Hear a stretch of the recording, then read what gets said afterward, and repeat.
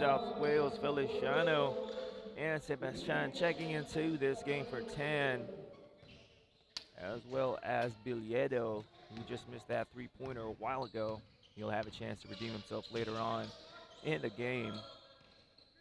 As New South Wales in a 2-3 zone here to start the second quarter. Hawaii doing a good job of attacking the gaps. Of course, in a 2-3 zone, you don't want to settle for just taking outside jumpers because that's what the defense wants you to do. You have to try and find gaps where you can attack and collapse the defense, and that will free up your shooters for even better shots, or you can drop it down low to a big man. Or you can take the basket yourself, of course. As Feliciano now. Ball being moved around the perimeter. Not a lot of post action here coming from New South Wales, seeing as they don't really have a big man on the floor. But even though they have a lot of guards on the floor, New South Wales still having some trouble sprinting back in transition, as we have Clarin about to check back into this game to try and bring some stability to the front court of New South Wales. Still missing some gimmies, as Sebastian wasn't really challenged there from point blank range.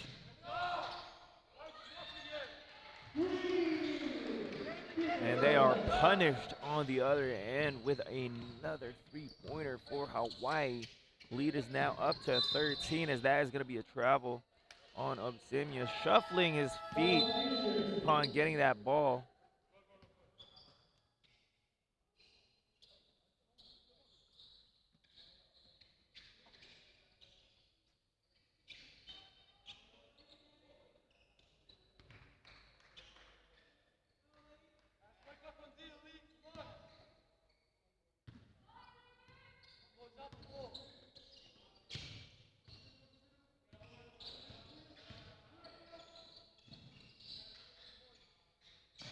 That's going to be another basket here for Hawaii. The lead slowly ballooning up to 15 now. New South Wales has to address this before things get way out of hand. As Clardin trying to ask for that ball in the paint, but Feliciano's pass is tipped out. And we are going to have a timeout here called by Elite New South Wales, as they try to draw things up here with 7 minutes and 17 seconds left on our game clock here in the second quarter.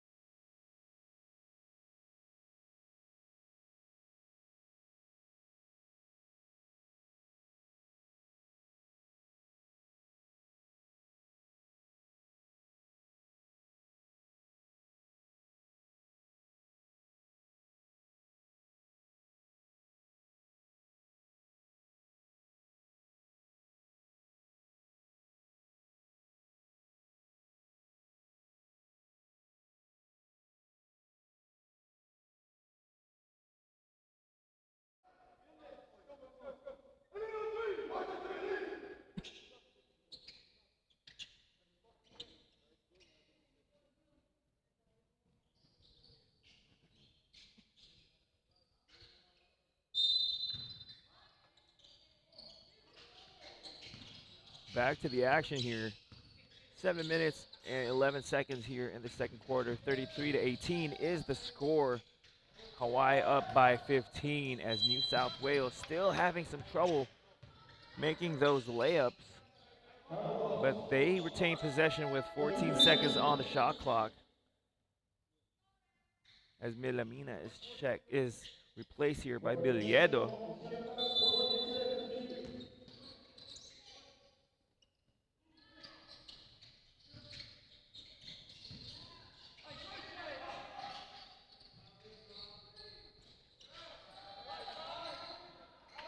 Clarin finally breaks the dry spell for New South Wales, getting that offensive rebound and put back to go. He needs to throw his weight around in the paint a little bit more and make his presence really felt As again, I mentioned earlier, he is the only legitimate big man for this squad, talking about elite New South Wales.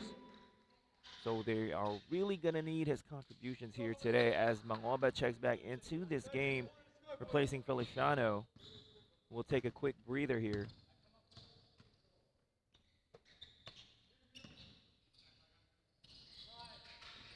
Oh, good passing coming from New South Wales, but it's been that kind of ball halfway down the basket for Sebastian, but still decides to rim out.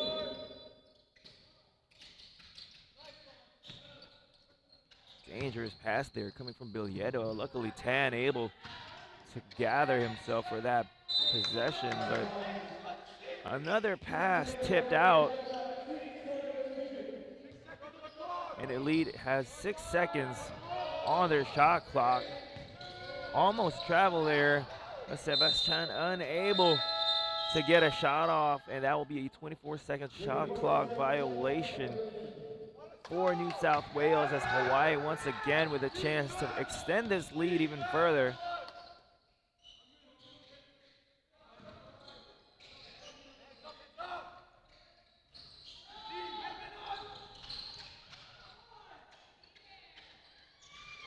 Revuelto making the defense pay. Another three-pointer for him. That's already his second of the second quarter.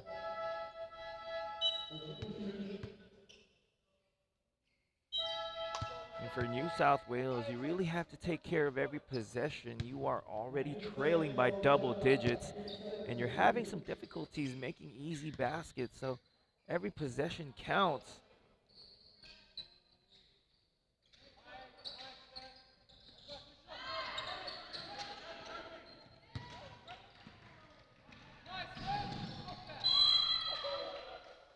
Well, yeah, not able to finish that fast break, but he will head to the line for 2 free throws.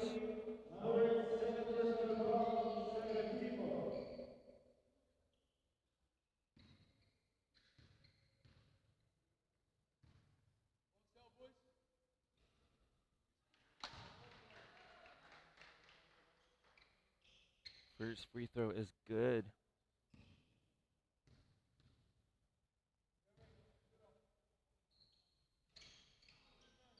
Second free throw in and out. Hawaii still leading by 17, and that is going to be a turnover. Miscommunication there between Biliedo and Mangoba, and it looks like one of them is going to be replaced.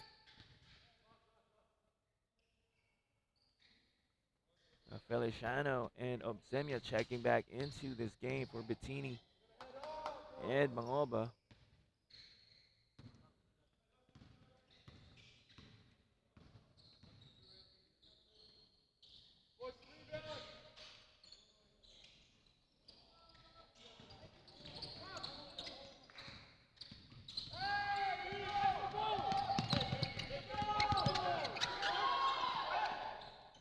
A lot of pressure here being applied by Hawaii. It's as if they're the ones who are trailing with the way that they're bringing the energy here, as Ea with a beautiful move, just unable to finish that Euro step. Feliciano with a last second drop pass to Clarin, wasn't ready. We have Milamina and Tan checking back into this game for New South Wales. Clarin back on the bench. New South Wales still in that 2-3 zone. Might be time for them to change things up defensively,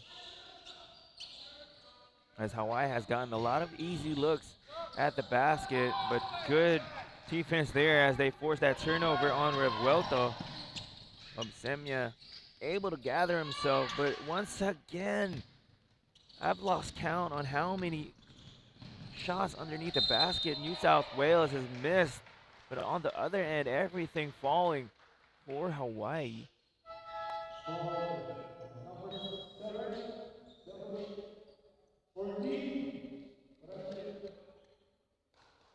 couple of substitutions here. We have Bush checking back into this ball game.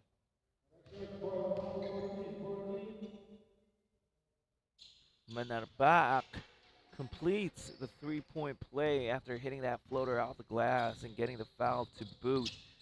Hawaii on the other end in a 1-2-2 zone, which has worked well for them so far, as that three-pointer from Feliciano is off to the right. Hawaii visibly calmer here, seeing as they are up by 20, not really rushing, trying to get the best open look, but Obsemia disrupting the offense there. Unfortunately, gets the ball poked from him, but Feliciano tracks the loose ball. Obsemia gets his shot erased, but the ball will stay with New South Wales with 13 seconds on the shot clock. Milamina looking for a teammate. Ball is with Feliciano up top, but Milamina is stripped as Manarbak once again finishes the break. Elite New South Wales also has to watch out as the turnover numbers are piling up here in the first half.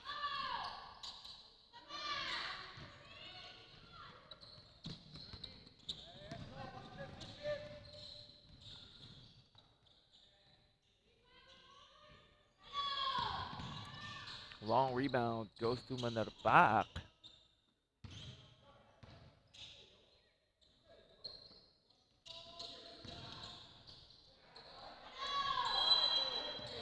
And that is going to be a foul. Feliciano challenging that shot, but Peterson able to hang in the air for just a second longer. And that hang time has allowed him to give himself a trip to the free throw line for two more.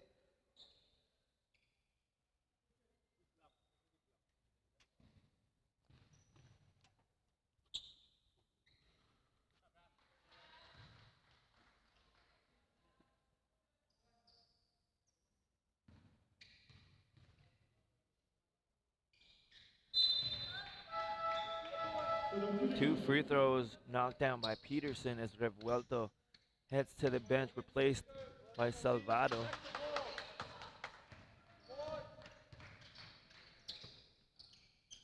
Clarin asking for that ball down low. He's matched up against a smaller defender. He feels he has the mismatch there. A good defense by Meacham.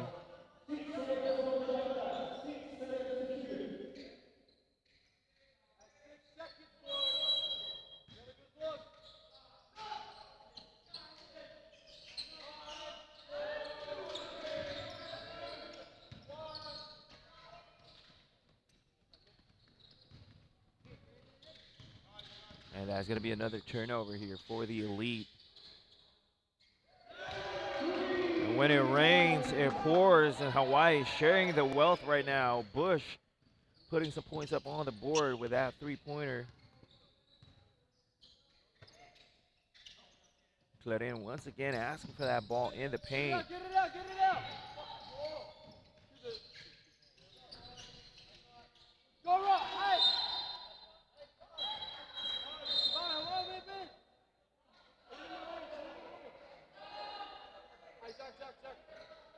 Things getting a little chippy here between Clarin and Meacham. Clarin not liking the extracurriculars from Meacham. Meacham playing extra physical here, especially being a shorter player, having to be extra physical in the post. Clarin not appreciating that.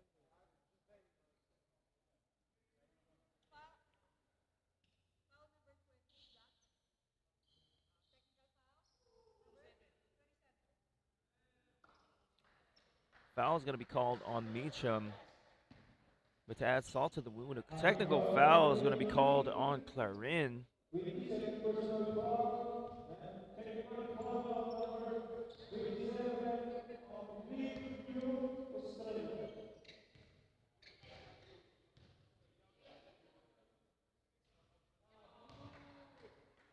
Well, that free throw by Meacham goes in and out. Let's see if that's going to light a fire underneath this New South Wales team. as they are now trailing by 27. And we're still in the first half. 47-20 is the score. Only a minute and 17 remaining here in the second quarter. They still have two more quarters rather. Talking about New South Wales, they still have 2 quarters to get their act right, as that connection works well for them. Tan finishing it off with a left-handed layup. No one boxing out Peterson. Doesn't even bother to put that ball on the floor. Putback is good for the high-flying Peterson.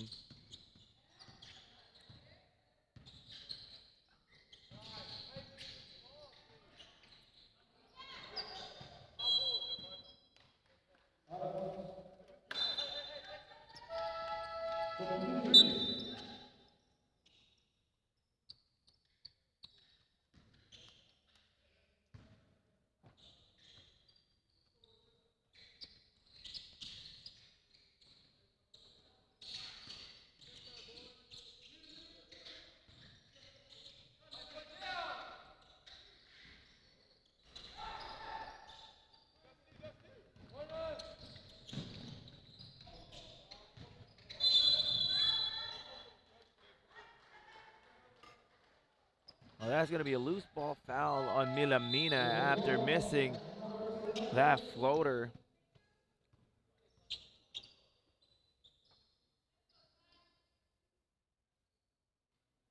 And the Elite already in the penalties, so not the smartest foul there for Milamina. Sending Salvado to the line with a chance to extend this lead even further. Well, you don't want to foul your opponent from the other end of the court. Not really a threat to score there, but instead you give them 2 easy looks from the charity stripe. Salvado knocking down the first.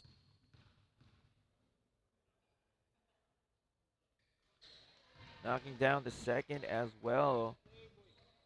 Last shot time here, and a chance to save some momentum here for New South Wales as we head into the halftime break. 5 seconds left. Not sure if Feliciano is aware. I guess he was, as he calls bank on a Tuesday morning. Feliciano hitting that 3-pointer. As we end things here in the second quarter, 51-25 is the score. 26-point lead for Fil-Am Nation Hawaii.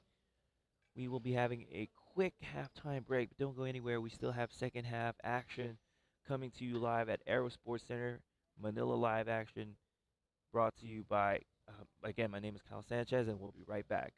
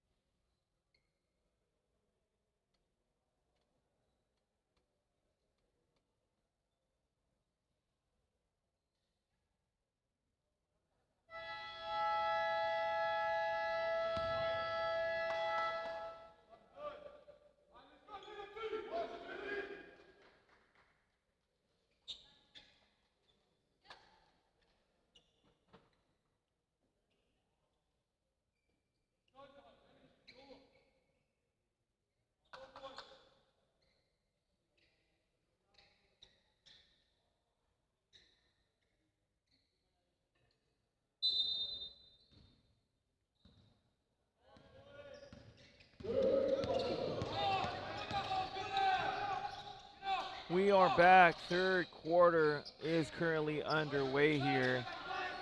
We are at the Manila Live here at the Aero Sports Center in Quezon City. This is Kyle Sanchez bringing you some intense basketball action. Our first game, Fil-Am Nation Hawaii going up against Elite New South Wales.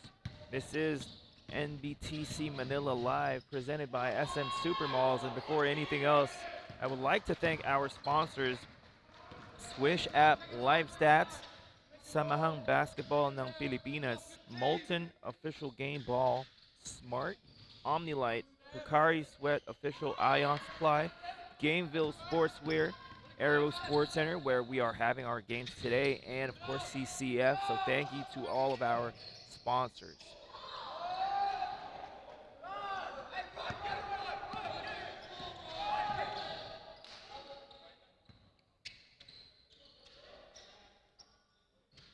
Mangoba, first person to score here in the third quarter for both teams as he hits that three-pointer.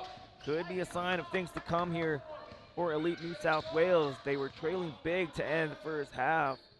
But if they want to get back into this game, they really have to start on the defensive end of the floor. Fil-Am Nation Hawaii getting a lot of easy baskets. Just like that one, Salvado cutting underneath, and great find coming from Peterson.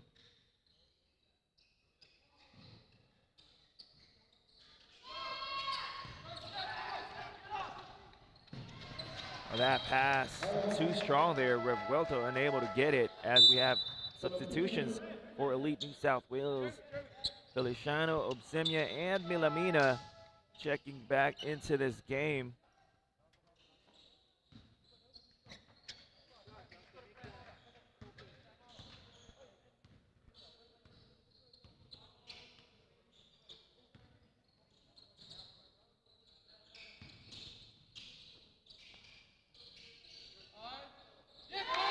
That's the second three-pointer already here in the third quarter, this time courtesy of Feliciano.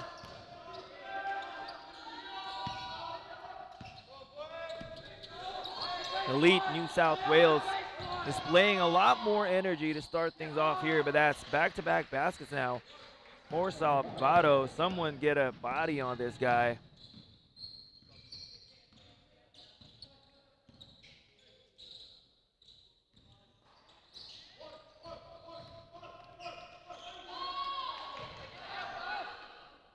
Clarin initially blocked by Salvado, but not to be denied underneath the basket. And just as I was saying earlier, he really needs to throw his weight around in the paint and make the defense of Hawaii work in the interior.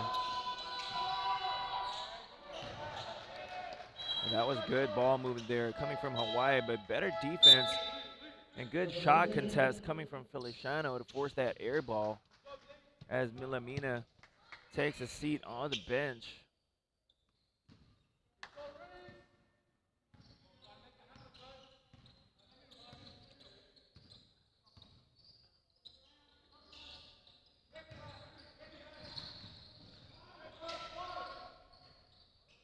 Friendly bounce here for Clarin as two straight baskets now for the big guy.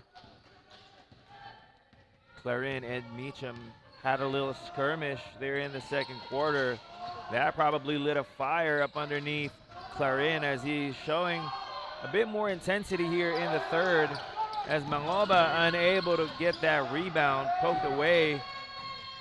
Almost a turnover, but Revuelto able to get it as we have Peterson cutting through the lane. Back rims that layup.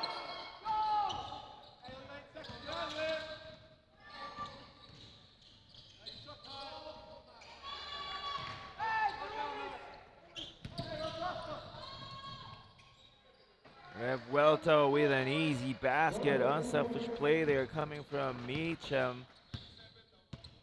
Running the break to perfection.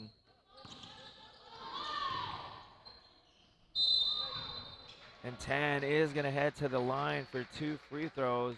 Strong drive to the basket.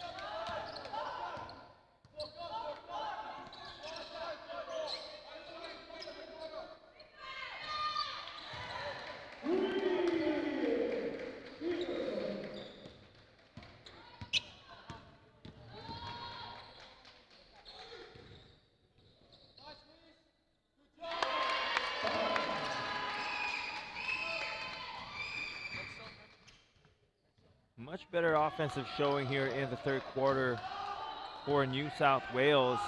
But again, the question is, will they be able to string together some decent defensive stops?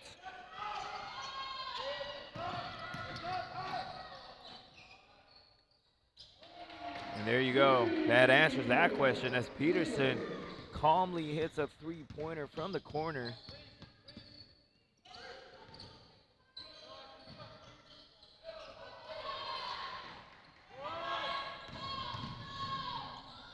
But if Vuelta finished off the break from that baseball pass of an outlet.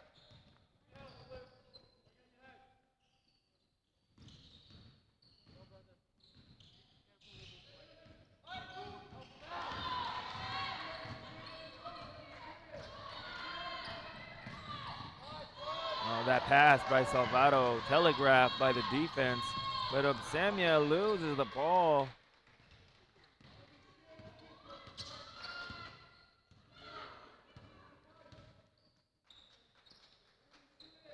Peterson calmly walks up the court and hits the three-pointer. Where is the intensity on the defensive end for New South Wales as Clarin hits another basket plus the foul? He's going to need a lot more help here in the second half if they hope to cut into this deficit.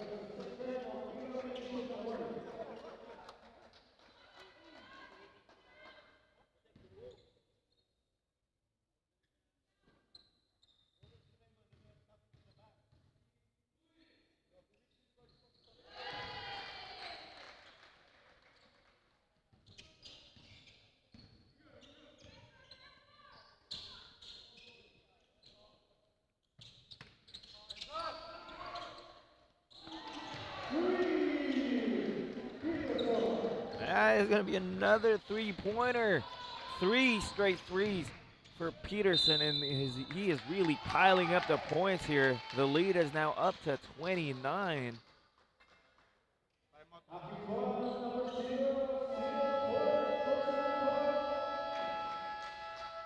We are going to have a timeout here called by Elite New South Wales.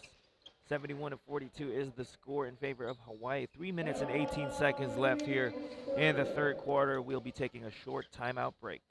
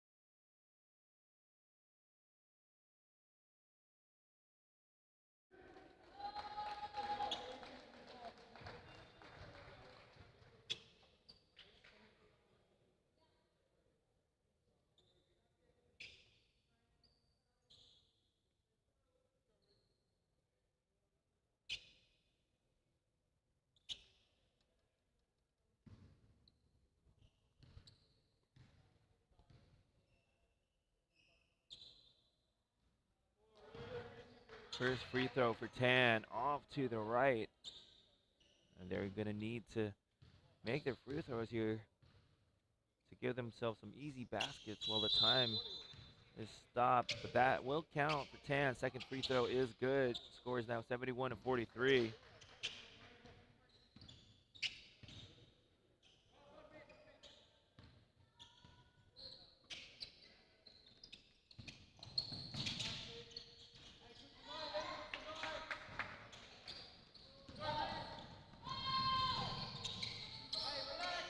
Almost turnover there, but Clarin is blocked by Peterson. Peterson showing us that he's more than just a shooter. Getting a block there on Clarin, who has the height advantage with great timing.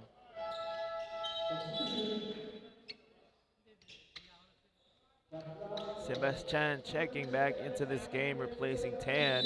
17 seconds on the shot clock for Fil-Am Nation Hawaii. As we have Salvado at the high post, attacking Clarin, taking him off the dribble, plus the foul. Basket for Salvado.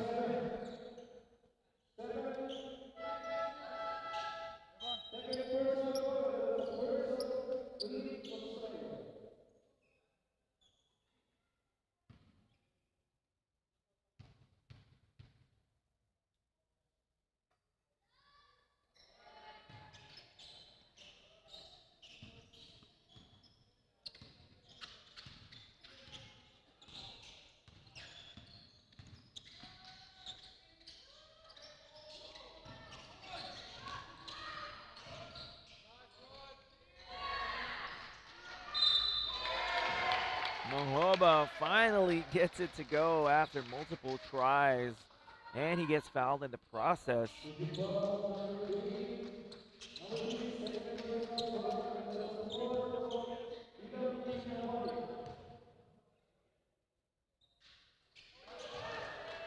And Mahoba completes the three-point play, but the lead is still at 28 here in favor of Hawaii.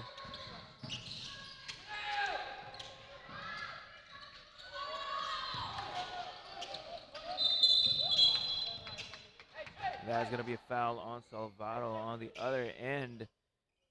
And Hawaii is already in the penalty, so that will be more free throws here coming up for New South Wales.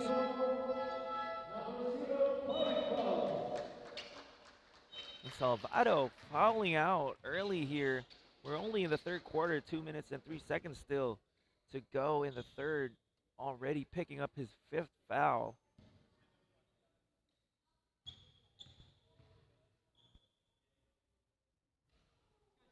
Sebastian, though, misses the first of 2 free throws. If they'll be able to take advantage of Hawaii's penalty situation for the remainder of this third quarter, they could potentially eat into this lead.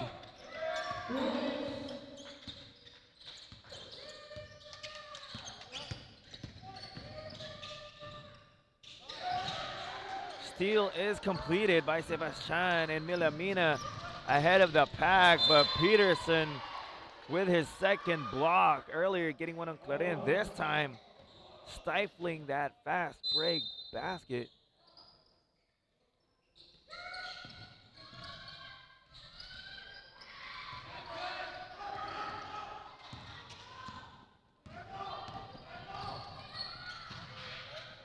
Meacham stops and pops for the mid-range basket. Cool, calm, and collected in transition. Extends this lead to 76 to 47. Milamina with the offensive rebound. They keep backrimming what seems to be open shots.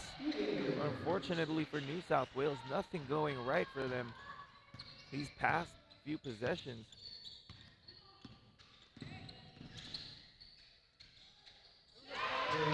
Feliciano with a one dribble pull up.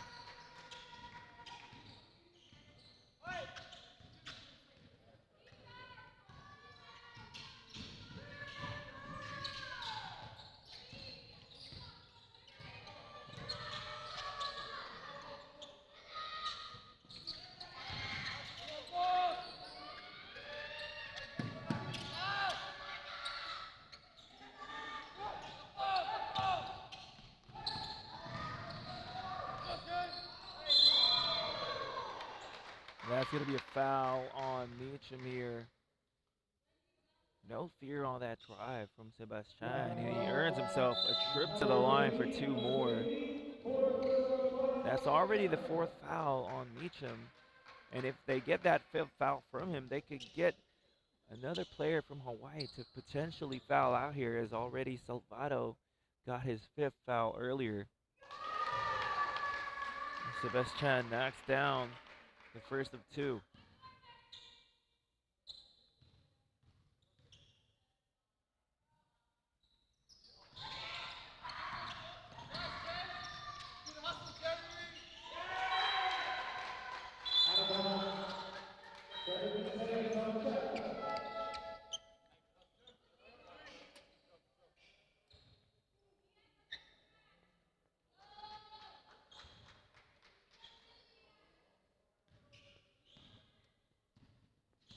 Last shot time here for Hawaii, 10 seconds remaining on the clock. Revuelto picking up his dribble, looking for a teammate.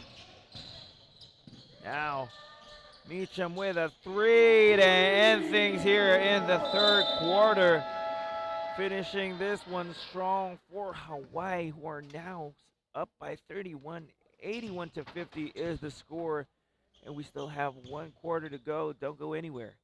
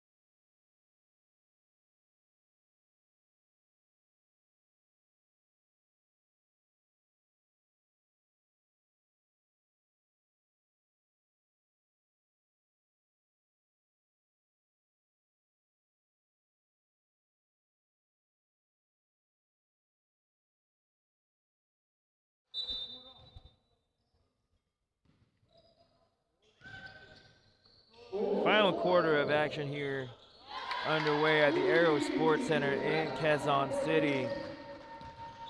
New South Wales trailing by 28 points against Fil-Am Nation Hawaii.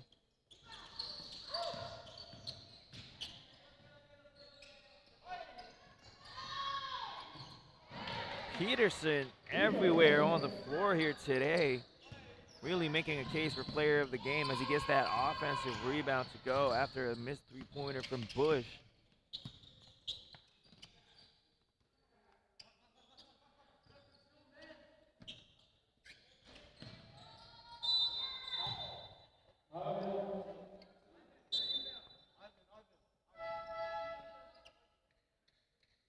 And Sebastian checking back into this game to replace Clarin.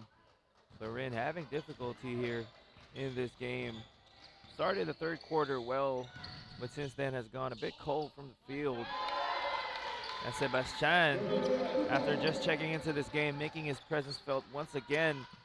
Elite New South Wales now in a full court press to try and force some turnovers or maybe just delay the offense of Hawaii. A good defense there coming from Feliciano, but Bush ends up with the ball underneath the basket.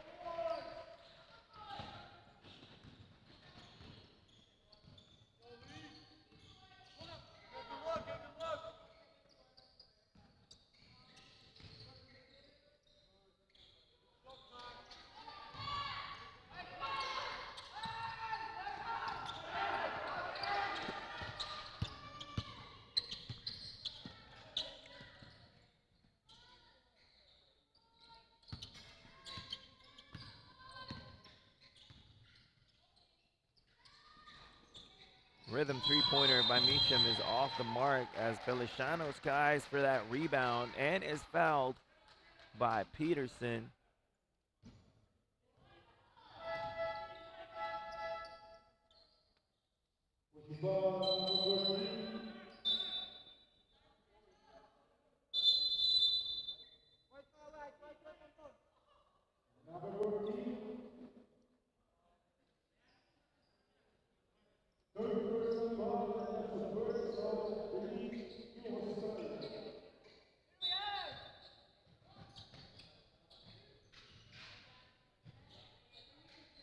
Apparently there was a loose ball foul on Feliciano on that play, which is why Hawaii retains possession here. 9 seconds on the shot clock for the boys in black. Tough pull up there. Aside from Peterson, Meacham has really played well here today to start things off for Hawaii.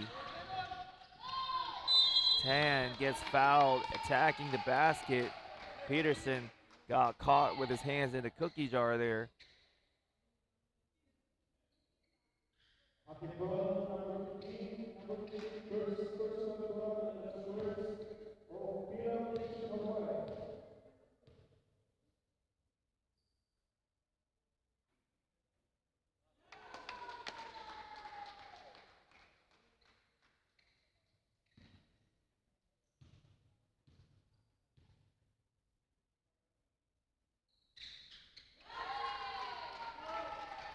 Tan knocks down both free throws, but the lead is still at 30 for Hawaii.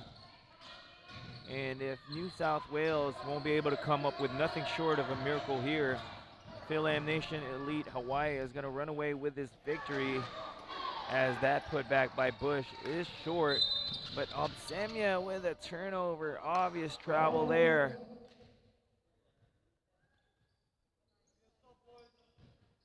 Missed opportunity for the Elite. They had the numbers in transition.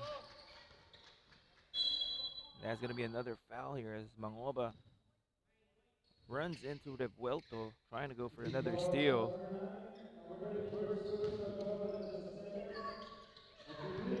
A good cut here and an extra pass. Revuelta to Bush. Unselfish play from the guard.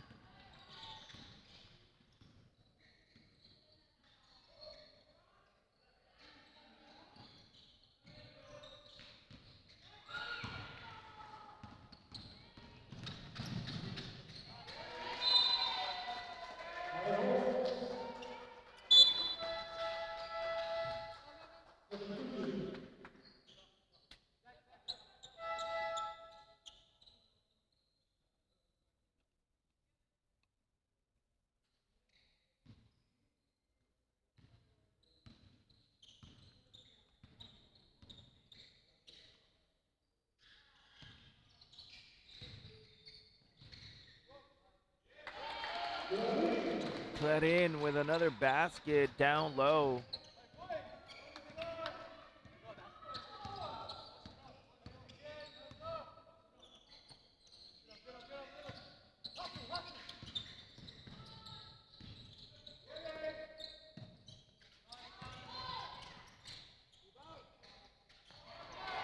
Crisp passing here for Hawaii as Peterson finds Bush cutting towards the rim. Bush had, all he had to do was knock it down. Easy basket there for Bush.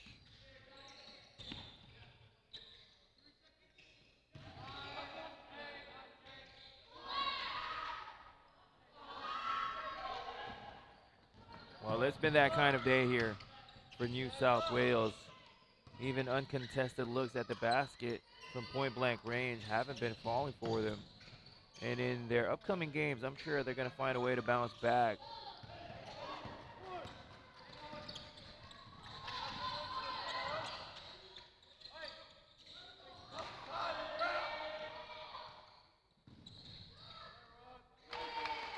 Mangoba with that lefty floater.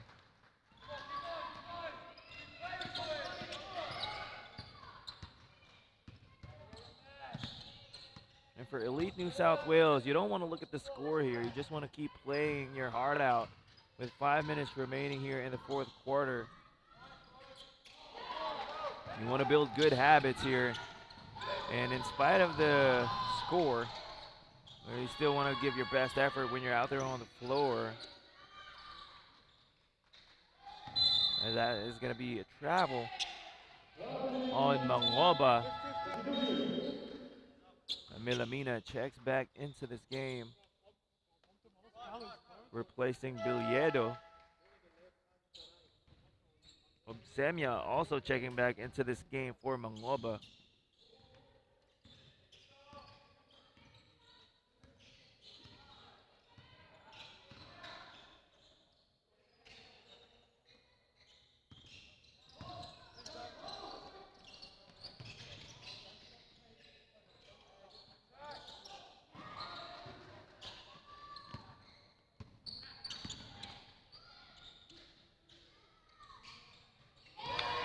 Obsemia, three-pointer, much to the delight of their family on the side. Of course, we have some supporters from New South Wales and Hawaii on opposite ends of the court as the Vuelta posts Feliciano down and kicks it out. Manila back with a three-pointer at the top of the key.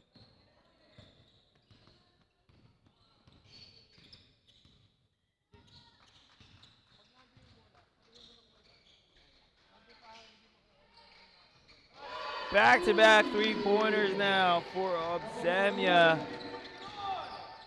Same spot, same result.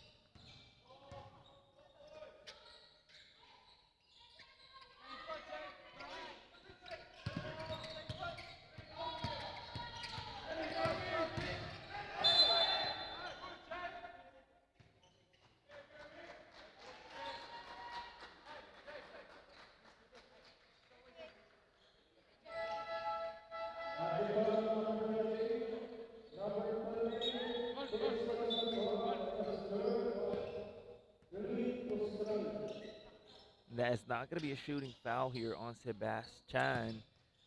So only a sideline inbound for Hawaii.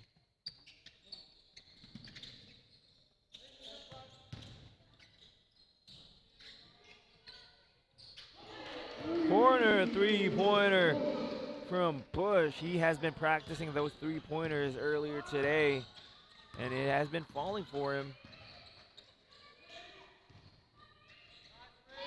A 10 with a floater. Answers back.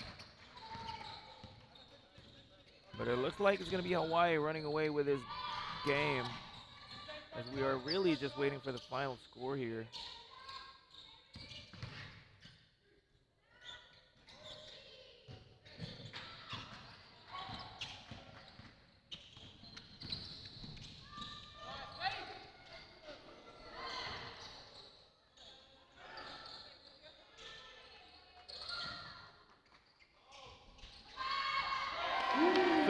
Three-pointers now here in the fourth quarter for Obsemia, and he gets the stop on the other end.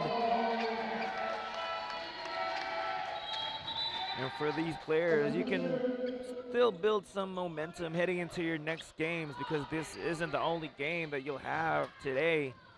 So even though you're down big, you can always try to find something positive from each and every game and bring that to the next one. And Obsemia hitting these three-pointers in the fourth can really boost his confidence, as that is good interior passing. Just blows the layup. Milamina gets the ball stripped by Bush.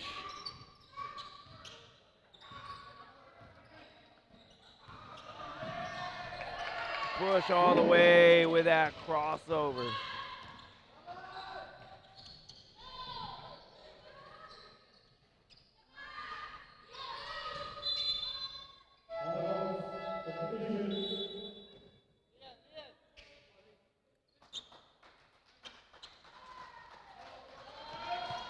Now we have Sunga checking into this game for the first time, seeing his first minutes of action, replacing Milamina with 1 minute and 22 seconds remaining here in the fourth and final quarter.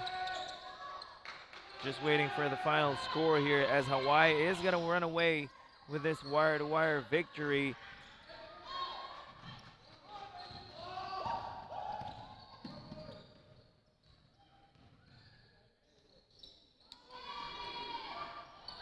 A Tan shot is erased, and so is Obsemia's. Peterson having a block party here in the fourth, as it's a long three-pointer from the parking lot.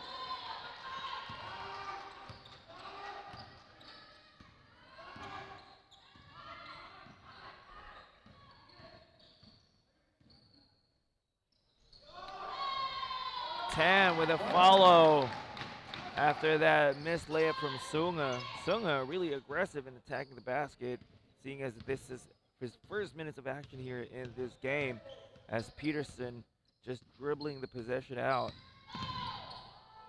Still opting to take a three-pointer, almost went in off the glass. Feliciano gets a three-pointer to go, and This might be the final score here as we have a turnover. Bush now ready for that inbound pass coming from Peterson.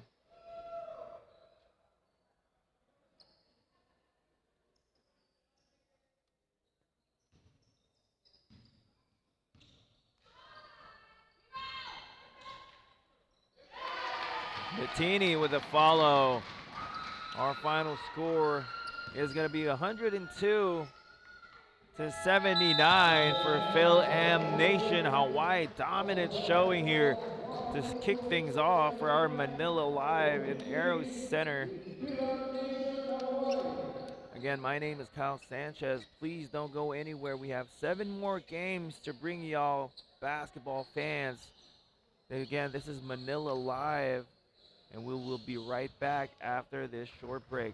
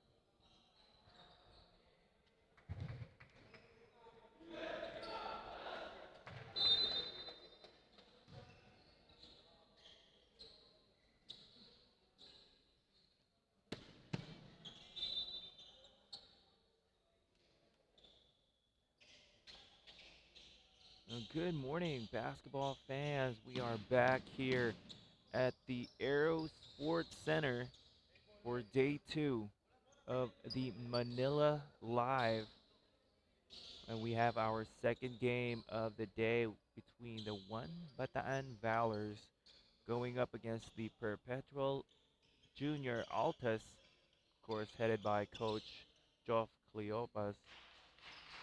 Again, my name is Kyle Sanchez, bringing you intense basketball action, this time from a couple of local squads.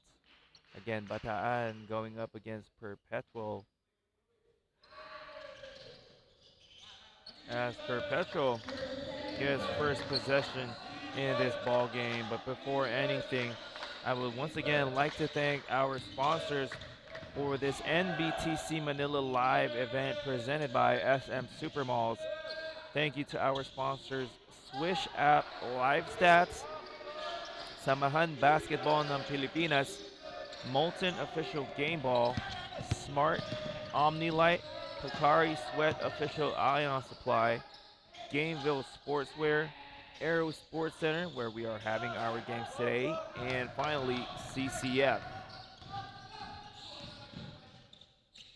First blood drawn by the Bataan Valors, as that three-pointer is strong. Still scoreless are the Junior Altas.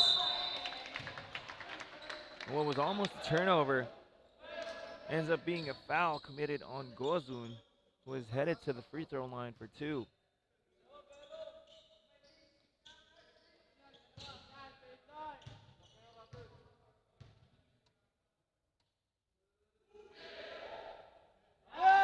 Gozun makes the first.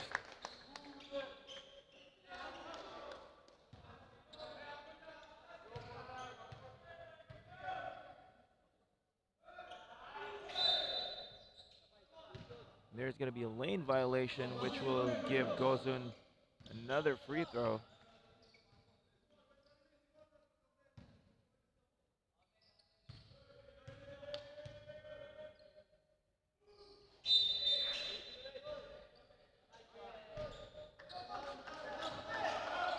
That basket will count.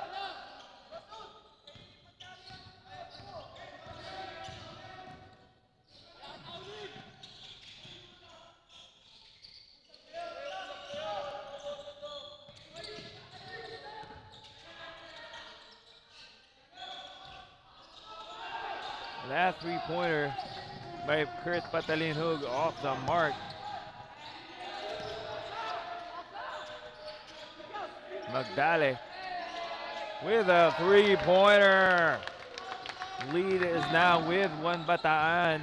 5-2 is the score. Of course, this iteration of the Perpetual Junior Altus recently winning championships in the NCAA Juniors Division, so you know the type of program and the quality of players that Coach Joff Cleopas has handled these past couple of years. As the Junior Altas now in a 1-2-2 zone, and that forces the turnover. But a block on the other end. Gozun stopping the fast break.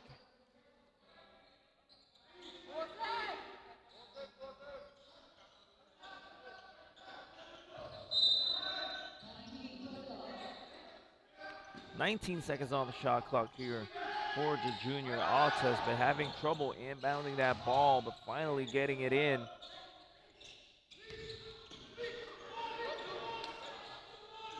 Guard Dulanas faking the handoff, basket plus the foul for Guard Dulanas. And with that, we have our first timeout of the game called by Bataan Valors, trailing by 1 with 7 minutes and 37 seconds left here in the first quarter.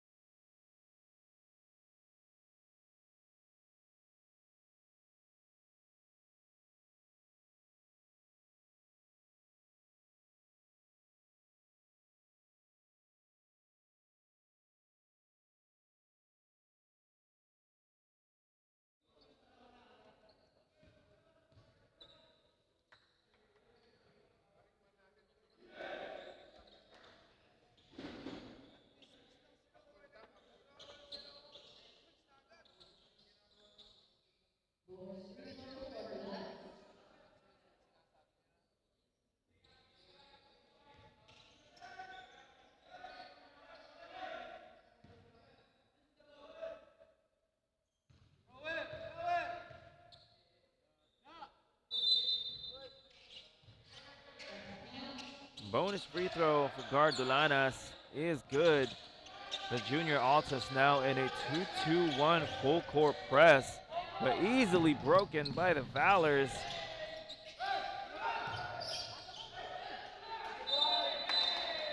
But that is going to be an offensive foul on Viray, warding off there. Missed opportunity there for the Valors.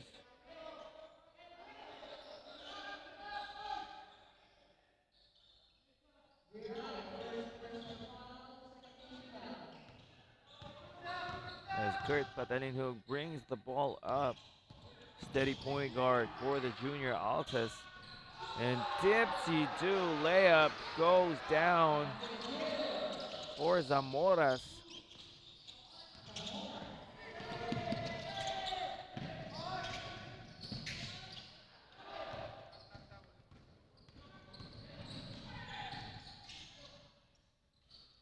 Rosales over two defenders, no good.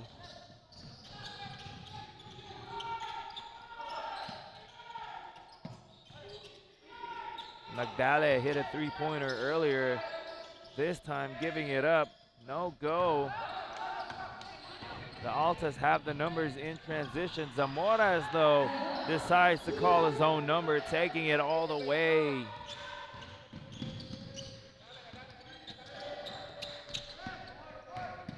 Magdala dribbling through defenders. No good. The ball will stay with the Valors. As Salenga checks into the game for the first time.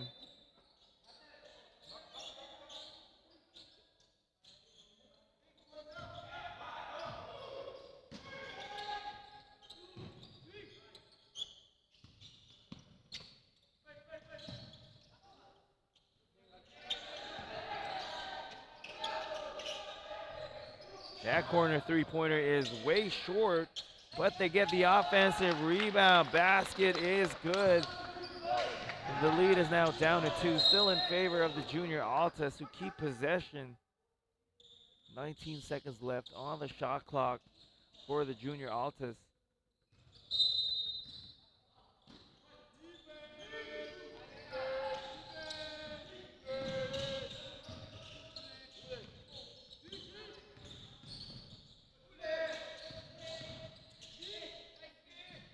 Rosales with a kick-out pass, but that three-pointer by Patalinho is short.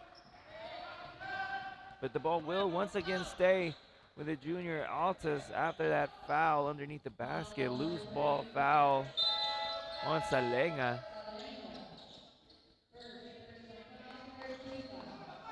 Now Urdaneta checking into the game, replacing Zamoras, who had a good basket earlier in transition, as Rosales almost hits that three-pointer from the corner, but is fouled. Of course, it's a mortal sin in basketball to foul a jump shooter, much less someone attempting a three-pointer. So that will be the second personal foul already early in the first quarter for Salenga. And now Bataan in the penalty, as Salenga will have to head back to the bench, as he's going to be replaced by Salazar, who is waiting at the officials table. Unfortunately for Rosales, not converting on his free throws here.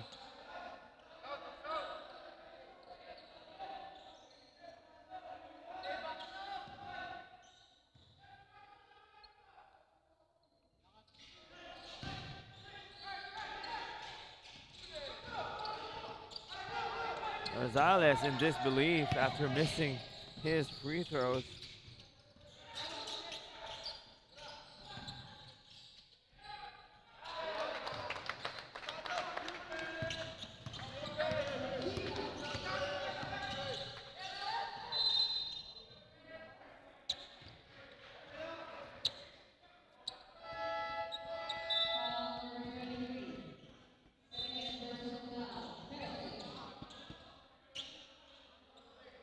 And Bataan already in the penalty, and we're not even at the halfway mark here in the first quarter, as Binagatan Gets the friendly bounce on his first free throw.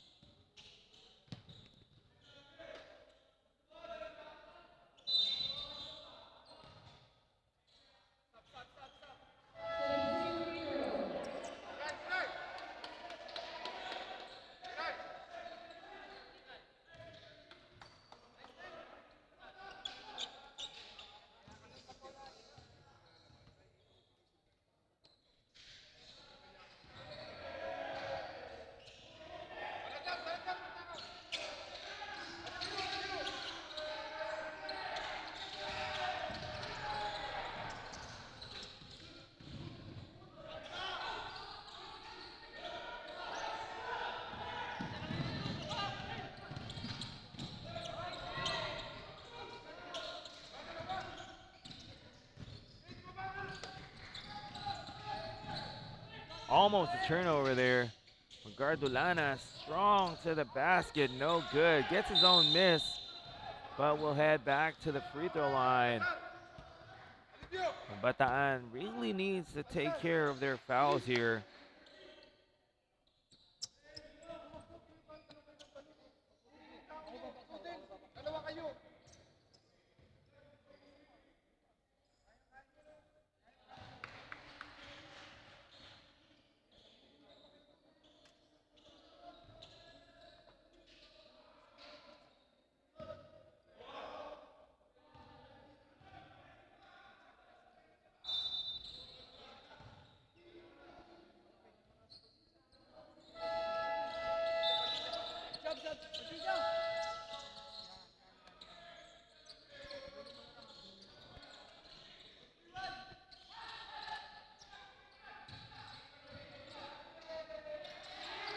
The junior Altas still with that 2-2-1 full court press, and again forces a turnover here on Bataan.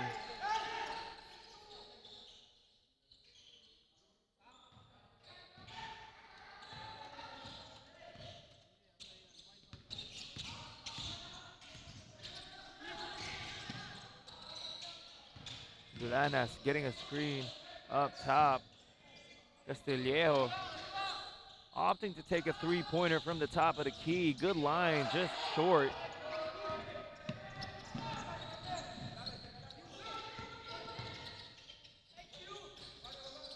Macales mid-range jumper off the front rim.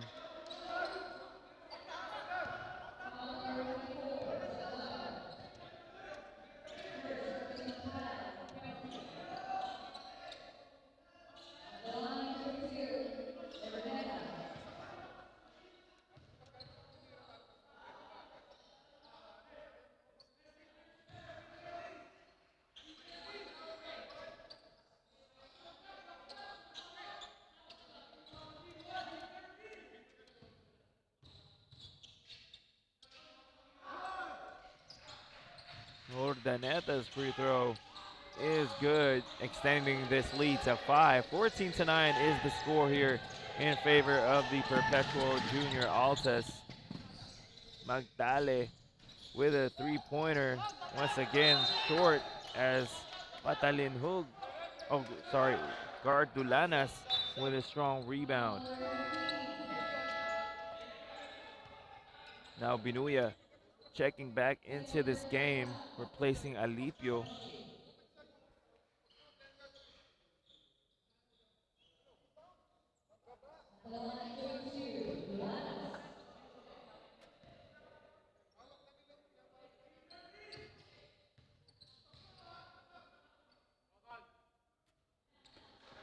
Dulanas short on that first, but Bataan giving the junior Altas one too many trips to the free throw line here. Dulanas hits the second as he takes a breather, replaced by Villaruel.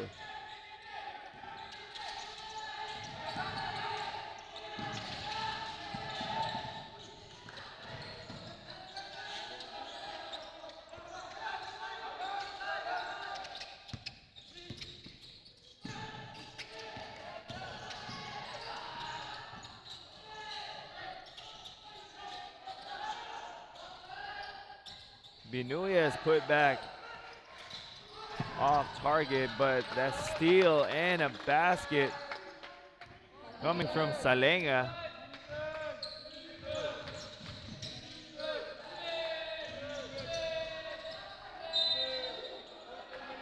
Once again, a foul here on Bataan Valors.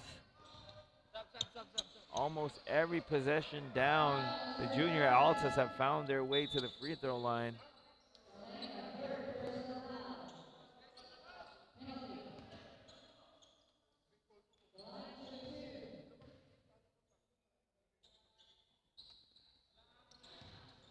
Madaya short on that first. Luckily for Bataan, even though they've been in the penalty for the past 2 minutes, the junior Altas haven't really been consistent from the charity stripe, at least here in the first quarter, as they've been going 1 for 2 almost every time down.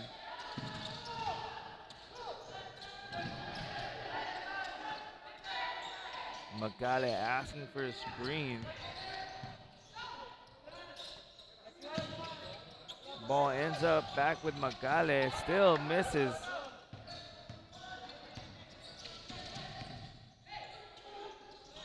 Castillejo, wild drive. But ball will stay with Perpetual. 16 seconds left on the shot clock as Canta checks into this game. Bachica checking back in as well, replacing De Leon and Magale. As we have another timeout here, this time called by the junior Altas. 2 minutes and 34 seconds remaining here in the first quarter. We'll be right back after this short break.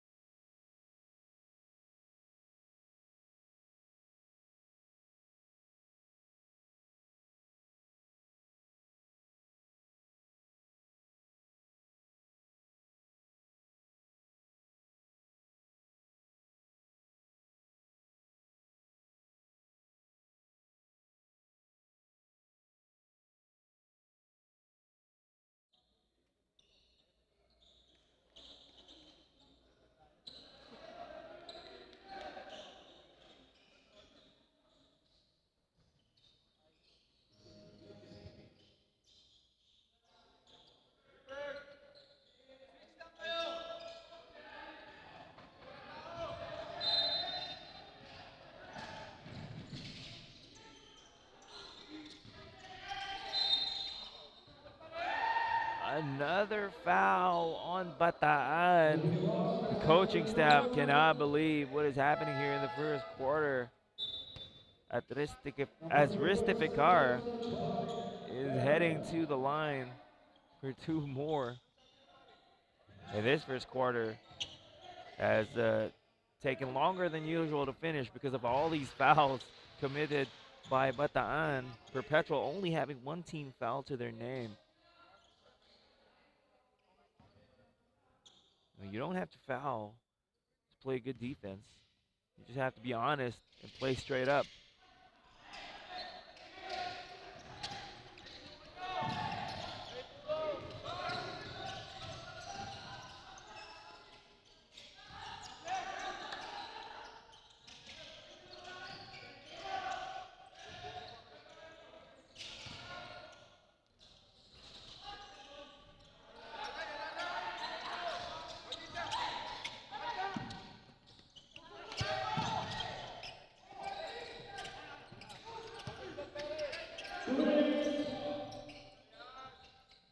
Mirez, corner jumper, too strong there.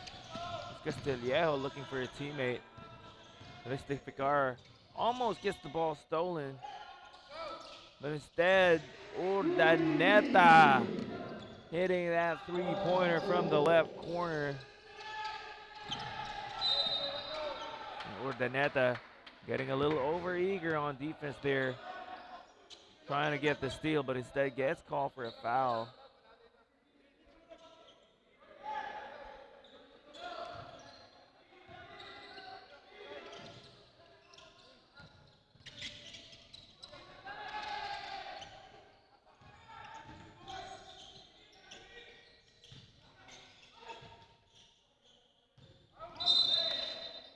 And this time that's going to be a foul called on the junior Altus.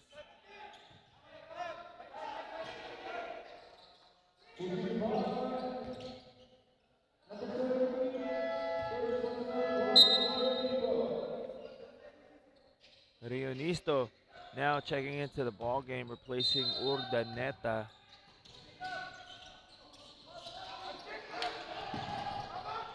Balau getting pressured in the corner here.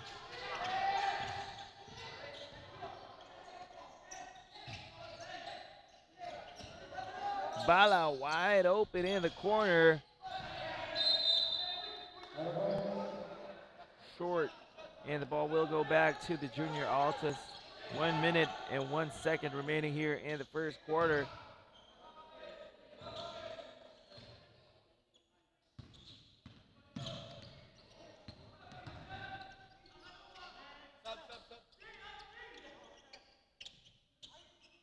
Castillejo asking for a screen up top. Two-man game between Restificar and Castillejo results in a turnover as an offensive foul is called on Restificar for that moving screen.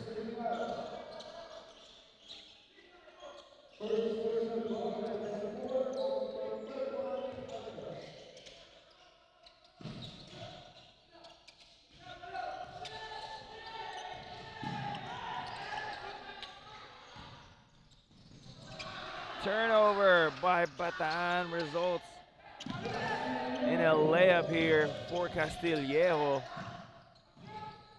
That three-pointer is way off the mark, but the ball will stay with Bataan. With 16 seconds remaining on their shot clock, Magale checks back into the game.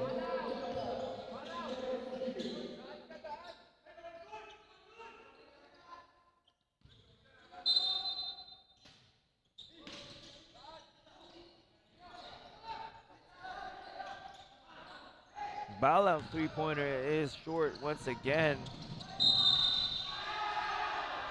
Hoop and the harm.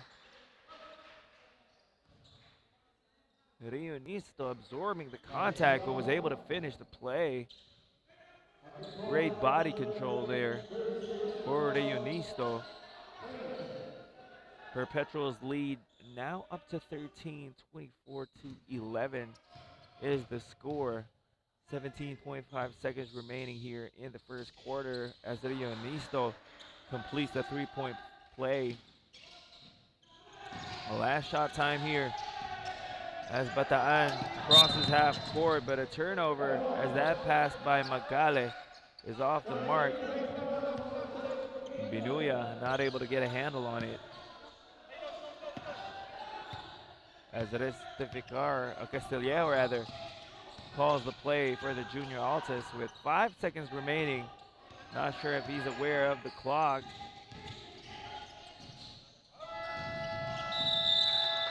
And that will do it for first quarter action between the Perpetual Junior Altas, who are currently leading 25-11 against the one Bataan Valors. We still have 3 quarters of action left, and we'll be back after this short break.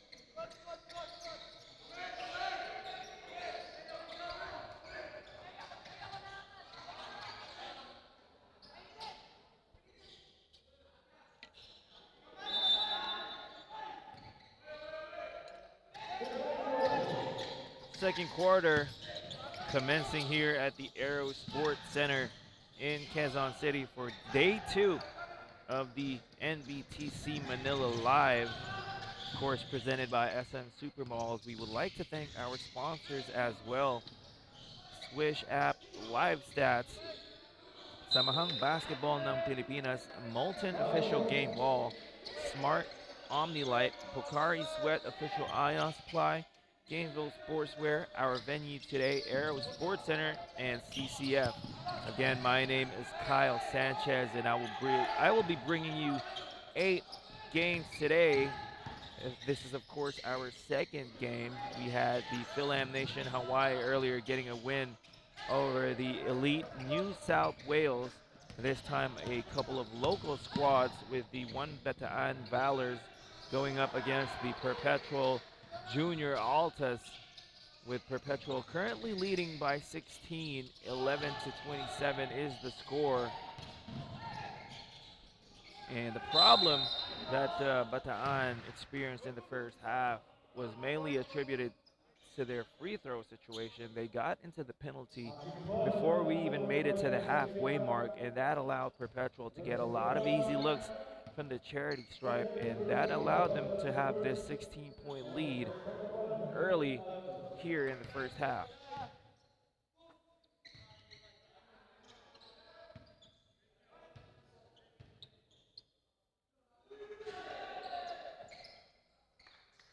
The second free throw is good for Viray.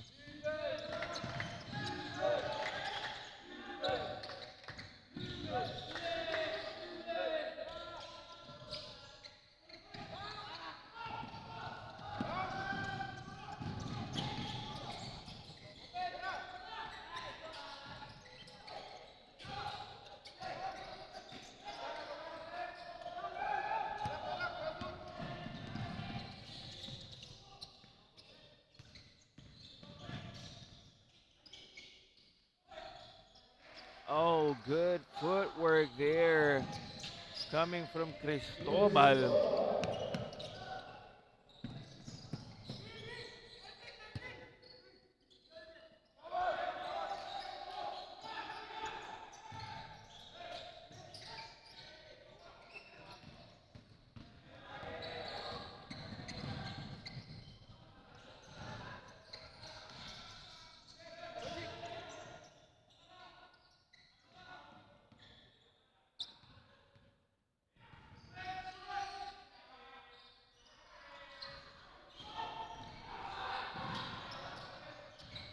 Offensive rebound goes to the Junior Altas. The Bataan Valors need to do a better job of boxing out there, as this Perpetual Juniors Altas team is an energetic bunch.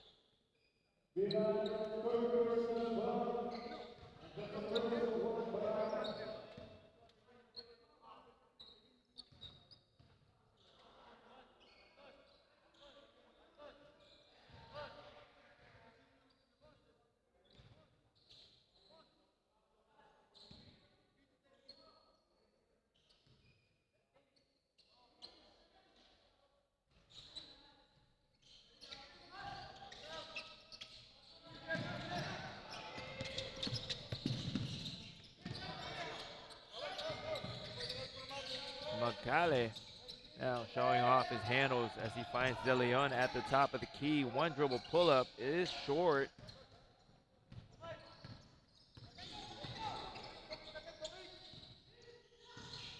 Estificar hands it over. No foul called, as the Junior Altas sprinting back on defense. Good transition D from the Junior Altas, but no problem, says Magale, hitting that short corner jumper.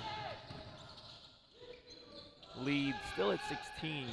30-14 is the score. Estificar looking for a teammate, finds Rionista at the top.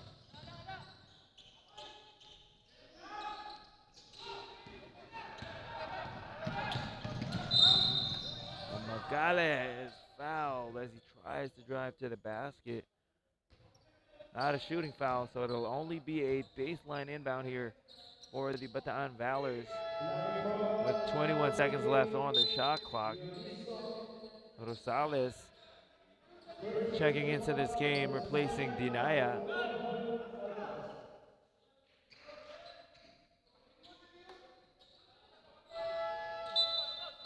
And we have another substitution here. Urdaneta checking back into the ball game for Rionisto.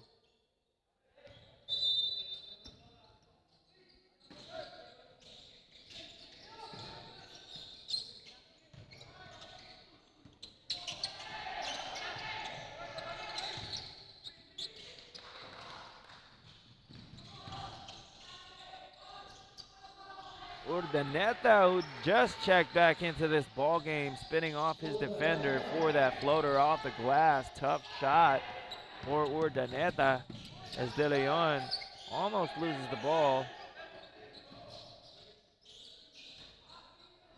That three-pointer by De Leon is off to the right as Rosales tries to attack the basket, but the ball is poked free.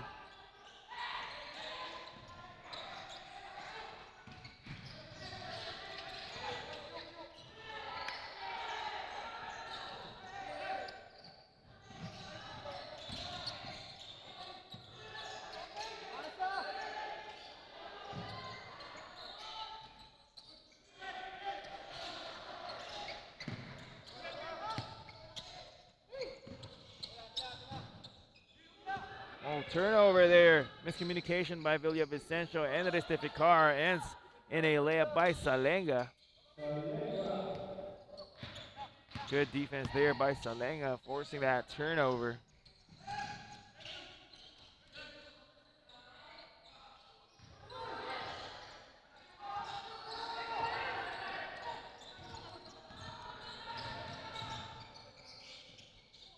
Magale, three-pointer, knocks it down and cuts this lead to 13. 32-19 is the score.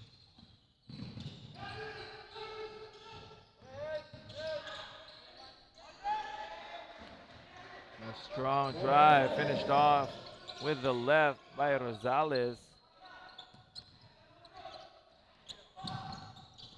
As De Leon finds a gap in the defense, finished off by Binuya. Good job there by De Leon, unselfish play.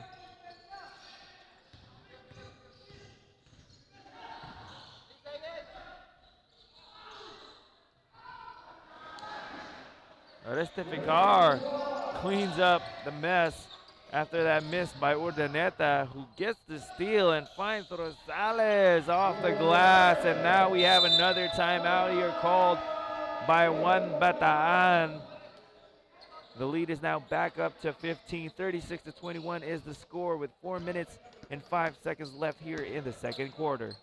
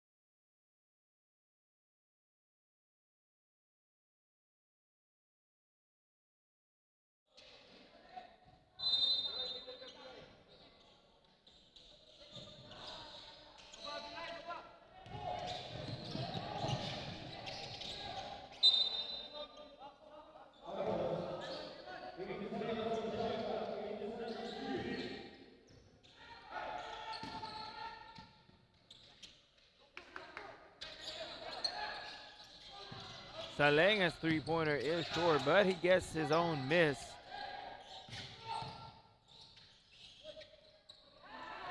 Binuya, once again, the recipient of a good pass from underneath the basket. Viray showing patience there. But Castillejo takes it coast to coast. No one stopping the man with the ball. And another turnover here. Cristobal heads up play, but unable to finish it as his lefty layup is off the mark. Now fight for the loose ball. And the jump ball possession arrow will go to the junior Altas. A correction. Possession goes to Bataan. Oh, sorry. Correction once again. The Perpetual junior Altas retains possession here as Cristobal with an alley-oop.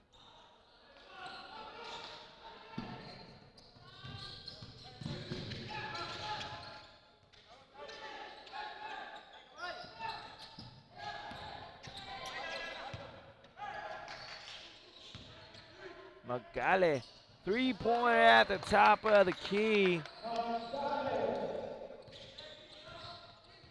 That's actually just a long two-pointer. Magale had his foot on the line. Nevertheless, basket is good.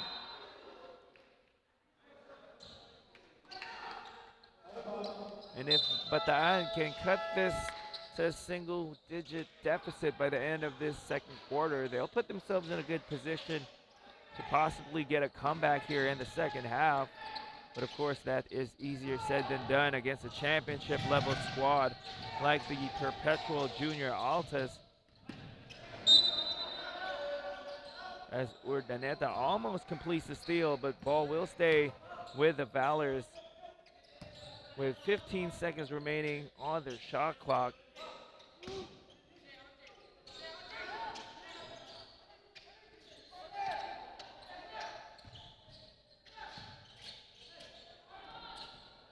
Wild shot there coming from Viray.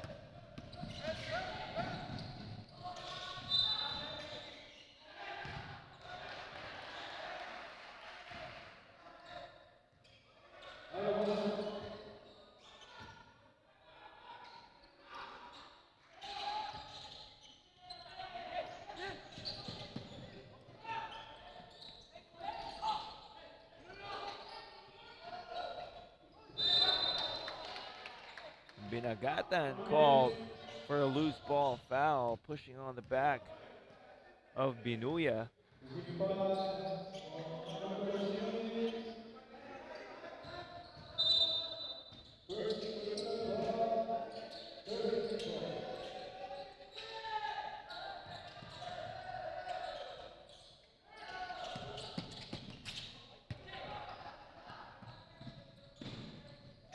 That's going to be an easy layup in transition once again for Rosales. The transition defense there of Bataan non-existent on that play as Urdaneta hoop and the harm getting clipped before taking that basket. And now he has a chance to extend this lead once again to 20 with a bonus coming up.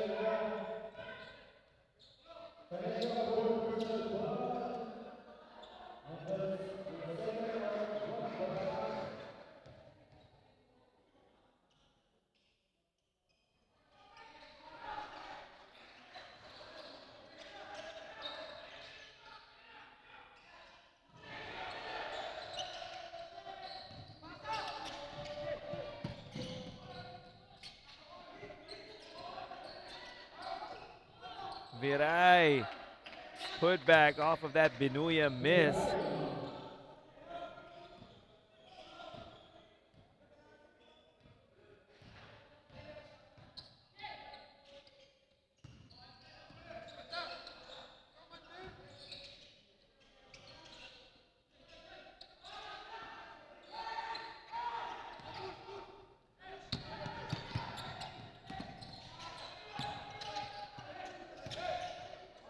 Magale, another three-pointer. He made one earlier, but this time it is way left as that is going to be a pushing foul.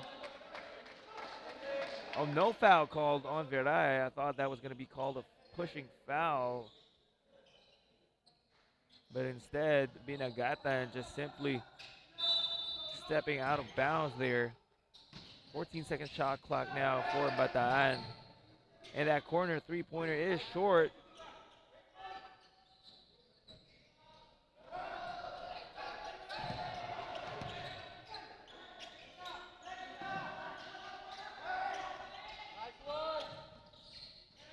A three-pointer is not falling here in the first half for Bataan, as they've had some good looks at the basket, just weren't able to knock them down. Meanwhile, on the other end, Perpetual relentless in attacking the basket. That's why they have been repeatedly getting to the line. And maybe that's something that Bataan can do in the second half, not settle so much on those outside jumpers, which haven't been falling for them, and instead try to attack the basket and maybe get to the free throw line as well.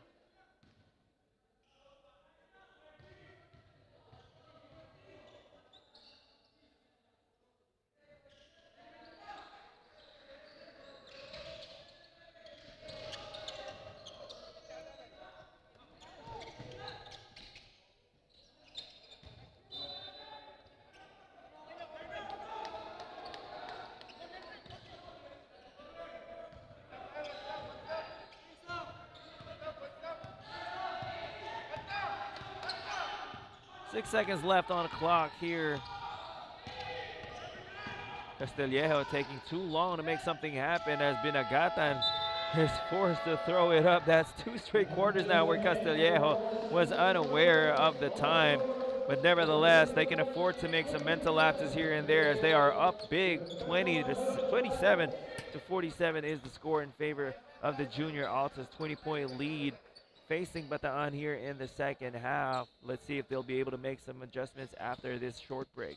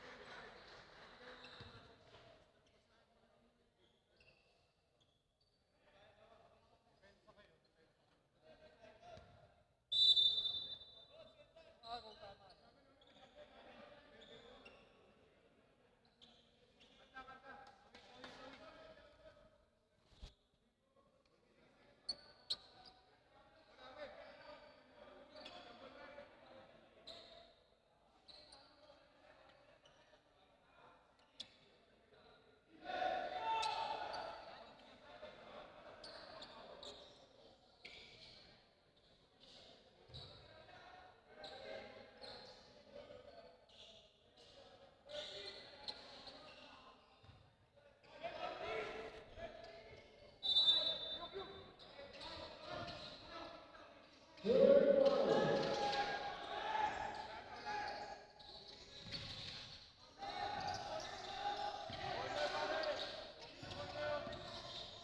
quarter action underway here at the Manila Live, NBTC Manila Live to be exact.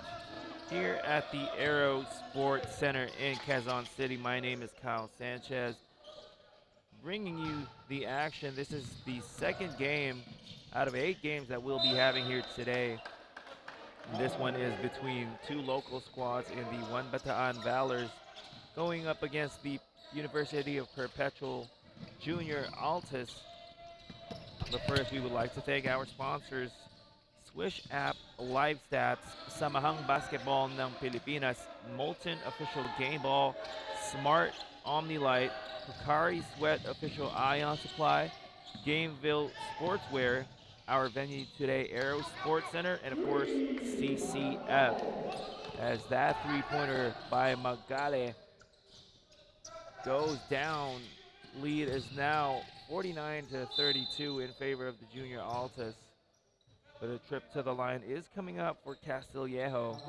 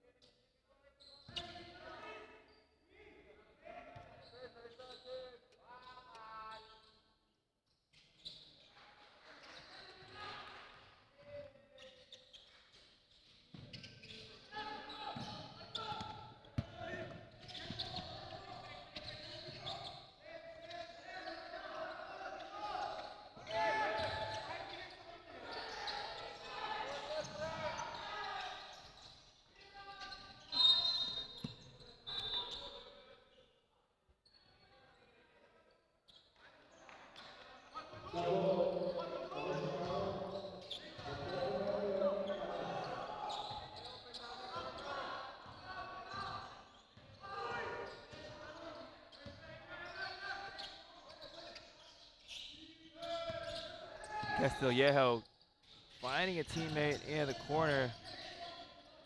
Restificar getting that ball stripped, but ball will stay with the Junior Altas. 9 seconds left on the shot clock.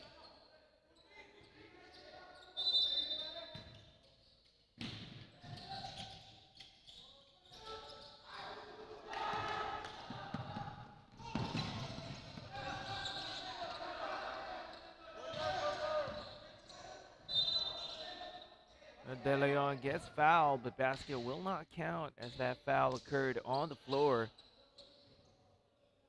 Only a sideline inbound coming up for Bataan, who are still facing a 19-point deficit early here in the third quarter.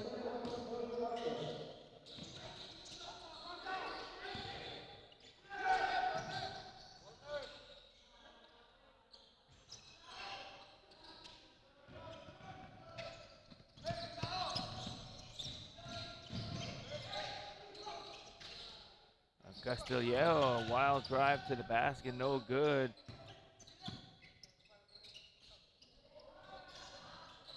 Leonisto's three-pointer goes in and out.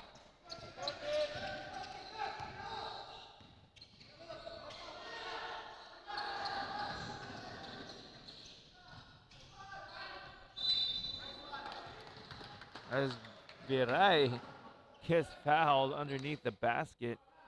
And he will head to the line for 2 free throws as Gozun is set to check back into this ball game to replace Viray, or rather Binuya. That is Restificar's 4th personal foul already, and we just started the third quarter.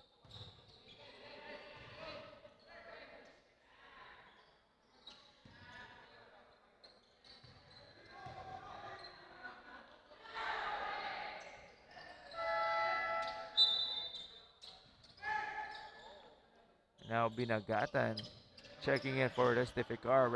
Restificar might not come back in this game until the 4th quarter, as he is now nursing 4 fouls.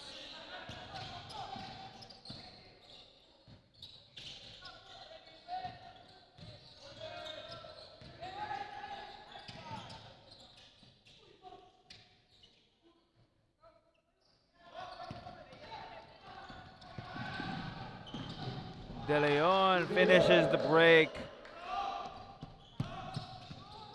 Madaya was trying to go for that chase down block, but De Leon just beating him with the foot speed there. Madaya though, good idea going for that floater, but that will be a travel.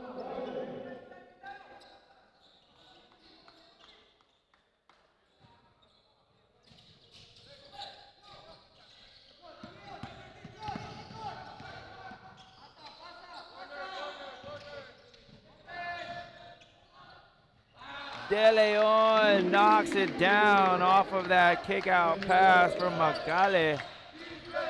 Don't look now, the lead is down to 13. Much more manageable than the 20-point deficit that Bataan was facing earlier. But the junior Altas answering back with a three-pointer of their own. Madaya from the right corner.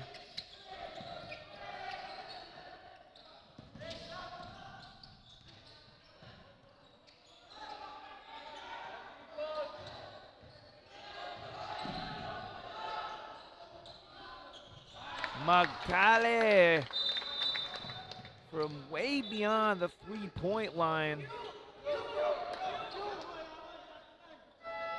As we have an injury on the floor.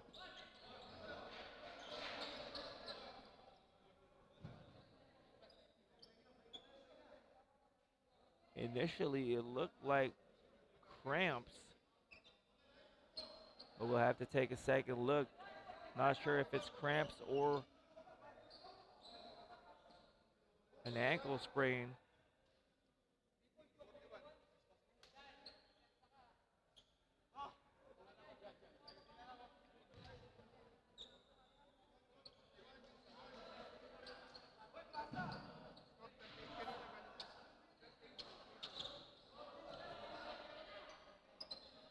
Madaya, after hitting that corner three-pointer just one possession ago, now hit with a case of cramps after challenging that Macale three-pointer. And that goes to show how hard these boys have been playing. We're not even at the halfway mark of the third quarter, and players are already suffering from cramps. Madaya having to go back to the bench to get treated.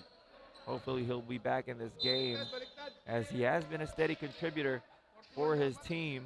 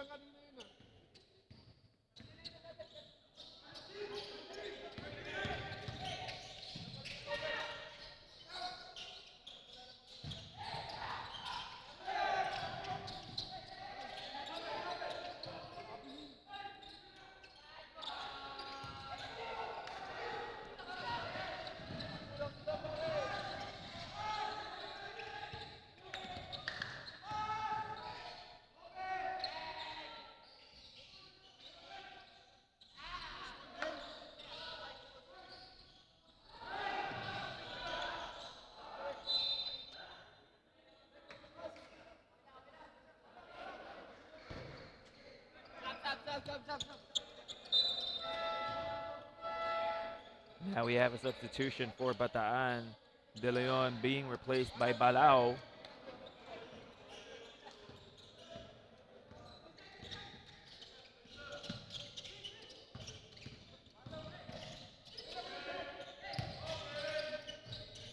Cristobal being doubled.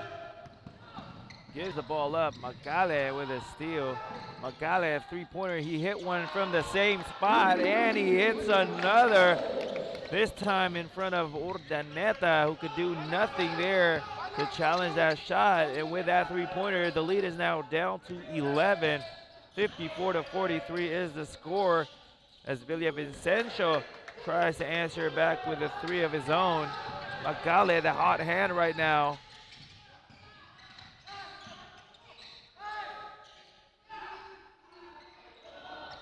Gozun's three-pointer is strong. Macale Same spot. He already hit 2 from there. This time decides to go in for a floater. Cuts this deficit down to single digits. 9 points is the lead for the junior Altas, 54-45. As Bataan has found new energy here in the third quarter, going for steals and trying to play the passing lane. But a three-pointer once again. Rosales answers back to bring it up to 12. As that pass by De Leon is way off target. And with that, the Bataan Valors ask for another timeout with 3 minutes and 29 seconds left here in the third quarter. Much better position here for Bataan. Let's see if they'll be able to continue this comeback.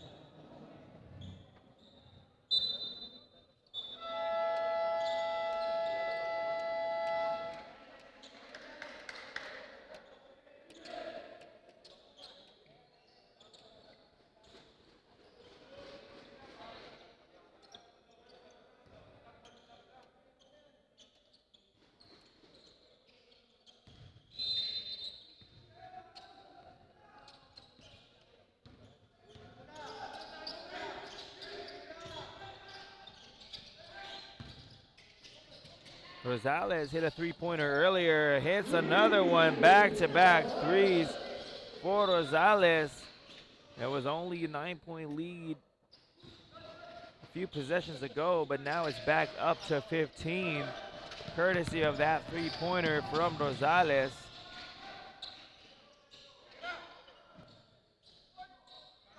Balao answering back with a 3 of his own.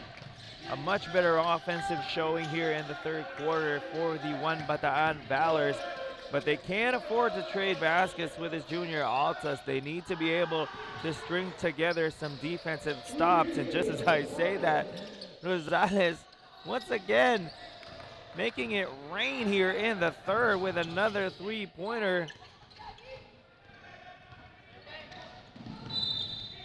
As De Leon is fouled by Castillejo. Good foul, as that stopped the fast break. Would have been an automatic 2 points for Bataan, but now they'll have to set things up in the half court after this sideline inbound. 21 seconds on the shot clock for Bataan, with Magale asking for that ball. He is the hot hand right now for the Valors, but decides to give it up to De Leon, and that three-pointer is way off to the left. Nothing but air there on that one. As we have a substitution, or rather we will have a substitution, as Bachicha is at the scorer's table set to check back in. Castillejo, two-man game, but that is easily telegraphed by the defense. And Rosales, heat check moment there. Air ball for that three-pointer.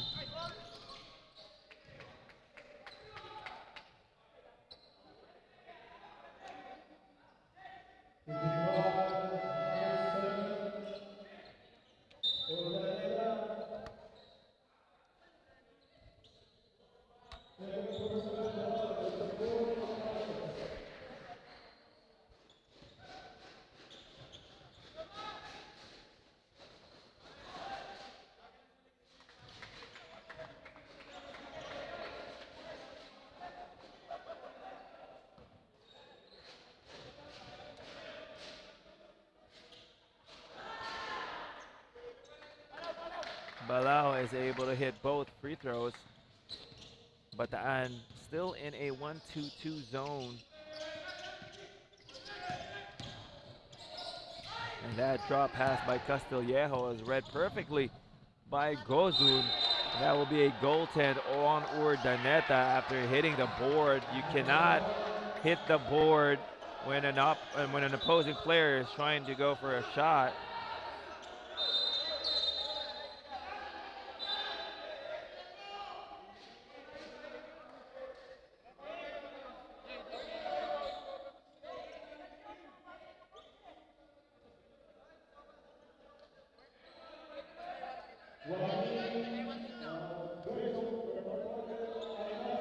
Now we have a warning on the coaching staff of the junior Altas after contesting that call from our officials.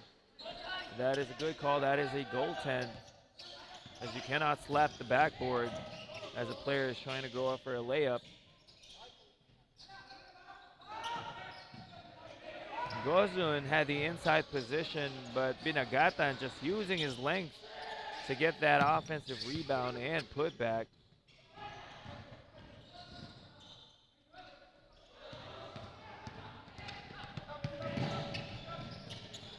Castillejo just loses the ball.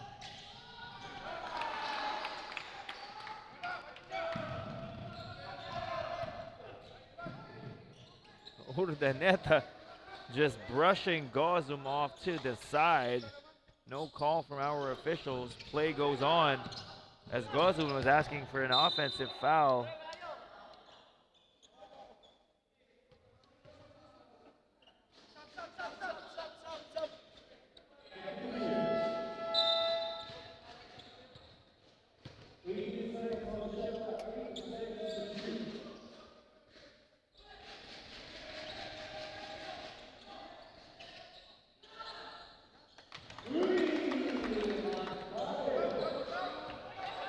Magale, another three-pointer.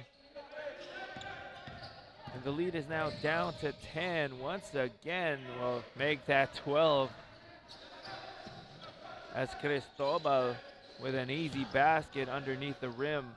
And it'll be last shot time here. Well, correction, it would have been last shot for Bataan, but that pass coming from Viray went into the stands there. A little too much mustard on that one. As we have 10.7 seconds remaining here in the third quarter with Castillejo calling up the play. Two-man game between Castillejo and Cristobal, but finds Rosales at the top of the key.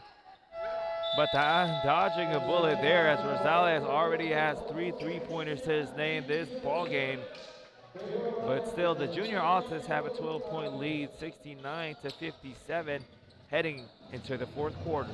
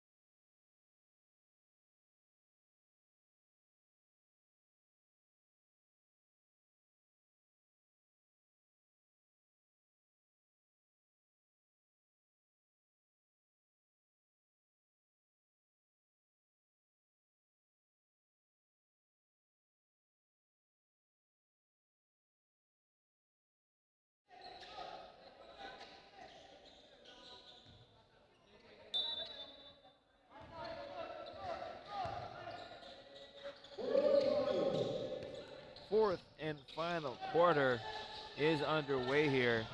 You are watching the One Bataan Valors going up against the Perpetual Junior Altas at the NBTC Manila Live here at the Aero Sports Center. My name is Kyle Sanchez, and we have 7 more games, correction, 6 more games after this one. This is only the second game of the day.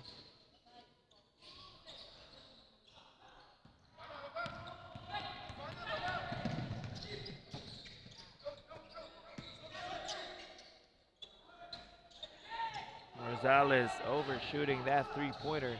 Rebound by Macale. Macale is the man to watch out for here on the side of Bataan. But he bricks that 3-pointer, but luckily, right place at the right time was Biray for that putback.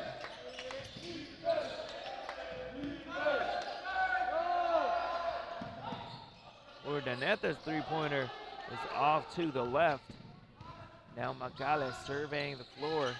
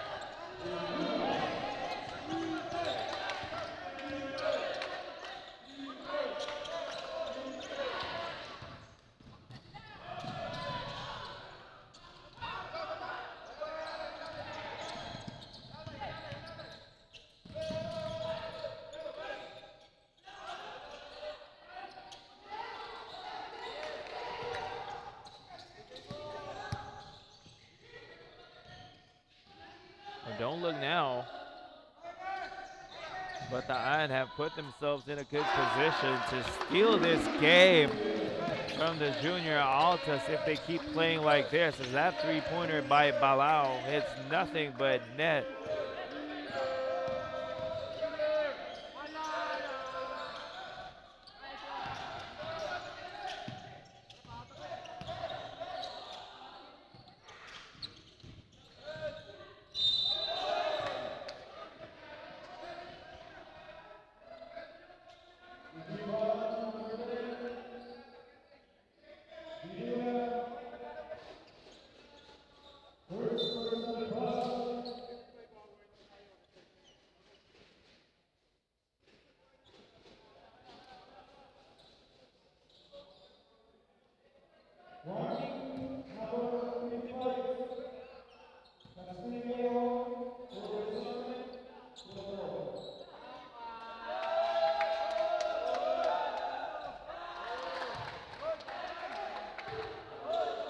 These missed free throws from the Junior Altas could potentially come back to haunt them later on this game.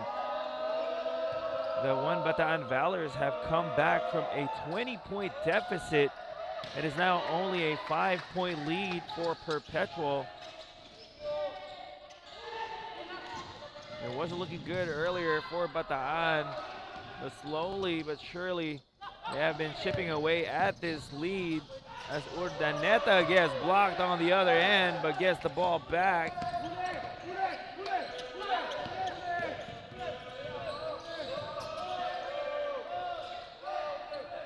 Ristificar not to be denied underneath the basket. Bataan playing good defense for much of that possession, but at the very last second, Ristificar kissing it off the glass as Balao takes another 3-pointer. This time it is short. That would have brought the house down.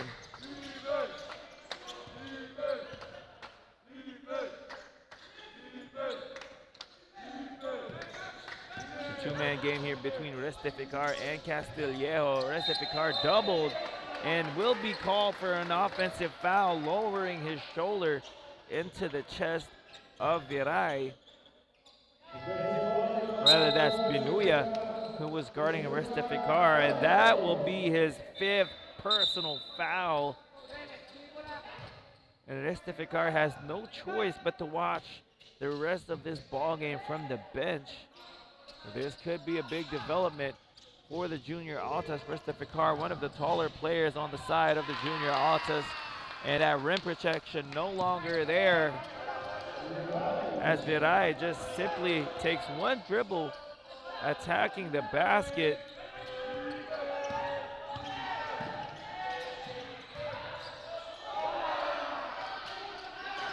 The momentum definitely now on the side of the one Bataan Valors. As you can tell that they have more pep in their step here at this stage of the game. But the junior Altas do have that championship pedigree and are used to tight ball games such as this one. So let's see, and that will make the difference here in this ball game, as that is a basket plus the foul. But Chicha getting hit on the head, but still able to concentrate just enough to hit the basket. As we see Kurt Patalinhog and Zamoras seeing action, getting extended rest on the bench, but now back to try and settle things down here for their squad, as Bachicha completes the three-point play. And don't look now, it's only a 2-point lead, 71-69, still in favor of the junior Altas. But again, look at the energy coming from the bench of the one Bataan Valors. They've been quiet for most of this game, but now they are up on their feet, as that silences them after just checking in straight from the bench. Zamora's hitting that three-pointer, and Gardulanas getting the ball. Now Kurt Patalinhug asking for a screen at the top of the key. Finds Rosales.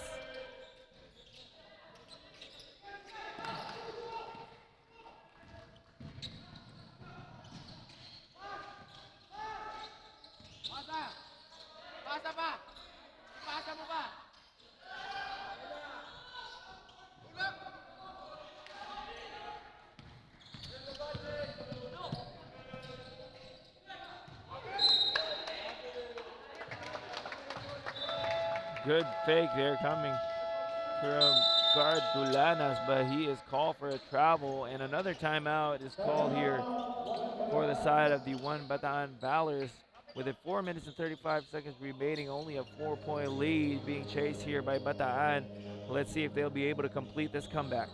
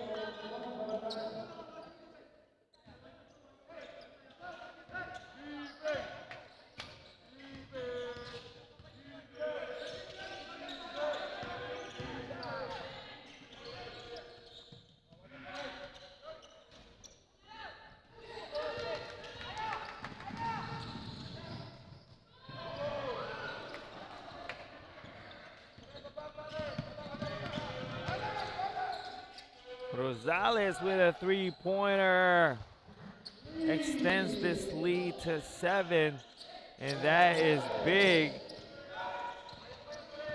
because one Bataan has been breathing down the necks of the junior Altas for the past few minutes, trying to steal this one. But the composure being shown by Perpetual is precisely why they have been a championship squad for the past few years. I'm sure they have mounted comebacks a few times before.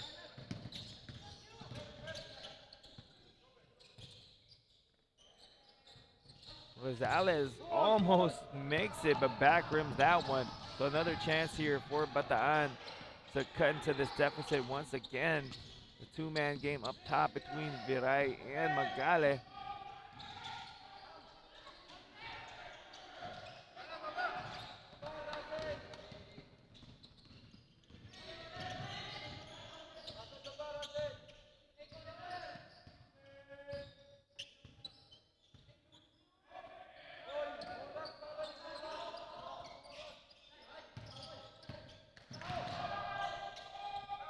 Zamoras in and out on that three-point attempt.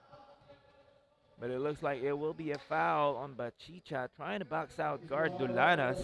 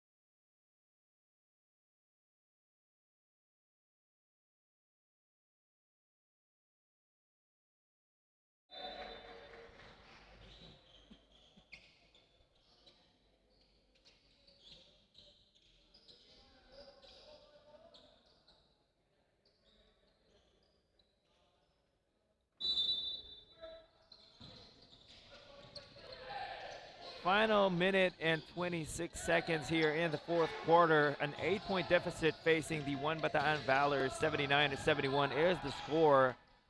Still not in the penalty are the junior Altas, which puts them in a good position here, as that is going to be a travel called on Kurt Patalinhug. Kurt asking for a foul there. No whistle from our officials.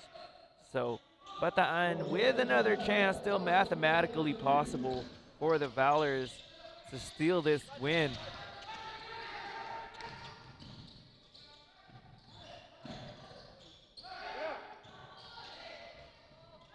That would have been big had it gone down, but Gozun gets the offensive rebound.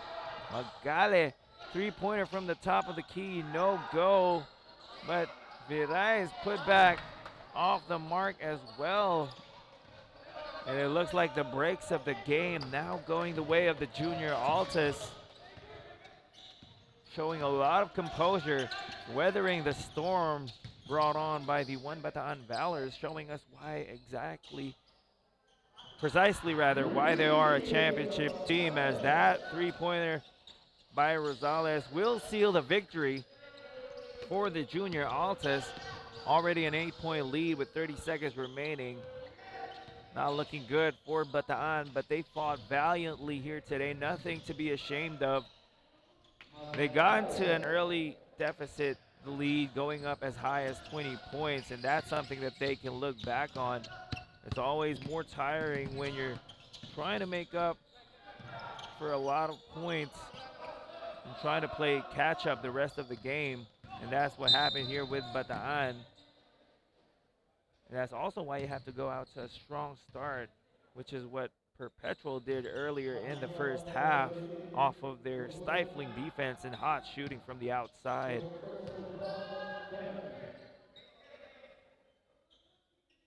Rosales just adding to the point total here, making the first of 2 free throws.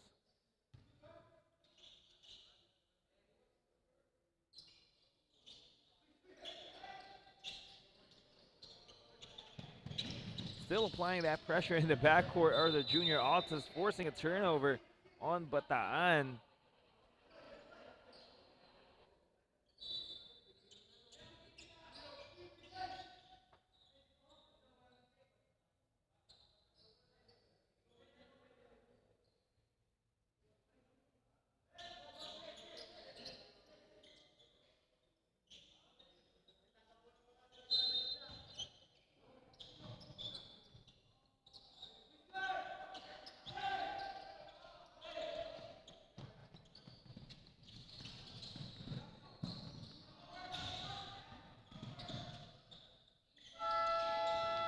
And that is gonna do it here after that three-pointer by Magale.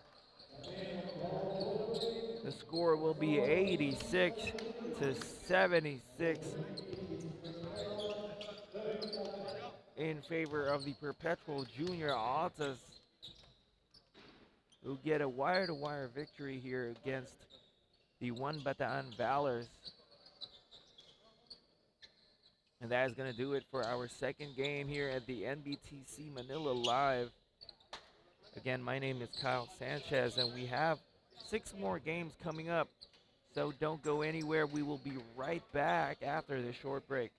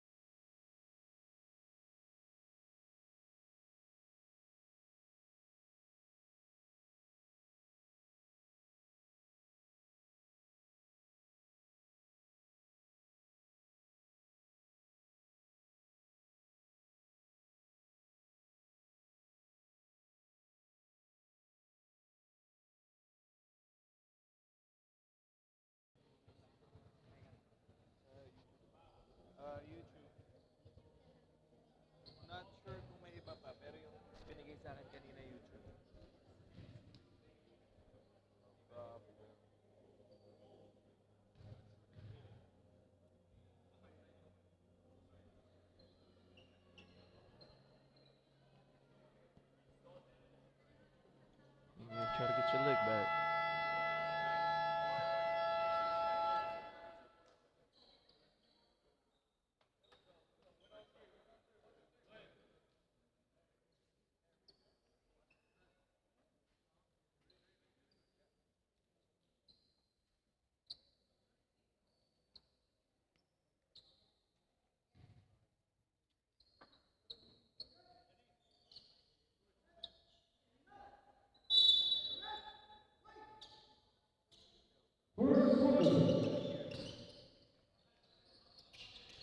Third game here today at the NBTC Manila live at the Aero Sports Center. My name is Kyle Sanchez. Good morning, Hoops fans. Third game is against the Fil-Am Nation San Francisco going up against NABA Canada. So it's going to be a battle of some neighbors here. Our players from Sanfo going up against our Canadian Hoopers. Again, this is Kyle Sanchez bringing you the action. But before anything, let me thank our sponsors, Swish App, Live Stats, Samahang Basketball ng Pilipinas, Molten Official Game Ball, Smart Omnilight, Pocari Sweat Official Ion Supply, Gameville Sportswear, our venue for today, Aero Sports Center, and CCF. Both teams going out and running to start this game, all tied up at 2 apiece.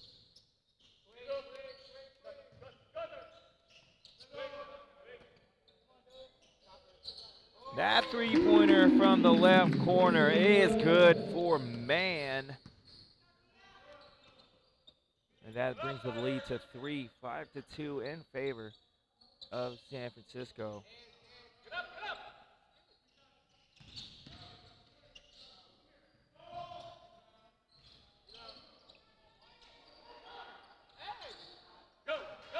Von Blanco with the steal. Heads up play there.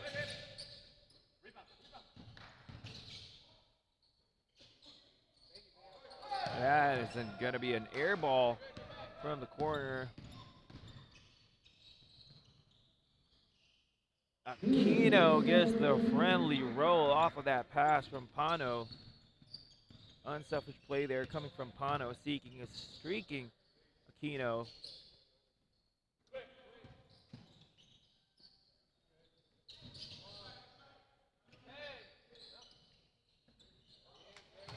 Another basket coming from man, this time going off the glass.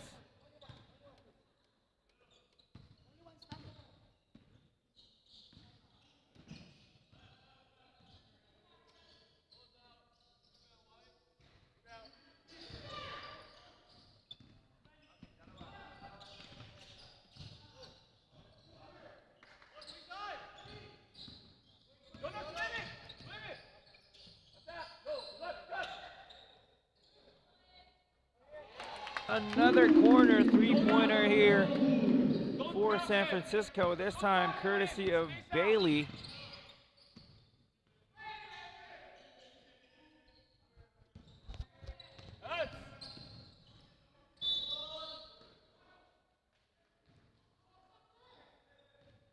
No good on the layup, but a foul is called, so it will be a trip to the free throw line for Aquino.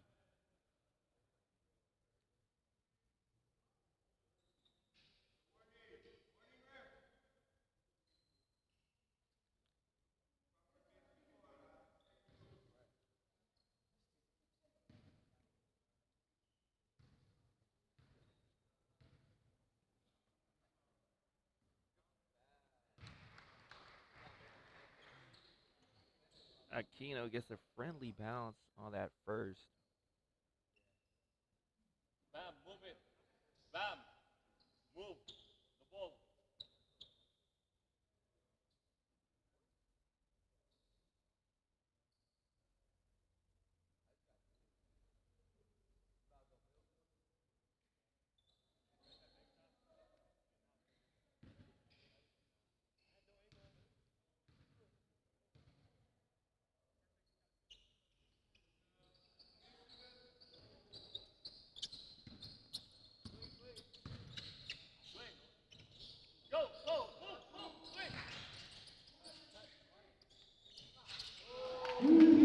another three-pointer, this time from the opposite corner.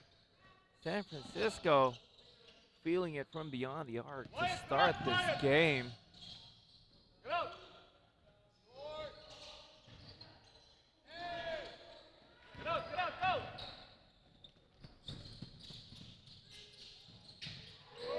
Man hits another basket, and he is all smiles as he sprints back on defense. I don't know what San Francisco had for breakfast, but I'm sure they would want to eat that again, as they have been shooting lights out here to start the first quarter. Already an 11-point lead for San Francisco. 16-5 is the score as Canada asks for a timeout with 5 minutes and 53 seconds left here in the first quarter.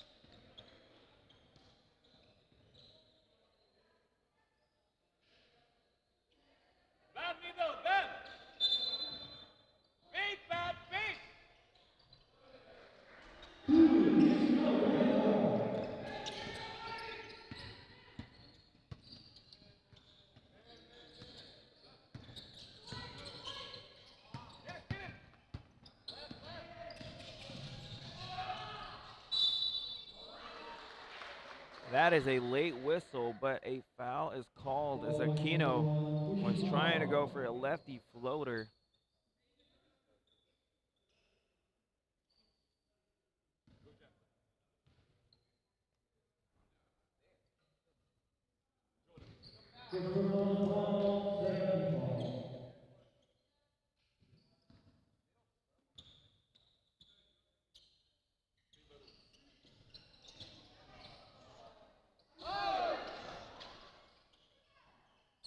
Aquino cleans up the miss.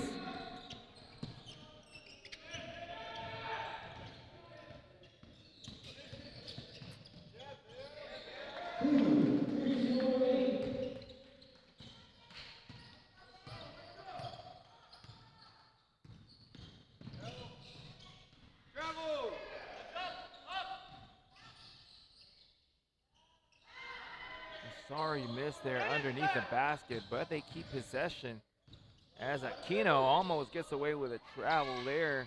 Still gets the offensive rebound, and a foul is called. And 14 seconds left on the shot clock for Canada as O'Mara and Sika check into the game for the first time. Garcia also seeing his first minutes of action here for San Francisco.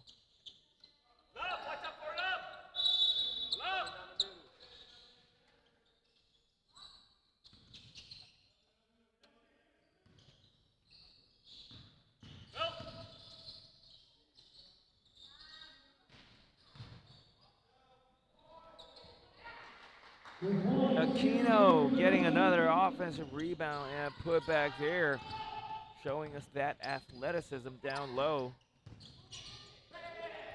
And a steal by Canada.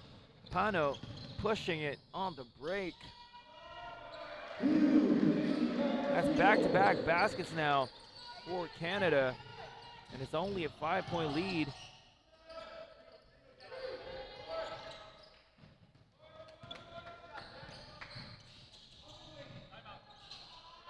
Touchdown pass coming from Pano, and Coach Mark Asip of San Francisco asking for a timeout here. Only a 3-point lead with 3 minutes and 58 seconds left here in the first quarter. We will be right back after this timeout.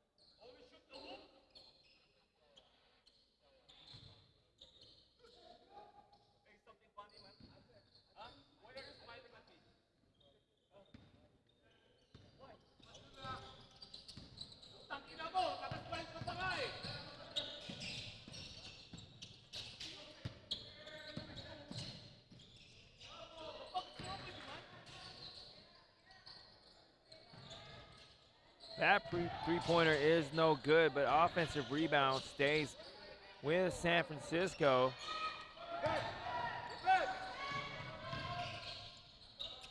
A good transition defense there from the boys in white, as Aquino is off on that three-point attempt. Oh man, with the ball fake.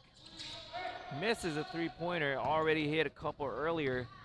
And now Pano, aggressive to the basket, dishes it off at the last second to Aquino. Pano doing a good job of being the facilitator for this Canadian squad. Shout out to our family and friends all the way in Canada, my family in Vancouver, British Columbia.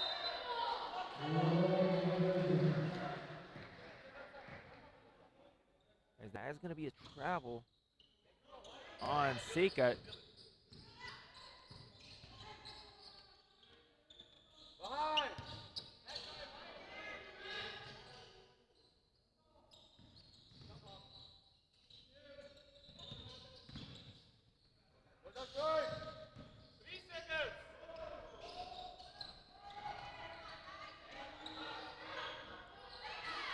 Another offensive rebound here for Canada.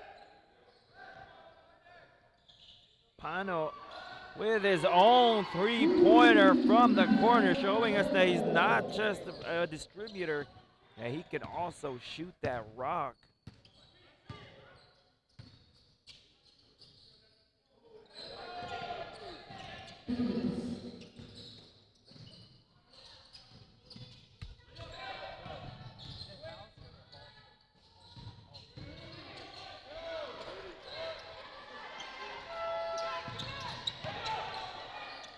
Blanco with the offensive board. A couple of sorry baskets here for San Francisco. O'Mara's three-pointer hits back rim as Aquino going up against three white shirts, just short on that layup.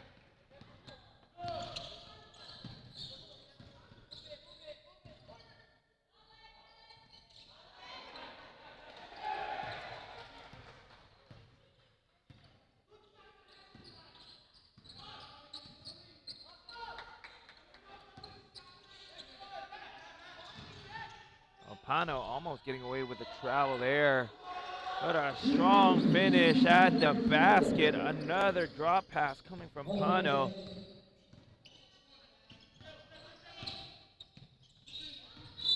And Seika stepping on the sideline. You don't want to use that negative step when you're on the sideline. You have to be aware of where you are at all times on the court. As we have Hallstrom checking into the game for the first time. Bailey checking in as well, replacing Vaughn Blanco.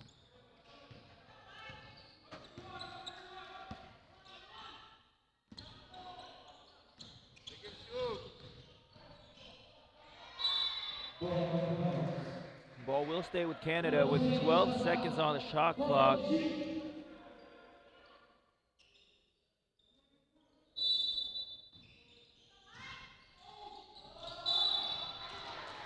A late whistle there, but Pano will head to the line for two.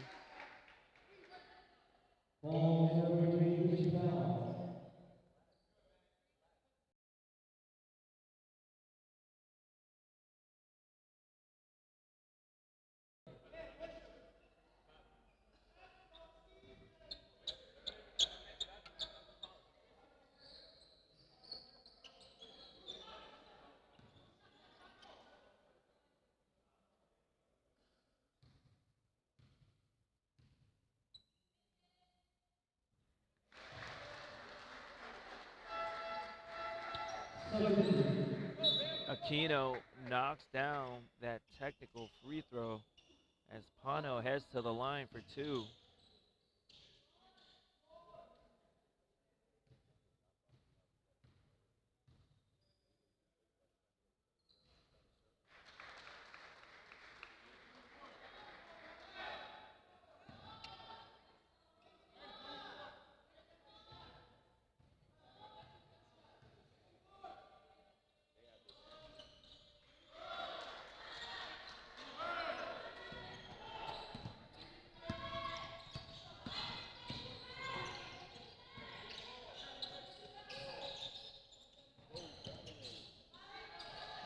O'Mara might have not been the best shot on that possession as Pano finds another teammate, but Aquino misses that layup.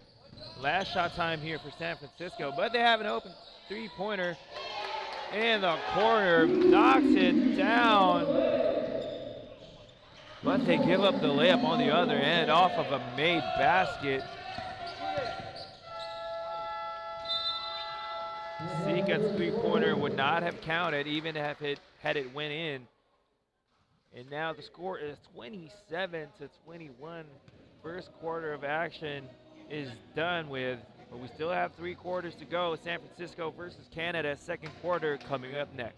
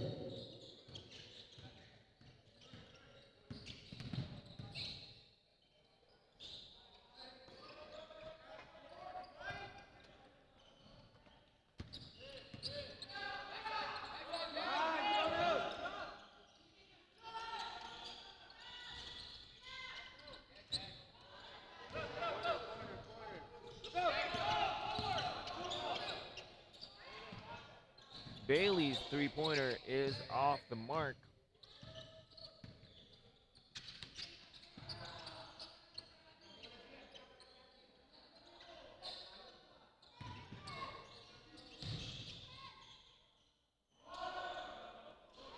Aquino getting his own miss, and I'm sure Coach Mark Asip is not happy about the defensive effort and the rebounding effort of his squad.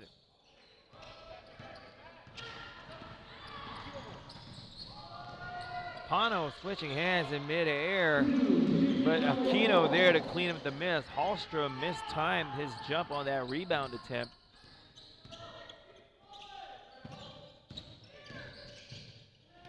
Hallstrom gets the ball, attacks down the middle. Air ball on that floater.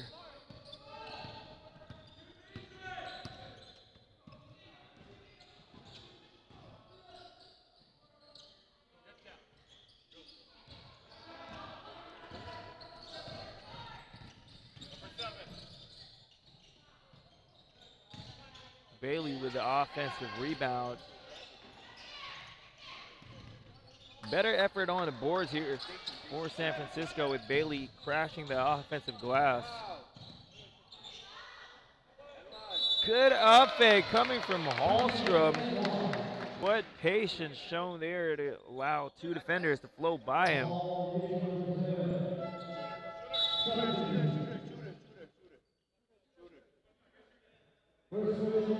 Hallstrom at the line for a bonus, and he is also set to check out of this game at the next dead ball. Duong and Von Blanco back into the game, replacing Hallstrom and O'Mara.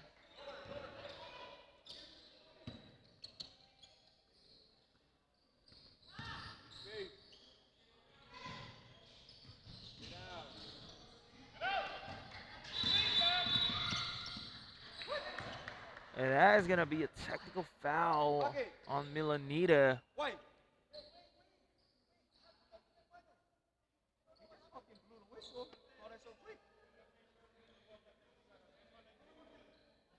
Apparently there's going to be an unsportsmanlike behavior technical foul called on Milanita.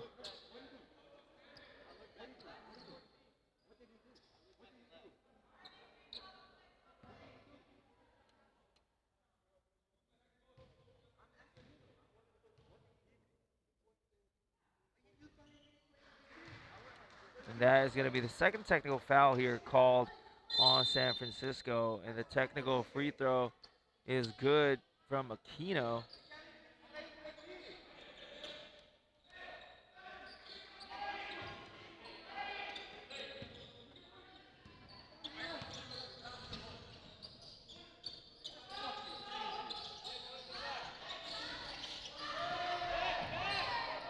Aquino skying high for that rebound. Finds the other Aquino. But that will be a turnover. Good idea there coming from Pano, but the defense was on top of that one, which will send the ball back to San Francisco.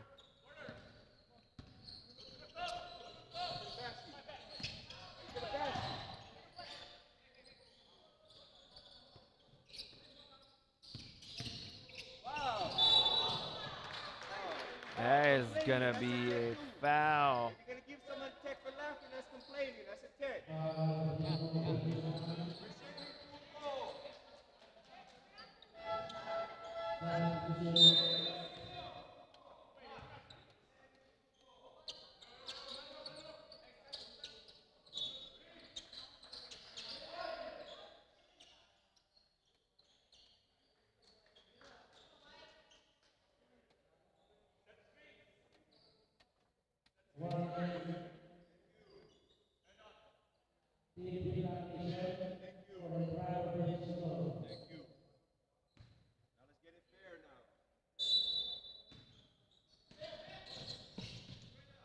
Von Blanco with a 360 layup there off the mark, but Bill Anita tracks down the loose ball, hands it over to Duong looking for a teammate.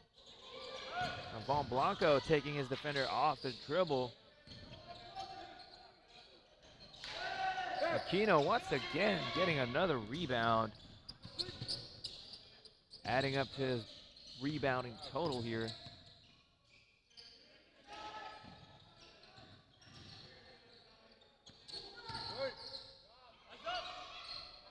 7 seconds left on the shot clock for Canada. There's good defense here from San Francisco, and just as I say that, another whistle is blown on the white shirts. This time, Duong, the culprit.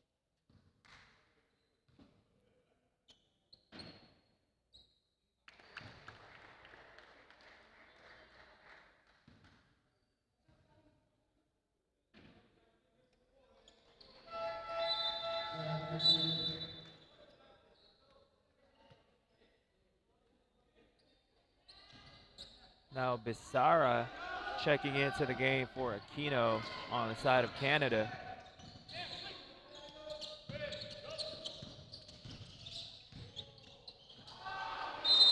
Miscommunication there between Milonita and Von Blanco, resulting in another turnover.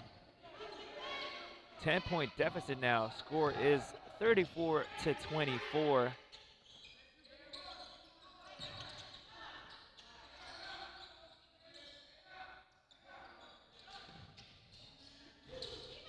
Bissara, who just checked into this game, missing that three-pointer, but who else on the side of Canada but Aquino, sky high over everybody to get that one-handed putback to go down. Bailey tries to answer back with a three-pointer, but luckily Milonita is there to clean the miss. Von Blanco likes this matchup in the post. No whistle from our officials, as Pano looking to attack the teeth of the defense.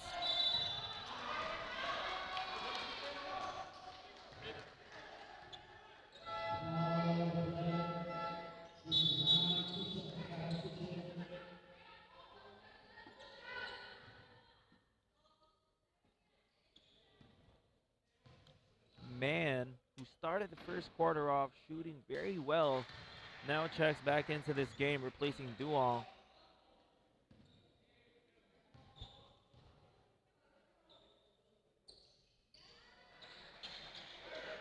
And Canada, who was trailing early in the first quarter, now up by 14, biggest lead of the game so far. Oh, Canada, our home and native land, already up by double digits, and it's not looking good for San Francisco as Mann misses a three-pointer, but offensive rebounding improved here for San Francisco in the second quarter, but not able to knock those second shots, Or second opportunities, rather.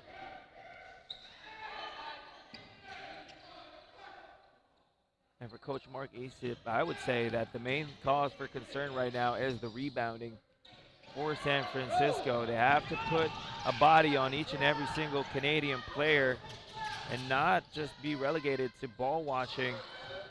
As we see another rebound here by Aquino, and he goes coast to coast. Aquino, a man amongst boys here in the first half.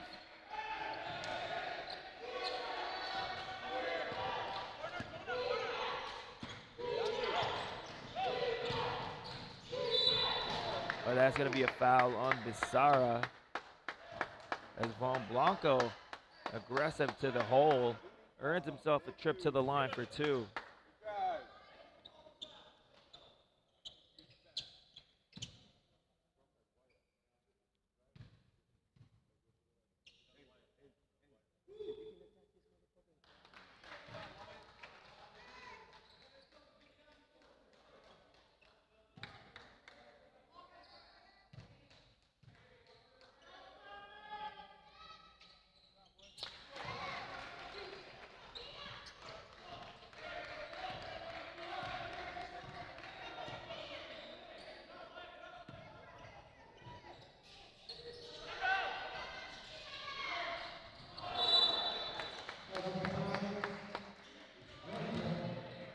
Good hustle there for Von Blanco. Didn't have the inside position, but was able to get a hand on that ball.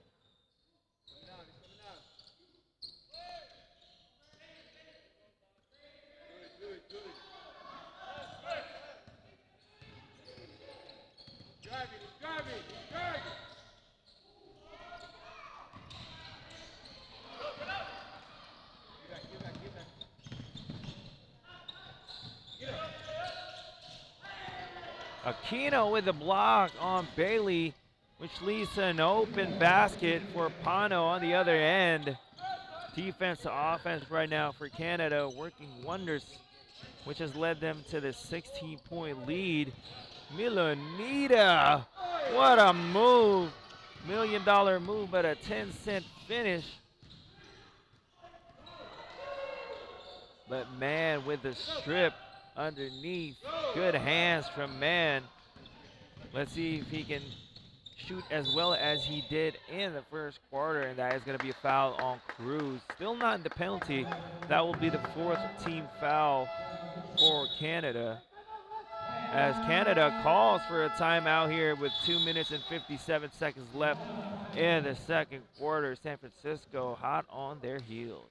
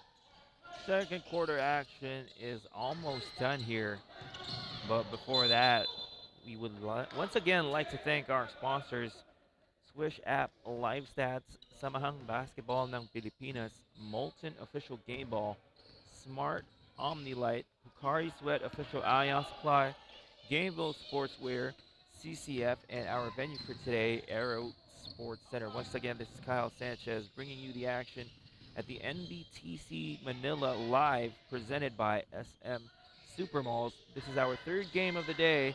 We have 5 more games after this. This is the matchup between Fil-Am Nation San Francisco going up against NABA Canada. Of course, NABA stands for North American Basketball Association, where teams from the US and Canada compete to showcase the skills of course, their players. Right now, Canada up by 21 points against San Francisco. And if you watch this game from the very beginning, you would think that San Francisco would have the upper hand, seeing as they were up early. But Canada has been on a heater since the second quarter, wherein they really started to gain that separation, led by the likes of Pano and the two Aquinos. Number 1, Aquino at the free throw line, and also number 13, Aquino really making a name for himself, showing off an all-around game here. And Pano being the main point guard for this Canada squad, as Aquino misses that first free throw.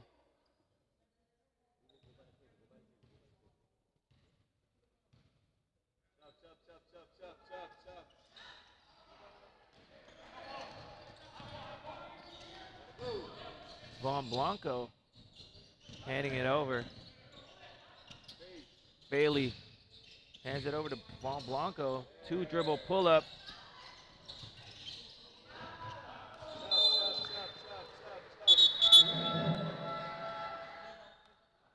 Now O'Mara checking back into this game to replace Candelesas. 21-point lead, 47-26. Both teams now in the penalty with 1 minute and 5 seconds remaining here in the second quarter. Aquino, another three-pointer down the hatchet. Good hands coming from Aquino. Come on, baseline.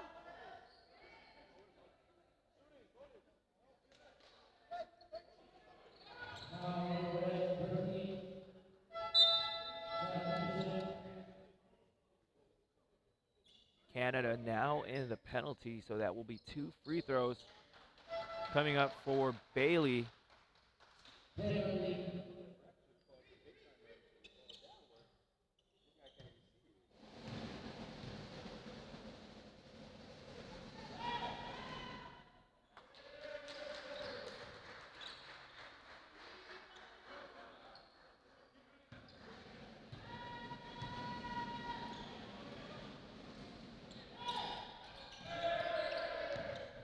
Bailey gets the loose ball. Momentarily open there was Von Blanco. A little hesitation on his part, but O'Mara tracks down the rebound and he will head to the line for 2 more.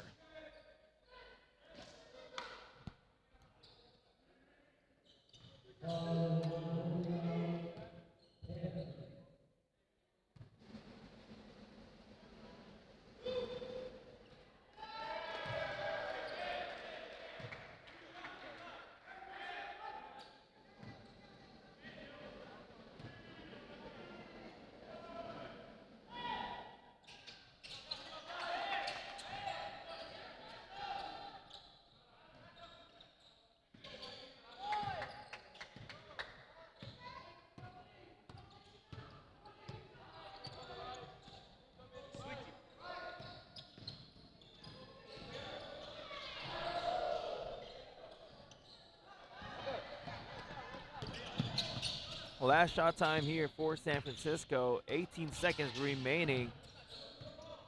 Man looking up at the clock as he is matched up here, one-on-one at the top of the key, now asking for Von Blanco.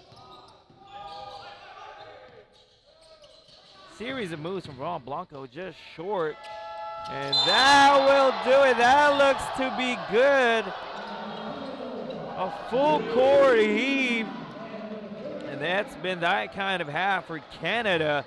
Everything falling right now for the Canadians. 27-53 is the score at the end of the half.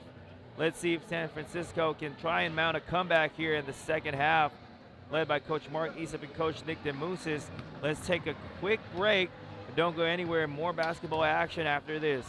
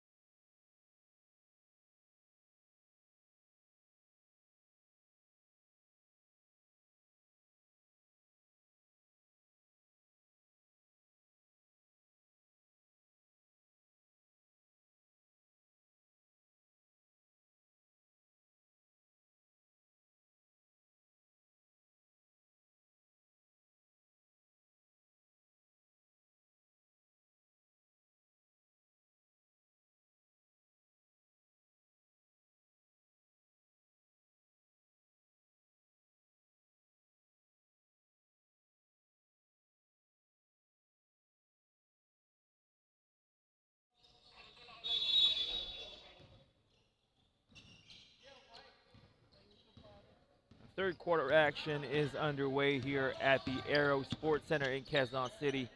This is Kyle Sanchez bringing you the NBTC Manila Live, brought to you by SM Supermalls. Canada leading by double digits, 26 points to be exact, against the Fil-Am nation San Francisco. San Francisco going out to an early lead in the first quarter.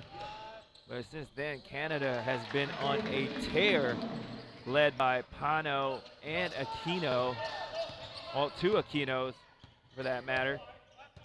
Just combining to make life a living hell for San Francisco with their outside shooting and their relentless offensive rebounding, as Aquino once again stretching for a basket, but is fouled by O'Mara. Aquino has been a revelation here today. Not the tallest player, but definitely one of the more athletic players we have here in the tournament.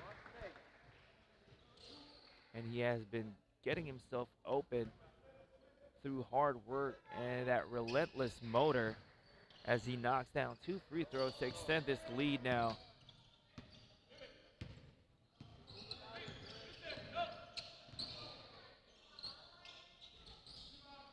Good shot there coming from Milanita, just off to the right as Canada looks to settle things down.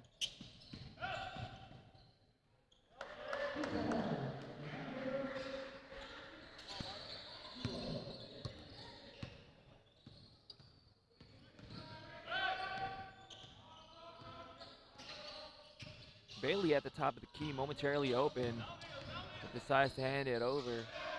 O'Mara from the corner, a much needed three-pointer from O'Mara, sporting that number 30, familiar number 30 for San Francisco team right there. This time O'Mara knocking it down. As Aquino is at the top of the key asking for a screen. Aquino to Aquino, gets the switch on Bailey. Takes him off the dribble, but steps back for a three-pointer. Milanita skying high over everybody for that rebound.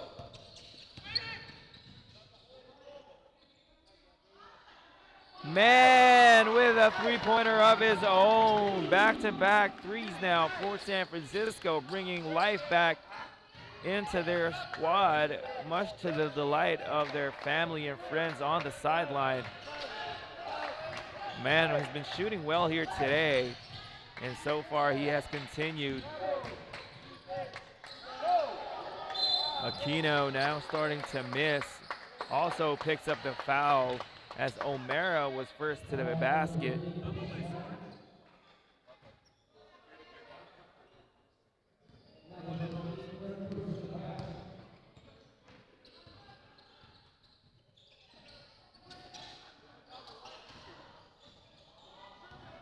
Oh, Juan Blanco fumbling the ball there as Pano finds Aquino. That Pano to Aquino connection has been there all day, and Aquino earns himself another trip to the line.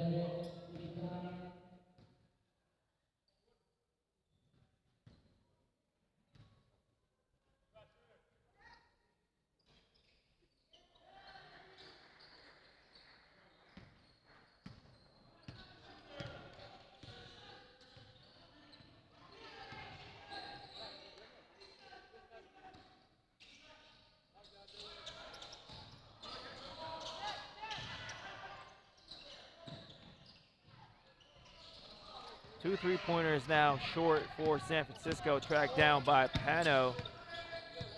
Pano settling things down for the red shirts.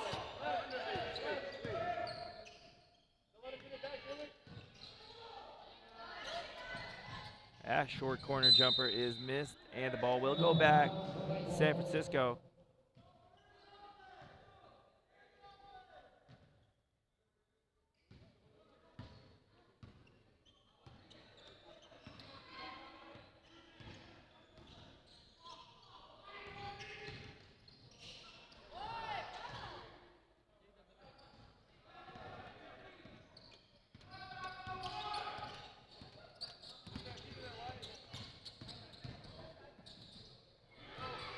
Alley-oop connection there was disrupted, and now the white shirts are off and running. Man looking for a teammate, decides to attack the basket, but is blocked. And on the other end, Aquino, Milanita tried to get that chase down block, but Aquino got it off in time. As Bailey tries to take it off the dribble, and he gets the harm in the hoop. There are a couple of players on the San Francisco squad with Bailey and Von Blanco who, if you look at them, ideally they would have the mismatch each and every time down the floor. Probably not in their game plan really to, obviously, to be selfish, but if you look at it, they pretty much have a mismatch every time down, and if they're aggressive enough, they can keep attacking the basket and get a result like that. But still, the lead is 25 for Canada. Excuse me, I was caught rambling there for a second.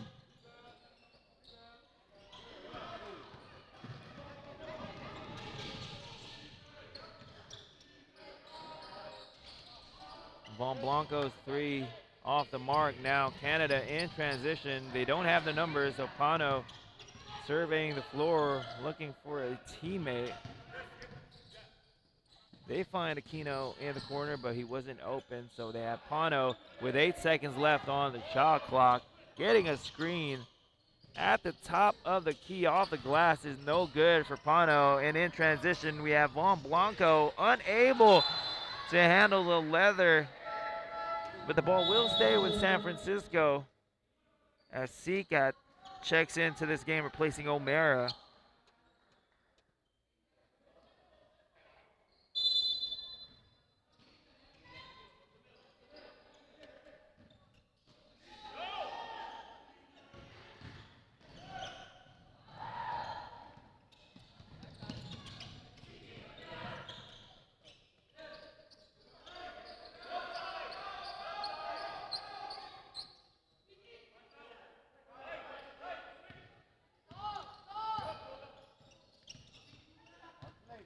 Pano with a series of dribbles at the top of the key, unable to knock it down.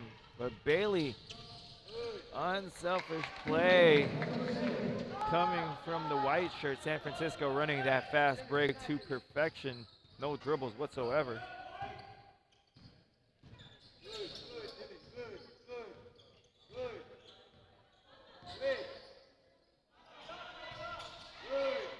Bailey getting the rebound here, pushing it himself on the break.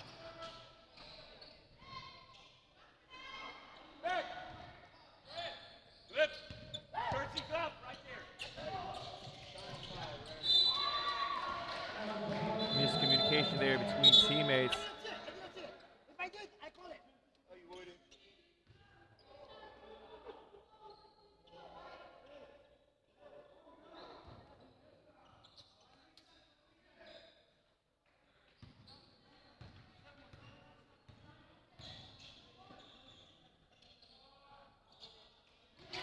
Bailey with a three-pointer to cut the lead down at 20. 62-42 is the score.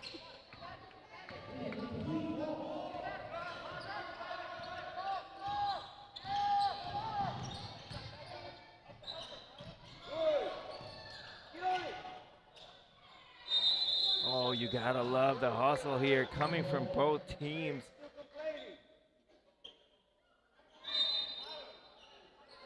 And the ball possession will go back to San Francisco.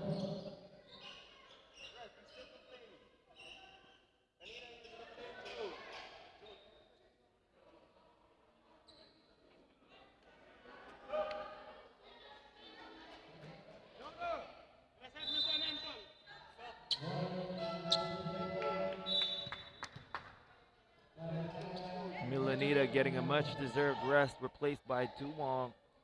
Milanita was the one who was fighting for that loose ball earlier, together with Seacat.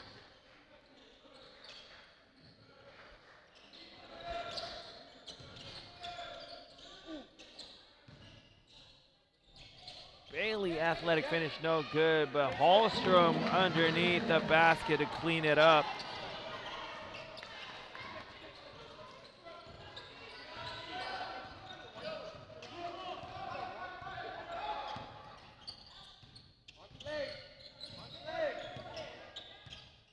Pano getting the mismatch here.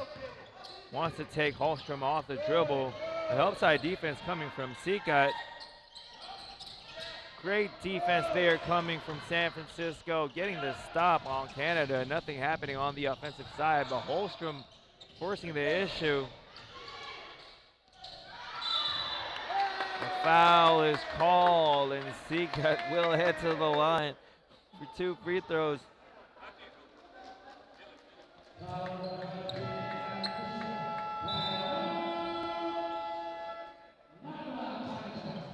And that will be a timeout on the side of NABA Canada. 2 minutes and 6 seconds remaining here in the third quarter. 18-point deficit for the players in San Francisco.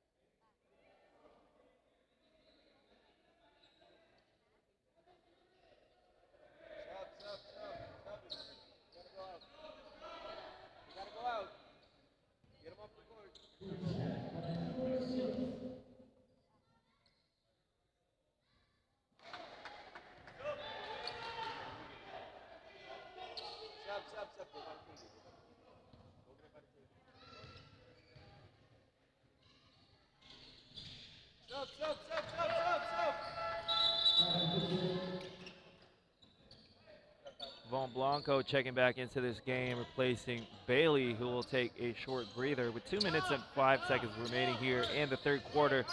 17-point lead for Canada.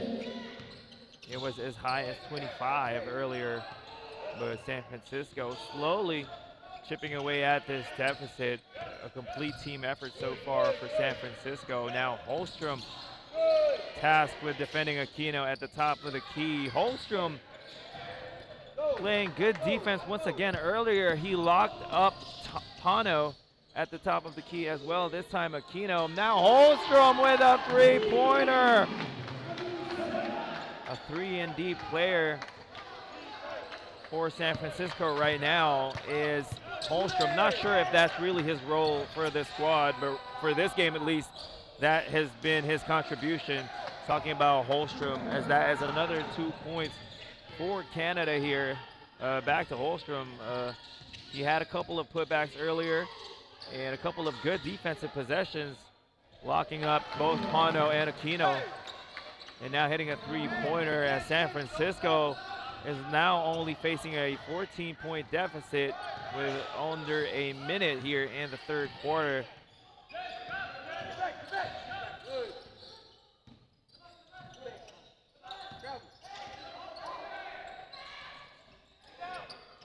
Holstrom getting that rebound and an outlet pass. Philcan gets the miss and the basket to go.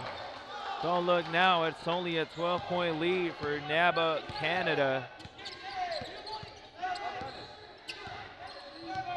6-second difference between the shot clock and the game clock. 8 seconds left on the shot clock for Canada. And Philcan with a help side defense, fighting for that loose ball.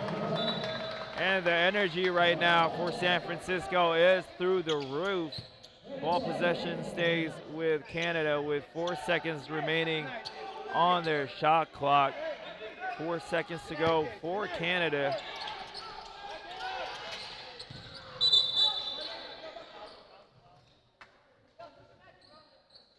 A bailout there as San Francisco gives up the foul. So it will be a baseline inbound for Canada with 8.1 seconds remaining.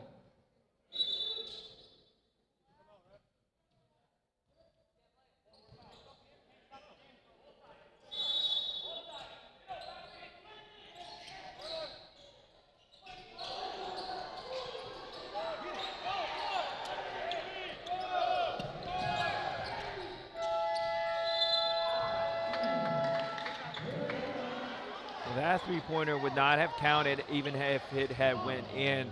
But nevertheless, San Francisco is able to trim this lead down to a much more manageable 12 points heading into the fourth and final quarter. 64-52 is the score. Canada against USA. We'll be right back.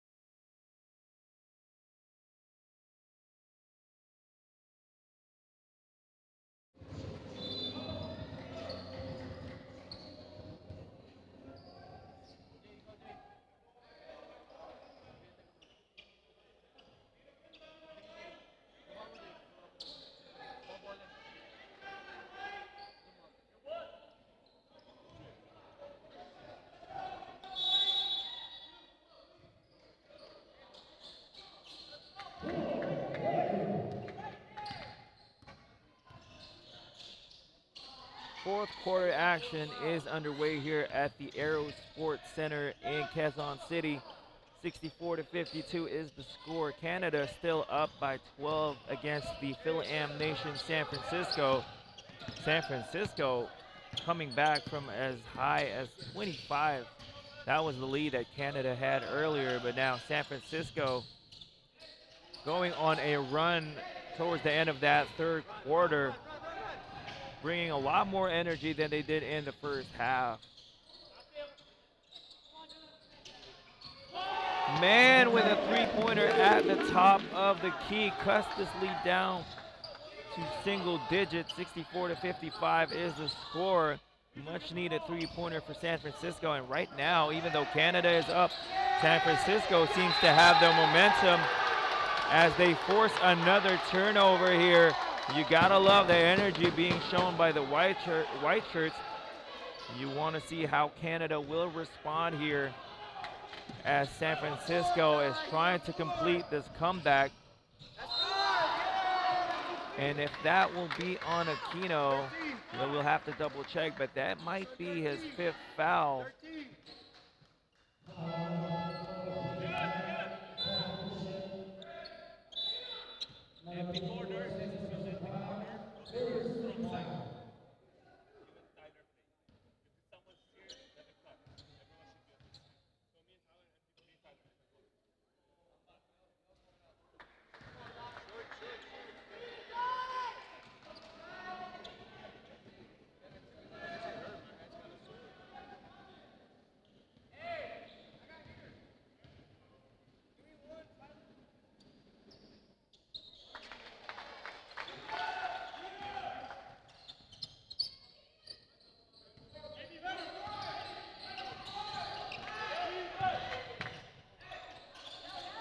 Aquino picking up where he left off. Strong lefty drive to the basket. Kind of reminds me of a more offensive-minded Tayshaun Prince. That's a bit of a throwback reference for y'all there. 66-56 is the score.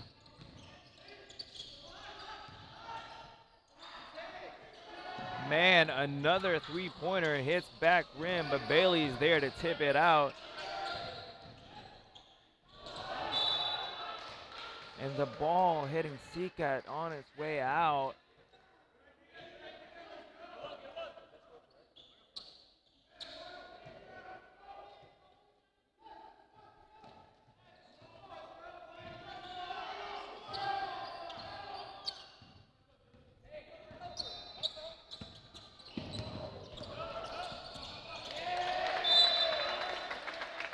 Another turnover here for Canada. They need to settle things down here, or San Francisco might just creep back in this game and steal this one from NABA Canada. Holstrom attacks strong, but Sikat is there for the offensive rebound. Shot clock does not reset. They have 8 right now on the shot clock. Splits the defense, and that will be another foul on Aquino.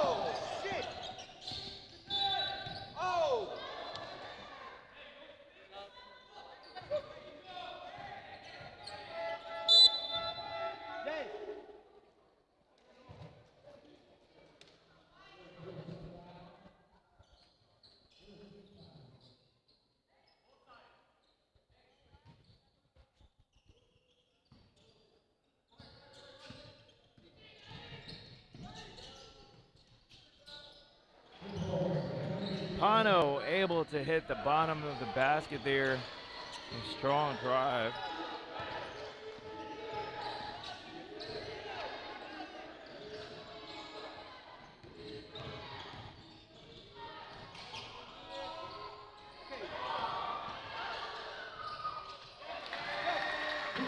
Man with a follow after Holstrom was stripped.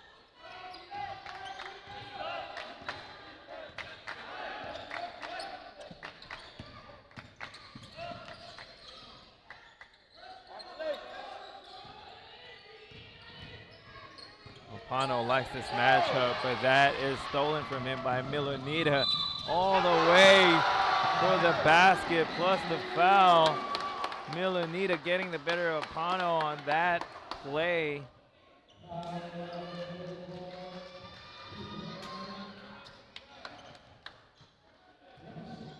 And what a comeback it will be if San Francisco is going to be able to complete this one. Milanita good on the bonus. It's now only a 4-point lead for NABA Canada. They got up early, but the Americans not wanting to go out quietly into the night or day, as Aquino silences the crowd with a fadeaway from mid-range.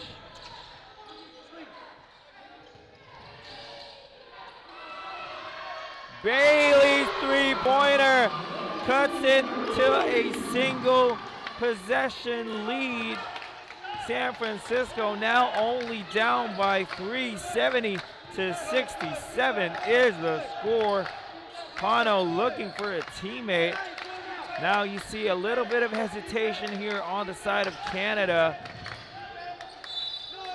But that looks like a foul. It is going to be called on Holstrom. That's a bad shot. Ref, don't reward him for that. That's a forced shot.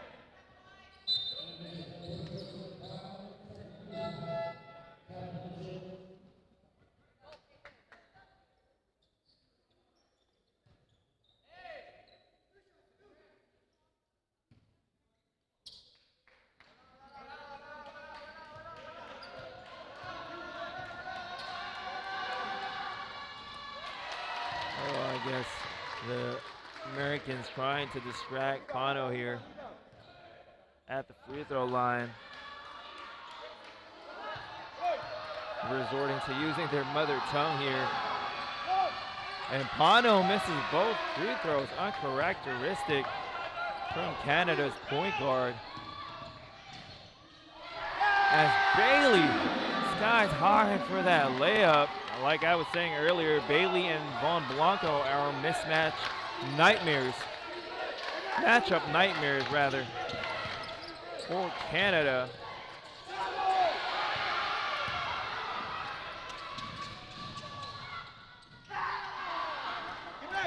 Circus shot there from Mann, off target. The Canadians don't have the numbers in transition, but Bissara decides to take that three-pointer as Holmstrom got the inside position, and the ball will go back to San Francisco. 4 minutes, 44 seconds remaining. Fo on the clock. San Francisco only trailing by one. They could potentially get the lead here on this play. Another trip to the free throw line coming up for San Francisco. This time Bailey attacking strong down the middle, gets rewarded.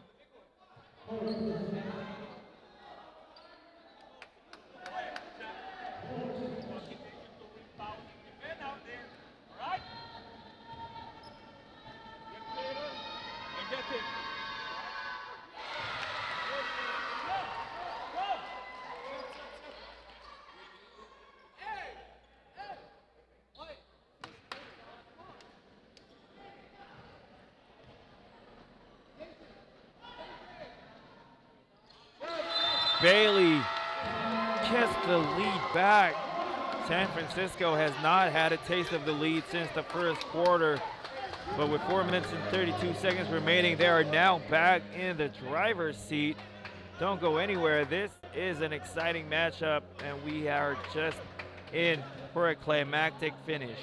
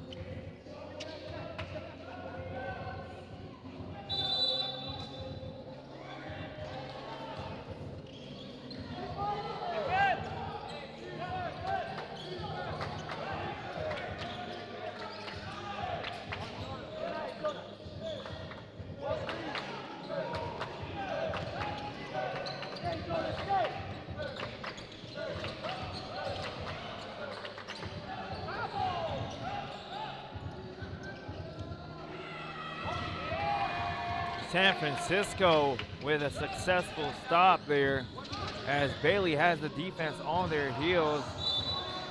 That pass there to Von Blanco. Off the mark. Turnover for San Francisco gives Canada a chance to regain the lead in this possession.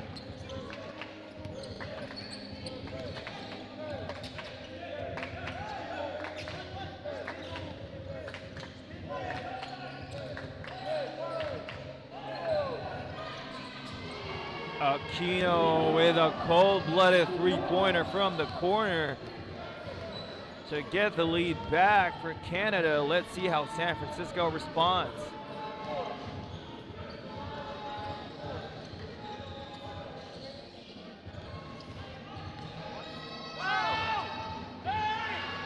Mann at the top of the key. One more three-pointer for Mann. He has been on fire for most of this game, and what a time for him to hit those threes once again.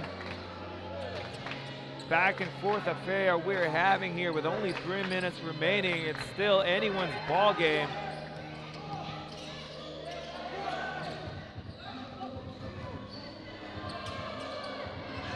Pano misses the layup. That would have been automatic, but Von Blanco now. San Francisco with the numbers on the opposite end. 3-pointers raining down on Canada, courtesy of Mann. Mann feeling himself, and rightfully so. Now extends this lead to 4.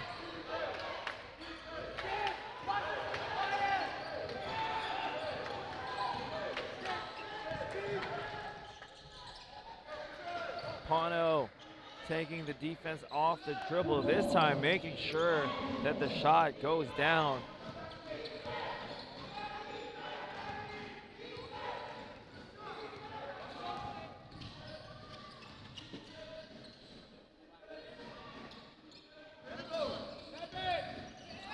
Hot hand, man gets away from 2 defenders, showing us that he's not just a shooter, putting the ball on the floor. And that's gonna be a foul on Milanita as Pano was attacking the basket. San Francisco is still not in the penalty, only the 3rd team foul for San Francisco. So it's gonna be a baseline inbound for Canada. Still 1 foul to give for San Francisco. Go middle, Wyatt. Go middle. Go flip. Go flip to the rim. Go flip. What at first looked to be a blowout in the making when Canada was up by 25 has now turned into one of the more exciting games we've had here today.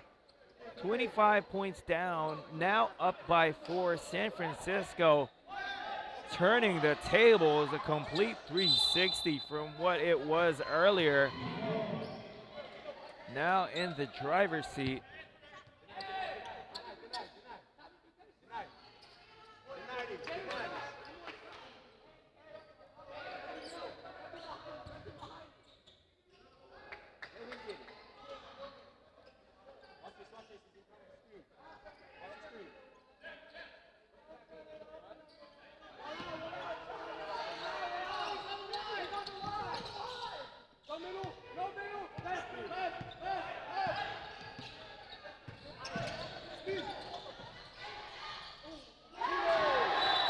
Help side defense coming from Von Blanco, blocking that shot. Tremendous timing on that block. Canada only has 4 seconds on their shot clock to make something happen here.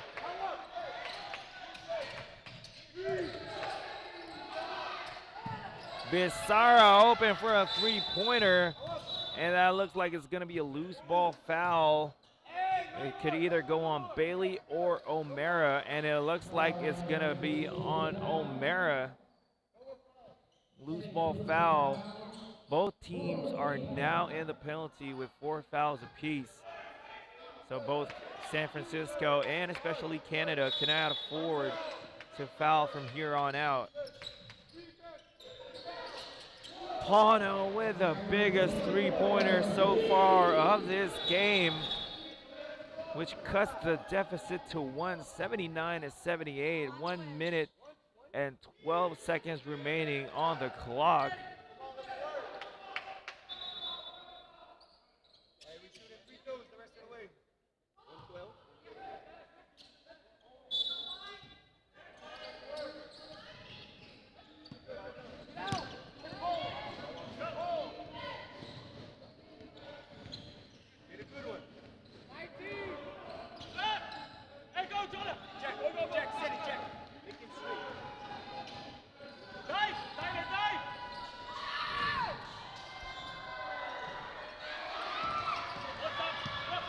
Aquino now with the ball and a chance to get the lead back for Canada. Instead finds Pano. Pano's 3-pointer is off the mark, but that will be another foul, a loose ball foul, this time on Milanita. And that is big because that will put Canada at the free throw line. And they are going to send one of the best free throw shooters on Canada's side to the line. Aquino at the charity stripe for 2.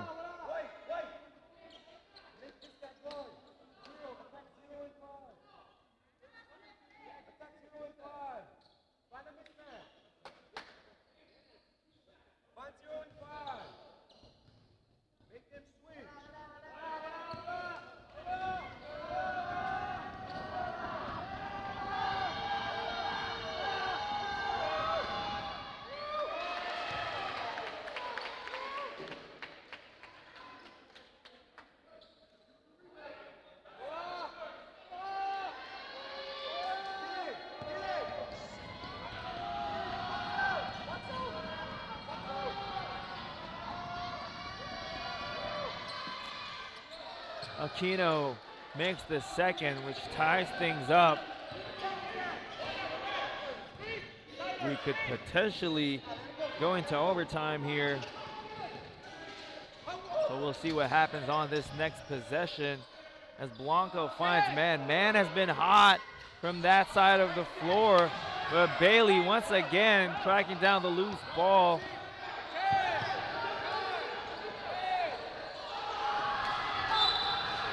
Oh, that's gotta hurt for San Francisco.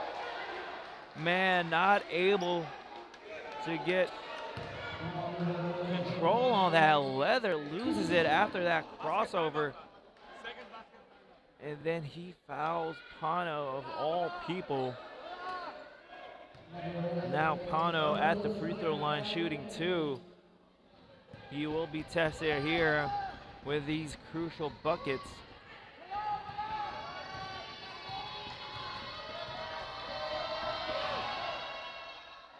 Cool, calm, and collected at the line is Pano.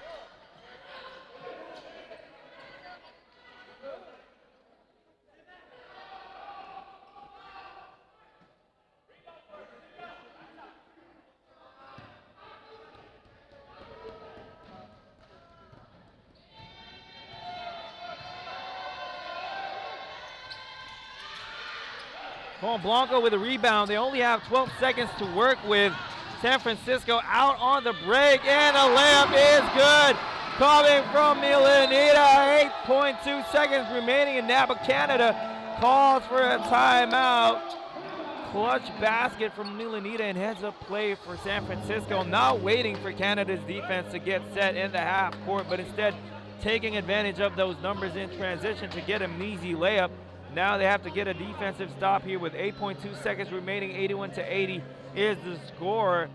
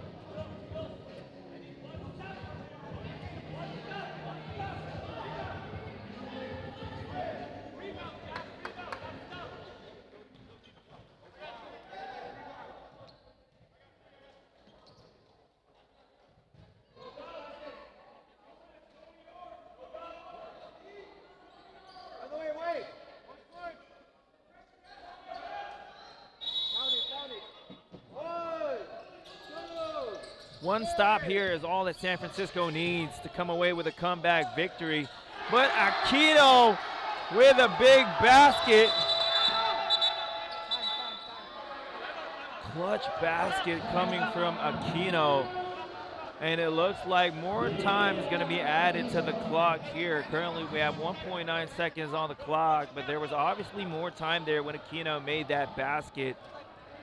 Coach Mark Isip asking for one defensive stop, but Aquino had other things on his mind. Well, the good thing is we're not going to overtime. That's the silver lining that I can see from this one. But what an exciting matchup between both squads, as it looks like it will be 3 seconds on the clock. So much time for the USA squad, San Francisco to be exact, to work with. 3 seconds is an eternity in basketball. They can still go for a one dribble pull up. They can go for an alley-oop here between Bailey and Von Blanco. They have a lot of options. They have a lot of shooters in Man and O'Mara, as well as Seacat, who can put the ball on the floor as well. Coach Mark Isip, good problem to have. A lot of options for you. And now it's Canada's turn to try and get one stop to seal the victory here. San Francisco coming back from a 25-point lead that Canada had earlier. San Francisco working as a unit to get back in this game and possibly steal this one from Canada. And I say steal because they were down by double digits for most of this game. But you can see that both these teams are evenly matched in terms of personnel, as we have Man inbounding from the side. And of course you got to watch the inbounder as well, as Von Blanco takes that three-pointer, and Canada holds on to claim the victory. San Francisco having nothing to be ashamed of, clawed their way back from a double-digit deficit, but just not enough on that last play. Von Blanco was open, and he did the right thing by taking that shot, having all the confidence in the world. I don't blame him one bit. But Canada just getting the breaks of the game towards the end to come away with an 82-81 victory. And if that's any indication of the way things are going to go here today, expect more exciting matchups as we have 5 more games to go here at day 2 of the NBTC Manila Live here at Aero Sports Center. Again, my name is Kyle Sanchez. Stay tuned. More basketball action is coming your way.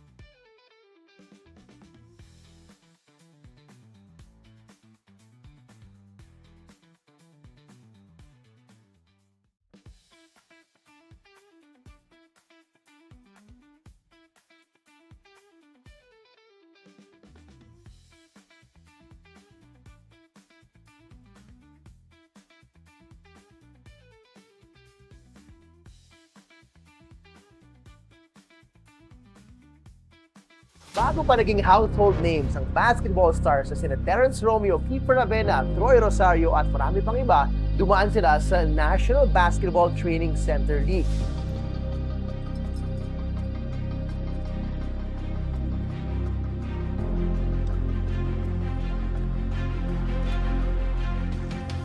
It's called the NBTC because the National Basketball Training Center. So our tagline is developing skills, building character, raising leaders. The goal was to serve the country. When we started with 3 cities and just doing training. Only training, no games. The heart behind it was amazing. How do we evolve? How do we grow? How do we create greater impact? So the local city tournament, that really gives us a chance to have a city champion. And again, where I grew up, every city, you were trying to win the city championship. You wanted to be the best team in your city. The way it works is there are numerous cities that host their own tournaments. Over 120 cities. Each city has a champion and then they move on to the regional championships. So our regional championships, there are 4 regions, the North Luzon, the South Luzon, the Mindanao and Visayas. So each of them have their own regional championships composed of the champions from the local city qualifiers. So from each regional championship, we have about 4 that make it all the way to the national. These are very important steps in our NBTC program. These are where the players are discovered, where they started. The avenue of the opportunities provided allow a guy like Baser's from Davao, to play against guys like Kevin Altas from Manila, who Kevin's dad's a coach. Via the access of being here, kids get to show that. I think this event, NBTC, has been doing a really good job for the grassroots program. Imagine being able to experience games with not only nationwide games, players or teams from another part of the island and also from another country, bringing them all together. It's a big step towards their dreams on getting into a very good college. Everything starts from this level, so it's a very big opportunity for them to start developing as early as today and learning from the top coaches in the Philippines. We have a new Division I champion. It wasn't too long for that coaches convention to become my absolute favorite sporting event in the entire world. Can you imagine? You're from Bohol, Coach Chot's talking to you, Coach Jong's talking to you, Coach Tim's talking to you. I mean, you're getting all these guys. That's the whole point, is that people spread out through the nation who might not have access to these great coaches, these technology, teaching methods, all these things that these winning coaches have done. They've passed it on and now they're passing it on. You get to learn the other challenges of other coaches. You get to hear their stories, how they started. So in a way, it could be a blueprint that you could have. The convention gives you an overview, the things that you could pick up and learn and use to your journey into coaching. I think coaches, in a sense, are the caretakers of the sport. We hold the intellectual property of the sport, how to...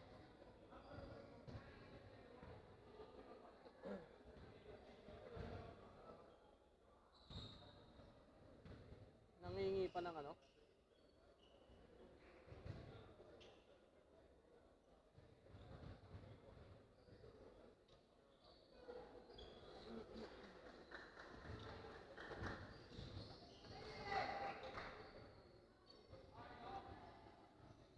Magaling ba yung mga yan pag dinagdagan yung oras?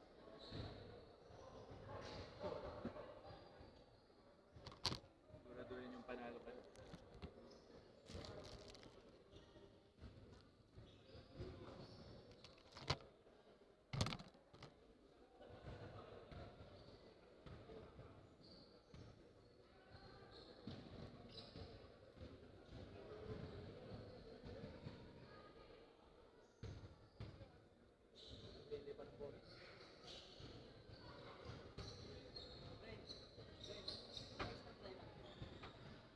Wala dalawa lang dala namin eh. Dalawa lang dala namin. Kasi 4 nga yung team. Kaya hindi nagpapadala na extra.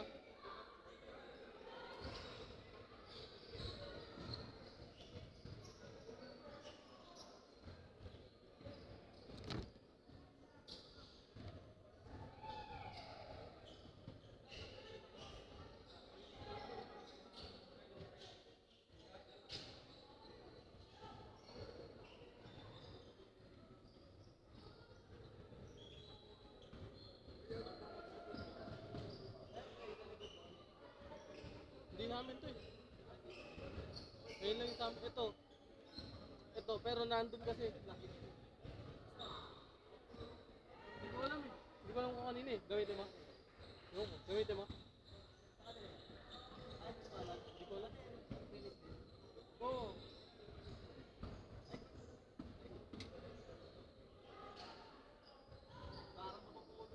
Oh, plastic.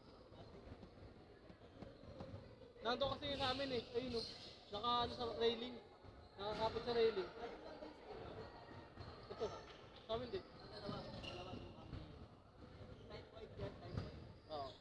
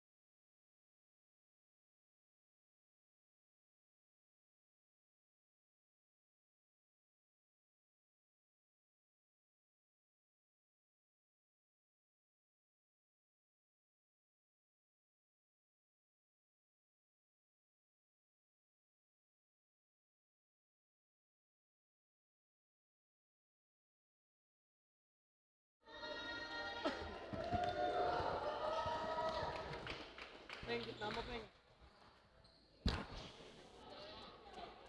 Yan. Dahan-dahan lang sa pag-adjust kasi magagalaw yung banda.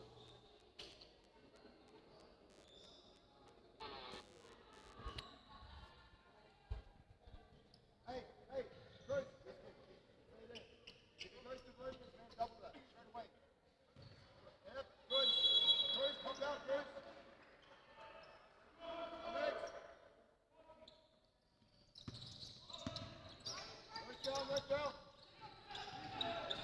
We are back here at the Aero Sports Center in Quezon City. My name is Kyle Sanchez, bringing you the action from the NBTC Manila Live, presented by SM Supermalls. But before anything else, I would like to thank our sponsors, Swish App Live Stats, Samahang Basketball ng Pilipinas, Molten Official Game Ball, Smart Omnilight, Hooperz Sweat Official Ion Supply, Gameville Sportswear, CCF, and of course, once again, a huge shout out to our venue for today, Aero Sports Center. Again, my name is Kyle Sanchez, and this is the 4th game of the day. After this, we have 4 more games, so that's a total of 8 games here at day 2 of the Manila Live NBTC. NBTC, of course, stands for National Basketball Training Center Championships. And earlier we had 3 games from the 19 and under division. Now the next 3 games, starting with this one, will be from the 12 and under division. Now we have Homegrown Australia going up against Fil-Euro Nation. We just finished an exciting matchup between San Francisco Fil-Am Nation against the NABA Canada squad, who came away with an 82-81 victory. San Francisco was down by as much as 25 points, coming back to almost win it, but Canada holding on. Now we have their little brothers from across the pond in Homegrown Australia and Fil-Euro going up against each other. It's a 4-0 early lead for Fil-Euro. Australia are already 0-1 today when their 19 and under Kuyas lost earlier to the Fil-Am Nation Hawaii. Talking about New South Wales losing that game earlier. Now their younger brothers trying to make up for that loss. Homegrown Australia still yet to buy a bucket.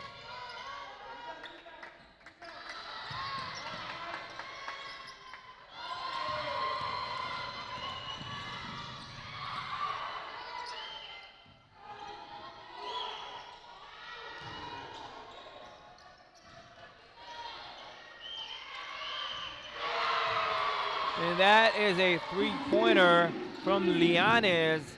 Score is now 7-0. Homegrown Australia still yet to put points up on the board. Can't ask for a better start if you're from Fil-Euro. Our Pinoy Europeans having a blast here to start this game. A lot of parents in the crowd, of course, to support these young men, as that is going to be a travel. Good intention there by Lianes. Just got caught taking too many steps. Almost a turnover here, resulting in a foul and a trip to the line. So Homegrown Australia now with a chance to finally put some points up. That foul will be called on Buena. That's his first foul. Also the first team foul for Fil-Euro.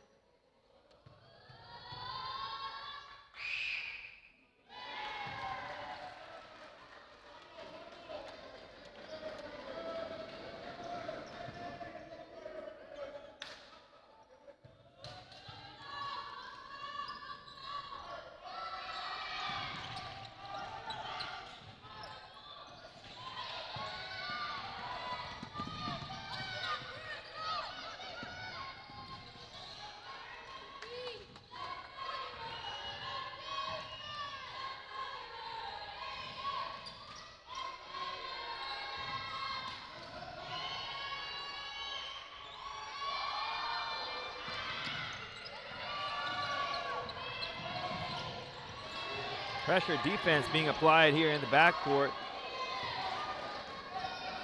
Now Jimenez attacking down the middle. Open 3-pointer is good. Homegrown Australia is only trailing by a 3. 7-4 is the score.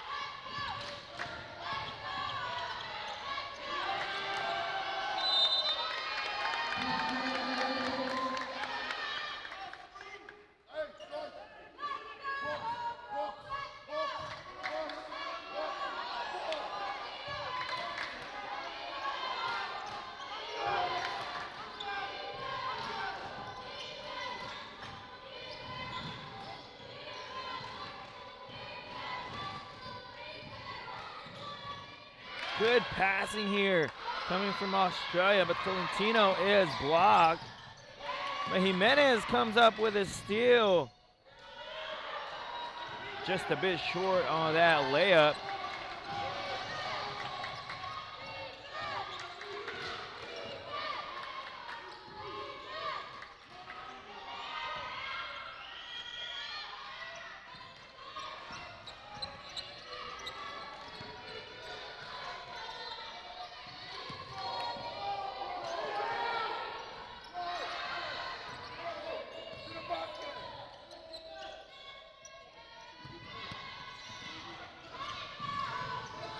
Now Buena surveying the floor, looking for a teammate.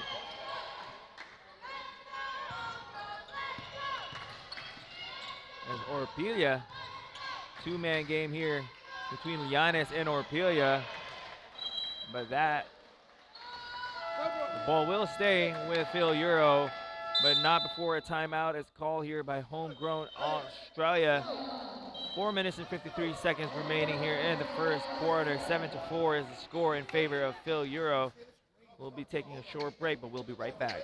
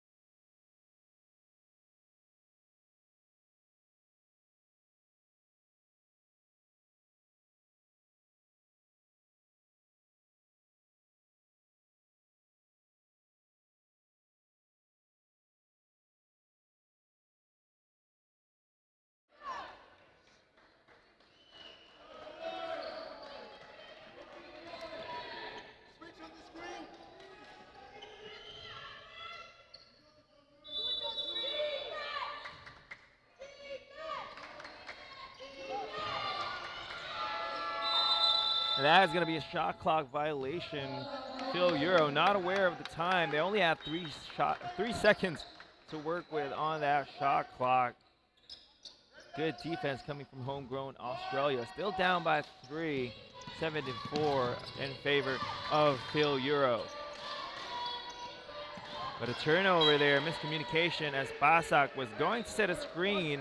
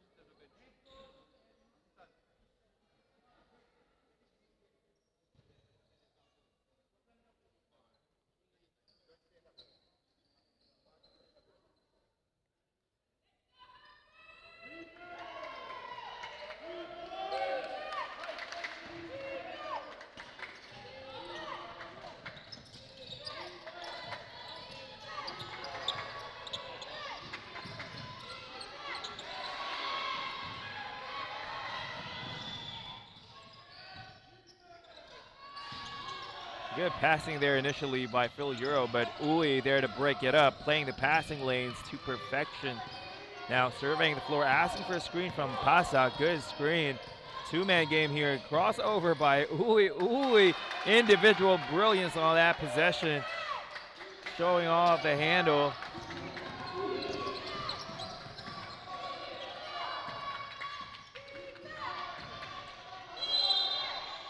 As that is going to be the hoop plus the harm for Orpilla, flexing his muscles, or whatever little muscles he has at the moment. Still able to absorb the contact and finish over 2 defenders.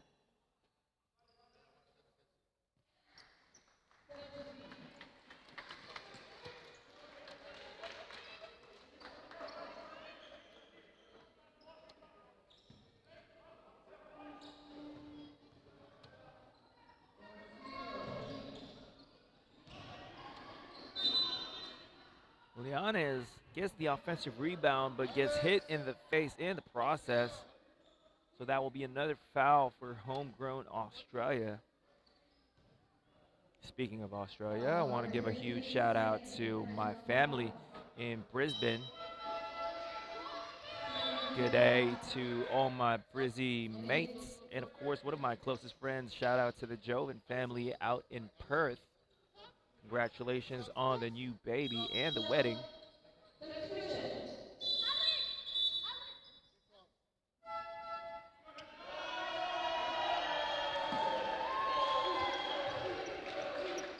Now Simpson getting his first minutes replacing Pasak. And it looks like Simpson has his own fan section in the crowd there going crazy when he checked into the ball game.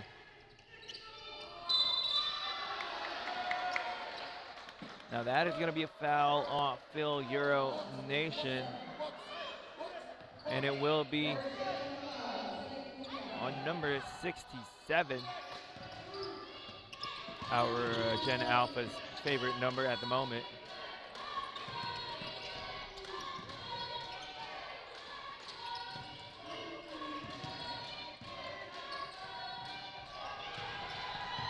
Good idea coming from Solorio as he saw Uy cutting to the basket, but even better defense there, deflecting the pass.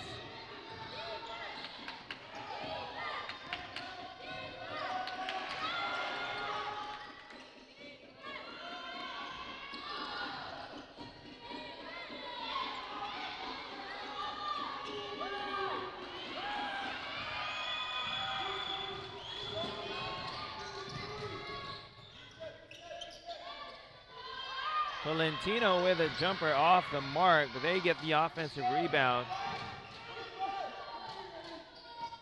That pass to Tolentino was stolen.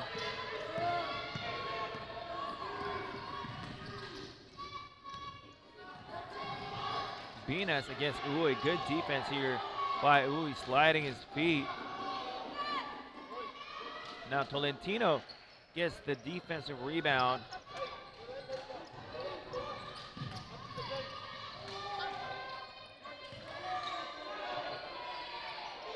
Another three-pointer, same spot, same result. That ties things up at 9 apiece with over 2 minutes left here in the opening quarter.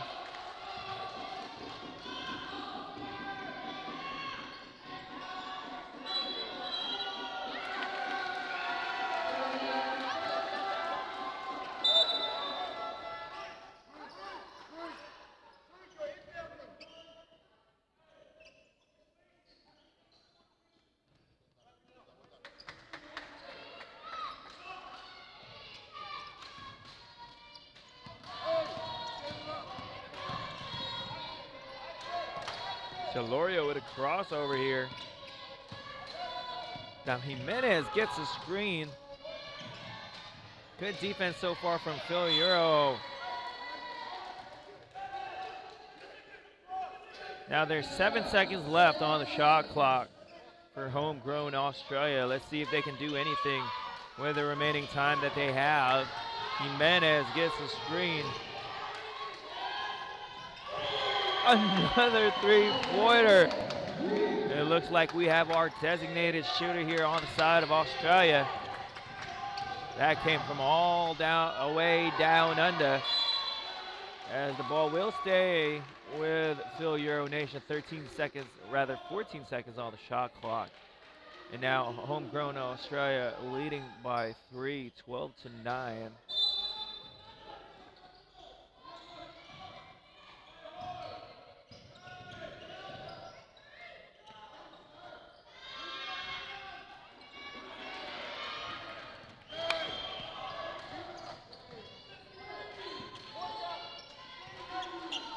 Tolentino momentarily open, decides to attack the basket, gets his own miss, but is fouled on the offensive rebound.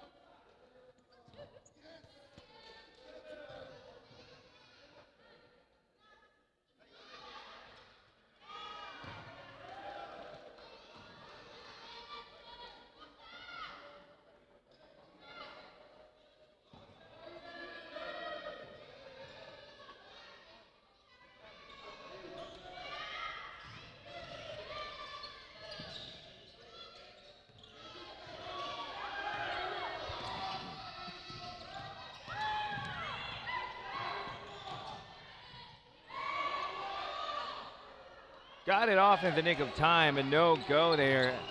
And this could potentially be the last shot for the first quarter as Homegrown Australia has the ball, and another foul is whistled.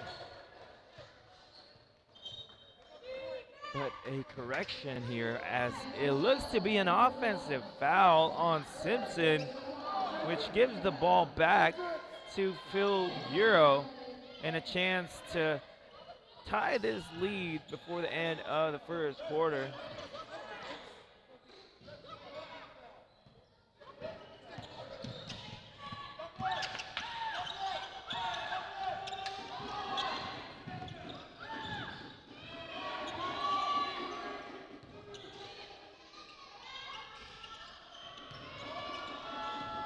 That three-pointer by Llanes is off the mark, so it will be 12-9 in favor of Homegrown Australia to finish this first quarter.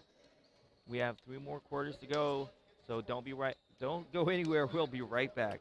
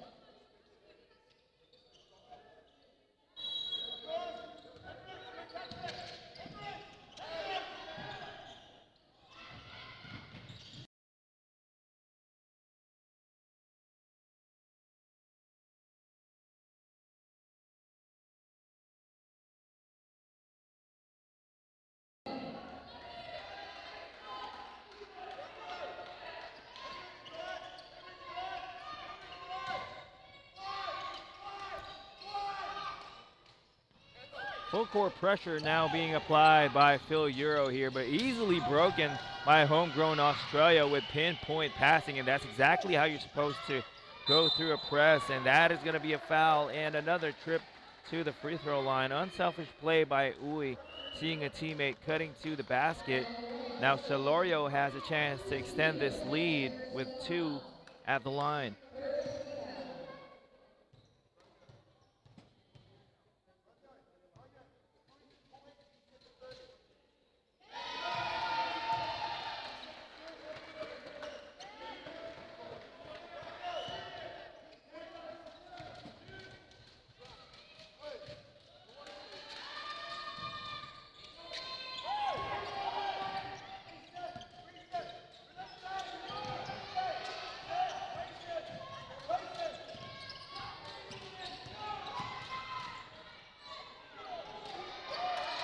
Simpson fighting for that loose ball, but they run out of time.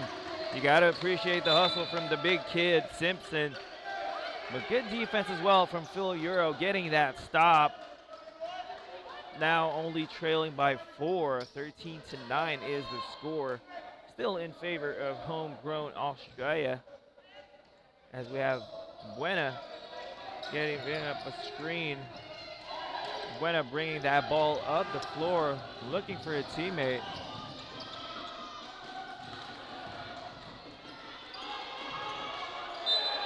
And that is going to be a travel. 1 too many steps. Gives the ball back to the Aussies.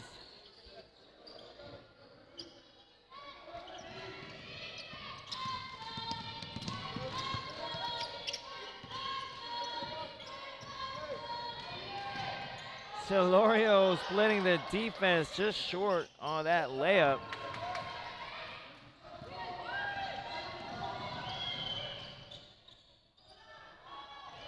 Sidestep is no go. Gets the offensive rebound and is fouled.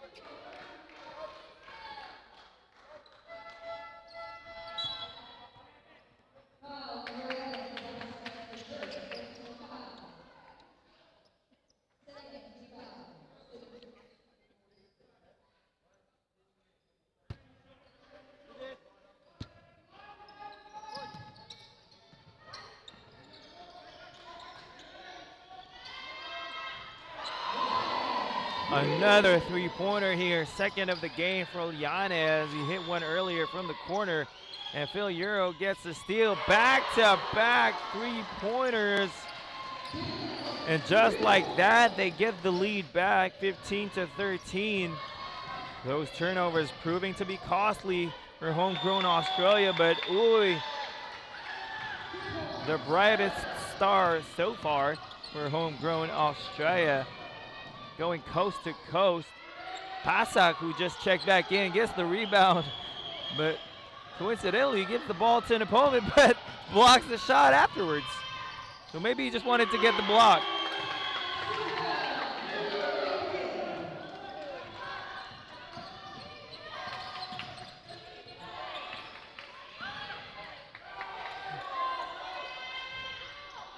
Fil-Euro loving that three ball right now. They've been taking a lot of them here in the second quarter.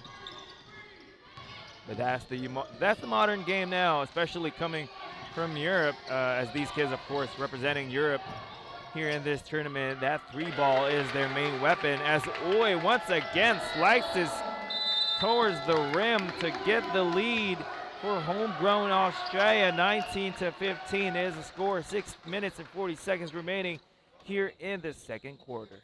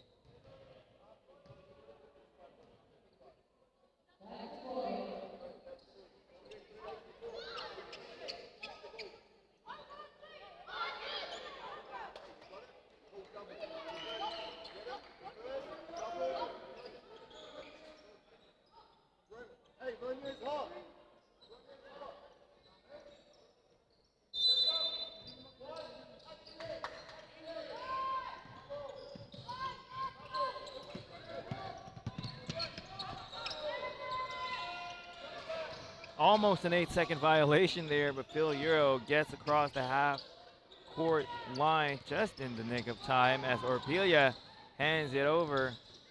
Good ball and player movement right now for Fil-Euro, and they get their offensive rebound courtesy of Yanez. But Homegrown Australia playing hard-nosed defense here, gets the steal.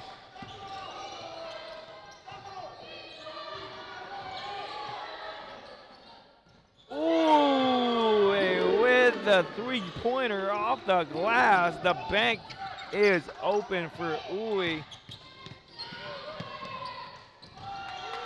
That pass was too high coming from Yanez. He would have been the only player on his team to get that pass.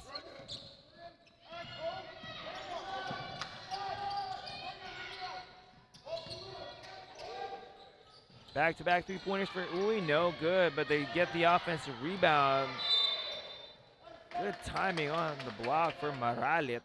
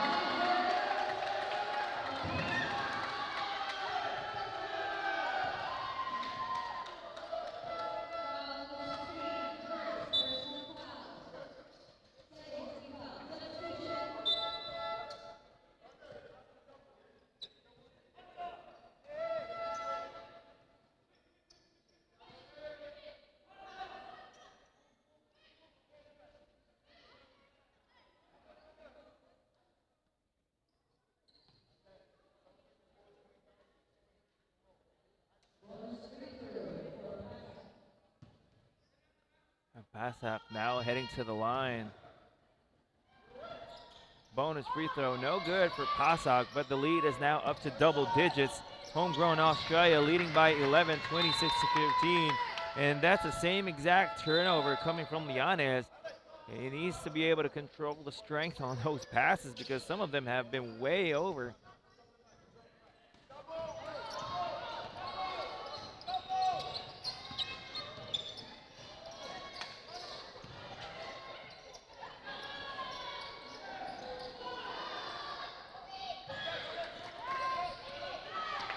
Yanez with an outlet pass. Now Fil-Euro in transition, but the defense of Australia making life difficult for our Pinoy Europeans. But the ball will stay with Fil-Euro, 15 seconds on the shot clock.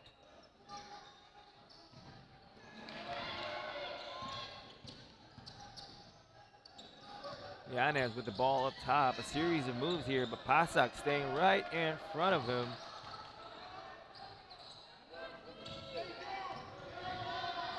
Yanez slicing through the defense. No goal. Yanez gets the offensive rebound, trying to do everything right now for his squad as Passak gets that rebound. Outlet pass now. Jimenez open. Will he make the layup? No, but that will be a foul.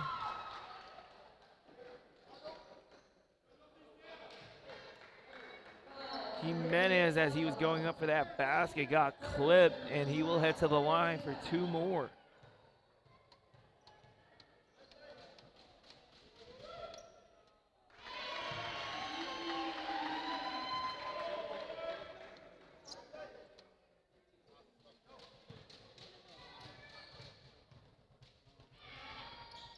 Jimenez misses the second free throw.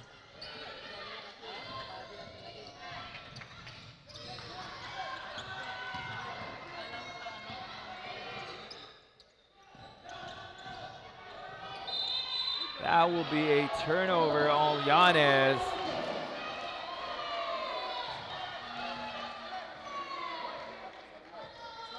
Fans on the sideline saying that that was not a travel, but in fact, if you're going to do a hop step, you have to land with both feet at the same time, not a 1-2 hop. It has to be at the same time, and what Lianes did there was a 1-2 hop, and that, in the rule books at least, is what you call a travel.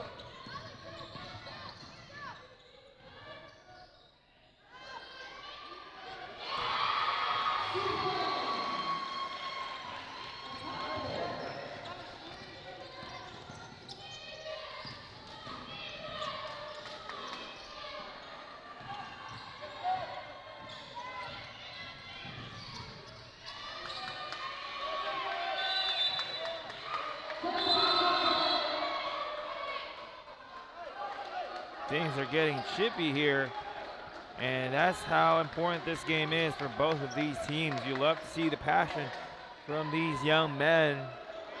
Again, this is the 12 and under division of the Manila Live NBTC presented by SM Supermalls. My name is Kyle Sanchez, and while we have a lull in action, let me thank our sponsors once again. Swish App Live Stats, Samahang Basketball ng Pilipinas, Molten Official Game Ball, Smart Omnilight, Pocari Sweat Official Ion Supply, Gameville Sportswear, CCF, and our venue here today, Aero Sports Center in Quezon Avenue, Quezon City.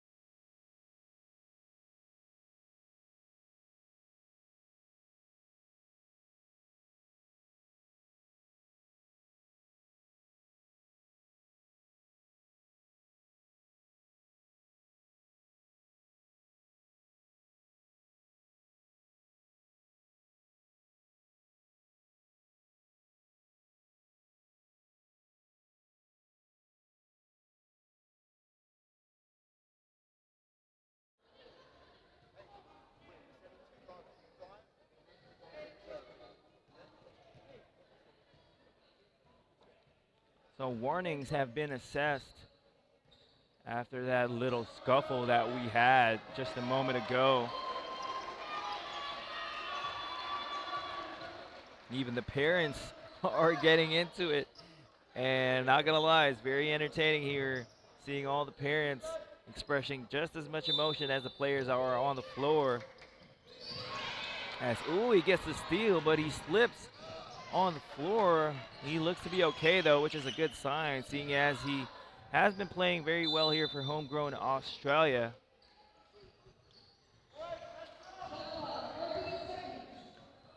"14 seconds now on the shot clock for Fil-Euro Nation. 27-17 is the score. Homegrown Australia still with the lead, as Lianes trying to do everything right now for his squad. Salva almost banked that three-pointer in from the parking lot, but to no avail, as Homegrown Australia now in transition. Tolentino with a crossover, but good help side defense there coming from Salva to poke that ball loose. Ball will stay with Homegrown Australia with 13 seconds on the shot clock.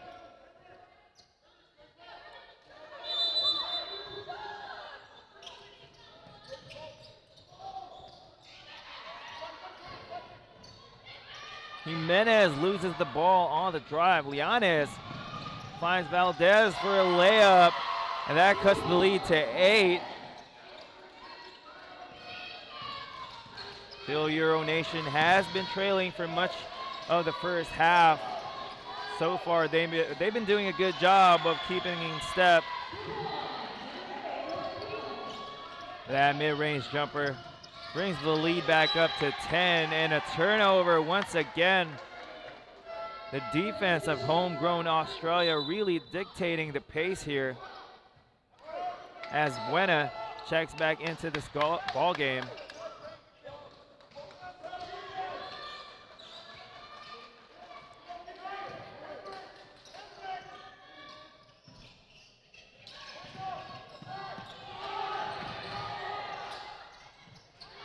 Tough shot there, but Uwe is there for the offensive rebound.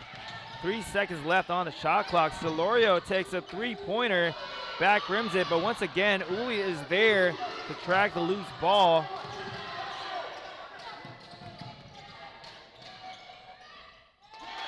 Off the glass from Jimenez, splitting 2 defenders, and now in a full court trap are Homegrown Australia.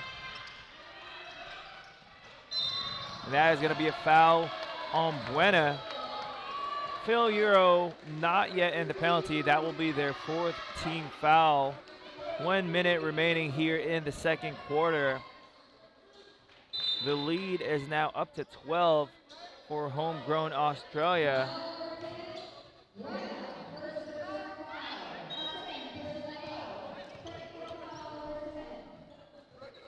And there's going to be a technical foul called on number 10, Buena, for unsportsmanlike behavior. You don't see that often in the kids division, but a technical foul has been called on Buena as he heads back to the bench in favor of Venus. Now at the line to take a technical free throw is Celorio. With that technical foul, Fil-Euro Nation now in the penalty as Celorio misses the technical free throw.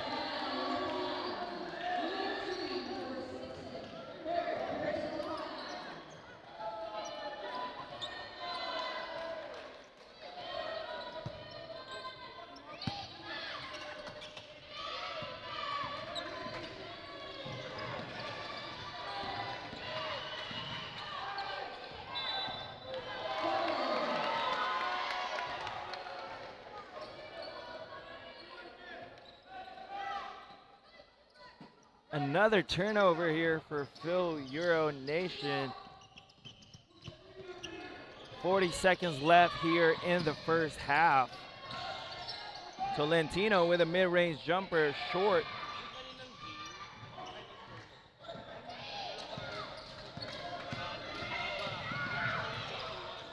Venus being doubled here by Tolentino, and Jimenez finds an open teammate in the corner. Three-pointer is short, but Llanes gets the offensive rebound, rushed that shot. Now Simpson with the rebound, hands it over to Uwe. 8 seconds left for the Australians. And a foul is going to be called once again, this time on Maralit. And Fil-Euro is already in the penalty, so it will be 2 free throws coming up for Uwe with 6 seconds remaining on the clock.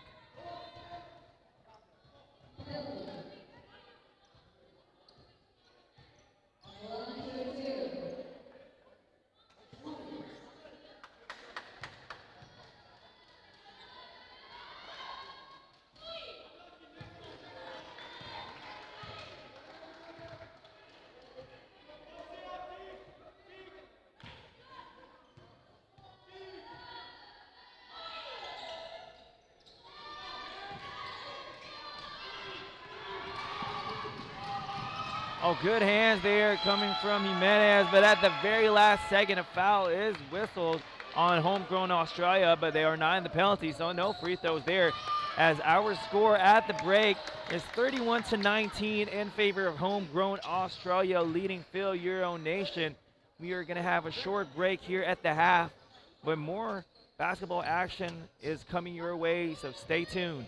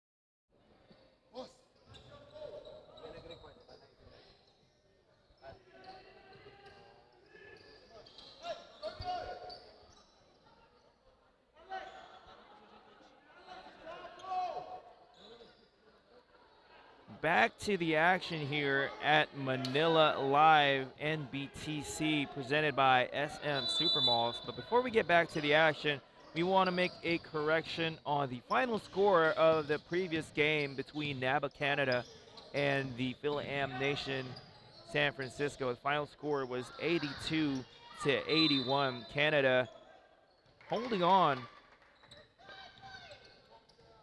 that furious rally by San Francisco, not able to complete that comeback. Canada taking that victory. And now, before we get back to this game between Fil-Euro Nation and Homegrown Australia, once again, I wanted to thank our sponsors, Swish App Live Stats, Samahang Basketball ng Pilipinas, Molten Official Game Ball, Smart OmniLight, Pocari Sweat Official Ion Supply, Gameville Sportswear, CCF, and Aero Sports Center, which is our venue for the day.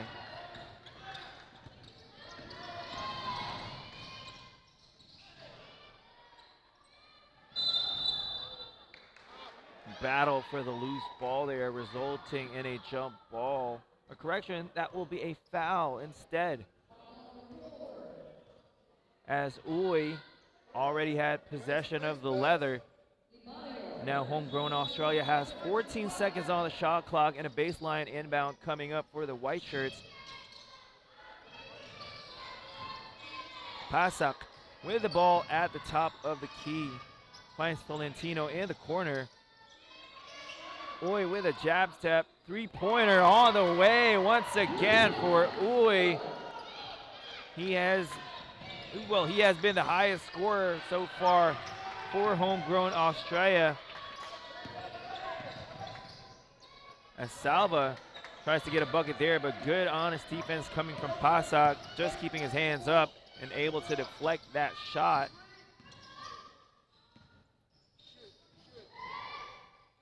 Tolentino wanted to go back-to-back on three-pointers there for his squad, but back rims that one.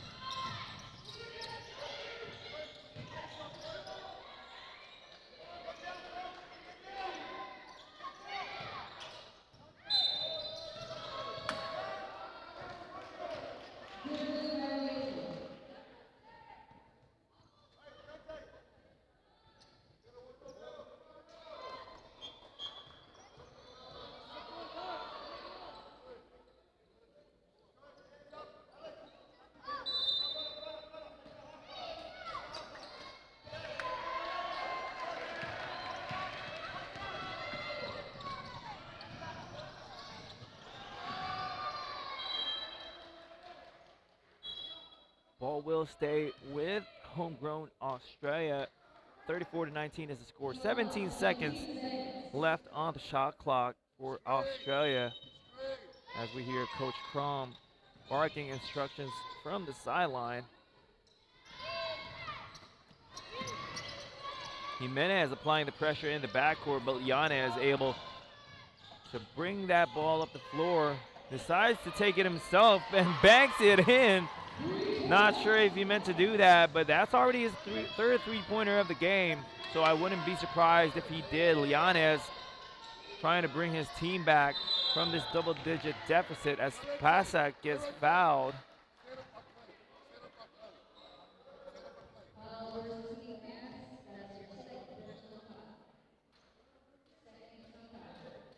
That's the second team foul already for Fil-Euro Nation. Now Pasak is at the line. Swishes the first.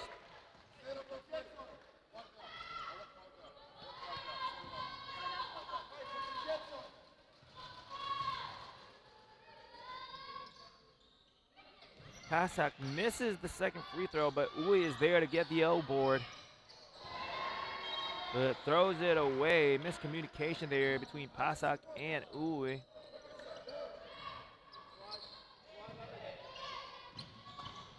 Homegrown Australia still in that full court man-to-man press. But Fil-Euro able to break free as Salva finishes.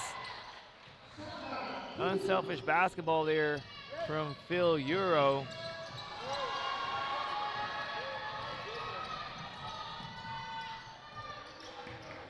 That pass was way too high as Homegrown Australia gets the leather once again. No go, but Tolentino is there for the offensive rebound. Short on that putback attempt as Leones gets the rebound.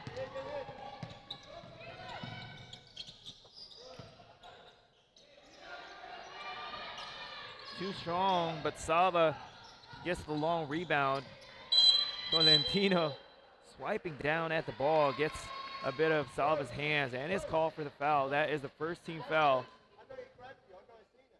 for Homegrown Australia.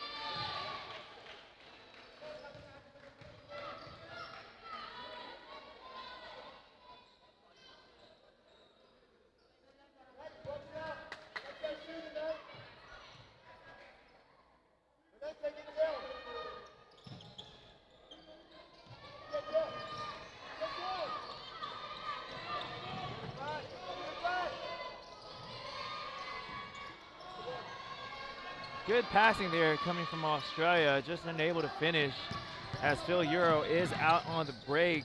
Venus trying to break free from Uy, gets doubled in the corner. Tolentino playing the passing lanes to perfection. Now Australia has the numbers. Pasak with the lefty layup to finish the break. Textbook fast break there coming from Australia. Now the lead is back up to 12 for the white shirts. Still applying that full court pressure, doubling in the backcourt, trying to force some more turnovers here on Fil-Euro Nation. And that is gonna be an 8-second violation.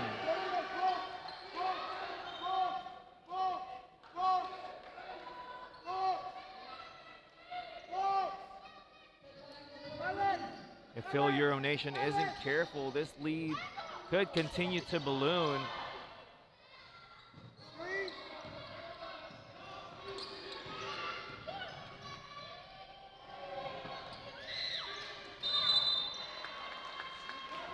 That's going to be another foul here. This time, Ibarrio is called for the foul. That will be his second personal foul.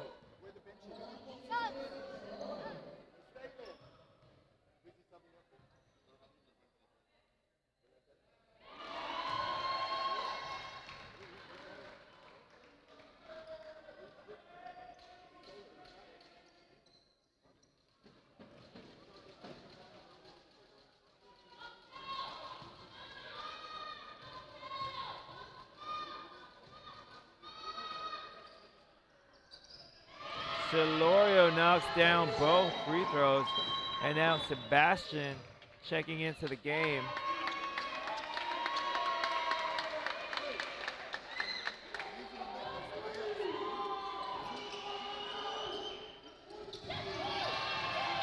Not a good pass there coming from Salva. Needs to put more sauce on that pass, as that was easily telegraphed by Uy to get another steal for Homegrown Australia. The turnovers piling up now for Fil-Euro Nation, and Homegrown Australia able to capitalize as Salva saves it to Celorio. Celorio punishing Salva for that costly error.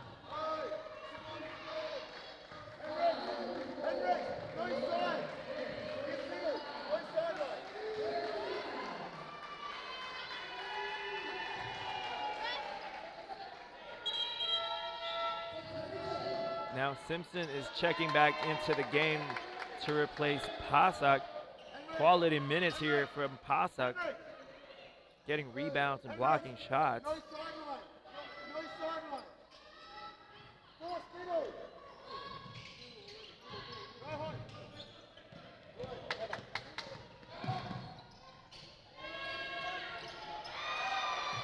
Venus takes it all the way and hits that mid-range jumper to cut the lead back down to 14. As Deloria wastes no time in attacking the basket, takes it all the way. You gotta love the confidence that this young man is showing right now.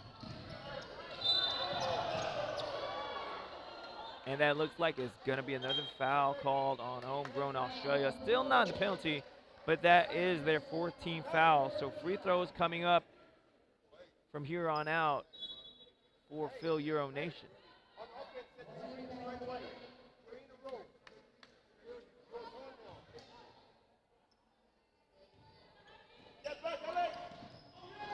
Oh, good tip there coming from Simpson, making things happen. Finished off with another bucket, hoop and the horn for Uy. Credit Simpson for that one, getting the deflection, which led to that fast break layup. Uy finishing the break as he's done all game.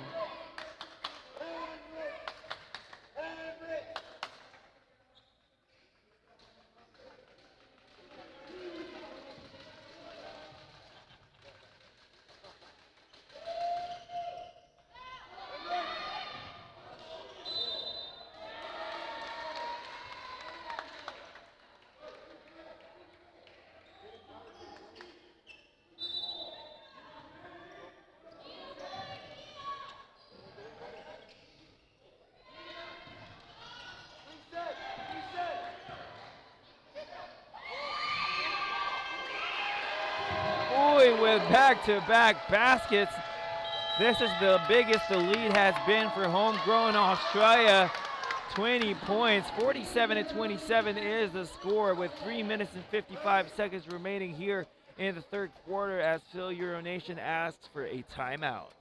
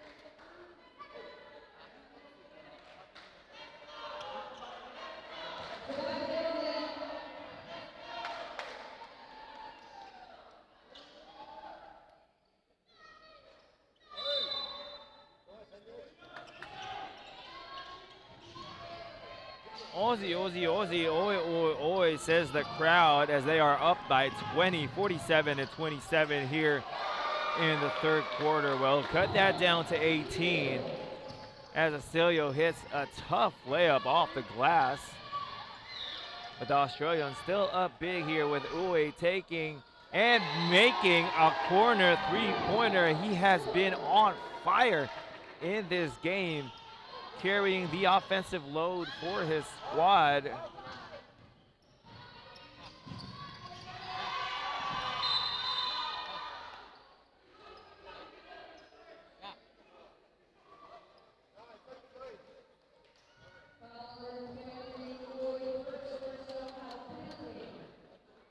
Homegrown Australia is in the penalty, so that will be 2 free throws coming up from Astudillo.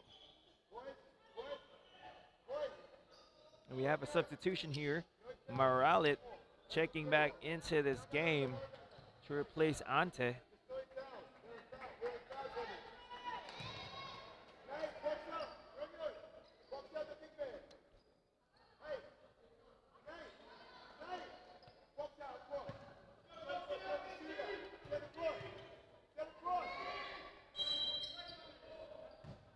That will be a lane violation. So a substitute free throw will be given to Astudillo as our officials instruct the players not to go into the lane too early. That will be another lane violation, but basket will count for Astudillo as Acosta checks into the game for the first time, replacing Tolentino. Much deserved break. The coaching staff of the Homegrown Australia team digging deep into their bench, and they can afford to do so, seeing as they are currently up by 20 with 3 minutes here left in the third quarter. Simpson getting that layup. Basket plus the foul, the fan favorite. Simpson getting the crowd on their feet. You can feel the energy here. It is palpable at Aero Sports Center here in Quezon City. Simpson bringing the house down with that offensive rebound and put back. Bonus free throw coming up for Henrik Simpson. And he knocks the bonus down to extend this lead to 23, the biggest it has been in this ballgame. And Uy gets another steal and dribbles between two defenders, but overshoots that mid-range jumper as Sava gets the rebound. Fil-Euro Nation now running the break.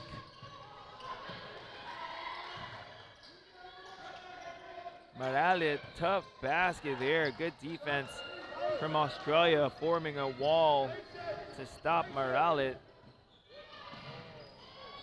That's going to be a turnover there as Sava gets the loose ball.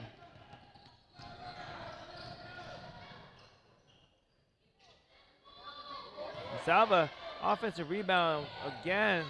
Astudillo from the top of the key. Simpson getting that rebound. Didn't even need to jump to get that one.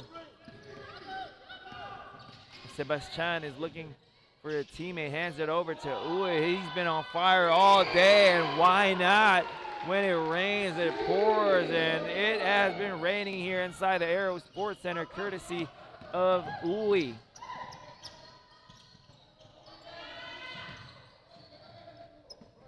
And on the other end of the floor, baskets have been hard to come by for Fil-Euro Nation, especially here towards the latter part of the third quarter, as Simpson is clobbered, but no foul called.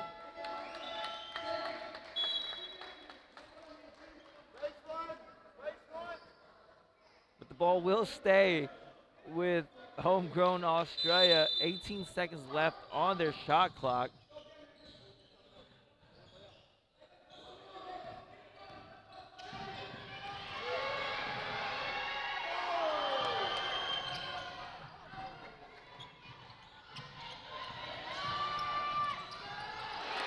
Another steal. This time Celorio gives it up and no go.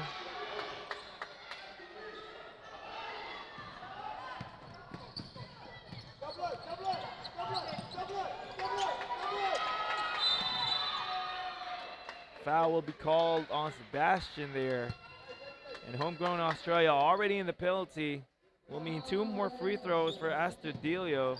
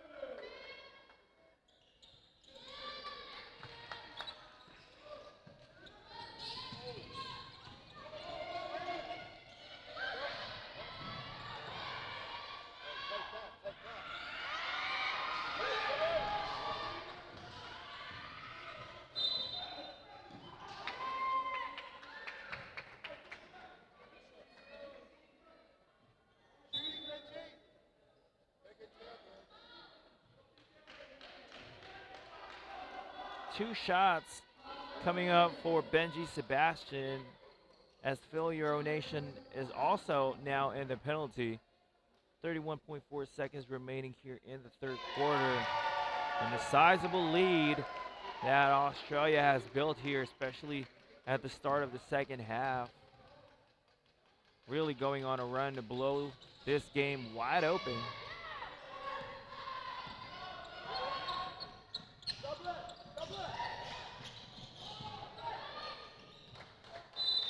That ball will go back to homegrown Australia. Astudillo and Binas colliding in midair, not really communicating on who'd get that offensive rebound. Binas with a deflection. Ball will stay with Australia. Last shot time here, as they only have 19.5 seconds to work with.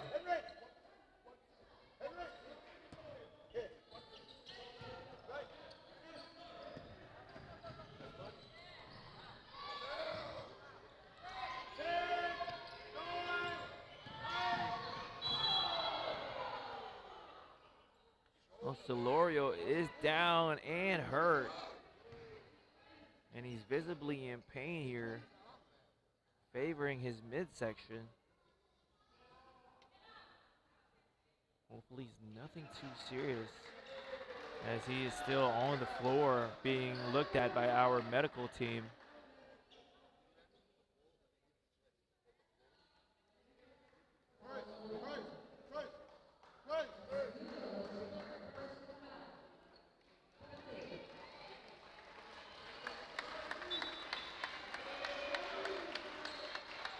But he looks to be okay. He's walking on his own 2 feet.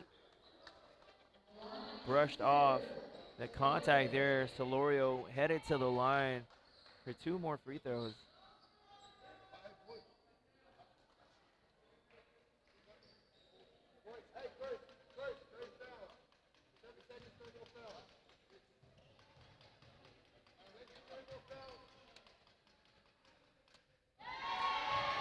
First free throw is good for Solorio.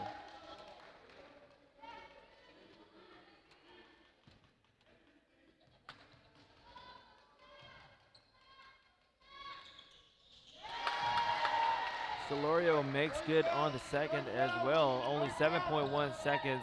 Australia can't afford a foul here, as they are in the penalty, as Leones makes another 3-pointer. The lone bright spot right now for Fil-Euro Nation. But Australia still with a huge lead heading into the 4th quarter. 59-36 is the score.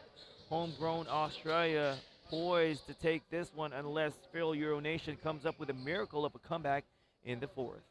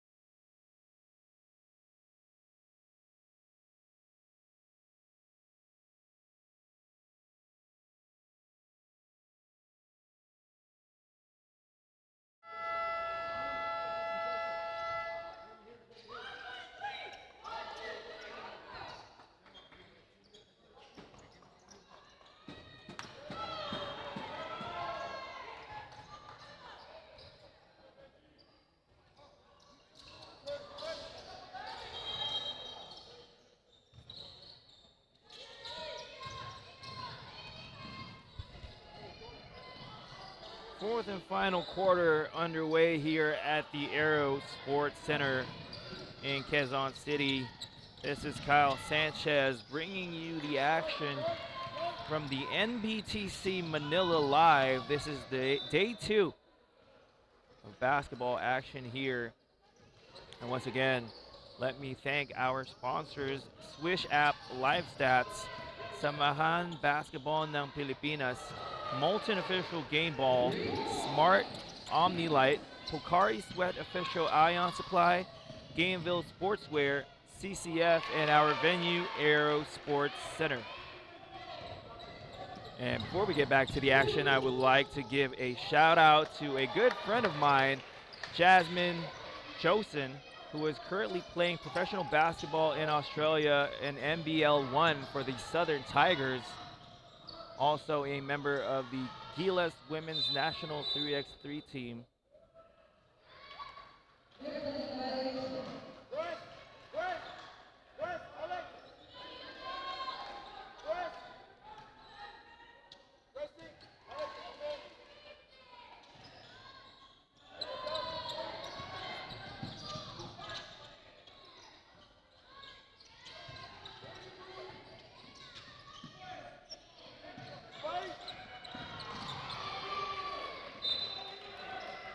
That'll be a turnover for Homegrown Australia, but at this point they can afford to make a few mistakes here and there,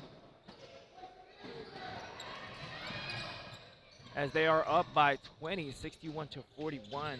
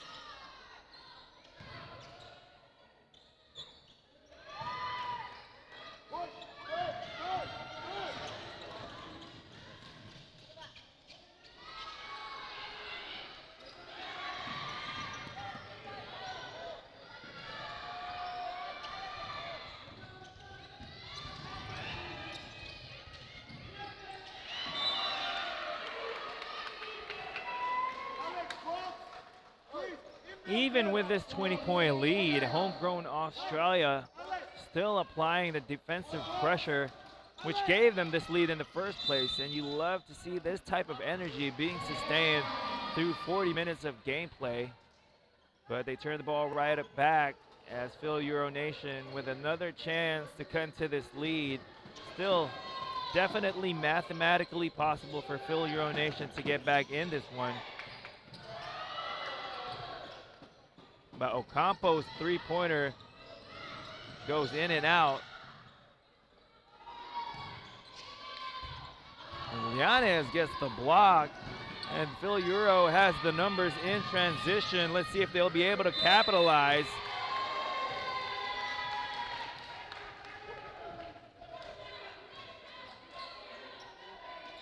And that will be a foul called on Sebastian, much to his dismay.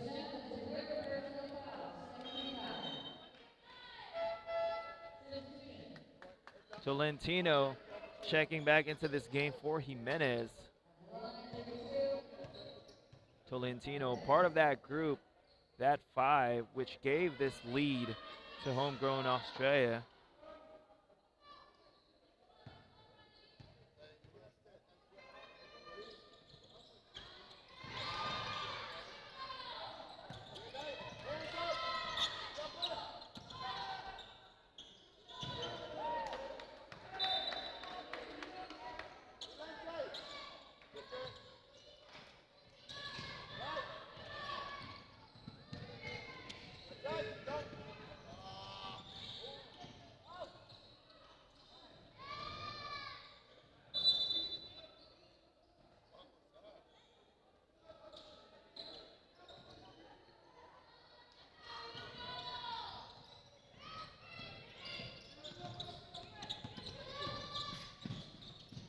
Good passing here from Fil-Euro Nation.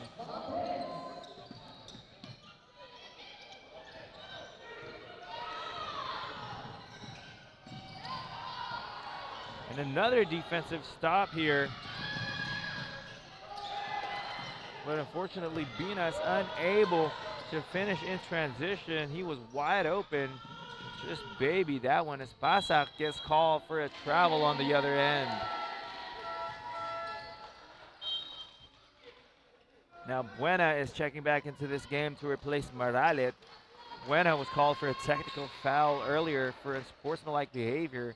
Let's see if he'll be able to make up for lost time.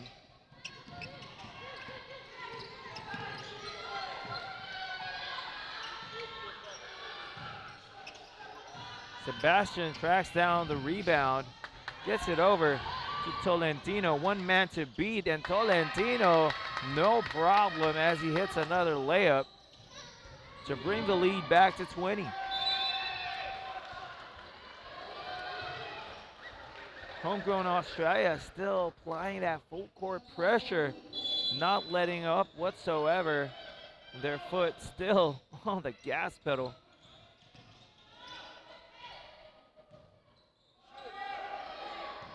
Sebastian has 6 seconds to shoot and makes that mid-range jumper.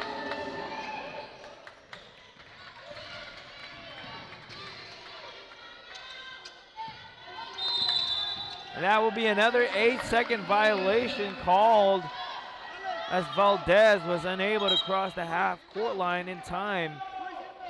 And we have Simpson checking back into this game to replace Pasak.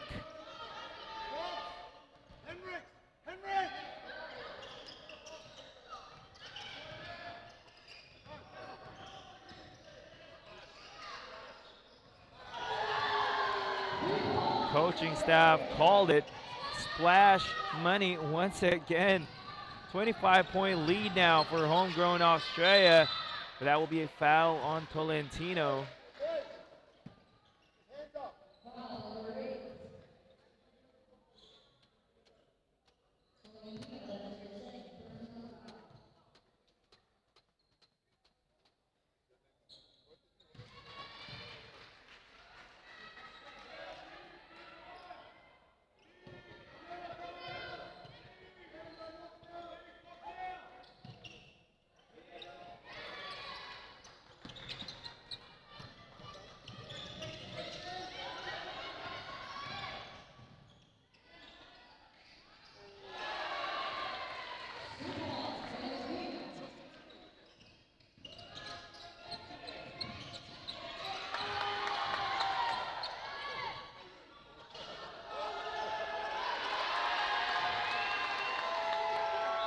Australia still keeping their foot on the throats of Fil-Euro Nation.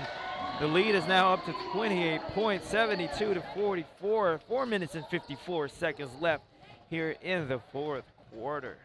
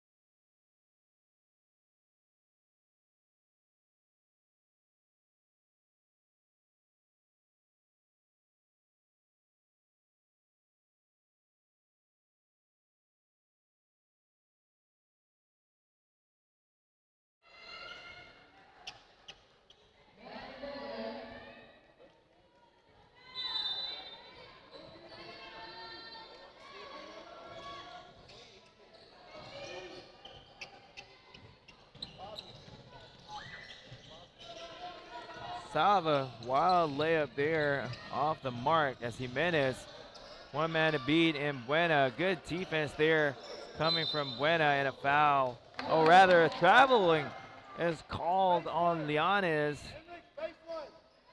The turnovers have really hurt Fil-Euro here today, as Homegrown Australia has done a good job enforcing those turnovers and converting on the other end.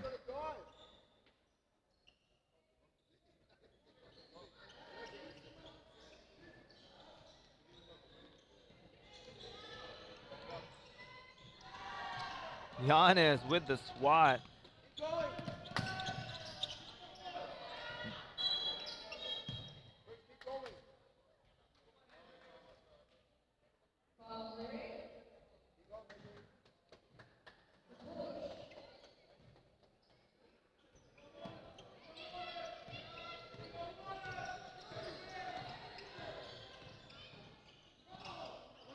Miscommunication there between Jimenez and Simpson, as Buena tries to go for a basket on the other end. Still showing a lot of energy here are the players from Fil-Euro Nation, and you love to see it in spite of this 28-point lead that Homegrown Australia has. Fil-Euro Nation still playing as hard as ever. Not looking at the scoreboard, but just trying to leave it all out there on the floor. And these are the types of good habits that you want to build with young players such as these.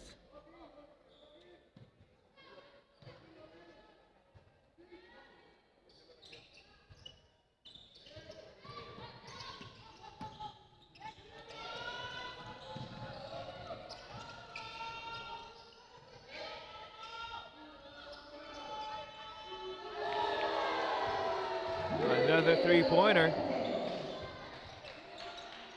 for Homegrown Australia. Still applying the pressure in the backcourt. Double team almost forces a turnover, as we have Acosta and Solorio checking back into the game.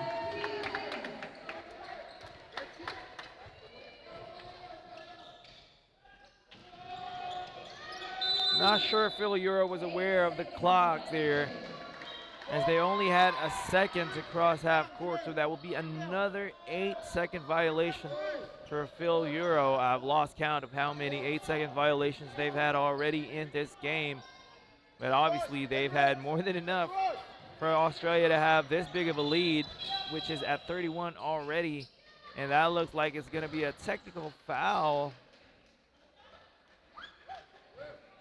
Let's see who it'll be on. This is the second technical foul this game for unsportsmanlike behavior, and that'll be called on Solorio, and he is left scratching his head, wondering as to why a technical foul was called on him. But obviously our officials saw something that made them blow their whistles.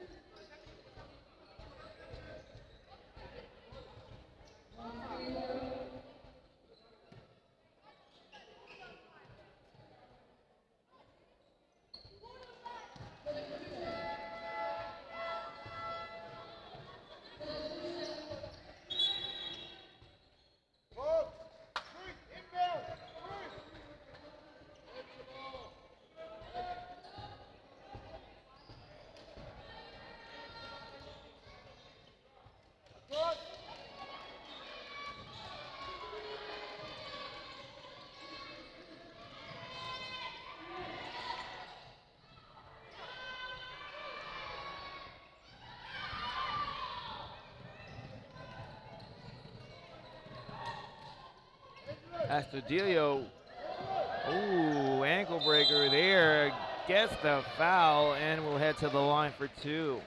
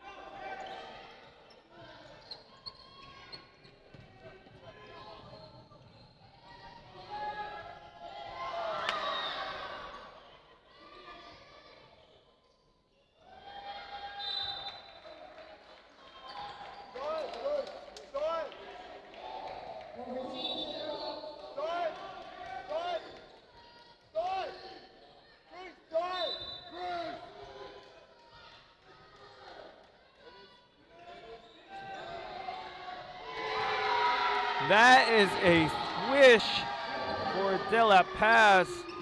Not seeing a lot of minutes today, but immediately making an impact for his team.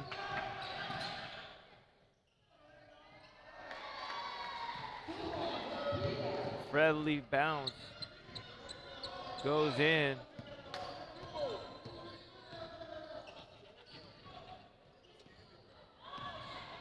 Simpson barrels through the lane, but will be called for steps as the ball will go back to Fil-Euro.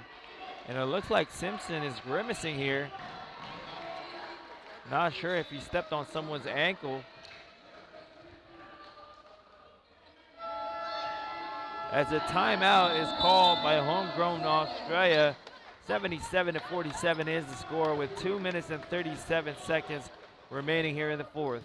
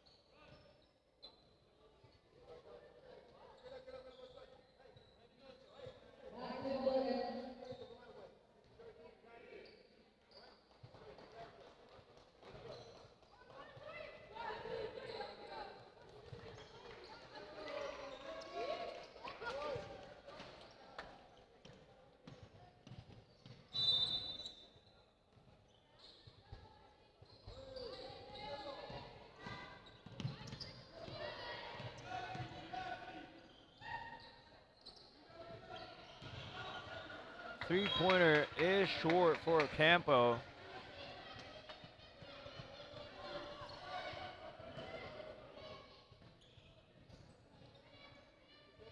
As we have Celorio bringing the ball up the floor. Gets a solid screen from Simpson.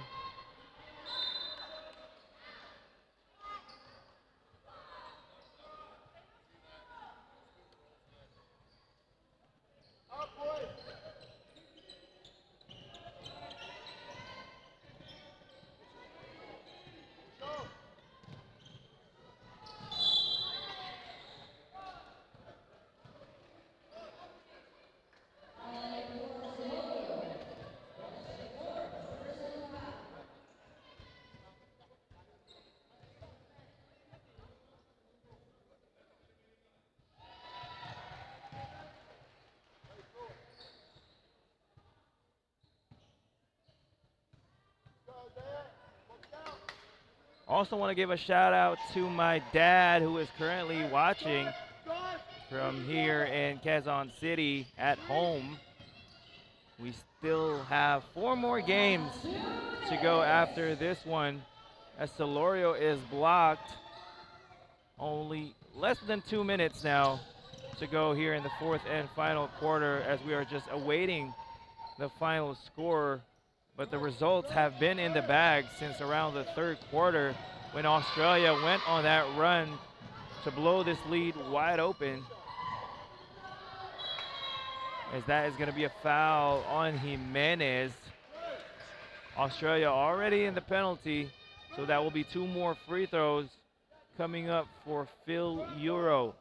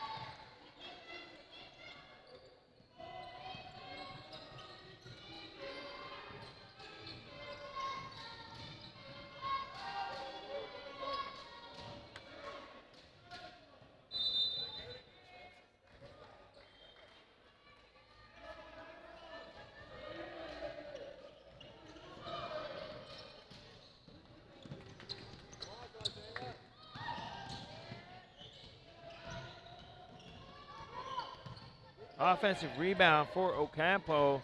Air ball, but putback is good.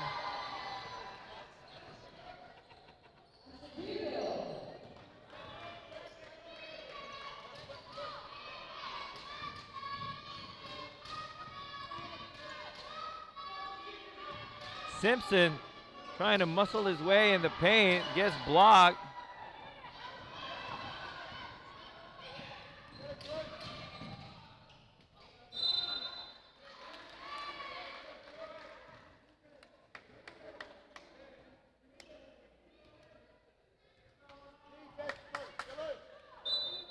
19 seconds on the shot clock for Fil-Euro. 42 seconds remaining in this ball game, and that will be a traveling infraction on Astudillo.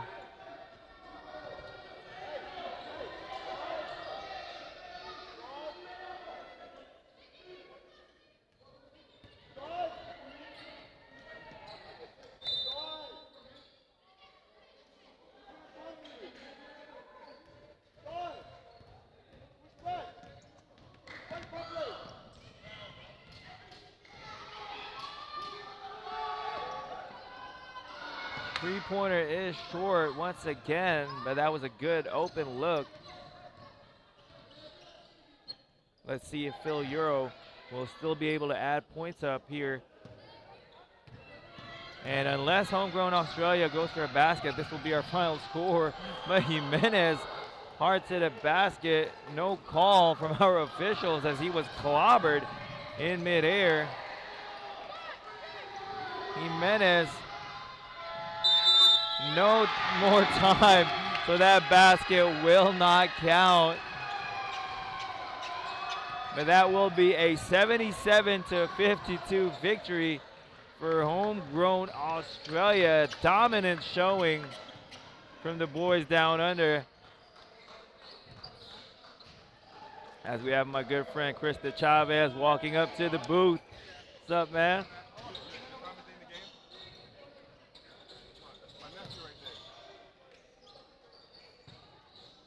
We have 4 more games to go, but please don't go anywhere as NBTC Manila Live will be back after this short break. Again, my name is Kyle Sanchez. Thank you for tuning in.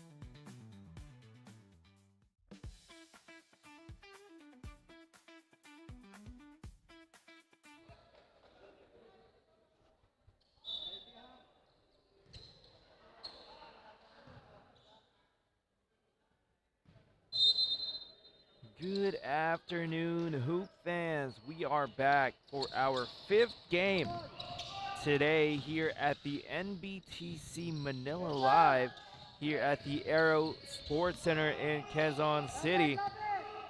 We have 8 games in total today, and this is already our 5th game. But before we get into the action, let me thank our sponsors, Swish App Live Stats, Samahang Basketball ng Pilipinas, Molten Official Game Ball, Smart Omnilight, Hooperz Sweat Official Ion Supply, Gameville Sportswear, CCF, and our venue, Aero Sports Center. For our 5th matchup here today, we have the elite squad of Coach Mark Herrera, one of the few local squads we have here in this tournament, going up against the Filipino-Canadian delegation, Philcan from NABA. But this is the 12 and under squad. The 19 and under squad was the one that played earlier.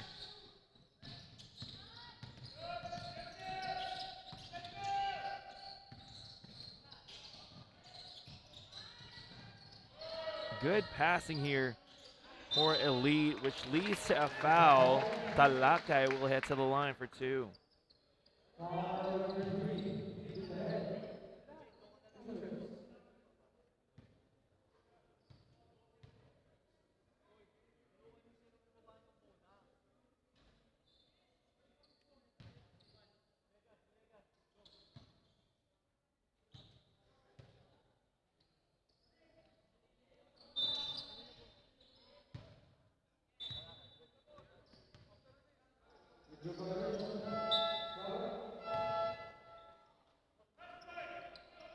And Talakay will head to the bench for a quick breather after getting fouled as Pilipinas Microsmith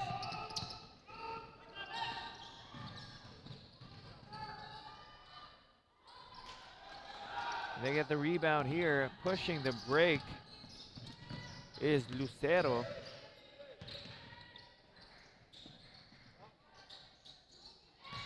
Corner three-pointer off the mark, falls in the hands of Maglasang.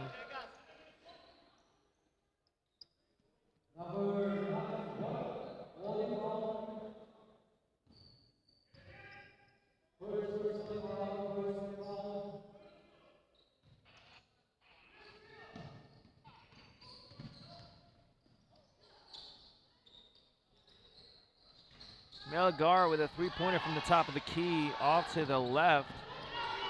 Now Microsmith out and running.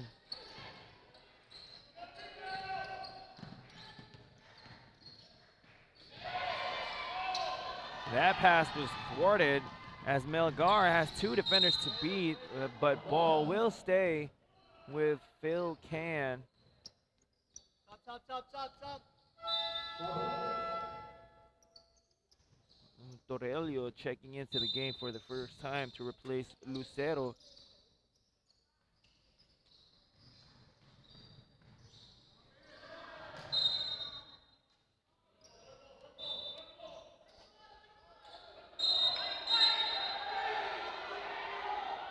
Well, that appears to have been a turnover. Ball will go back to Pilipinas Microsmith.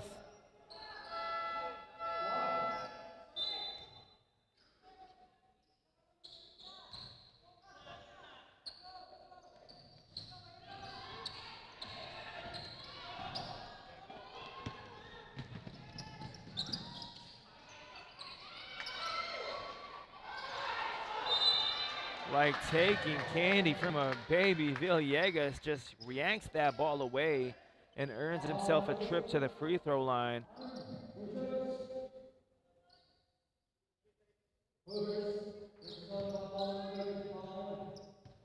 That's already the 3rd team foul for Team Canada, in danger of getting into the penalty early. Luckily for them, Villegas airballs that first free throw.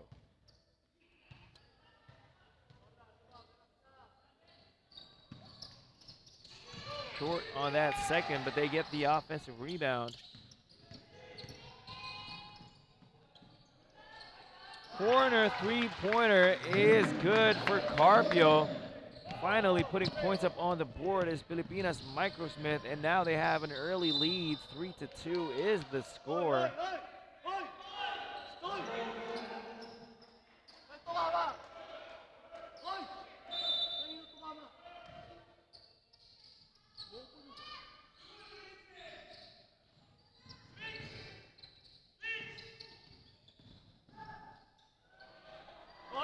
And that is an obvious push on the back there. Ball will go back to Pilipinas Microsmith.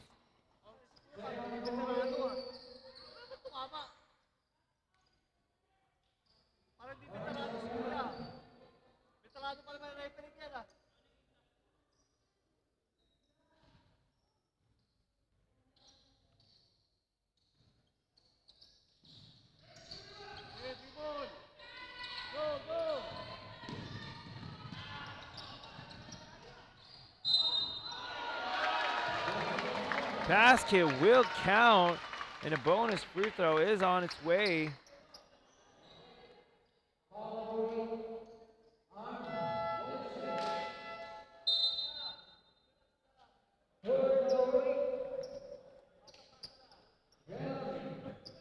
Aguilar now seeing his first minutes of action here, replacing Maglasang.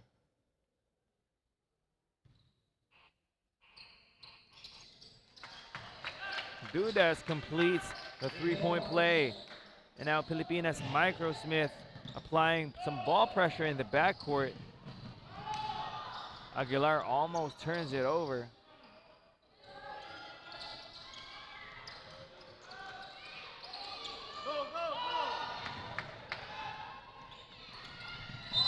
Carpio is fouled. And Team Canada already in the penalty. So from here on out, it will be free throws for Pilipinas Microsmith. We're not even at the halfway mark of the first quarter yet, and already Canada has racked up 5 team fouls. And they have to take care of that foul situation for the remainder of the first quarter, unless they want to send Pilipinas Microsmith to the line on every possession.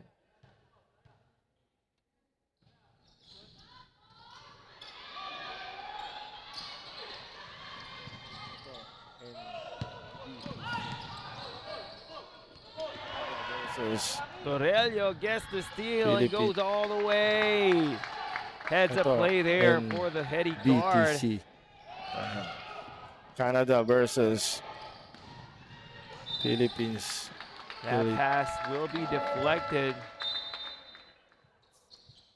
as Mera checks into the game to replace Melgar. 18 seconds on the shot clock for Canada.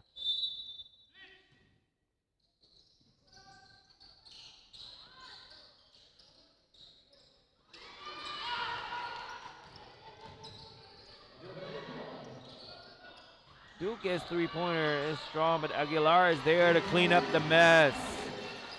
Score is now 8-4 in favor of Pilipinas Microsmith. Good intentions on that pass, but ball will stay with the white shirts with 18 seconds left on the shot clock.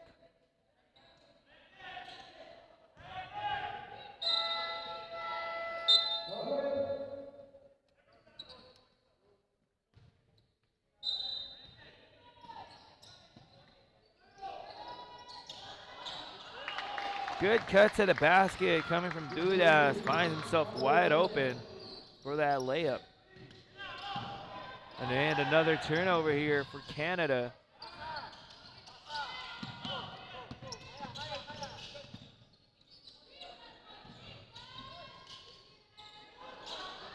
Good pass there.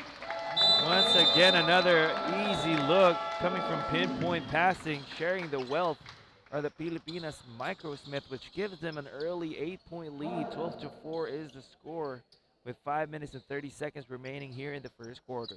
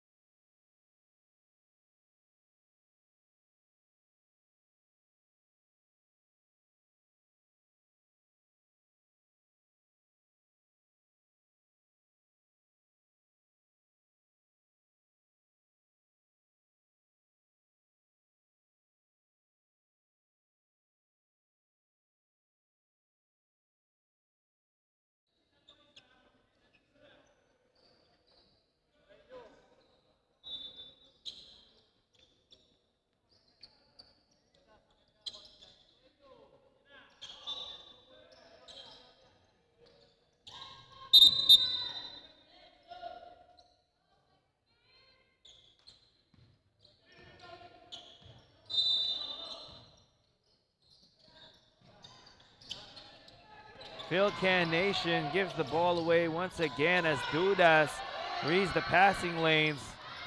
And Villegas there for the putback. No go once again. Multiple tries at the basket. Duque on the other end for a layup.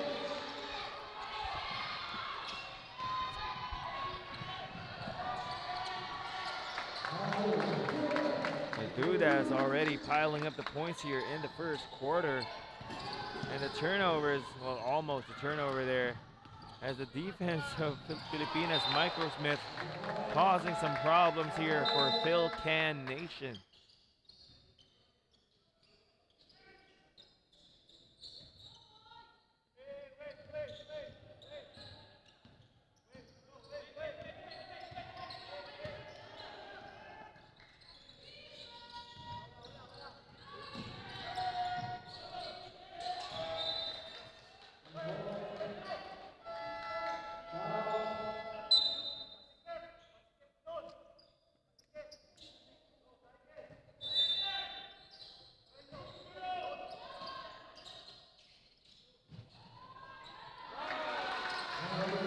Three-pointer here for Carpio, and now it's a double-digit lead for Filipinas Microsmith, and the turnovers are piling up right now for Philcan Nation. And if the Canadians are not going to be able to address this turnover situation, it is going to be a long day for them.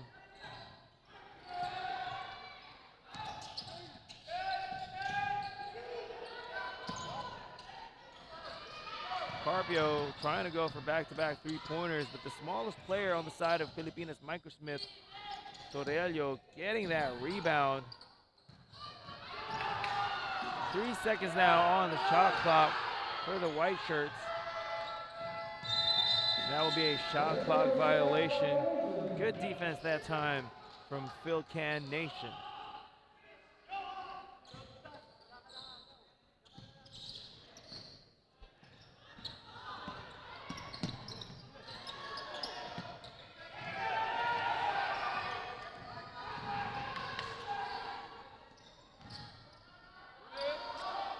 It seems there are multiple white shirts every time a Canadian player has the ball. In the defense of Filipinas Microsmith, the main weapon here, which has allowed them to build this 13-point lead with still over 3 minutes remaining here in the first quarter.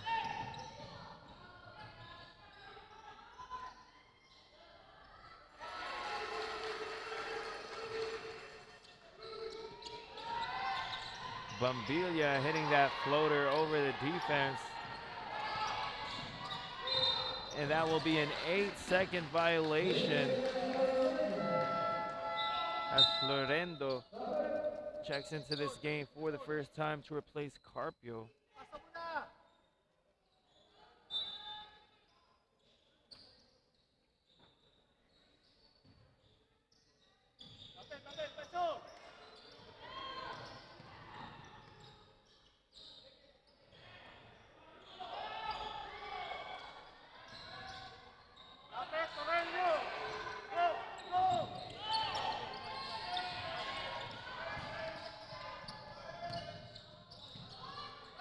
Strong move coming from Dudas. Or correction, that was Villegas with the undergoal stab.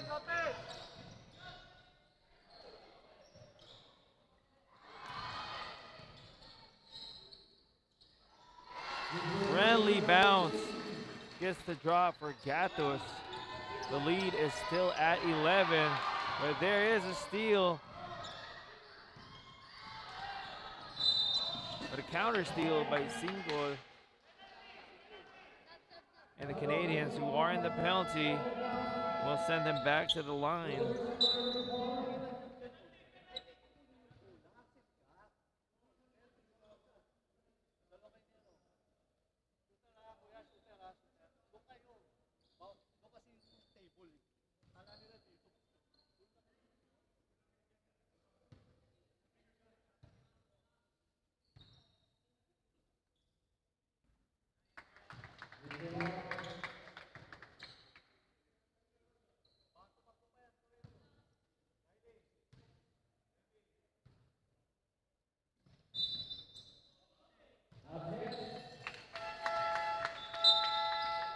Substitution here for Pilipinas Microsmith. Viray checking in for Cinco.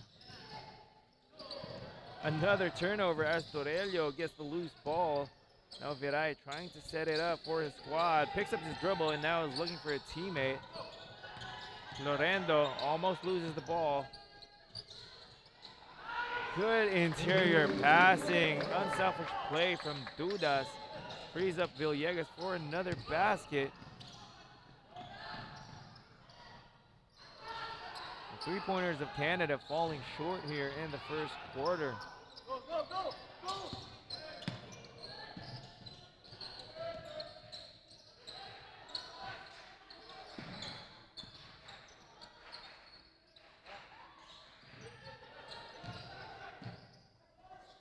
Good hustle there coming from Dudas, but Villegas gives the ball away. And Gatos is tripped by Torello in the backcourt.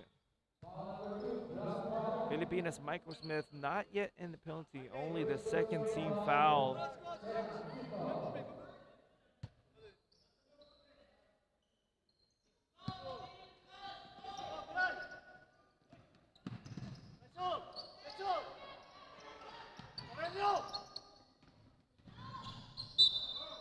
Hey, Torello! Bilay mo na! Lapit na kaya, Bilay!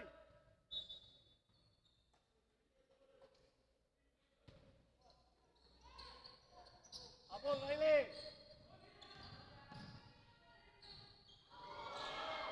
Nothing falling right now for the Canadians. They have been ice cold here.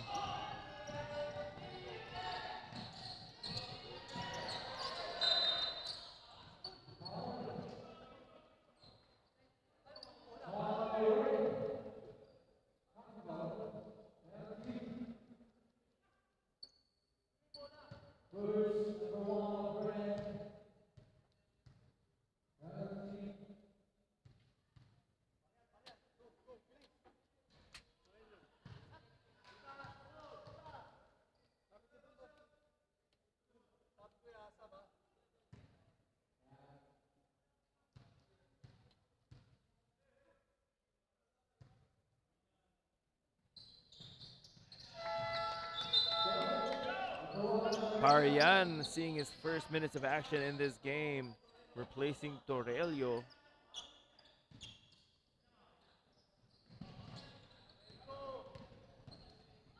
Filipinas Microsmith trapping in the backcourt, but easily broken by the Canadians, but still no go on offense for Canada, as a lot of hands playing the passing lanes and deflecting those balls for Filipinas Microsmith. That corner three-pointer falls. A correction, that is a long two-pointer. Nevertheless, Canada is now up to 12, but the lead is up to 14. 26-12 is the score.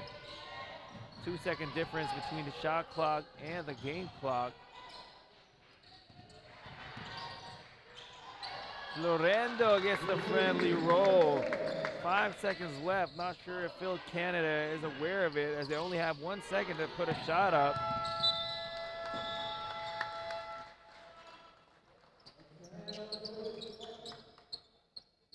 And with that, we have a 16-point lead to close out the first quarter. 28-12 is the score in favor of Filipinas Microsmith. But don't go anywhere. We'll be right back with some more basketball action.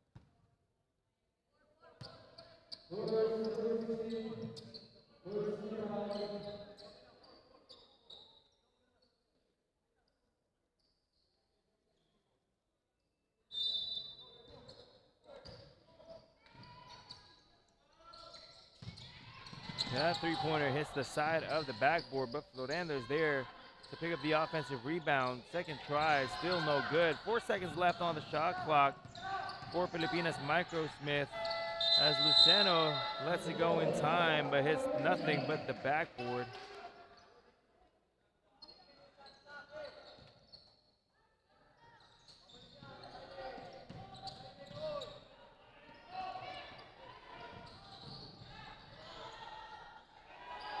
Good up fake there to get Florendo off his feet. Aguilar doing a good job showing some patience there underneath the basket.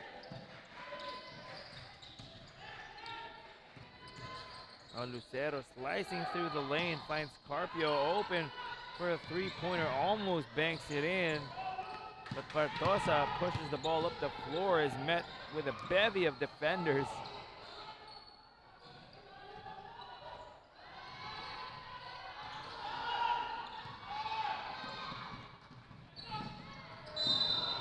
That is going to be a foul, and Lucero will head to the free throw line for 2.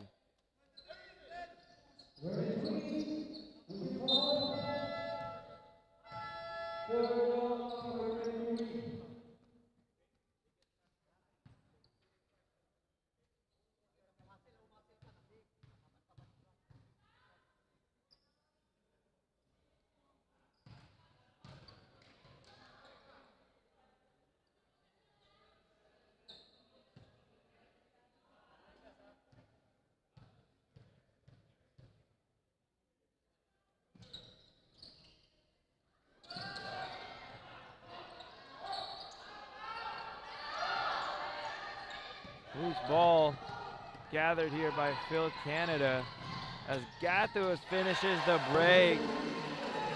Score is now 28-16, still in favor of Pilipinas Microsmith.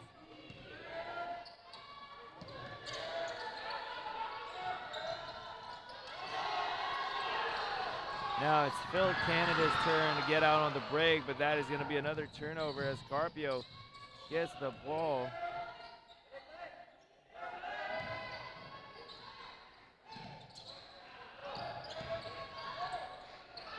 Lorendo with a beautiful spin, just hits the right side of the iron. And somehow Filipino Canada Nation gets a hold of that loose ball.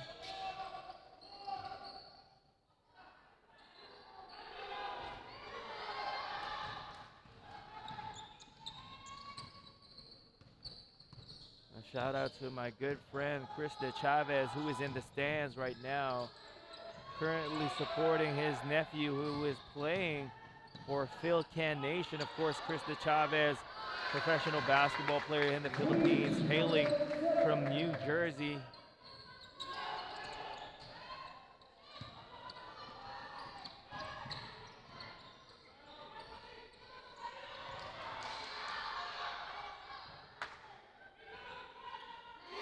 Three-pointer finally falls for Phil-Can Nation.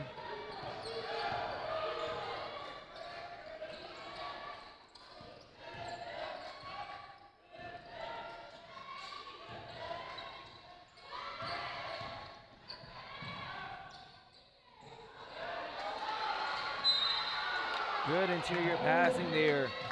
Coming from Pilipinas, Microsmith ends up in a basket. No count, but 2 free throws will go for Villegas.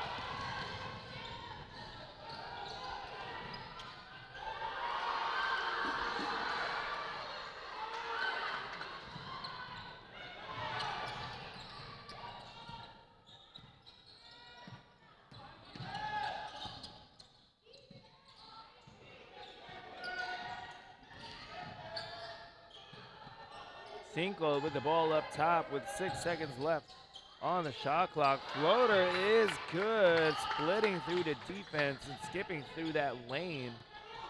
Extends this lead once again to 14, 33-19.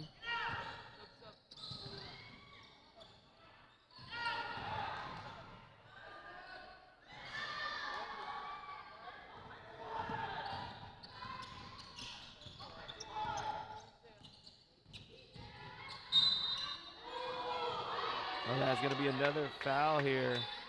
It looks like it's going to be on Partosa.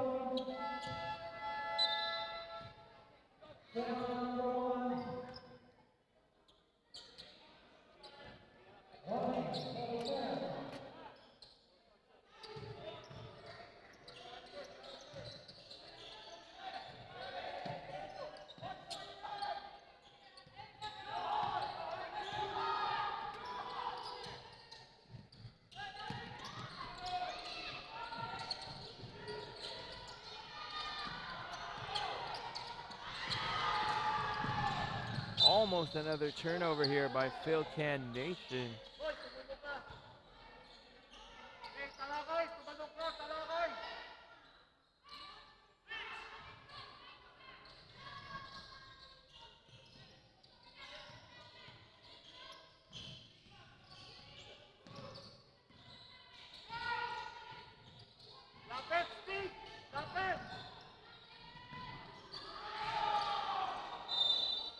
Once again, disruptive defense for Pilipinas Microsmith, resulting in a jump ball. Possession will stay with Philcan Nation.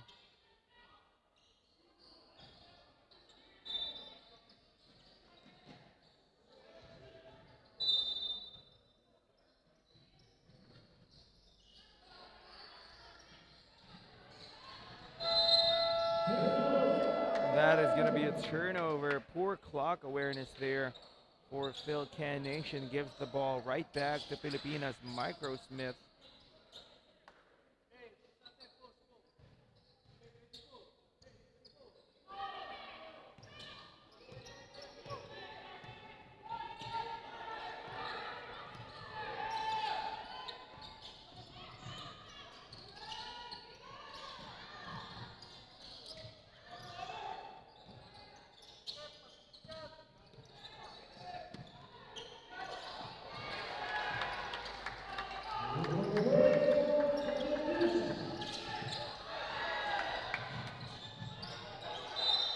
Philcan Nation having trouble even crossing half court. Luckily, they get bailed out with a foul. But Pilipinas Microsmith not yet in the penalty.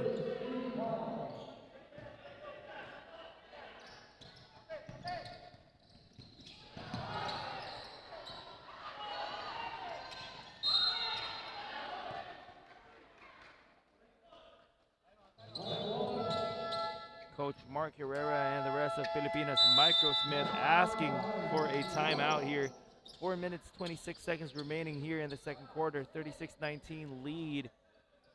Let's see if Philcan Nation can surmount a comeback before the end of the second quarter.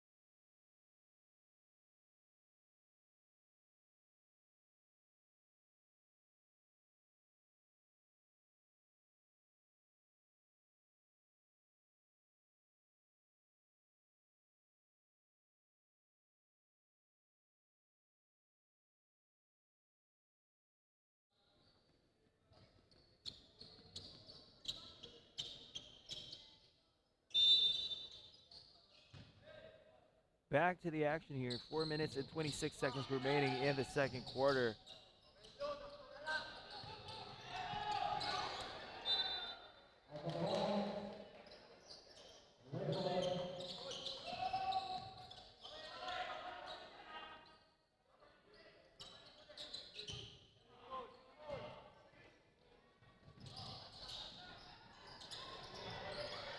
Almost another steal here, but Patricio able to cross half court behind the back.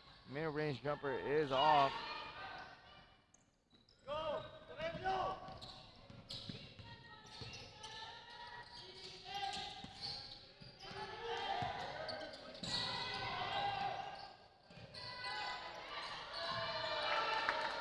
Talakay muscling his way down low for another 2 points.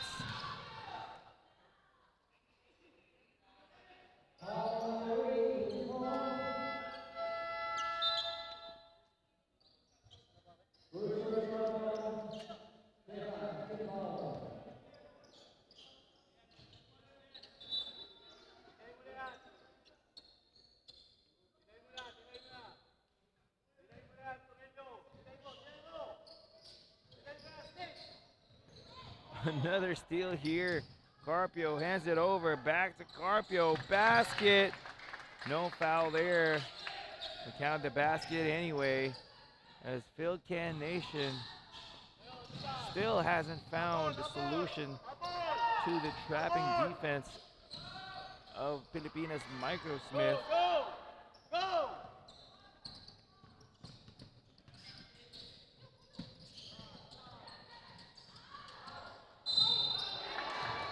Alaka gets clobbered down low, but he will head back to the line.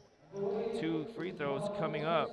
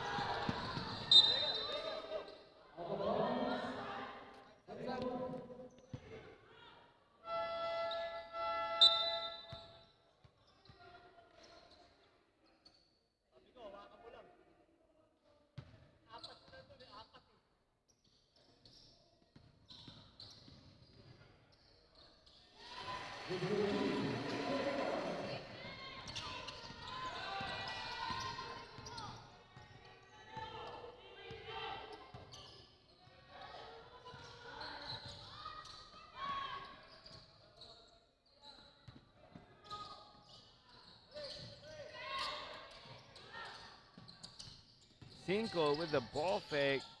Good idea there to give it up to Talakay, but better defense on that possession. Bartosa is blocked, but ball will stay with Philcan Nation. 18 seconds left on the shot clock.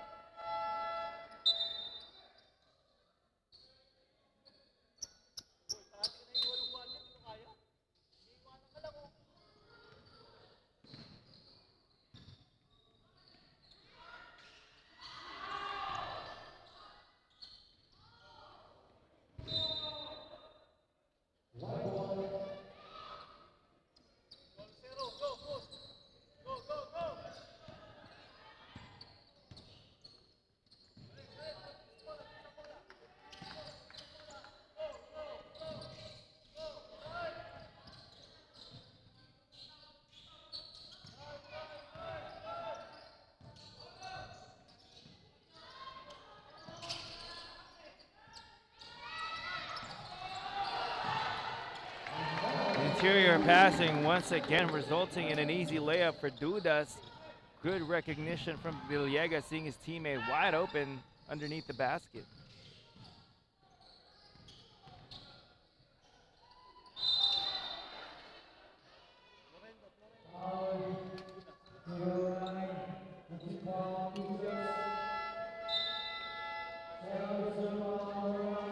Florendo and Parian checking back into the game to replace Carpio and Dudas. Dudas hitting a basket earlier off of that beautiful feed from Villegas.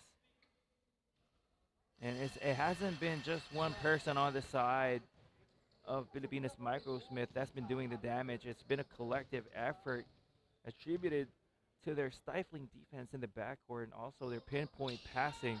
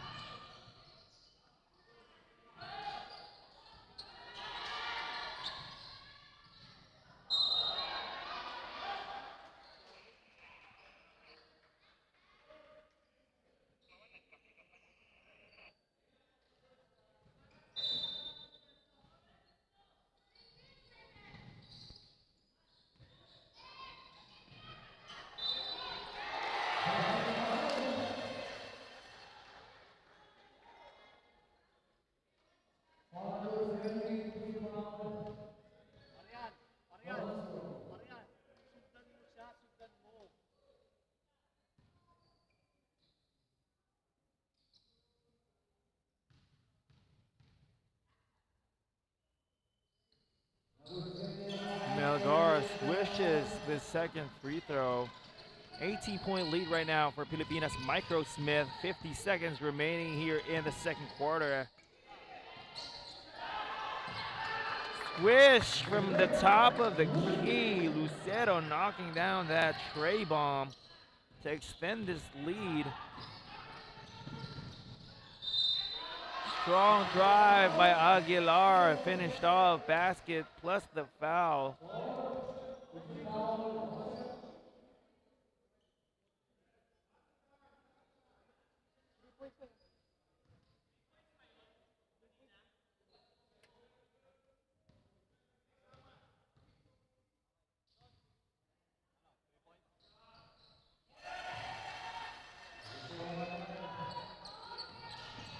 Aguilar completes the three-point play, and they turn the ball over. Talking about Filipinas Microsmith, ball will go back to Phil-Can Nation.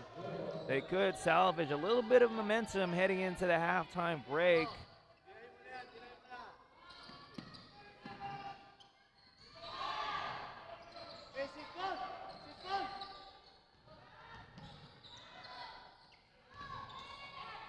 Bartosa has 3 seconds to work with. Not sure if they're aware. That pass to Florendo is good.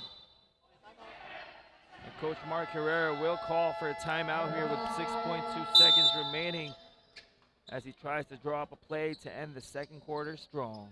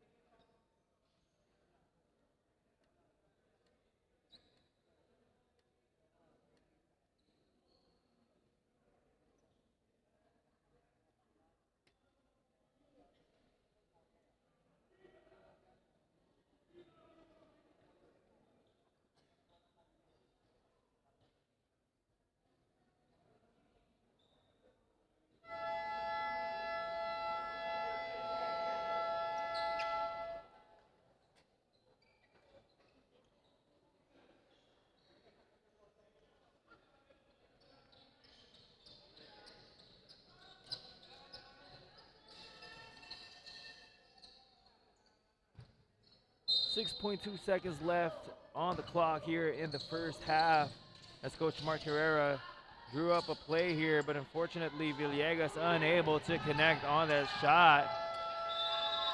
And with that, we will end the first half 46-28 in favor of Pilipinas Microsmith Elite, leading by 18 against Phil-Can Nation. We will have a short halftime break, but we still have second half action right after this. Grocery na ako.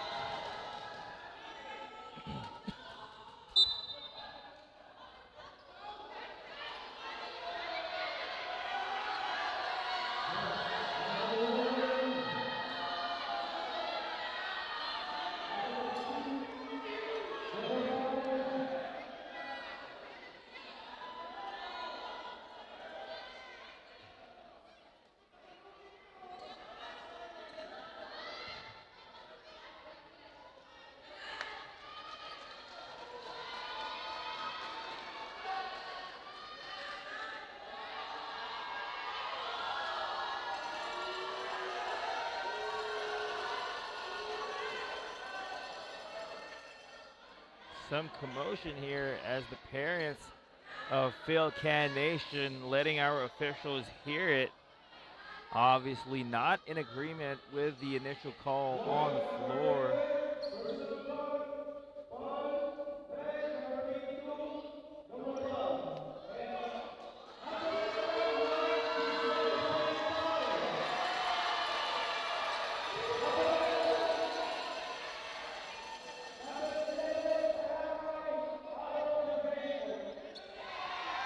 That will be a disqualifying foul on number 11, Talakay. You don't see that every day, especially in the 12 and under division. A disqualifying foul is forced Talakay to step out of the playing court. As we see Aguilar at the free throw stripe, ready to take that technical free throw.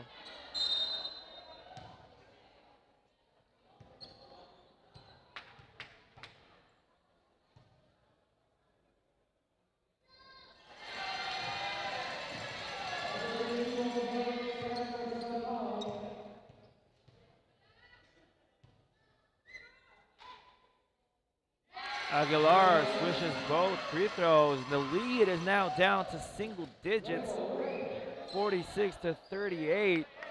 And Pilipinas, Microsmith already in the penalty. So that's gonna hurt them the rest of the way here in the third quarter as Peñola checks back into this game. As I mentioned earlier, Peñola, the nephew of Chris de Chavez. Of course, Chris de Chavez, professional basketball player here in the Philippines, one of the best shooters I've ever personally met. Altus knocks down that corner three, and he is loving it.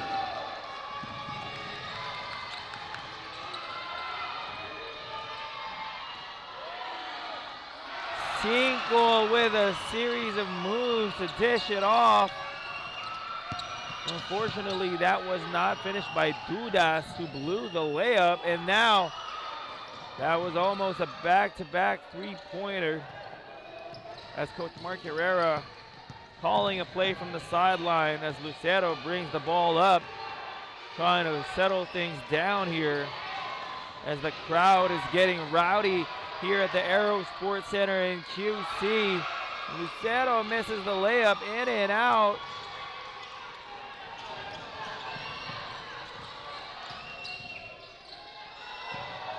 The ball is poked free from Aguilar. The ball is now with Filipinas Microsmith. A chance to kill the momentum of Phil-Can Nation.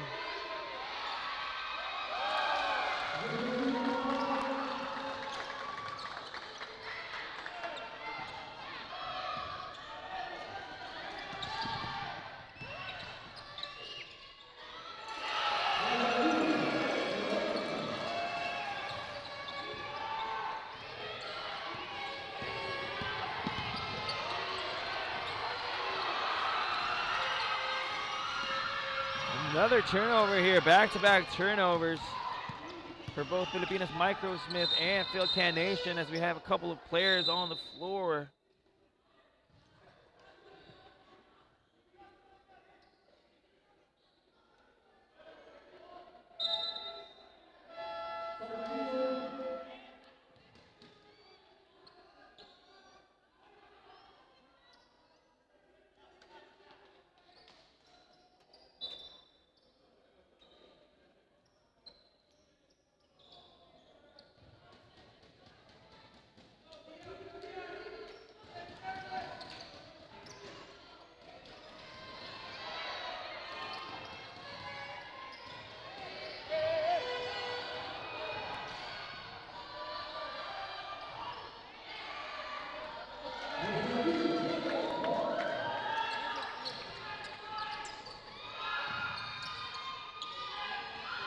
Almost another steal here.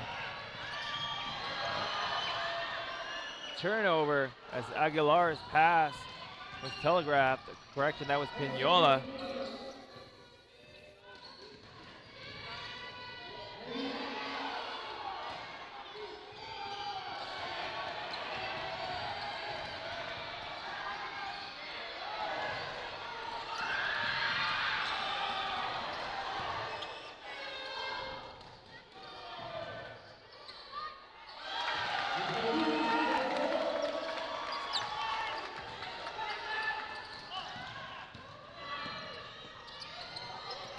Aguilar, ball fake, pass it to Pinola. Pinola moving that ball. Three-pointer from the corner by Duque. The crowd is going wild here at the Aero Sports Center. And then another steal finished off on the break by Aguilar.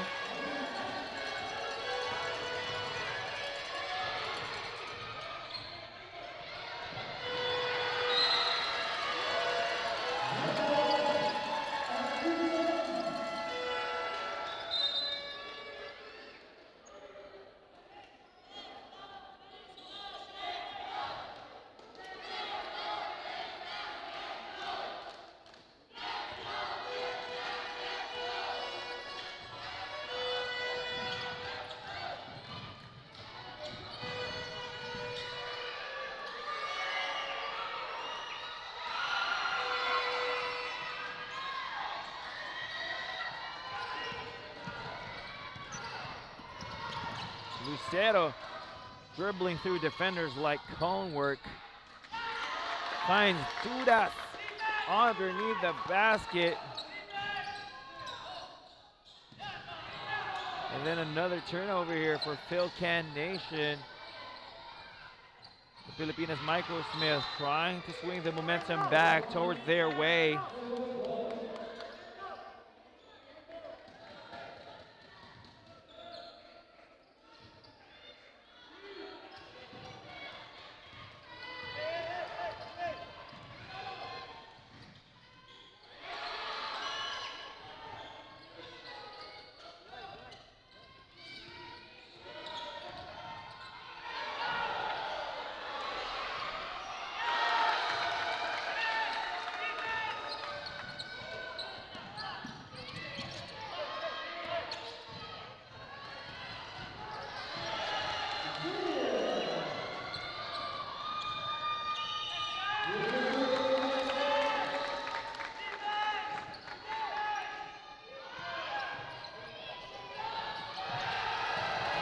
Good idea there from Aguilar, but the defense read that perfectly.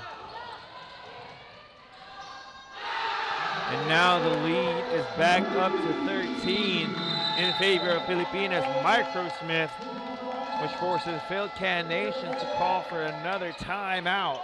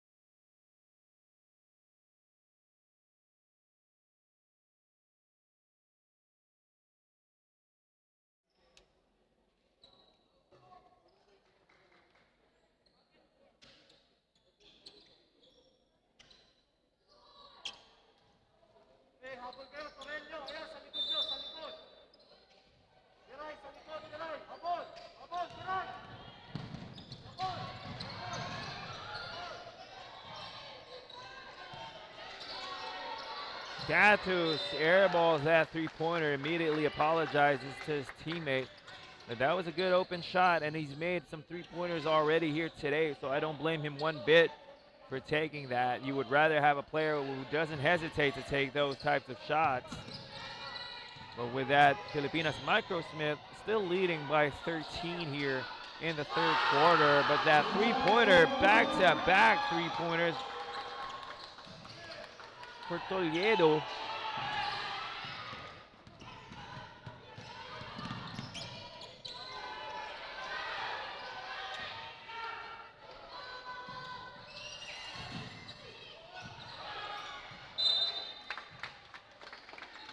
Ball is going to go back to the white shirts. And just when you thought Phil-Can Nation was going to take the lead here in the third, Coach Mark Herrera telling his boys to settle down and keep their composure in the midst of this run from Phil-Can Nation. And that's the type of leadership that is allowing these young men to experience this lead here, even with the run that Phil-Can Nation went on here in the third quarter. Loredo set to check back into this game to replace Lucero.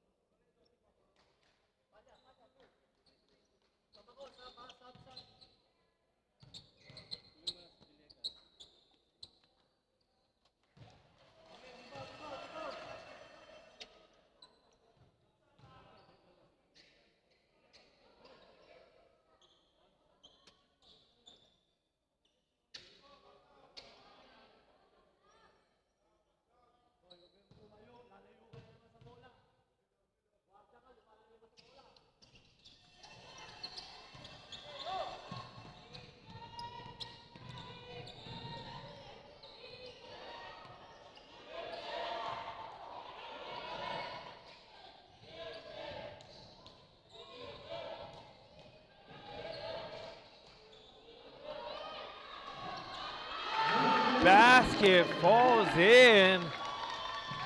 Just like that, it was only a 6-point lead a couple of minutes ago, but now it's back up to 18 in favor of Filipinas. Microsmith, and how quickly things can change as both teams have gone on their respective runs here in the third quarter. As Falia checks back into this ball game to replace Villegas.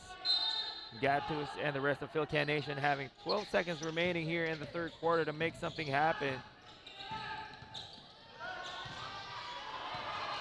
Like taking candy from a baby. Torello finishing the quarter off strong. The lead is now back up to 20. 69-49 is the score for Pilipinas. Microsmith weathering the Phil-Can storm. And now they have a double-digit lead once again heading into the fourth quarter.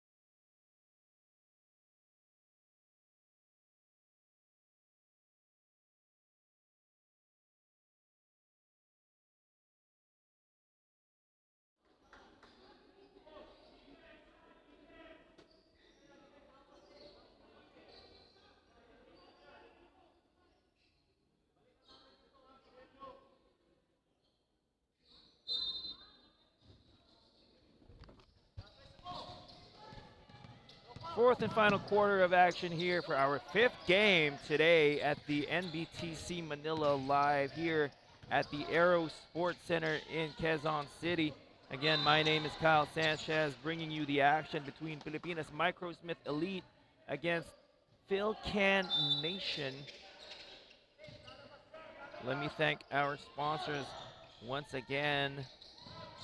Swish App Live Stats, Samahang Basketball ng Pilipinas, Molten Official Game Ball, Smart Omnilight, Hooperz Sweat Official Ion Supply, Game Vaults, Gameville Sportswear, CCF, and our venue for today, Aero Sports Center here in Quezon Avenue.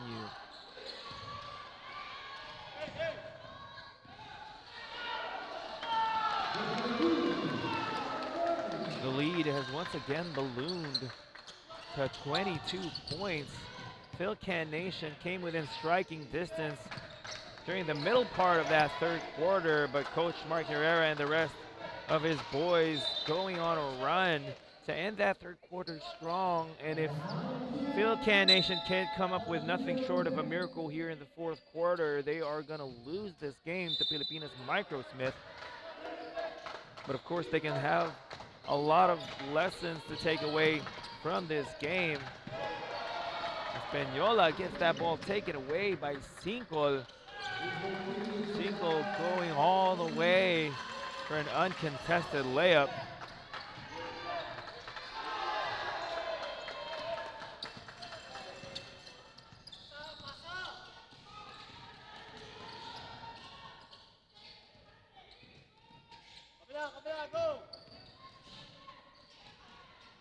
Carpio from the corner hits the side of the backboard. Pinola with the rebound. Now he's bringing the ball up the floor looking for a teammate. Passes it ahead. Has he moved? Overshoots that layup, but the ball will stay with Philcan Nation as Duque and Mera check back in for Philcan Nation, while Florendo is subbed in for Pilipinas Microsmith.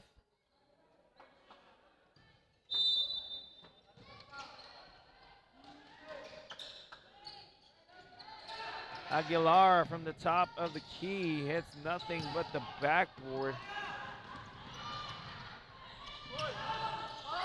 Villegas absorbing that contact, no whistle, but able to concentrate just enough to complete that basket.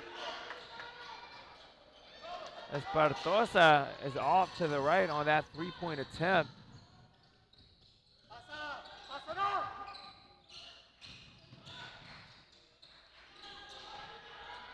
Lorendo's three-pointer barely grazes the rim.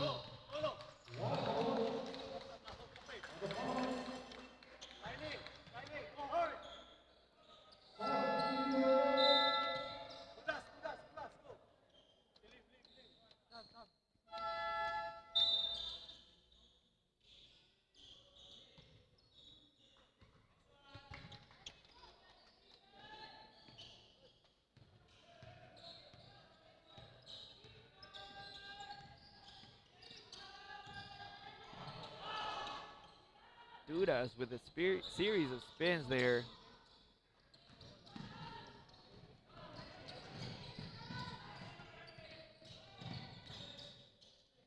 Bartosa over the defense of Dudas.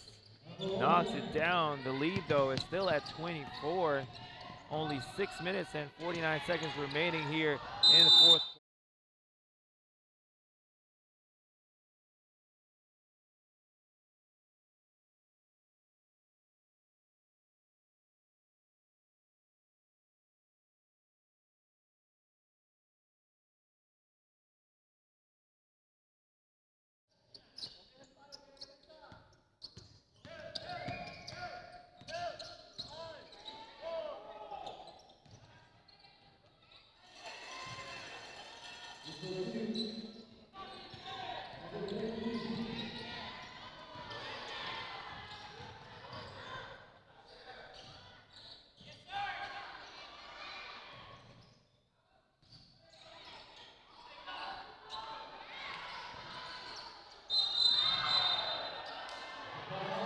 That will be a foul, and it looks like it's going to be on Florendo.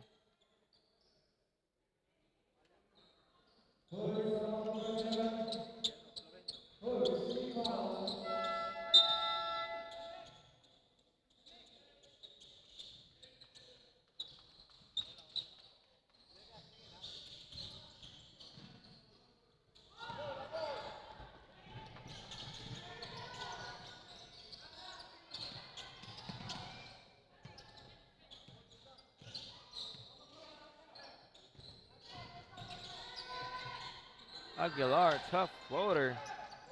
No good as Dudas corrals the rebound.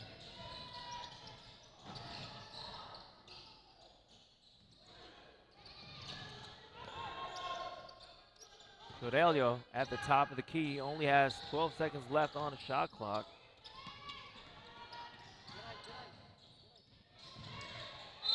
That will be an offensive foul on Torello. Obvious push off there. Now Viray is checking back into the game for Cinco.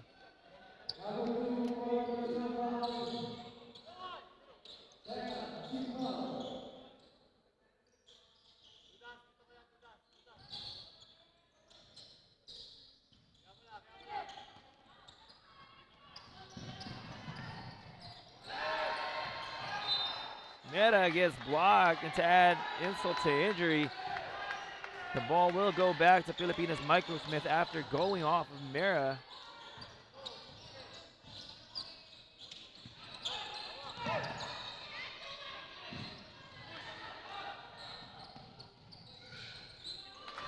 Floater is good.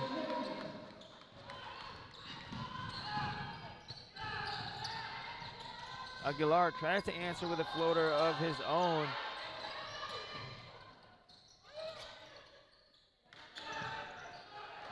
Got those three-pointers on the way, no go, back rims it. Viray tries to save the possession. The ball will stay with Philcan Nation, 11 seconds on the shot clock.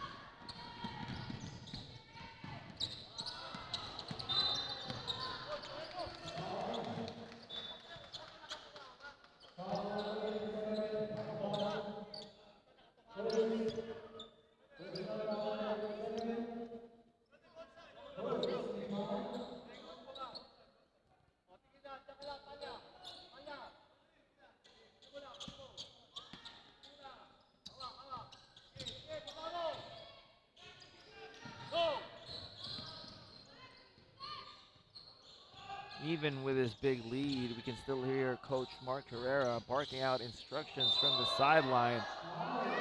And you love to see it because he is not letting up, still having his foot on the gas pedal. And this will build good habits for these young men to keep playing regardless of the score, play till the final second.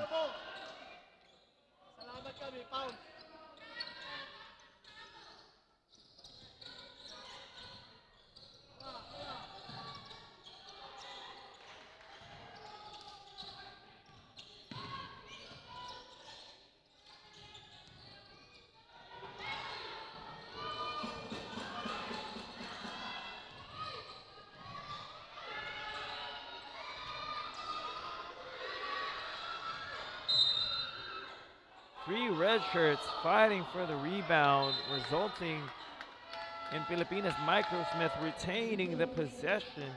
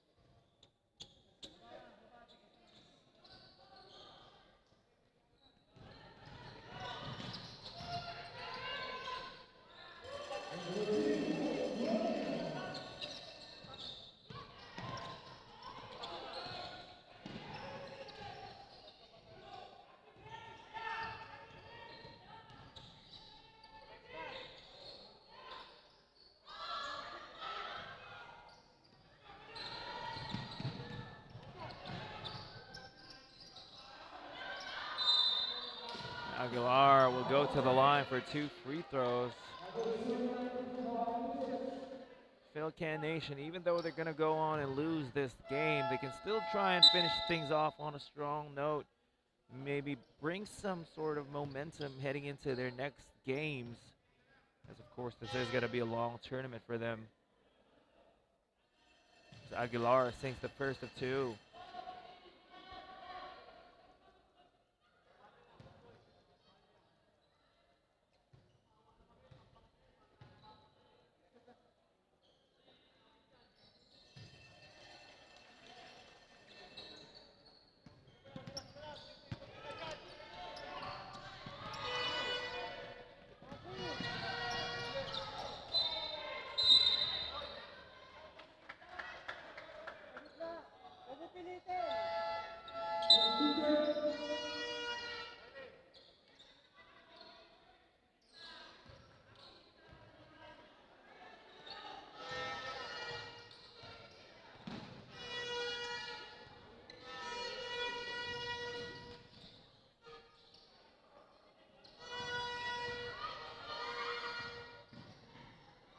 Aurelio from the corner, short on that three-pointer. Ball will go back to Philcan Nation, and that's going to be a foul.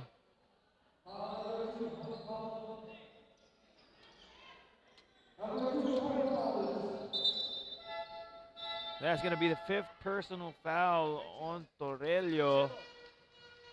And with that, he is going to foul out, but what a game it has been for him. He has played very well today for the Filipinas Microsmith, and Coach Mark Herrera leading the way as their main point guard. Viray, though, comes up with a steal, but a counter steal here.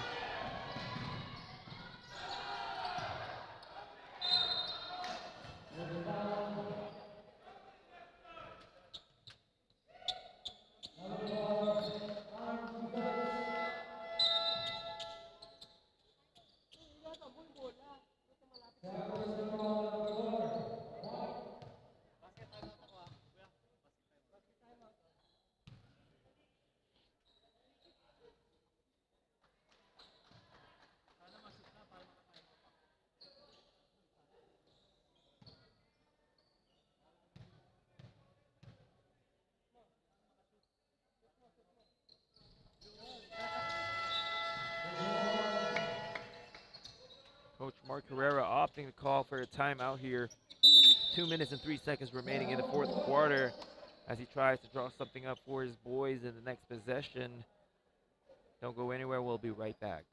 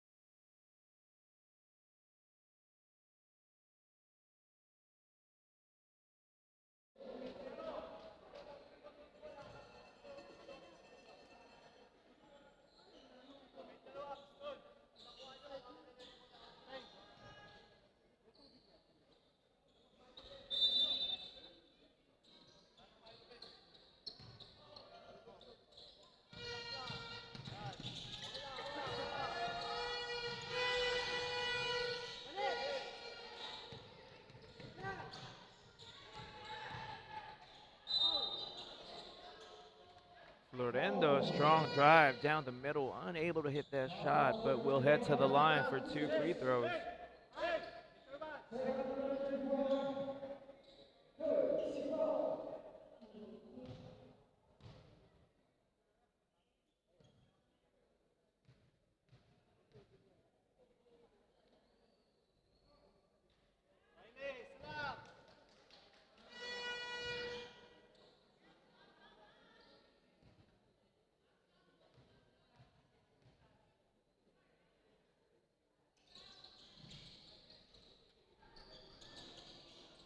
Lucero picks up the loose ball, but unable to hit that shot. Villegas there to clean it up. Offensive rebounding for Filipinas. Microsmith doing damage here in the fourth.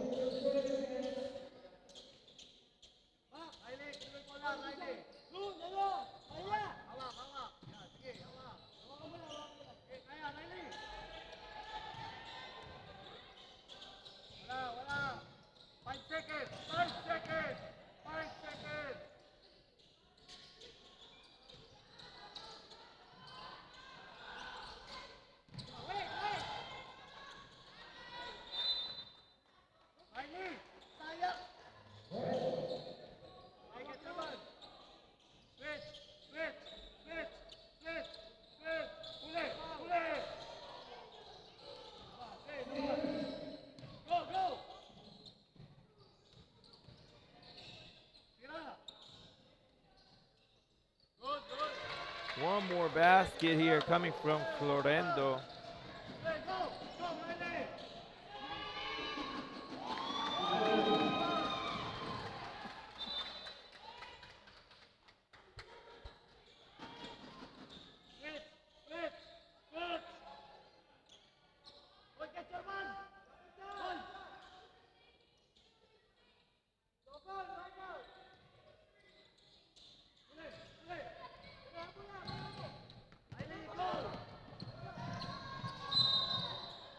Melgar gets clipped on the head on the way to the basket. He will head to the line for two.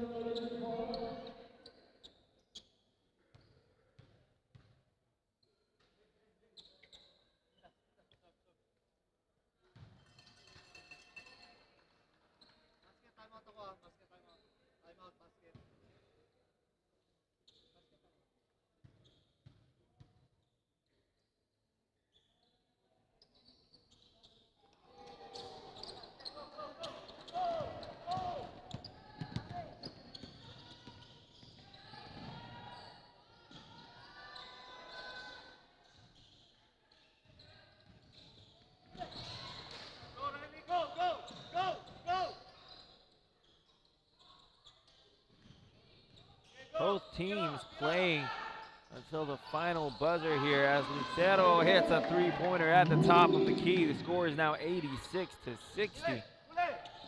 Merciless basketball being displayed here by Pilipinas Microsmith.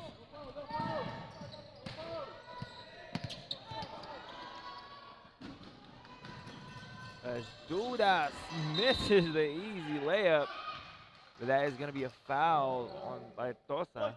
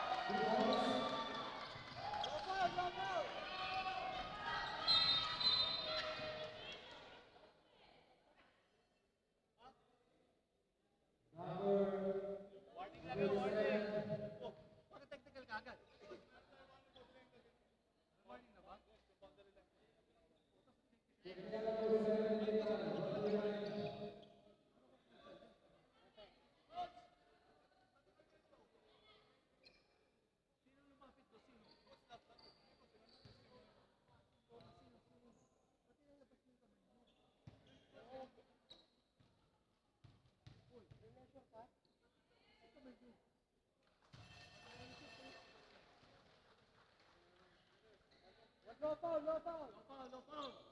Penalty tayo, no foul. Wala, lapit sa tao. No foul, switch. Switch. Switch. No foul. Huwag nyo nang hawakan. Tatawag yung referee. Ingatan nyo. Huwag nyo hawakan. Tatawag pa referee. 7 seconds left here. We are just waiting for the final score. And it doesn't look like Philcan Nation will be able to do anything as another turnover ends this game at 89-61 for Pilipinas. Microsmith. Congratulations to Coach Mark Herrera and the rest of his boys for a dominant showing here against the Philcan Nation. And that is our 5th game of the day. We have 3 more games to go before we wrap things up here at the Aero Sports Center in Quezon City for the NBTC Manila Live. Again, my name is Kyle Sanchez, bringing you the action. Stay tuned because it will only be a short break. We will be right back.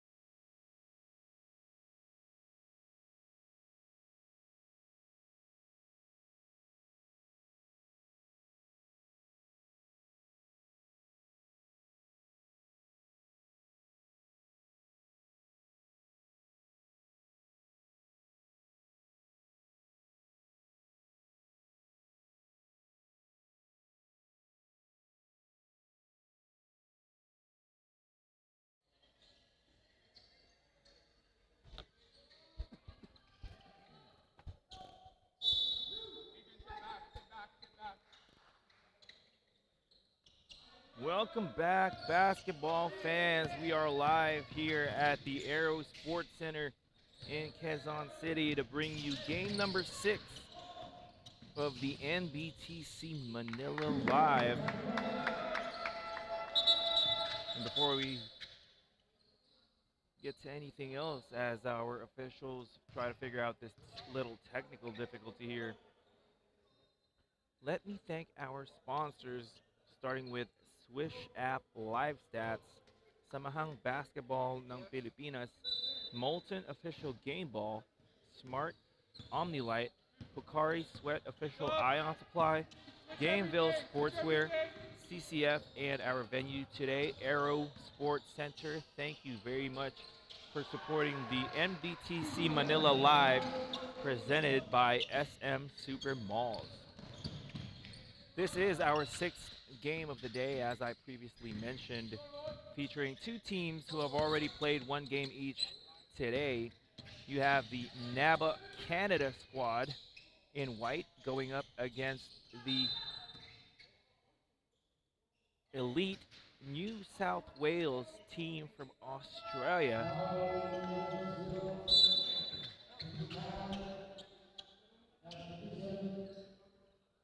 Contrasting results earlier, NABA Canada escaping with a 1-point win, 82-81 against Fil-Am Nation San Francisco.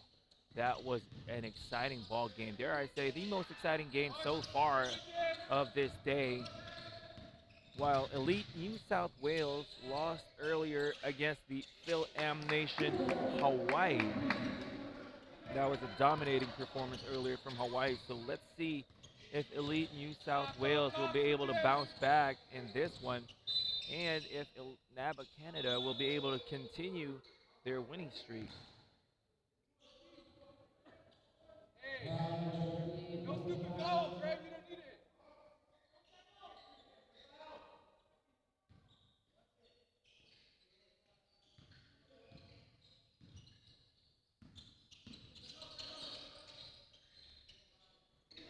Feliciano with a 3-pointer.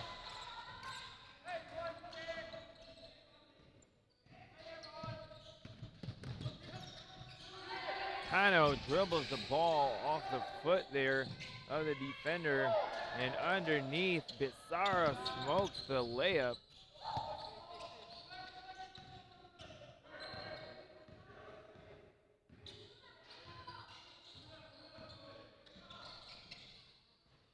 Feliciano tried to go back-to-back with those 3-pointers. And this was the guy earlier who literally almost carried his squad single-handedly. Aquino, number 13, of course, having some help from Pano and Aquino, number 1. This is the trio to watch out for on this NABA Canada side.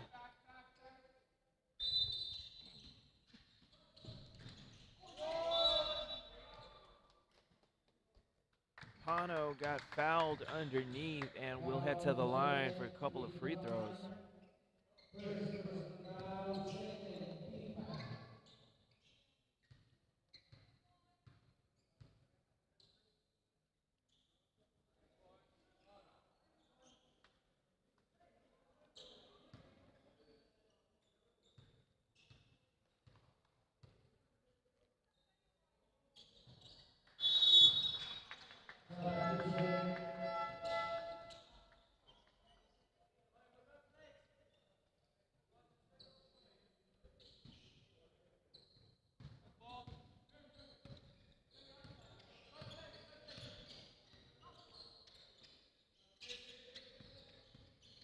Sebastian has the ball up top, looking for a teammate.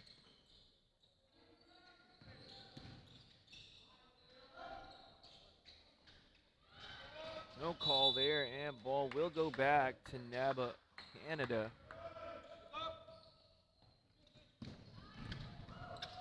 Pano streaking down the floor. Got the inside track on Mangoba there for a layup.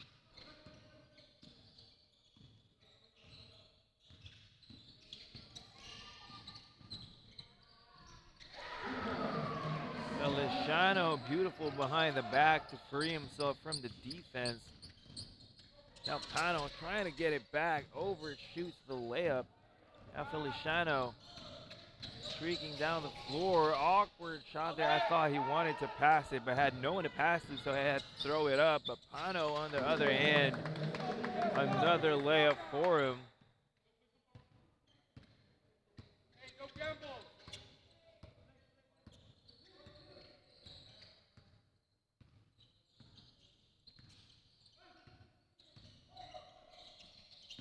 Mangoba with the handoff from Feliciano. Floater off the glass is good for Mangoba.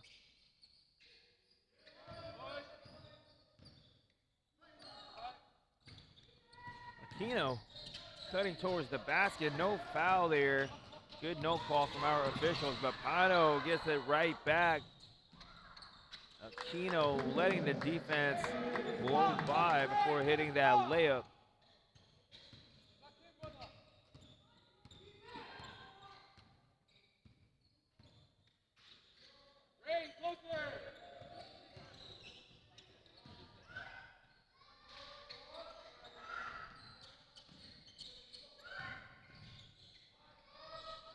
This time, Mangoba makes good on that basket underneath. This was the problem that Elite New South Wales was experiencing in their game earlier versus Hawaii. They had so many point-blank misses, which allowed Hawaii to get away with a wire-to-wire victory. This time, Elite New South Wales, I'm sure, has addressed that and is playing much better offensively to start this ball game. Tied up at 11 apiece with NABA Canada, Philcan Nation, with around 5 minutes left here in the opening quarter, as Obsemia has checked into this game for the first time, rather.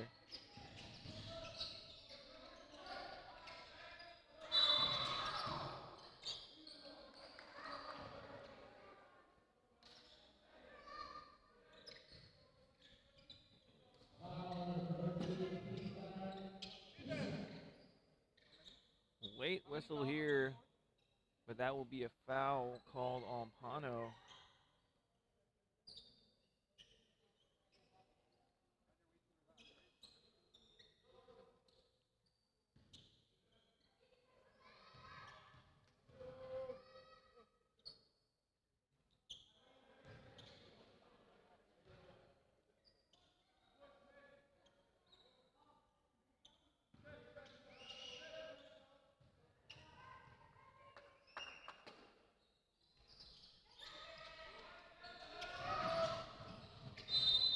Missed opportunity there. No good on both free throws.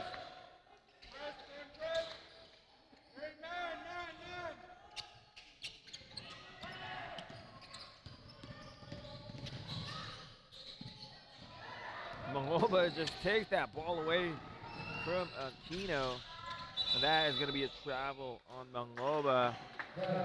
That split second of hesitation cost them that possession.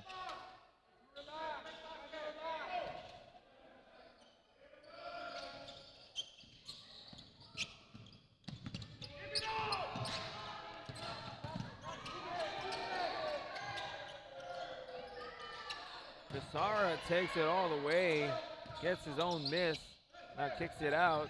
Aquino's pass almost thwarted. That will be an over and back.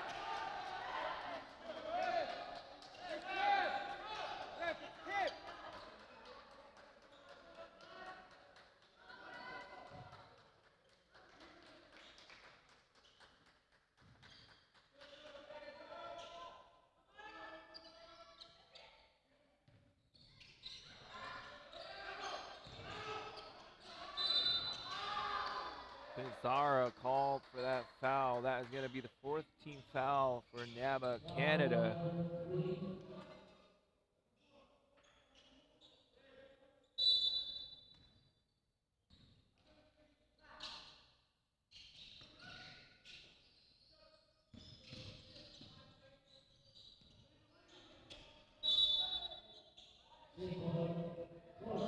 Four seconds left on the shot clock for Elite New South Wales.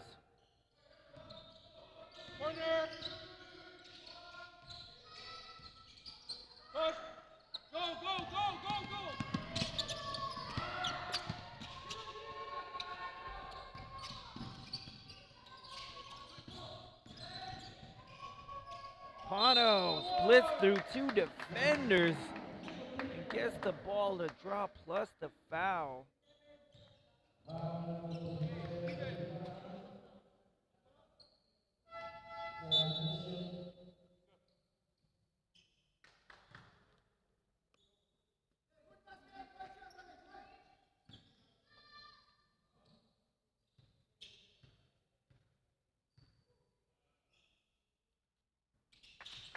Bonus free throw for Pano is good.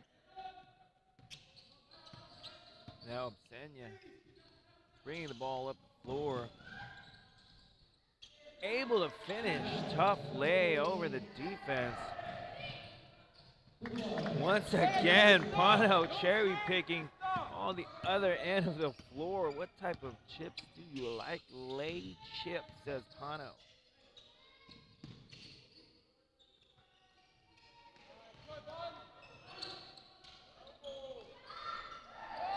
Push, Christian! Run!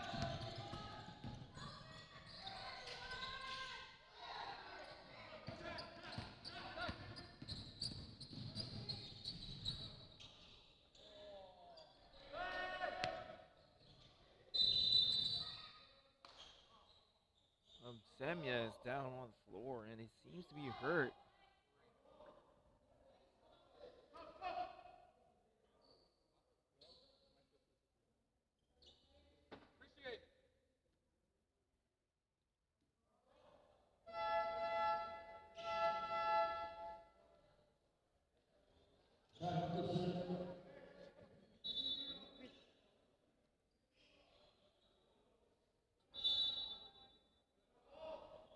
White ball.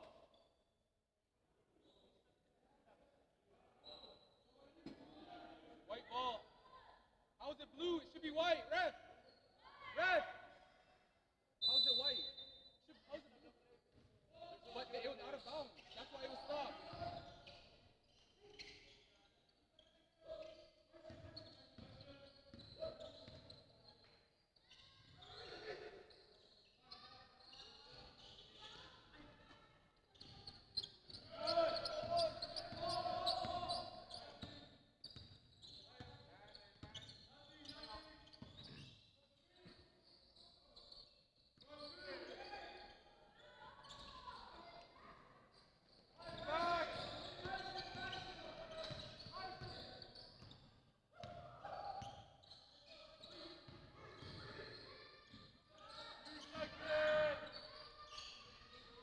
Push, push, push.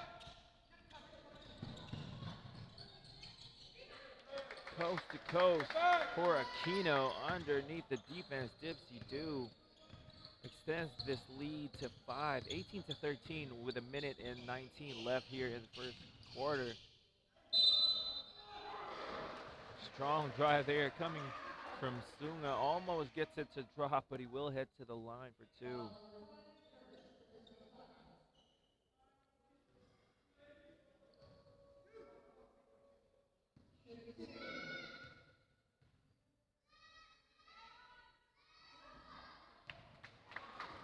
Off to the left on that first attempt from Sunga.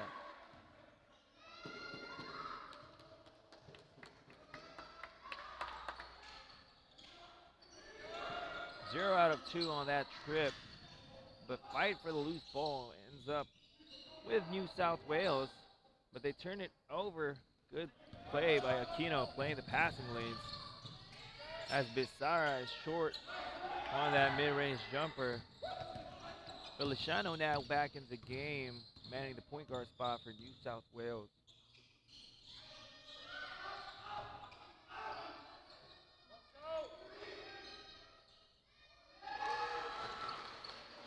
Easy bucket there underneath for Clarin.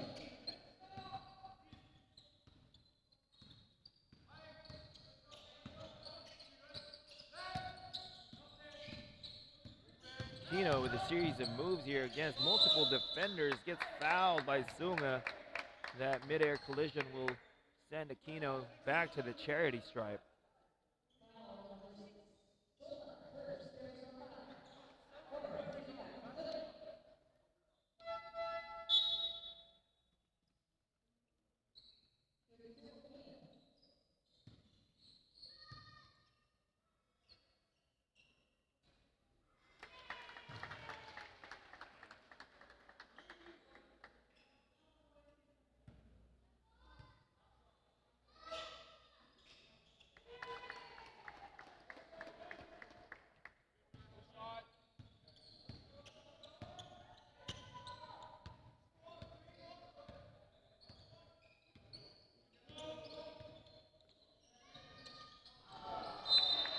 That's going to be another turnover here for New South Wales. 8 seconds remaining on the clock for NABA Canada to get a shot off.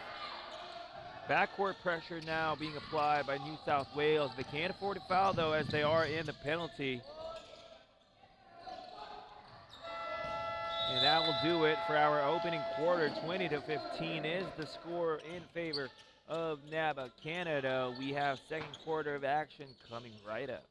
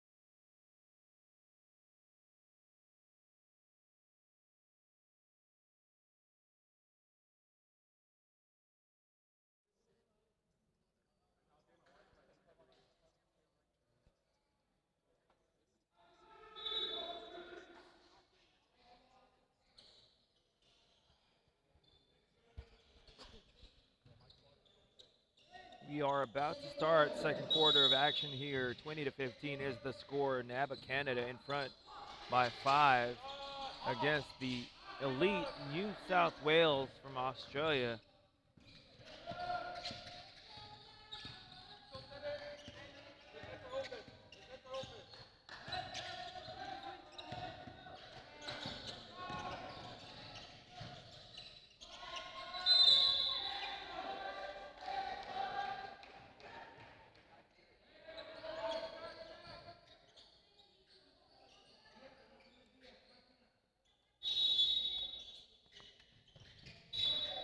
Kickball there coming from Mangoba. Shot clock will reset to 14 seconds here.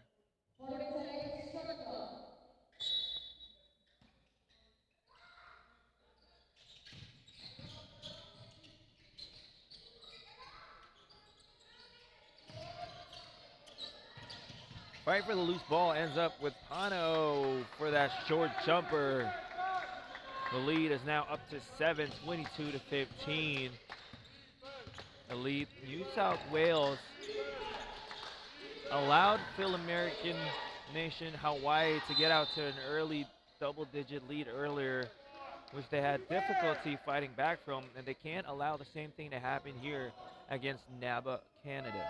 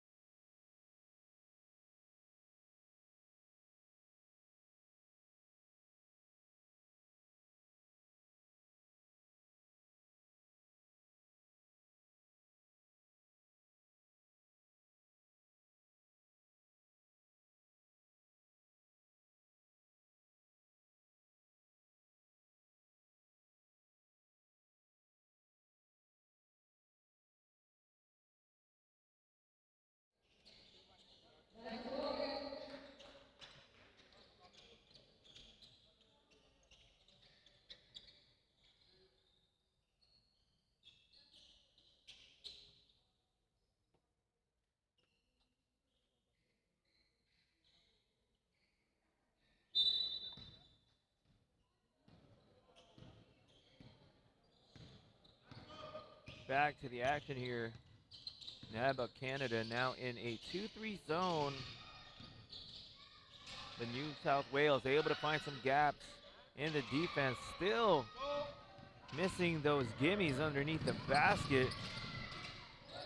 Pano relentless in driving to the hole, but unable to hit that shot.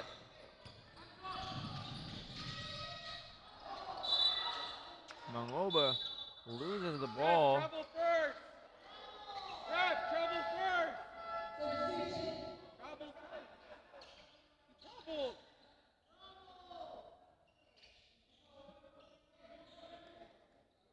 Watch the corners.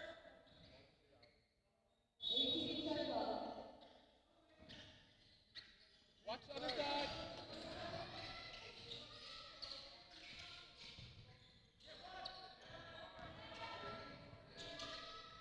Mangoba's floater finally gets it to drop.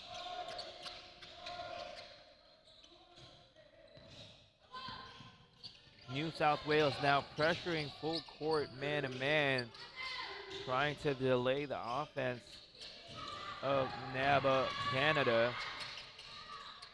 But Aquino momentarily open from three. But Mangoba read that perfectly, playing the passing lanes. Another floater here for Mangoba. He's really good at stopping on a dime. Canada calling for a travel there, but no whistle from our officials. So you have to continue to play and not expect a whistle. And that's going to be a foul on Tan as Aquino was trying to dish it off to De La Paz.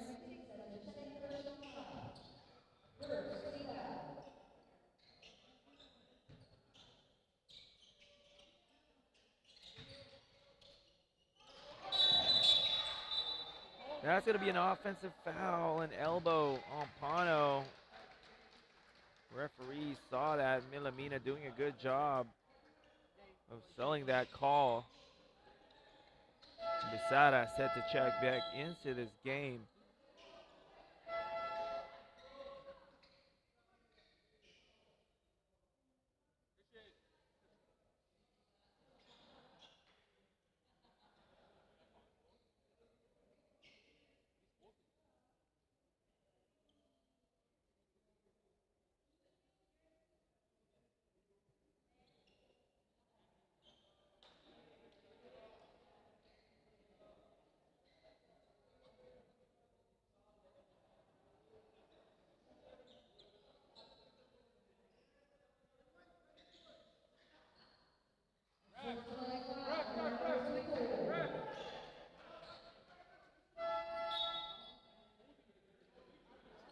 Visara checks back into this game to replace Pano, who was just called for an unsportsmanlike foul for that elbow on Milamina.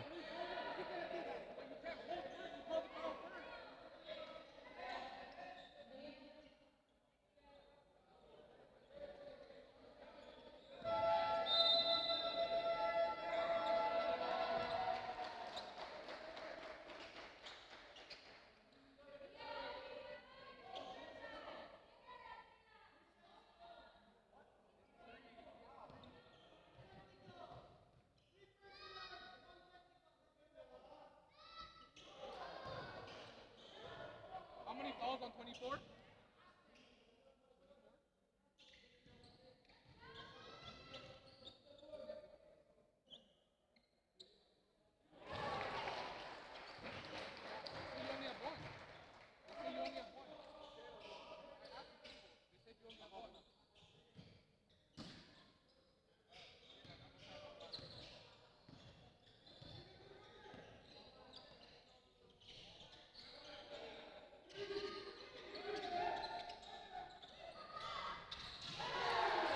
Three-pointer from Omsemia. He hit a couple of those earlier against their matchup with Hawaii.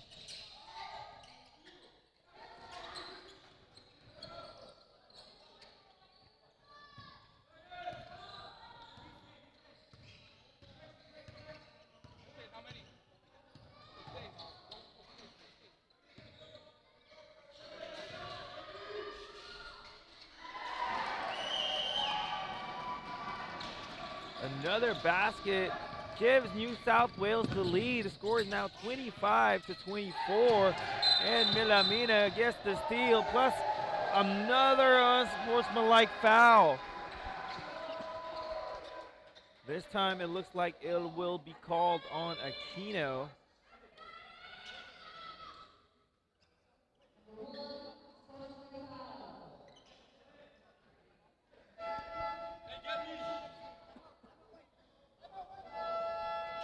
And now we are going to have a timeout called by Canada with 6 minutes, 24 seconds remaining here in the second quarter. They are going to try and regroup after this run by elite New South Wales.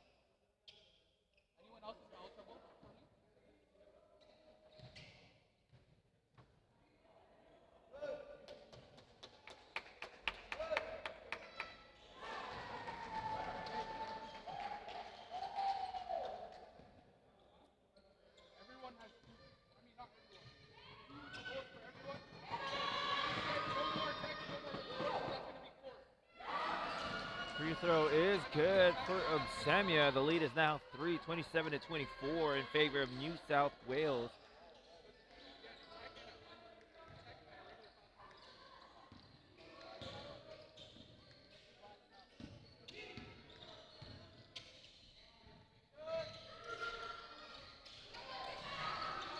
Obsemia with the offensive board. Mangoba attacking the basket. That's his signature shot, that floater. And it has made life hell for Canada here in the second quarter.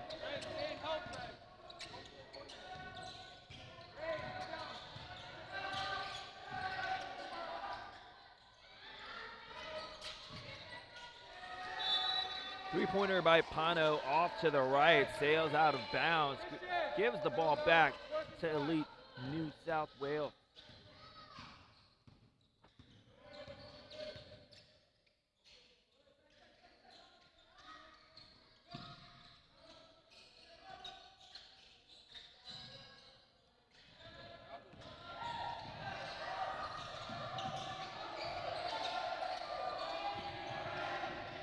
Milamina with 1 second on the shot clock. That floater has been falling consistently here in the second quarter. First it was Mangoba, now Milamina. And the crowd is loving it. A lot of Australian supporters here at the Aero Sports Center in Quezon Avenue. That foul earlier was called on Sebastian. As we have Aquino cutting to the basket.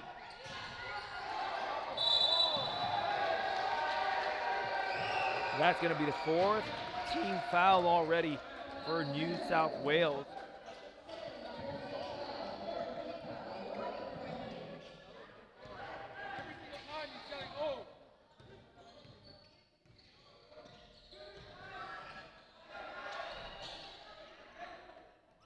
Aquino, great timing on that block.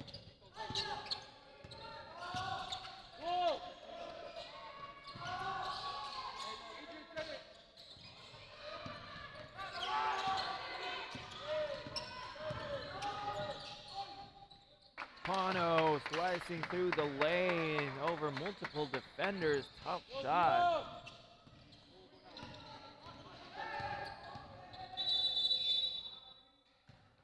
That's going to be an offensive foul on Tan. As Aquino checks back into this game after getting an unsportsmanlike foul a few possessions ago, De La Paz heads over to the bench.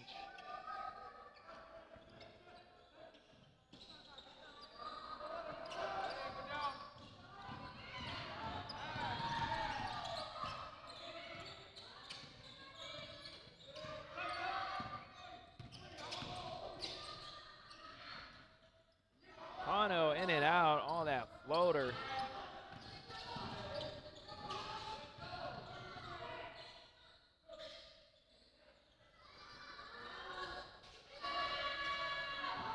Bizarra tracks down the loose ball.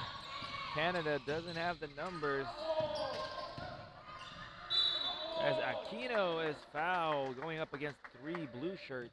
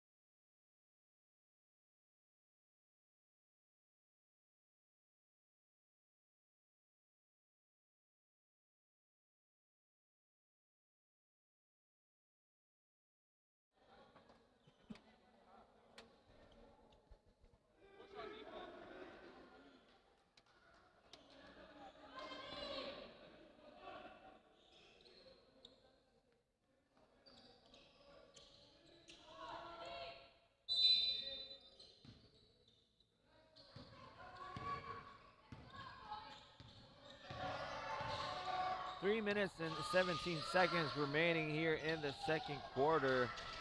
Elite New South Wales clinging on to a slim 3-point lead against NABA Canada, but that is quickly changing as Pano once again goes coast to coast for a layup uncontested at the rim.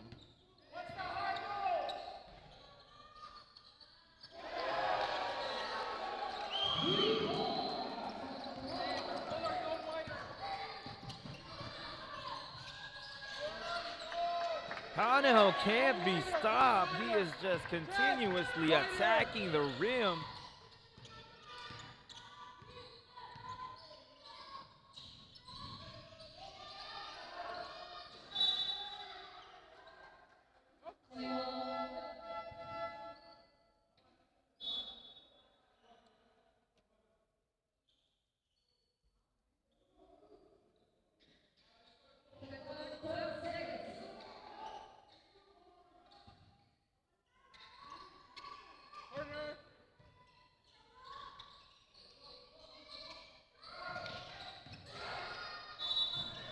Good pass coming from Clarin, finding Sebastian cutting towards the basket.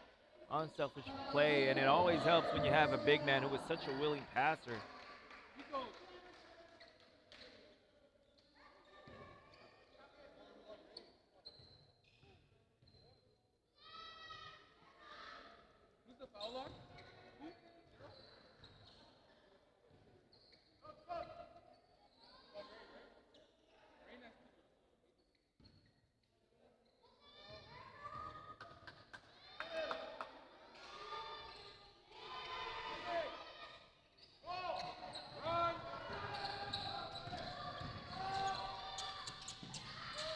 Zara gets a shot blocked, and that looks like it's going to be a jump ball.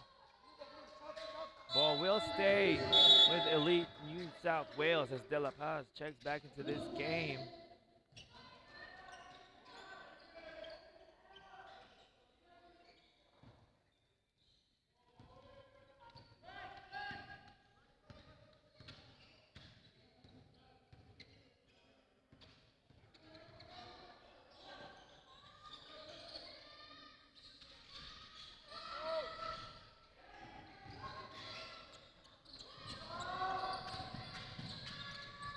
Aquino with a dish from a pass from Aquino. Aquino to Aquino connection there.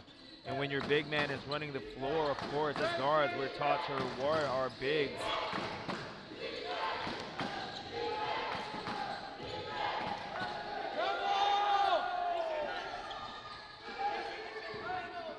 Semya wide open for another three-pointer. That's his shot. And he has been very consistent with that shot here today, as that shot from Bizarra falls, gets the lucky bounce.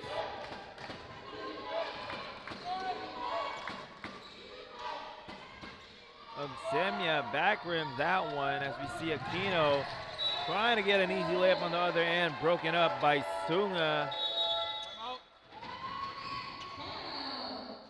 Now we will have another timeout called here by NABA Canada. 52.2 seconds remaining, and Canada trailing by 1, 37 to 36.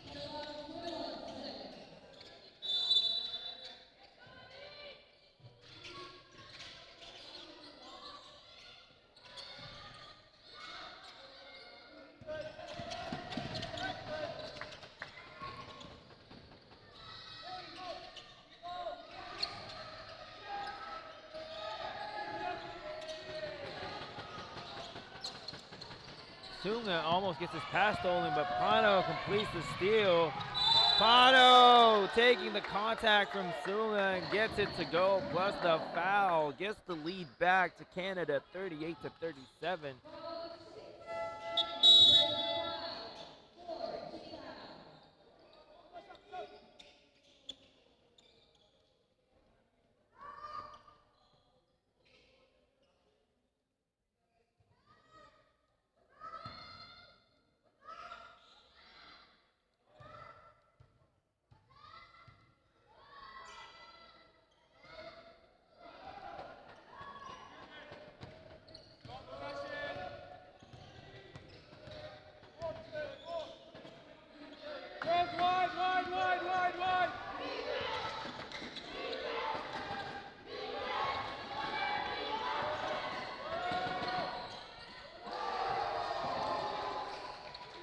Who else but Mangoba with another floater, which gives them the lead 39 to 38 as we head into this halftime break. 2 more quarters of intense basketball action. This game is as close as ever, so expect another exciting finish in the second half.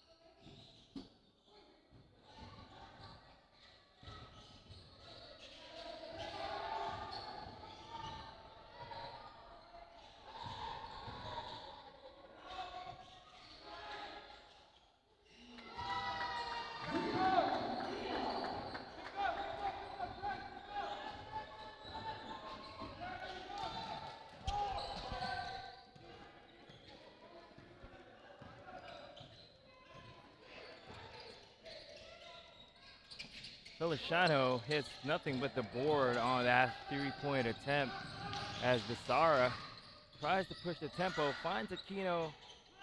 Three-pointer also off for Aquino. Miscommunication there between Mangoba and Clarin.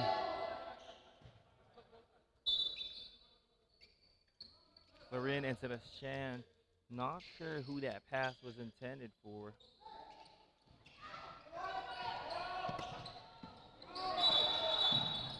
Sunga, good steal there, but stepped on the sideline.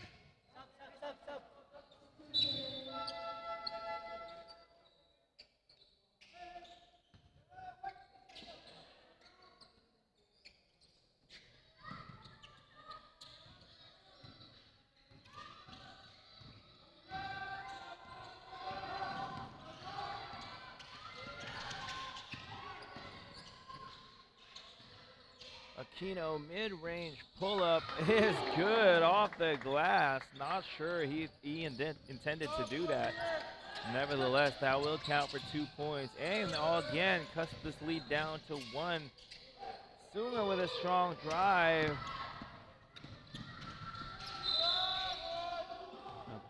Pano tries to show him how it's done.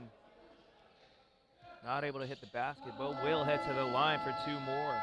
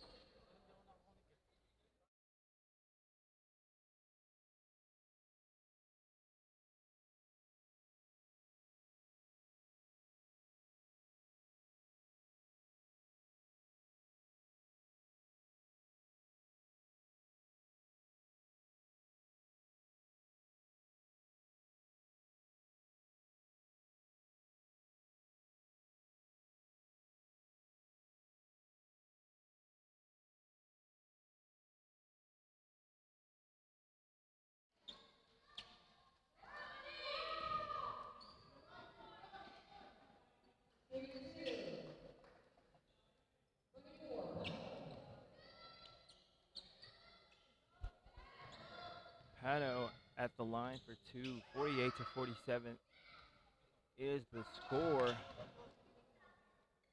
Elite New South Wales clinging on to a 1-point lead. Pano uncharacteristically missing both free throws. As Obsemia surveys the floor and tries to run the play. Pan hands it over to Sunga. Sunga, strong take to the basket, but short.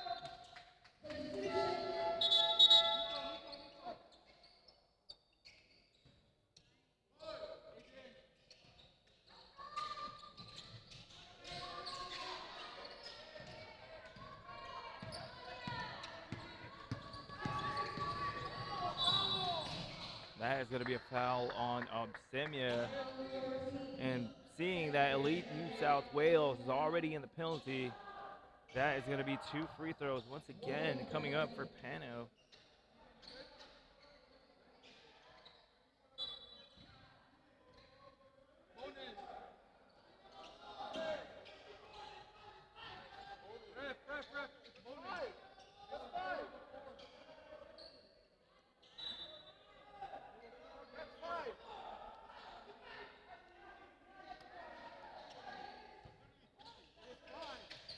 Correction, now New South Wales is in the penalty. And there we go, Aquino attacking the basket strong.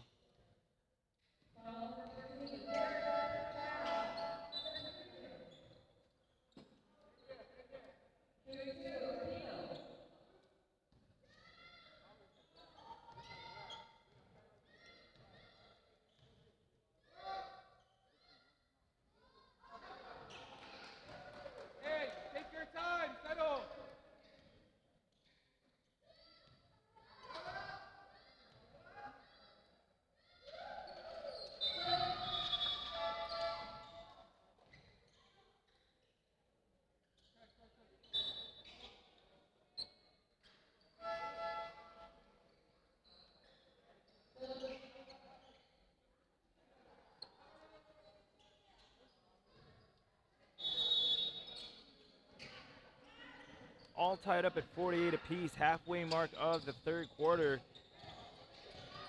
Canada coming back to tie things up, and they are now in a 2-3 zone, trying to stifle the offense of the elite New South Wales. And Sebastian called for 3 seconds in the key as Clarin subs in for Sebastian.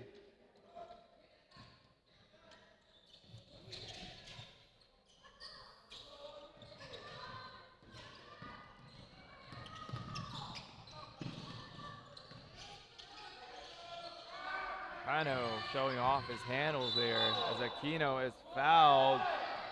No basket, says the officials, but New South Wales is in the penalty, so that will mean 2 more free throws coming for Pano. This time Aquino headed to the 15-foot stripe.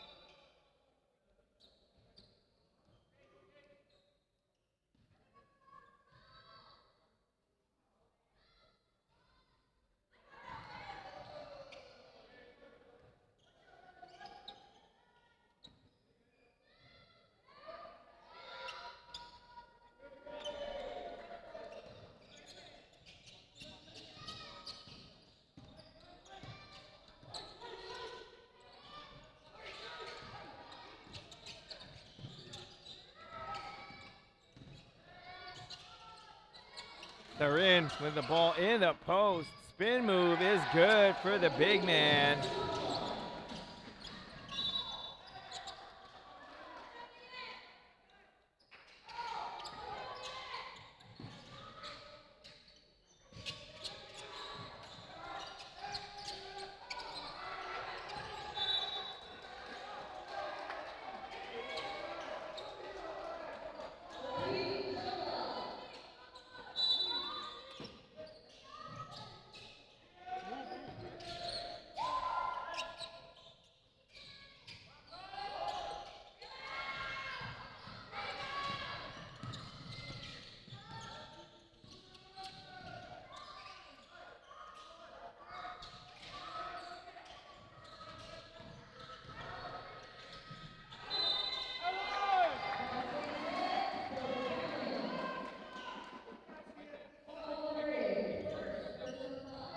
And that's going to be a foul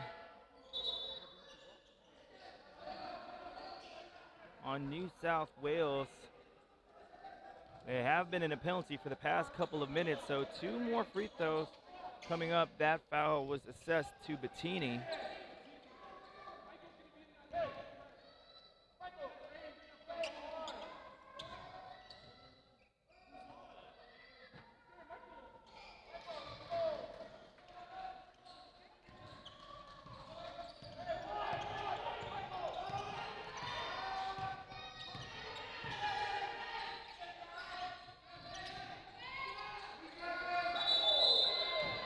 That's going to be a traveling violation. Correction, that will be a jump ball. Possession goes to elite New South Wales as we have another substitution here. Bettini will head back to the bench in favor of Sebastian.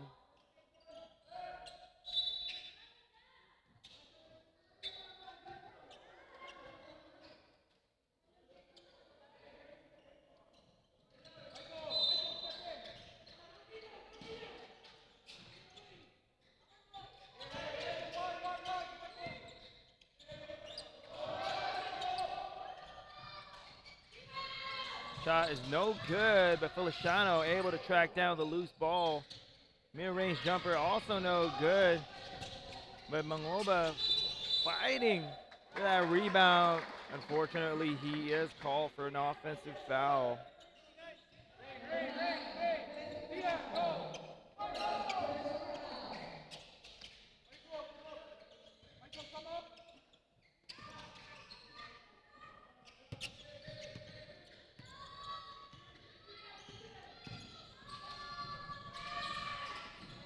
Loose ball, Feliciano diving for it. That's the type of hustle that you would have to appreciate if you're a fan of elite New South Wales. Ball will stay with NABA Canada. 14 seconds left on the shot clock. 2 minutes, 21 seconds left here in the third quarter, and a sideline inbound coming up.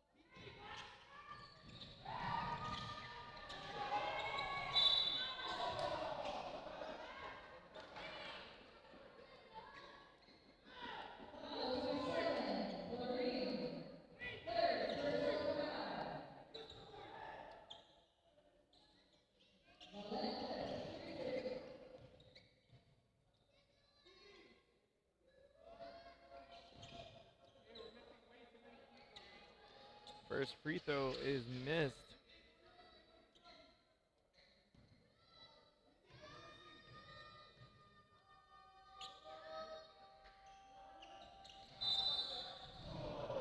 That will be a lane violation. Ball will go back to Elite New South Wales.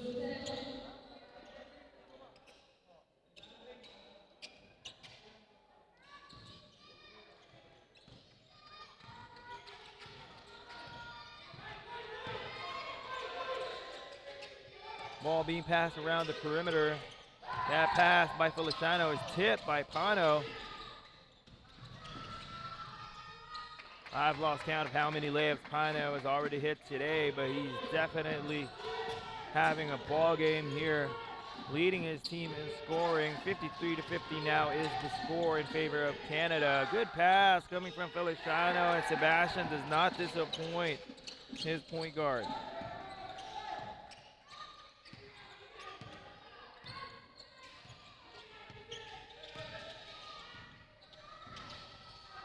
Pano with a crossover there and a behind the back pass. Aquino ends up with a leather and is able to hit the basket over two defenders.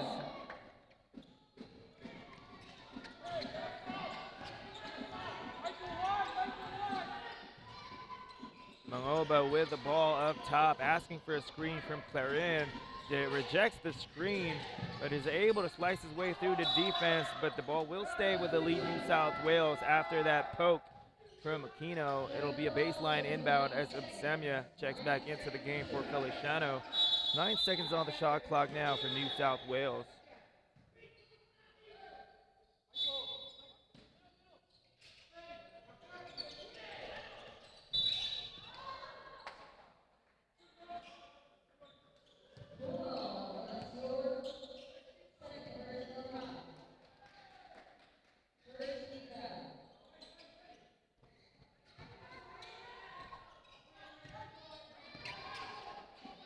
Mangoba attacking down the middle, but that will be a travel. Good call from our official, shuffling his feet before putting that ball on the floor.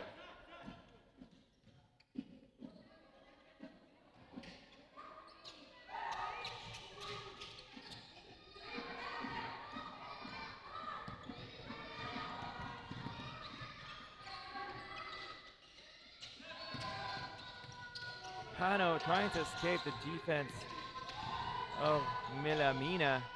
Wild shot coming from Pano.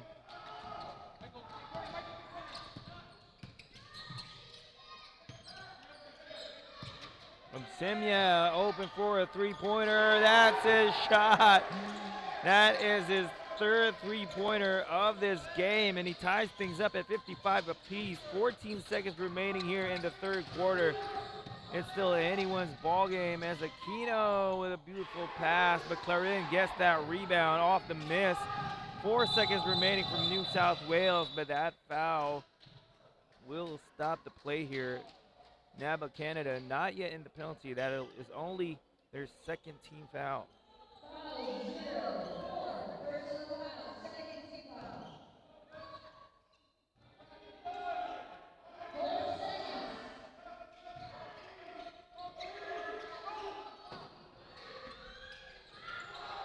Last shot is off, and the follow by Clarin is blocked. So at the end of the third quarter, we are all tied up at 55 apiece. We are back to 0 as we head into the fourth. NABA Canada going up against Elite New South Wales.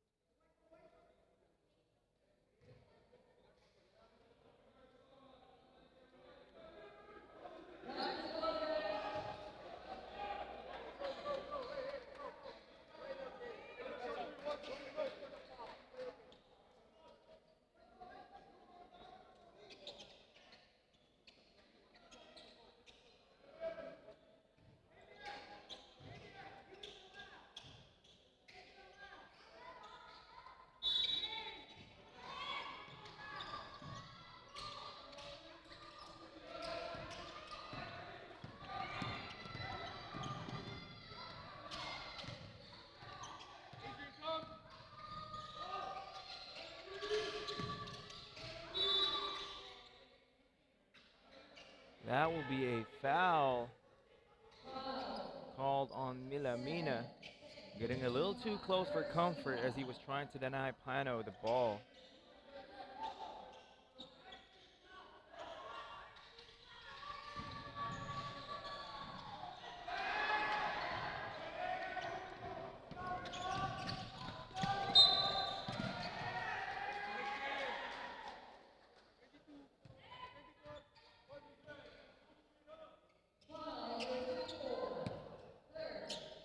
That will be the third personal foul for Pano.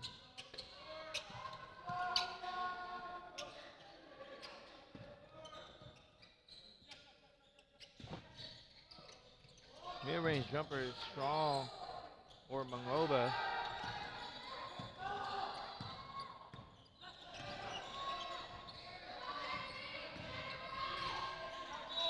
Strong drive by Aquino down the middle. Ball goes in and out, but he has a chance to add 2 more to his name.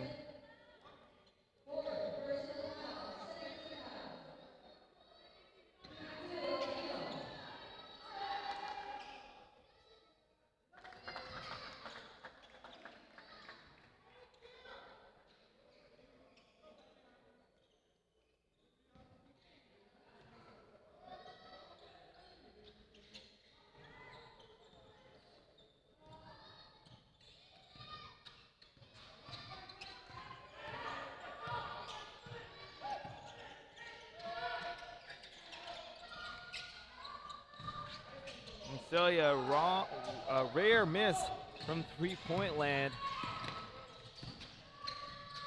As Aquino not to be denied on that drive to the hoop. He went 1 for 2 on that trip earlier. Let's see if he can have a better shot on this trip.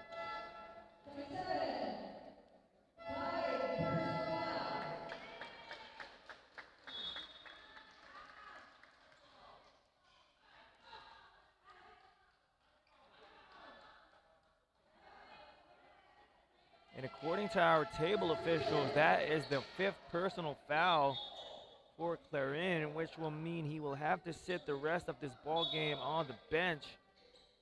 That is a big blow for Elite New South Wales, seeing as he is the only legitimate big in their lineup.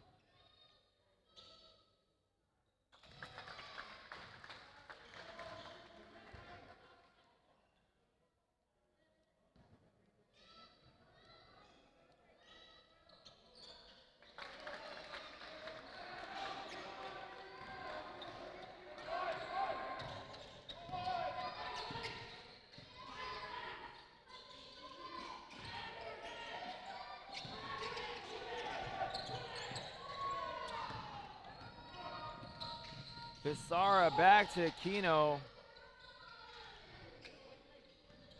Pano able to save that ball. Milamina is there. Finds Sunga. Sunga, unselfish play to Mangoba. Mangoba just unable to get a grip on that leather as the coach of Elite NABA Canada asks for a timeout with 8 minutes and 3 seconds remaining in the 4th and final quarter.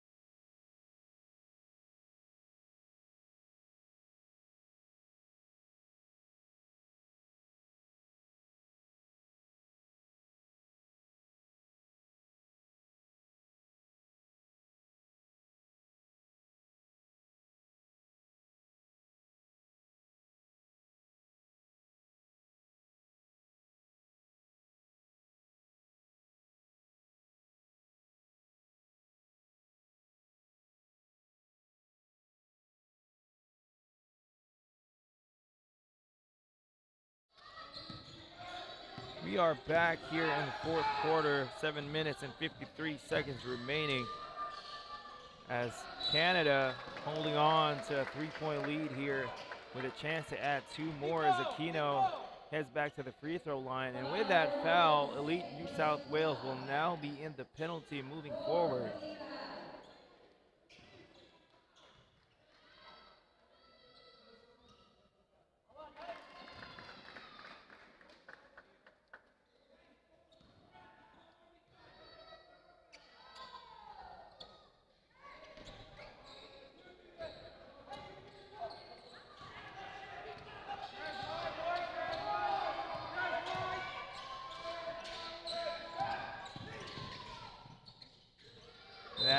to Sunga was tipped out by Pano. As we have a substitution here. Cruz checking into NABA Canada. As Elite New South Wales has 10 seconds on their shot clock. Mangoba with a three-pointer from the top of the key.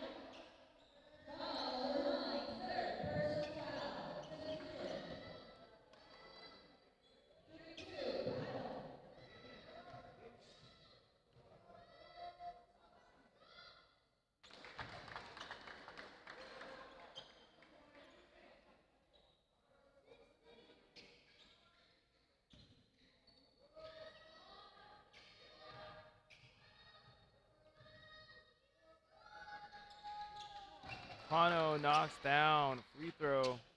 The lead is still at 3, 61 to 58 in favor of NABA Canada.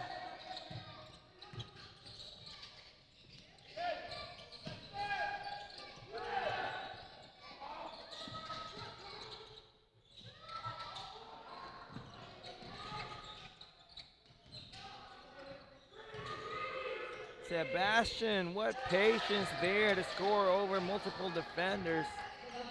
The lead is now down to 1.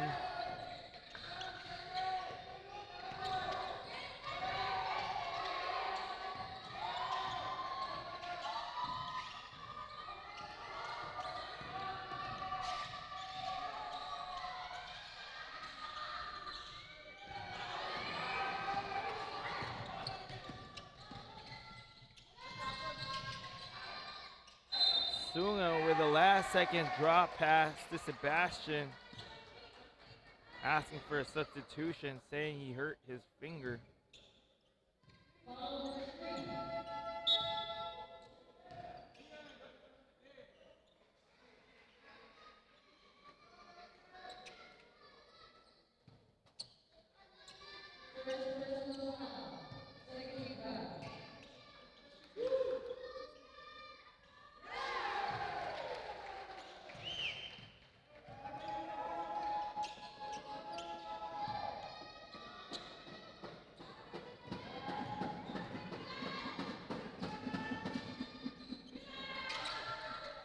Free throw is no good for Sebastian as Pano is bringing the ball up the floor. We are all tied up again at 61 apiece.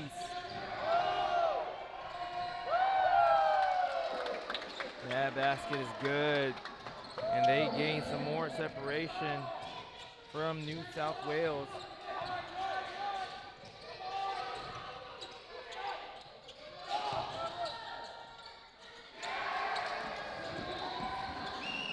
And that is a big shot to tie things up here. But Aquino wasting no time pushing the ball up the floor. Could have gone away with an offensive foul, but the putback is good for Aquino. Back and forth affair here between New South Wales and Canada.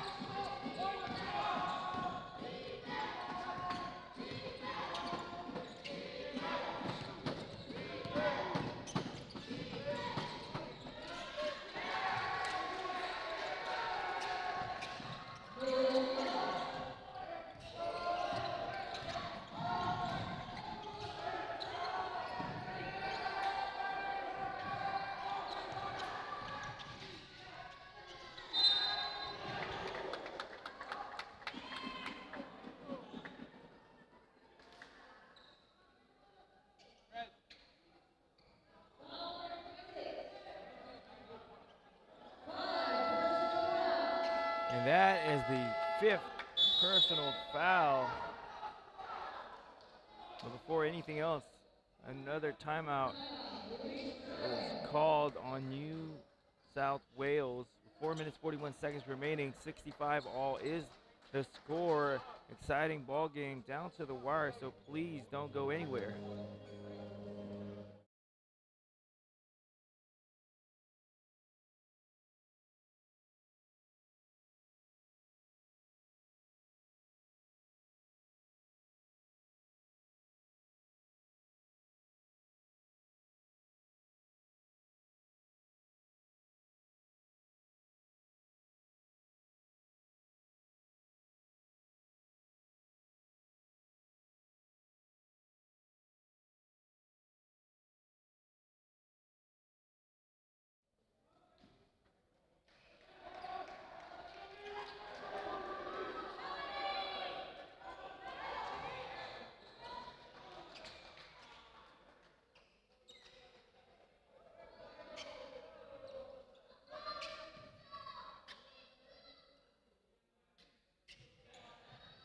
Pano back at the free throw line for 2.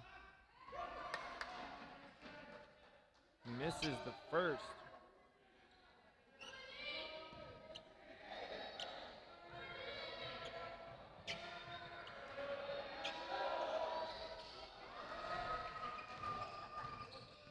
Misses the second as well. Not used to seeing Pano miss these free throws.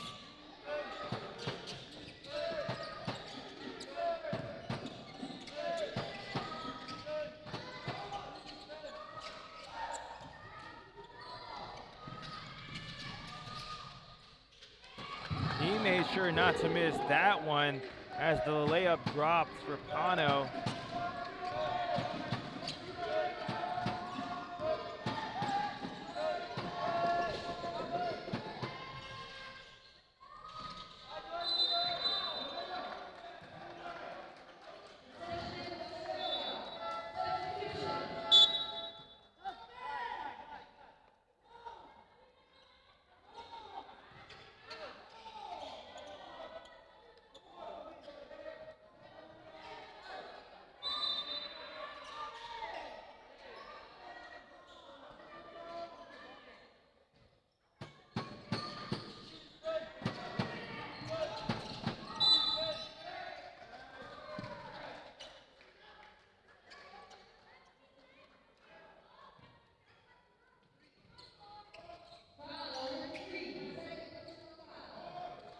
That's only the second personal foul on Bisara. Also only the second team foul for NABA Canada. 3 minutes 53 seconds remaining here in the fourth. We have a sideline inbound here for New South Wales as Sebastian hands it over to Milamina. Angoba up top has played very well here in this ball game.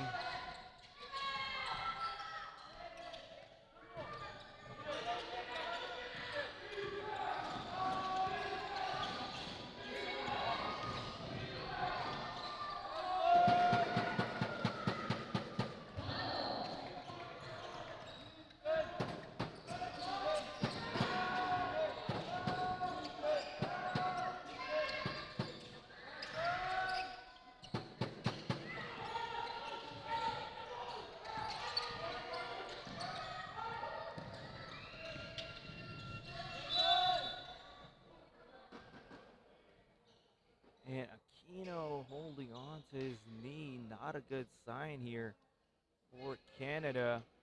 We all know how important of a player he is. And right now, he's holding on to his quad, his left quad to be exact, being sprayed by our medical staff.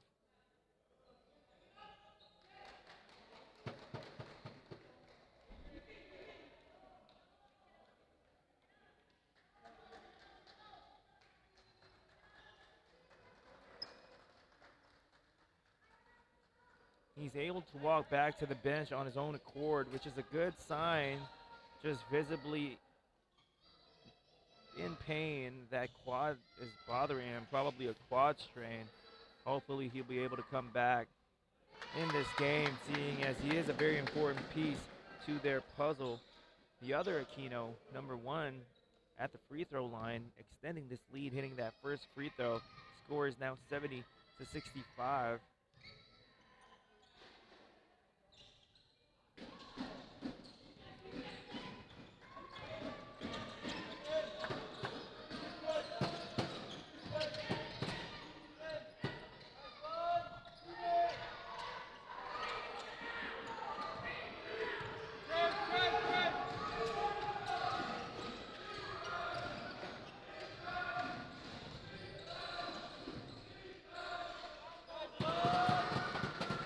Canada gaining some much needed separation here towards the end game, hitting the shots when they matter the most. Now it's a question of whether or not they can get some stops here on the defensive end.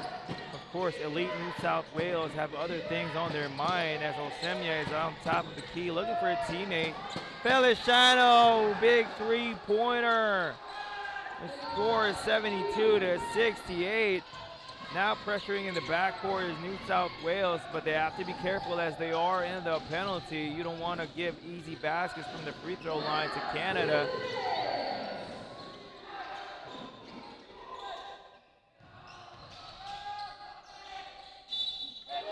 Basket plus the foul for Aquino, hanging in midair and taking that contact.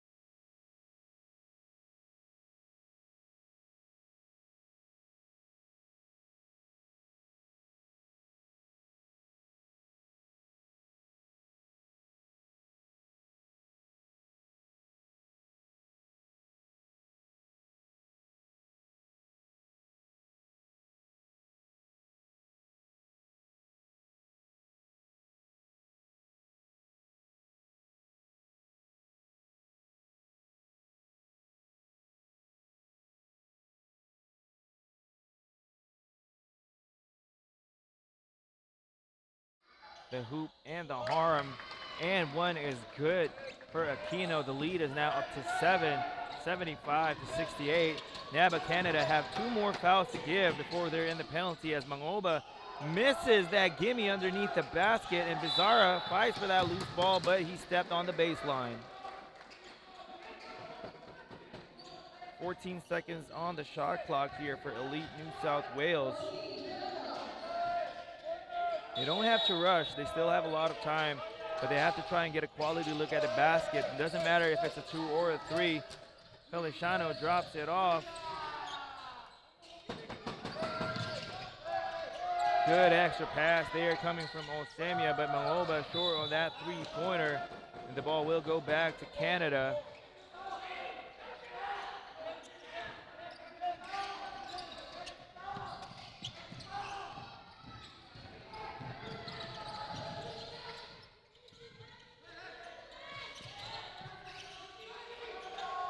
Mazzara with the ball up top, finds Aquino, who just went back to the bench earlier with a quad strain.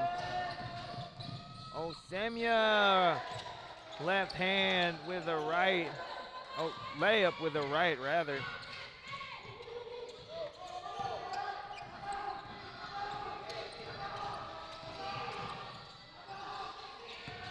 Almost a turnover there, dangerous pass coming from Pano. 10 seconds on the shot clock. New South Wales, all they have to do is play honest defense here to get a stop. Feliciano, of all people, gets the stop in the post. A little chaotic here for both teams, but Sebastian misses the layup, and Aquino can't believe that he was called for a foul.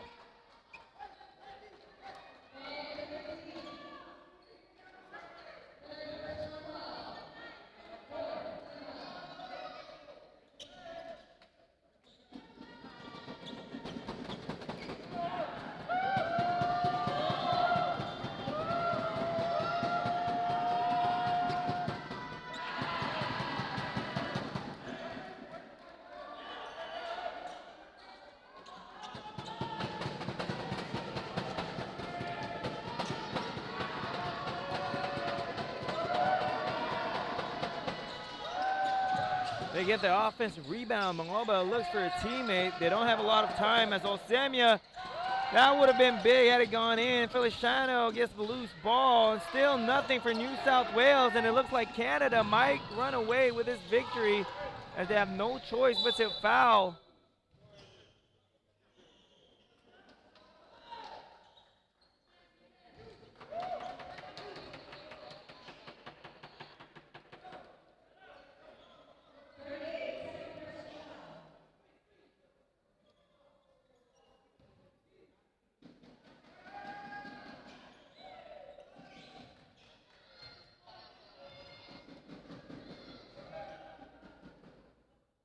That free throw will ice this game.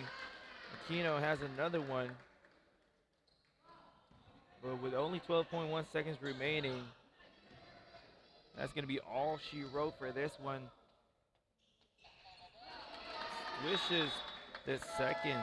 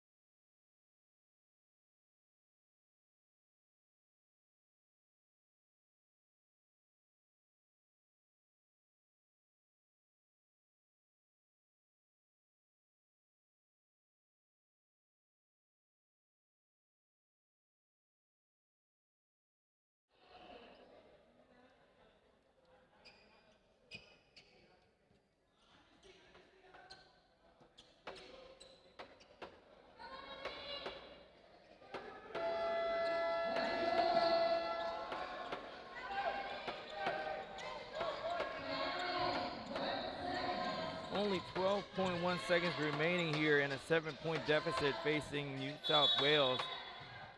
It is looking insurmountable at the moment. Even if they make a three-pointer, they're still going to be down by 4, and that one rims out for Osamia. And that is going to be it. Just waiting for the final score here as Mangoba banks in that three-pointer. Pano is on the other end to finish it off. Not sure if that's going to count or not, but nevertheless, NABA Canada runs away with a 6-point victory. 79-73 is going to be the final score here. Elite New South Wales putting up a valiant fight, but NABA Canada just doing all the right things in the end game to come away with this victory. But don't go anywhere, Hoops fans, because we still have 2 games left. NABA Canada taking this one. Don't go anywhere. We still have a couple of games left here at the NBTC Manila live at Aero Sports Center. Again, my name is Kyle Sanchez, bringing you the action. Thank you for watching. Stay tuned for more.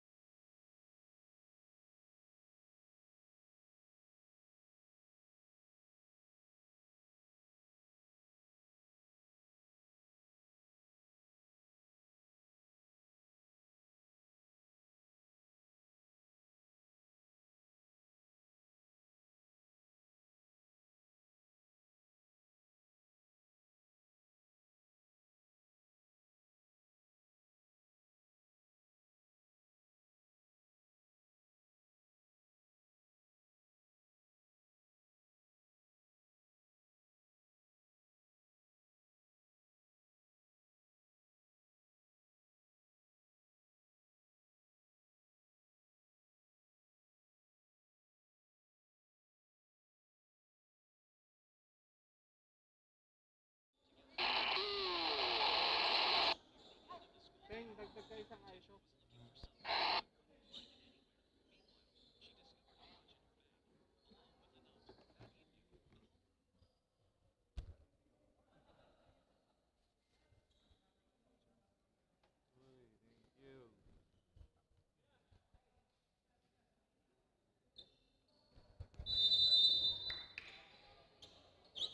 Good afternoon, basketball fans.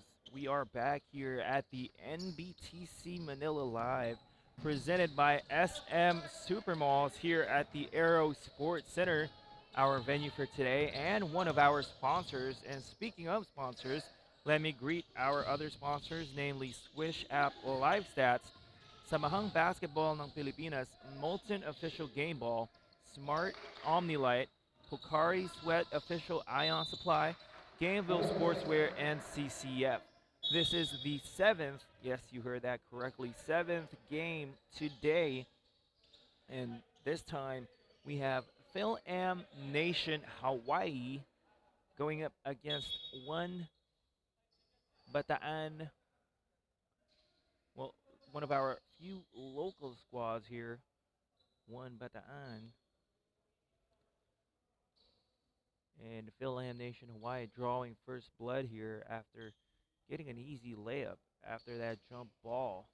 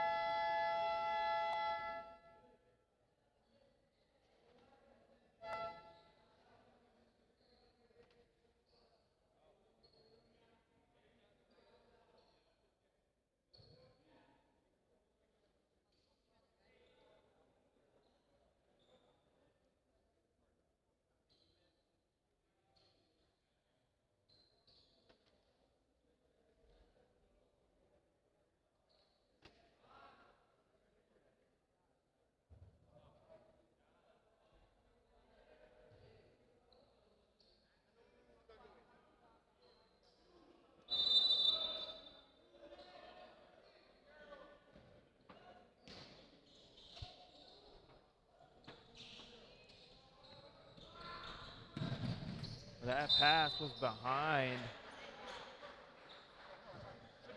Turnover for Hawaii.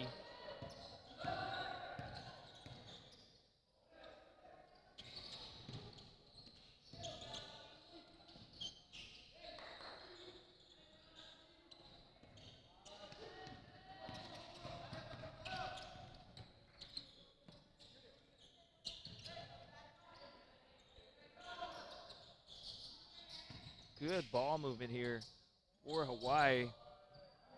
Unfortunately, that shot is in and out for Meacham. Meacham played well in their first game here today. That was a blowout win against elite New South Wales, who also lost their matchup prior to this against NABA Canada.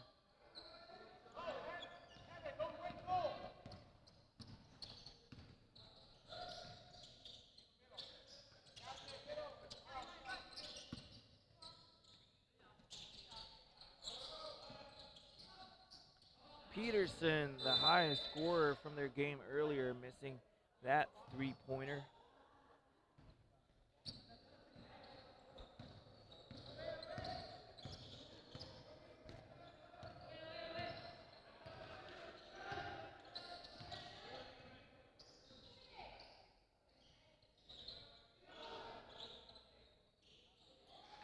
That putback is good. Now we are tied up at 2 apiece.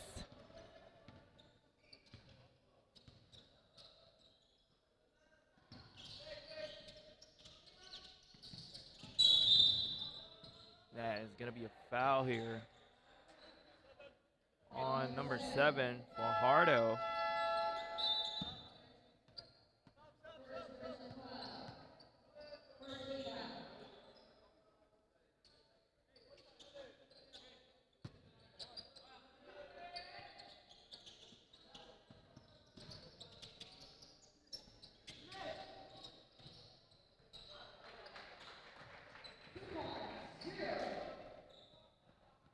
Points for Salvato.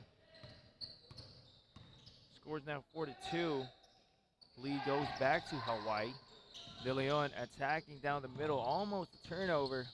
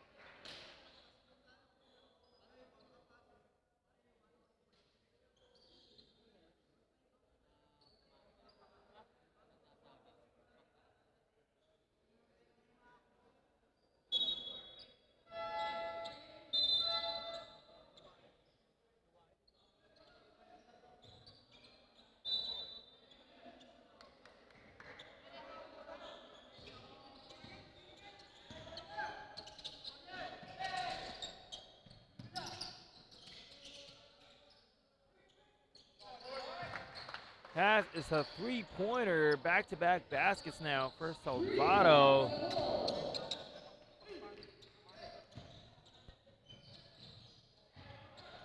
De Leon reading the defense. Tough shot, good cut towards the basket from Dahau.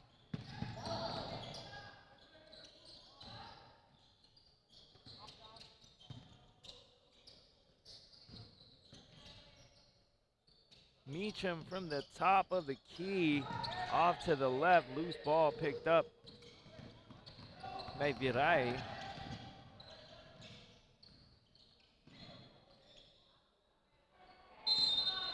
Sorry, miss there, but a foul is going to be called. Looks like it's going to be on Meacham.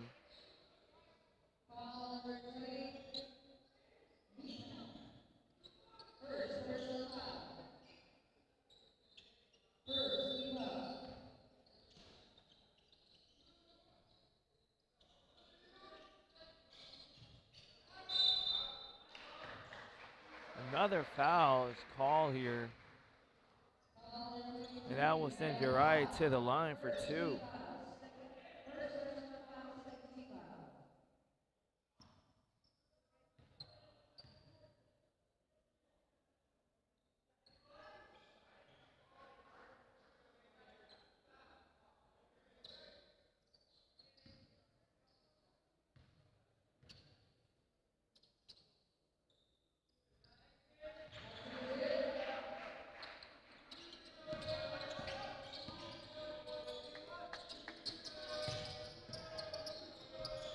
Salvato feeling it from 3. Heat check there as Manarpak tracks down the long rebound. Meacham mid-range jumper is good. Nothing but the bottom of the net.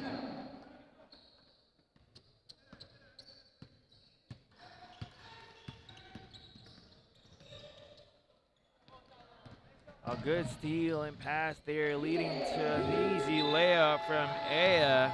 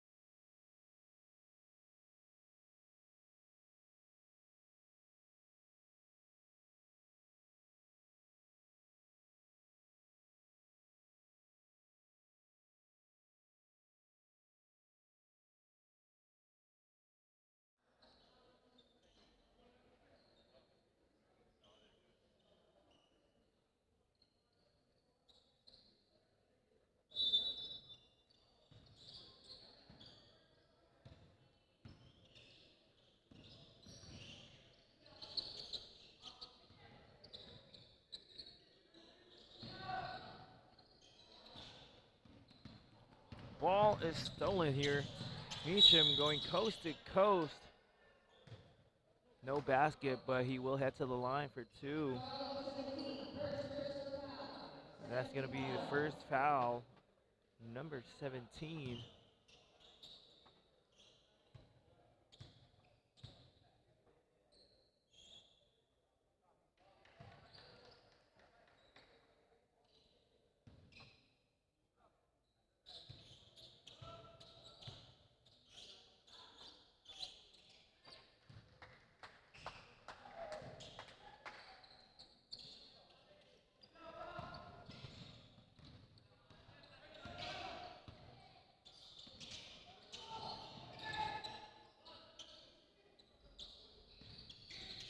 Almost got away with a travel there. Great outlet pass. Aya cherry picking on the other end. Revuelto getting that rebound, wasting no time, giving that pass to his teammate who was wide open on the other side.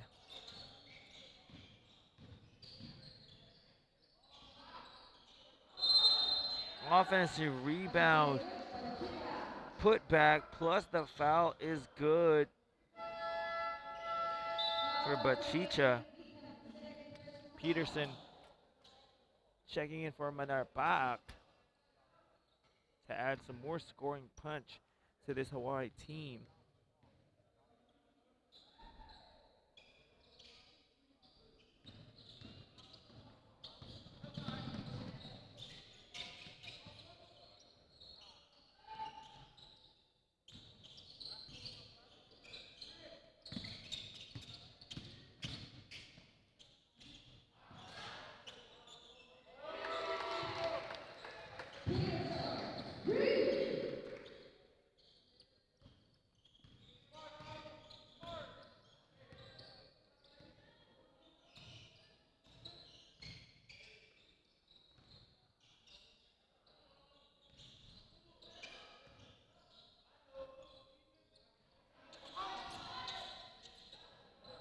Peterson with the ball, calmly surveying the defense, looking for an open teammate. Cross-court pass here. Salvado attacking down the lane. Athletic layup is short.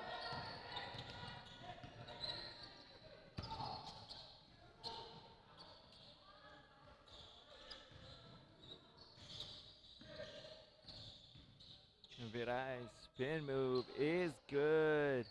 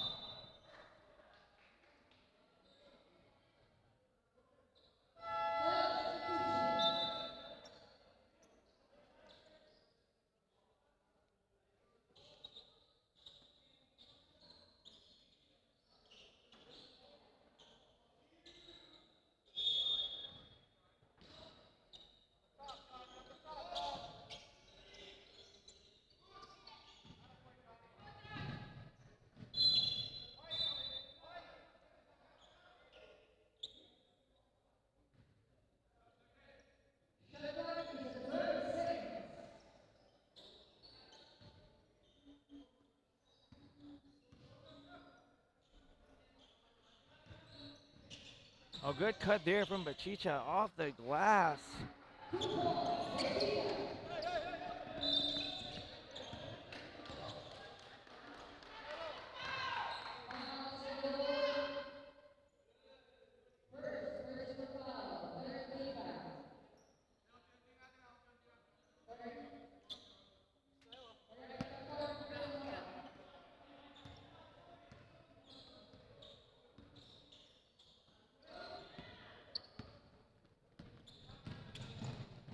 Peterson skying high over the defense, but is fouled.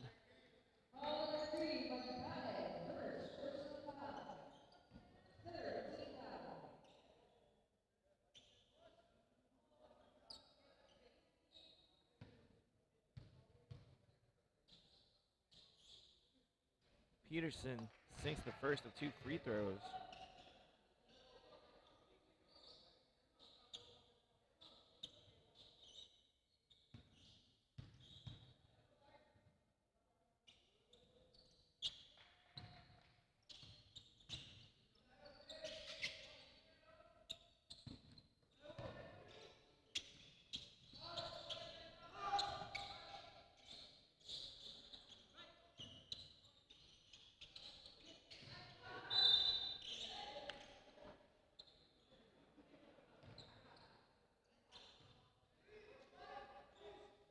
Another foul here, and Hawaii already in the penalty, so that will mean more free throws for Gozun.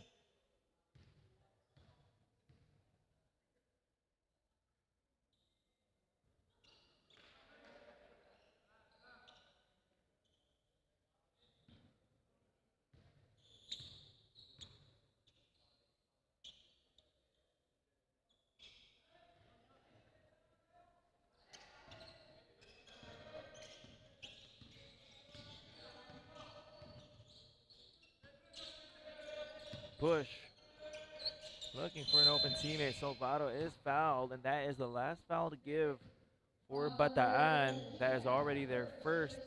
That is already their 4th team foul, but Chicha committing that one.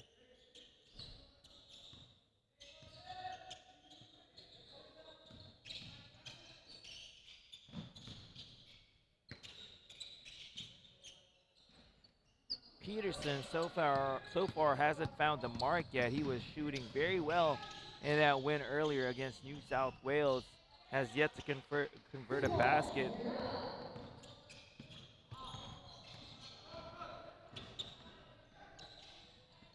But Chicha, stop and pop jumper right in front of Revuelto.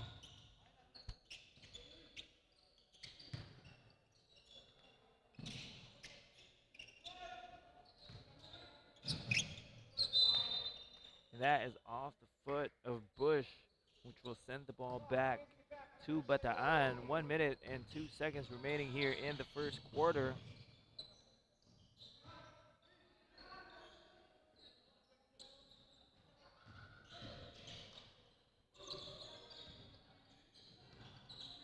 Gozun mishandled the rock.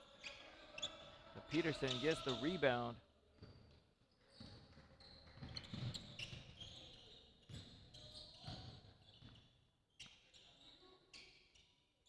Alley-oop from Revuelto to Salvado. Extend this lead to 6, 22 to 16. 5-second differential between the shot clock and the game clock.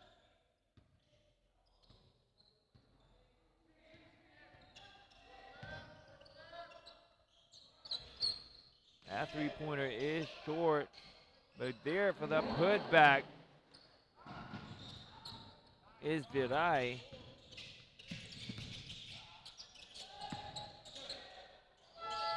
Peterson short at the buzzer, but they're still leading 22 to 18. Talking about Hawaii as we head into the second quarter.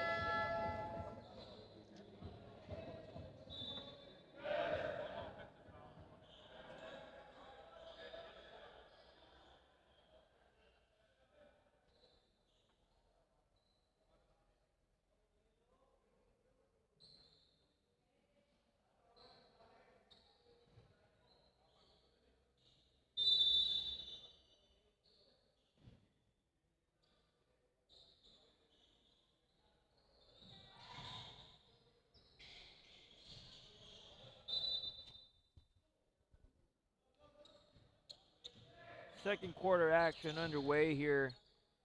Begins with a turnover from Bataan. Sends the ball back to Hawaii. Meacham decides to take that three from the top of the key. Back rims that one. Peterson unable to get the offensive rebound as Salenga goes coast to coast.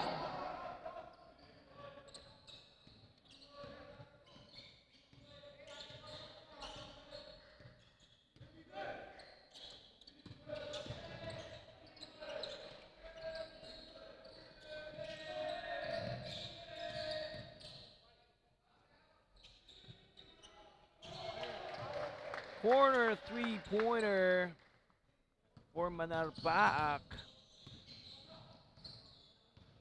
Hawaii currently keeping Bataan at bay with those timely baskets.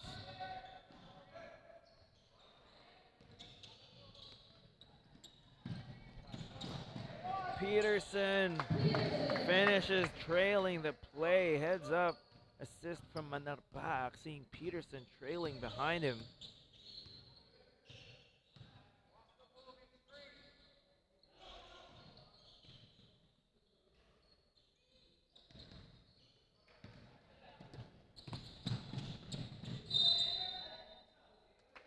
Peterson fishes for that foul, earns himself a trip at the charity stripe.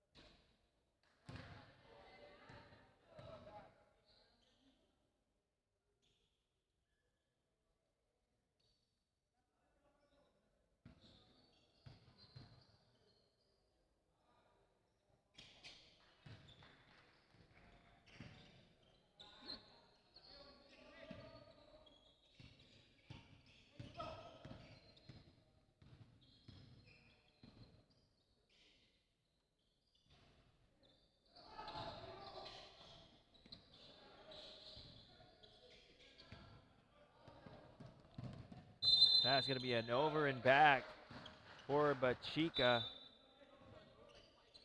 Miscommunication there between teammates.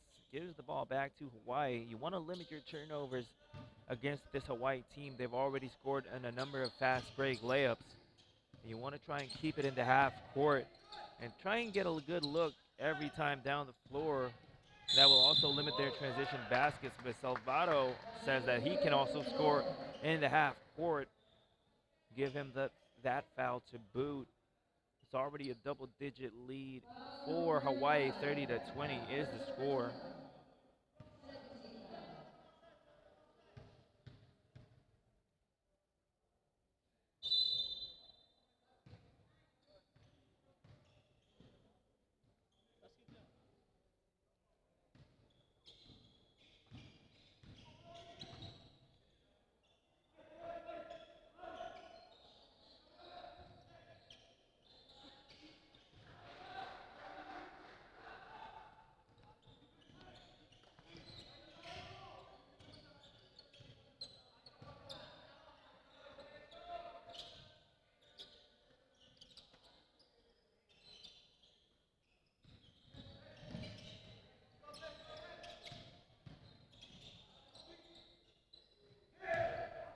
Salvato overshoots that one.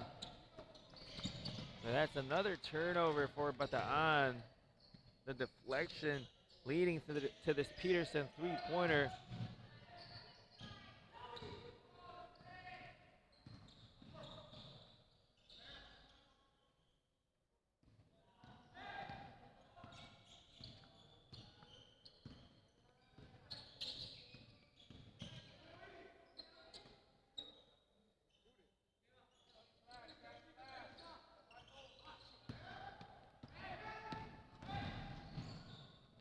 But Chica going coast to coast after getting that steal, rewarding himself with that layup as Revuelto is waiting for teammates here in the half court.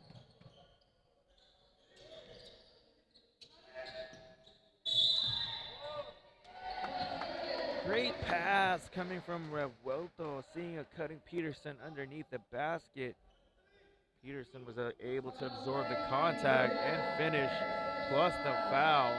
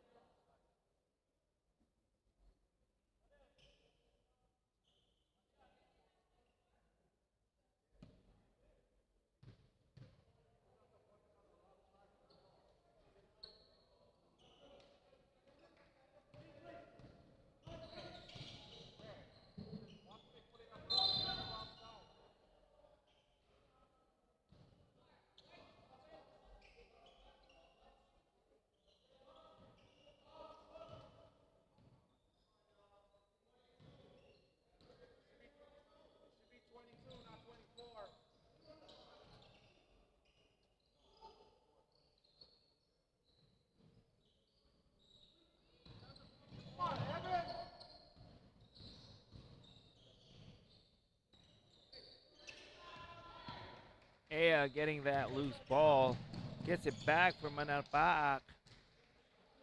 Hawaii running the fast break to perfection. And it's those transition baskets which has allowed Hawaii to get an 11-point lead here halfway through the second quarter. And that three-pointer is way off the mark.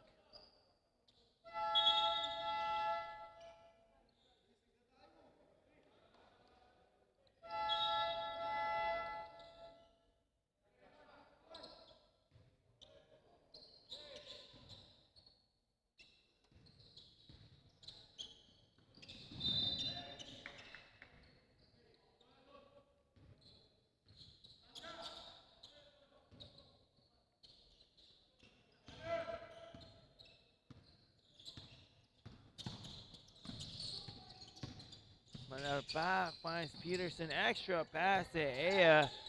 Crowded down low. Revuelto says, I'll just knock it down from outside. Pinpoint passing right now for Hawaii, providing that offensive firepower. No one player scoring in bunches, but it's been a complete team effort so far here in the second quarter. And that three by Revuelto gives Hawaii a 14-point lead. And that is a much-needed basket here for Bataan, as they also try to apply some backcourt pressure. Easily broken, though, by Hawaii. The ball not sticking to one person for an extended period of time, but that is a steal. Almost counter-stolen, completed by Manalpaak, skying high for that layup.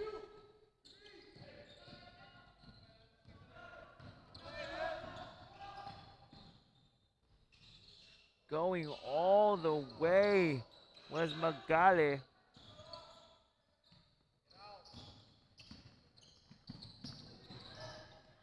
The defense falling asleep. Gozu not realizing that Ea was cutting right behind him.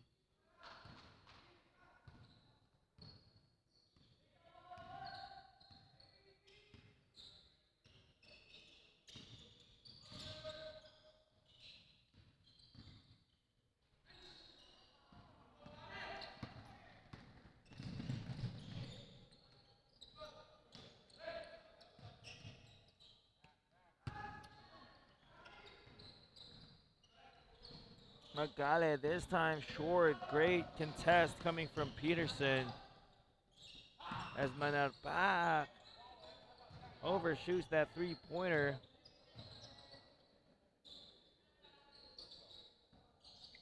Peterson back rims his own attempt at a three. Gozun unable to get a handle on that leather, but is fouled by Manarpaak.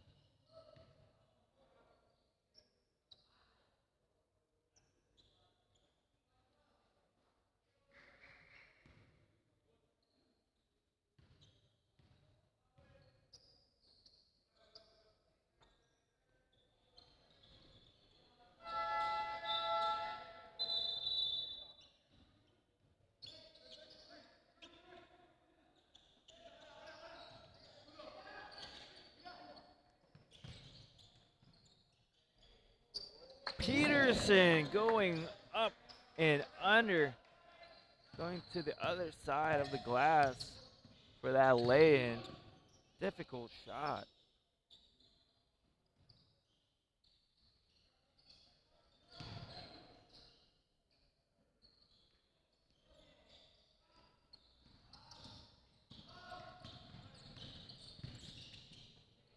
Peterson open from the left corner. Three is good, but our referee signaling a two-pointer as Peterson had his foot on the line.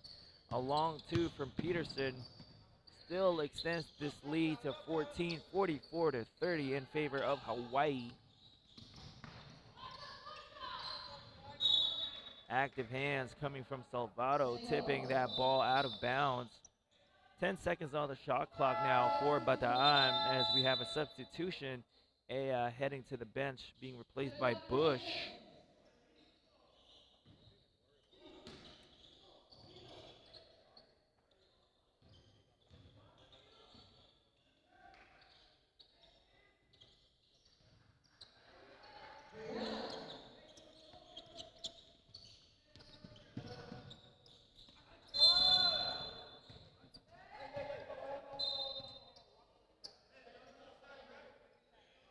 And there seems to be a little scuffle here between Virai and Bush.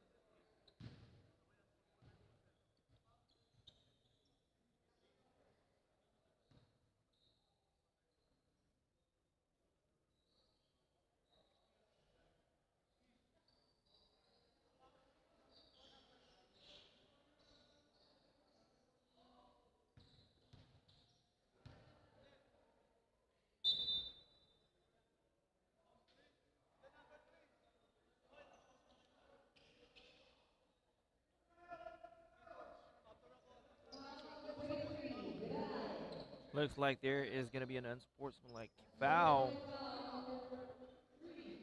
called on Bush for that altercation with Virai.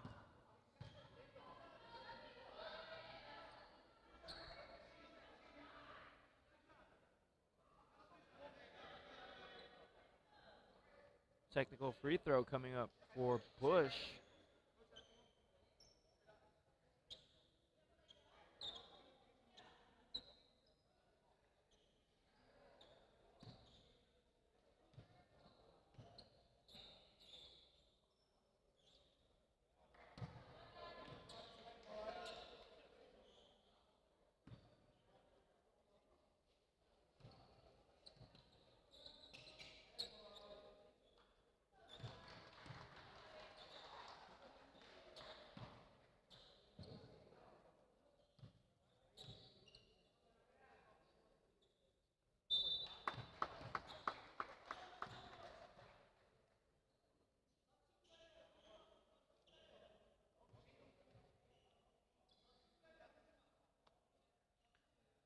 Now we have a technical free throw on the other side, as there was also a tech assessed to Bush, and it will be Gozun taking the technical free throw for Bataan.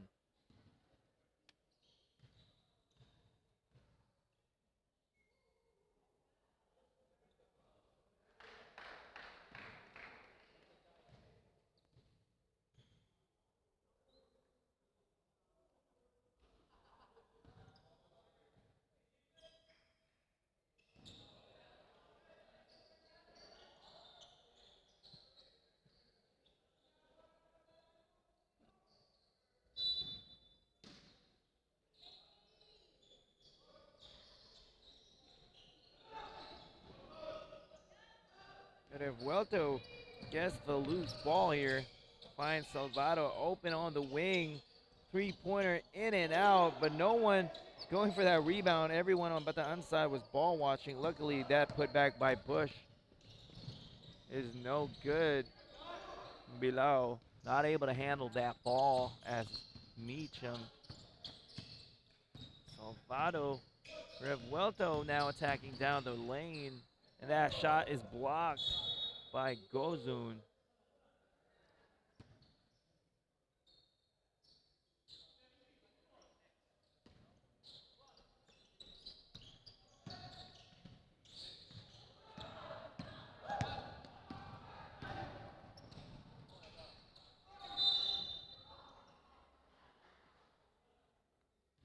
That ball was poked away, but Fajardo will go to the line for two. Both teams now in the penalty with 1:05 remaining. Still a 13-point lead rather for Hawaii.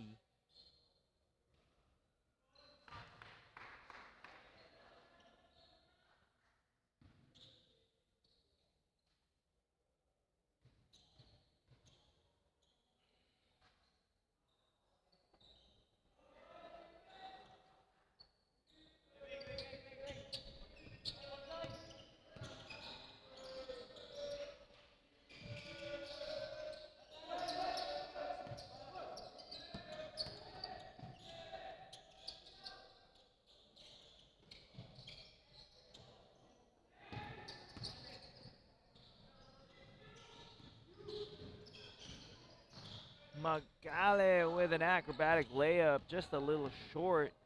Now Peterson trying to push the tempo, finds Bush, but is blocked.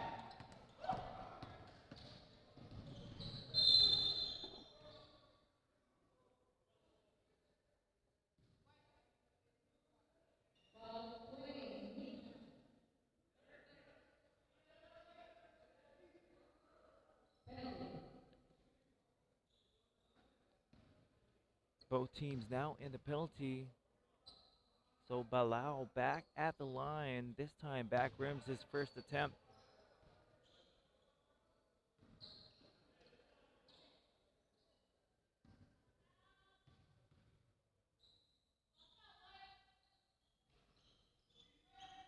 Since the second, still a 10-point lead for Hawaii. Revuelto bringing up that ball. But it's stolen by Balao behind the back. Knocks it down. Now only 8 seconds left here for Hawaii to get all the way from the other end of the floor to attempt a shot. Meacham going coast to coast. No good, and that will be the end of the second quarter. The score is 46-38 in favor of Fil-Am Nation Hawaii, leading by 8 as we head into the second half. Don't go anywhere. We have more exciting basketball action after this halftime break.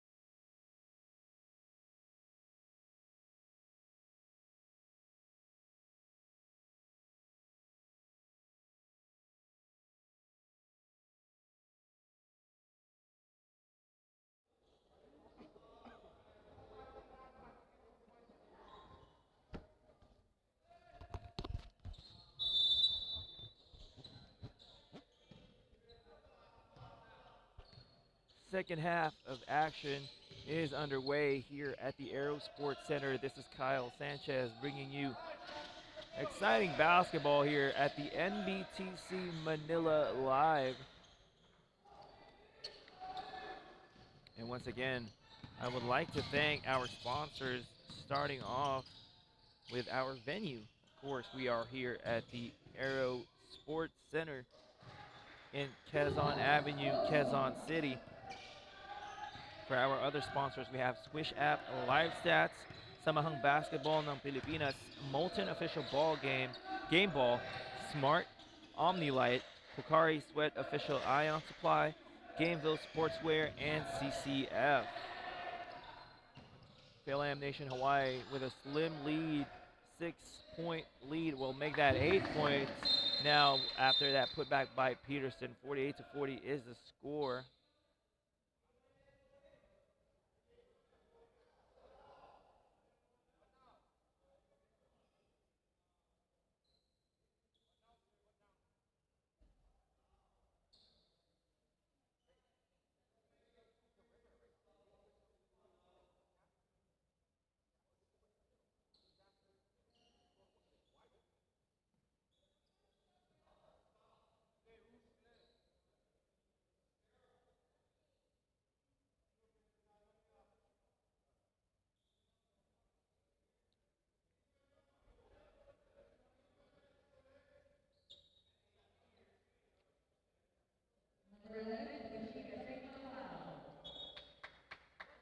That is going to be a technical foul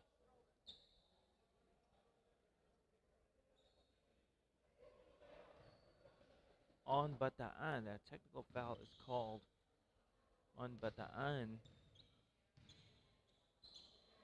after a little scuffle underneath the basket, but Chica assessed with a technical. Unfortunately, Meacham unable to convert on that technical free throw, so the score stays at 48-40.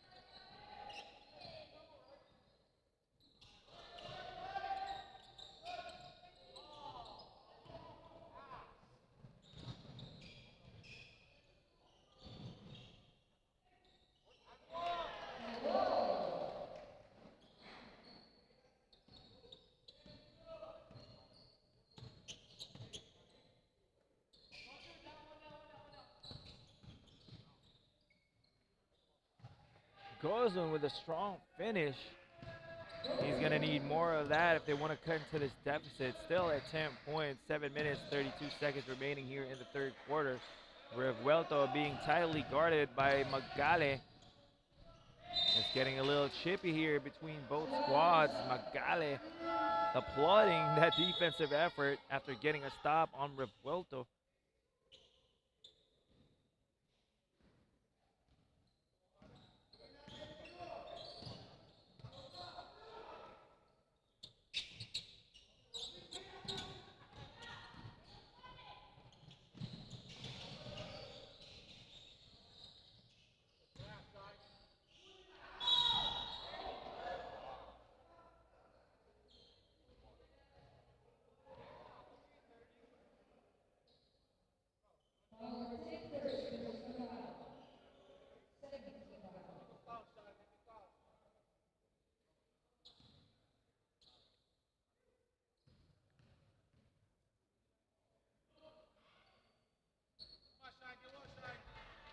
Salvato missing the first of 2 free throws.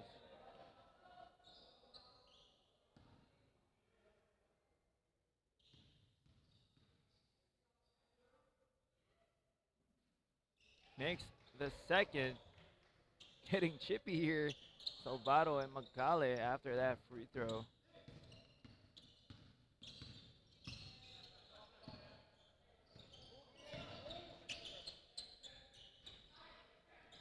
Gozun gets another offensive board.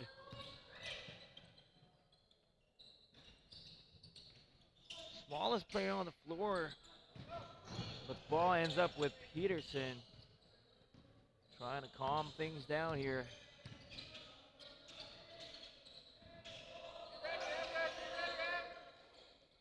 Peterson on the other end. 3-pointer is in and out. Magale with a rebound. Passes it over to Salenga. No one to beat, but babies the layup. But Bachica there for a putback.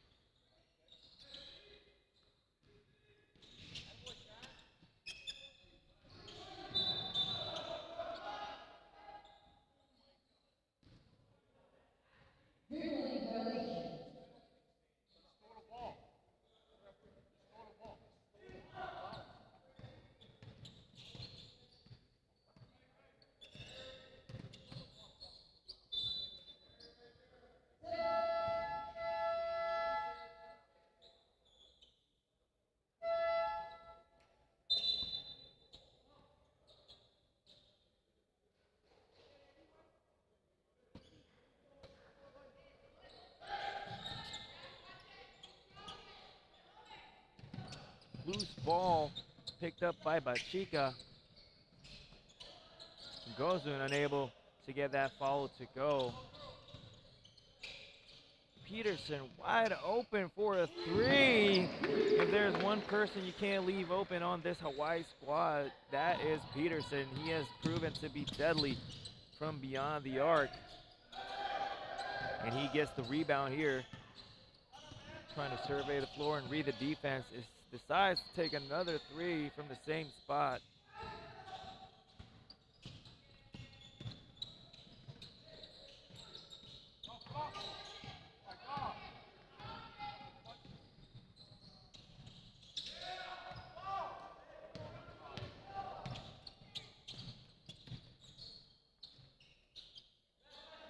Finally gets it to draw for Bataan as they throw an outlet pass to Peterson.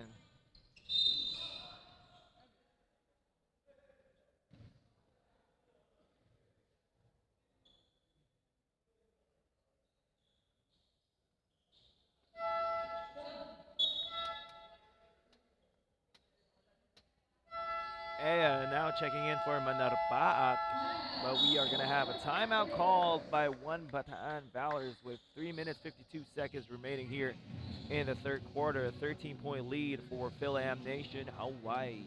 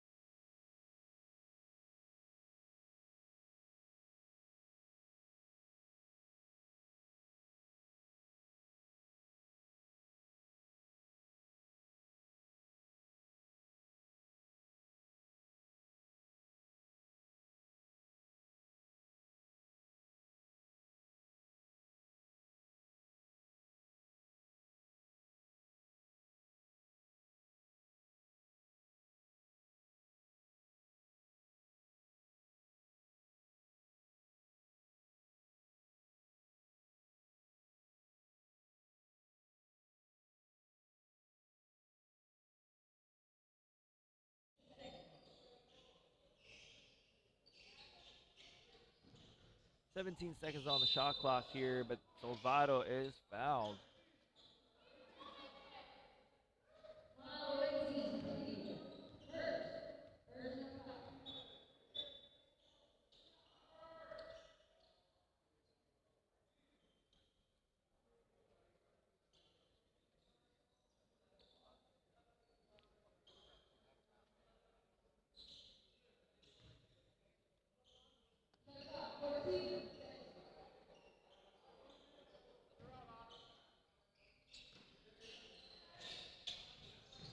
Salvado gets the ball poked loose.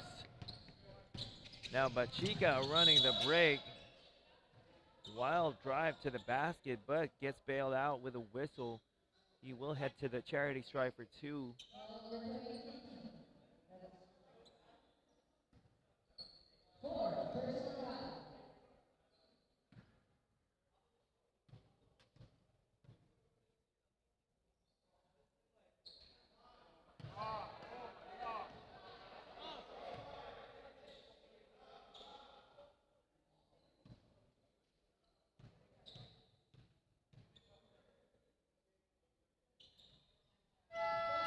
Second free throw is good for Bachica. Now Meacham will have to sit on the bench, most likely till the 4th quarter, because that is his 4th personal foul. Manarbach checks back in to relieve him.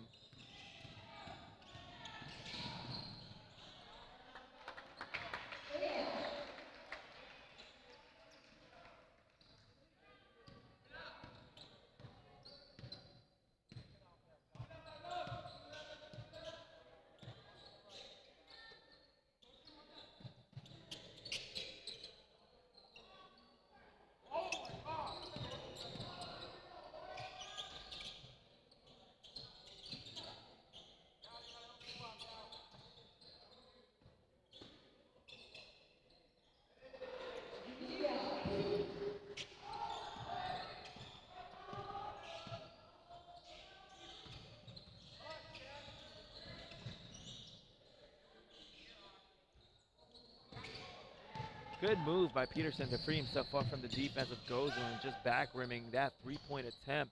But Bachica shows him how to do it with a 3-pointer from the left side of the perimeter. Cuts this lead to 9, 61-52, as he tries to put the pressure on Revuelto in the backcourt. Revuelto simply brushing Bachica off.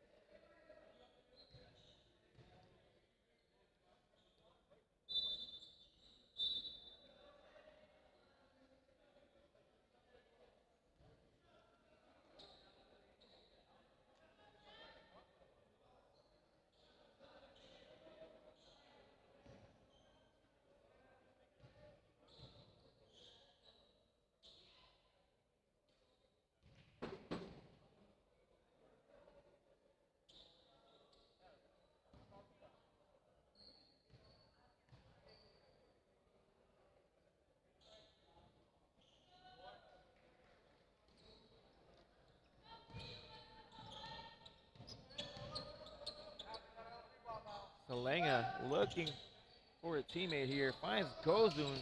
Interior passing there, but broken up by Revuelto. Heads up play there. Would have been an automatic 2 points. Peterson is asking for the ball in the post. Feels as if he has the mismatch on Salenga, but Salenga called for a foul, much to the chagrin of the One Bataan coaching staff.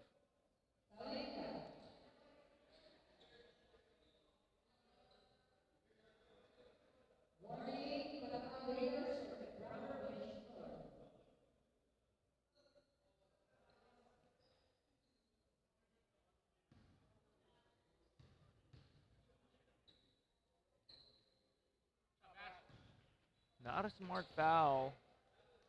One Bataan now in the penalty. And of all the people that you don't want to send to the free throw line, Peterson is the guy, as he knocks both down. to extend this lead once again to 13 in favor of Fil-Am Nation Hawaii. Magale at the top of the key. 3-2 zone right now for Hawaii.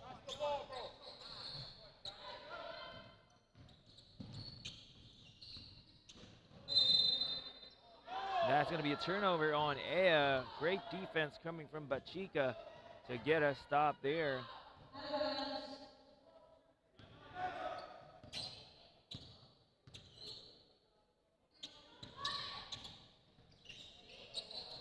Magale short on that layup.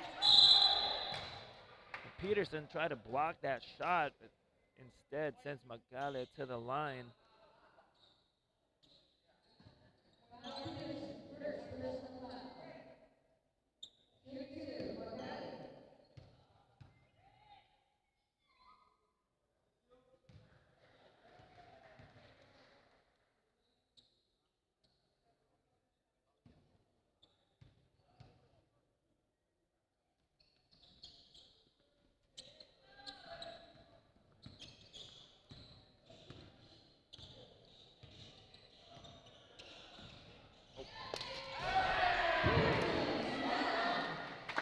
That is going to be a jam coming from Peterson, much to the delight of the pro-Hawaii crowd here at the Aero Center in Quezon City.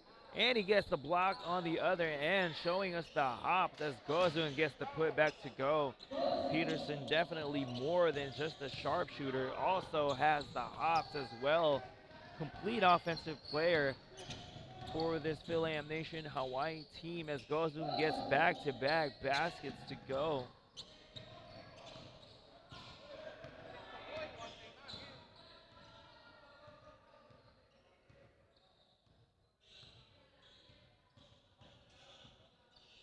Peterson showing us that he has that dribble package as well, taking his defender off the dribble to get the and one. Bonus free throw coming up for Peterson. What a quarter it has been for Peterson, showing us the whole offensive arsenal.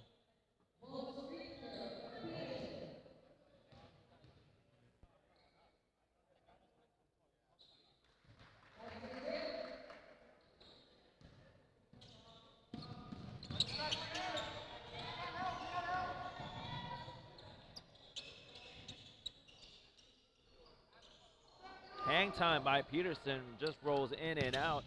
Salenga with 1 second to go. Not a smart foul for Manarpa.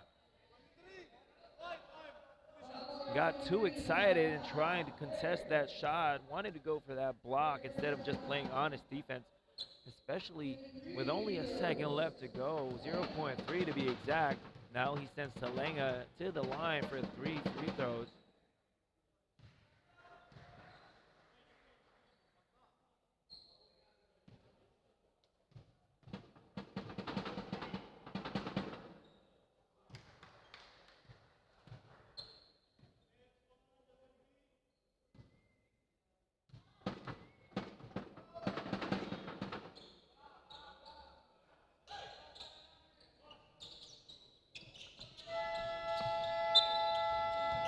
That is going to do it for the third quarter. 70-60 is the score in favor of Fil-Am Nation Hawaii, still holding on to a 10-point lead as we head into the fourth and final quarter.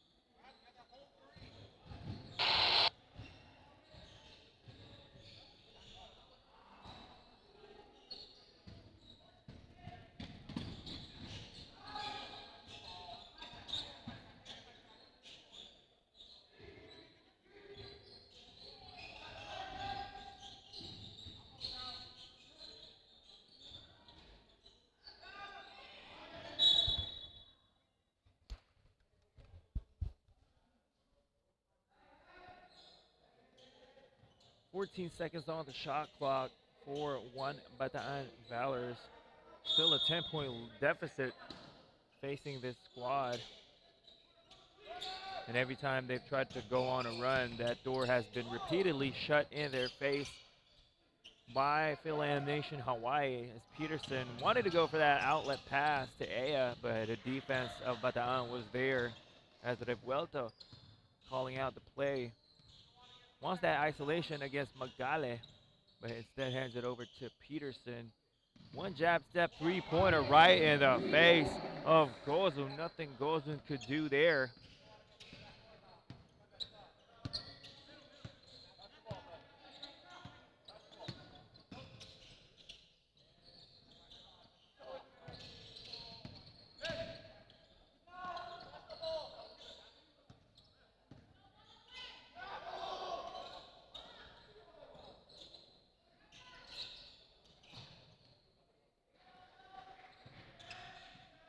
If you're one Bataan, those are the types of buckets that you need here in the fourth and final quarter. You have to try and outwork, out-hustle this Fil-Am Nation Hawaii team. And that's going to be a loose ball foul on Bachika.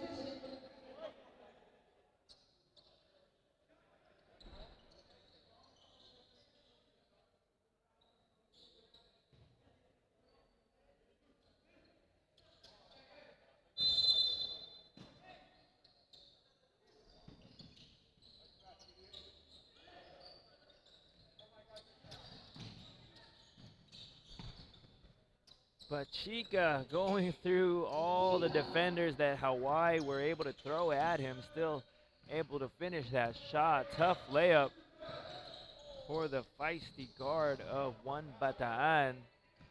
Not a good shot there for Hawaii. You are up, so you have to try and milk some clock here in the fourth and get the best quality look that you can.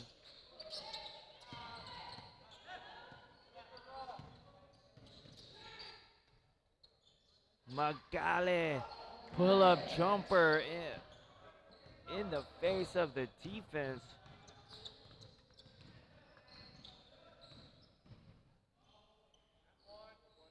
No foul there as what the coaches wanted, but Salvato able to finish through the contact.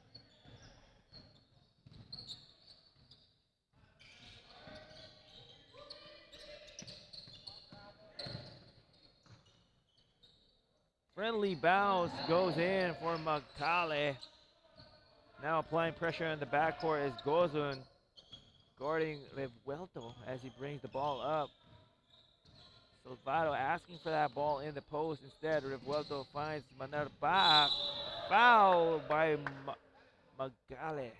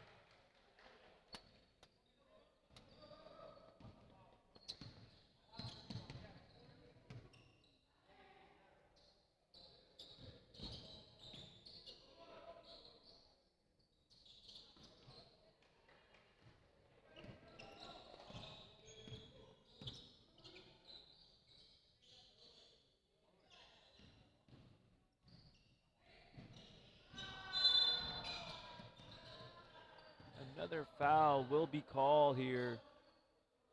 Revuelto guilty of the personal foul.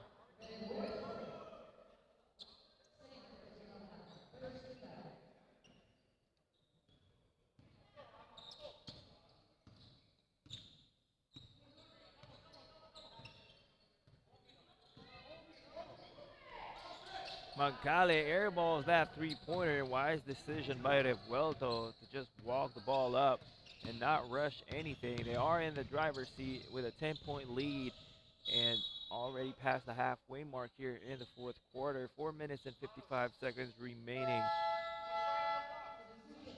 Salenga checking back into this game for Mancale, who will take a short breather.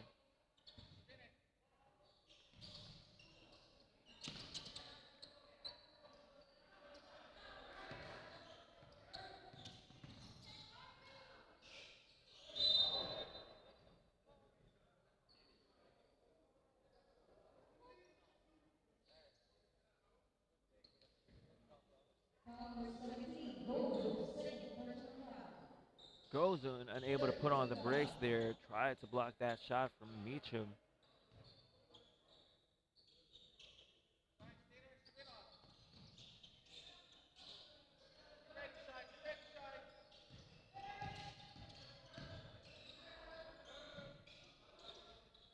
In and out on that three-pointer. Bataan now with another chance. But that will be a turnover. As players diving for that ball. You gotta applaud the effort from both teams. As Revuelto wants that isolation against Bachica. Kicks it out. Salvado, the recipient of a pass. And that hop step frees him up from the defense.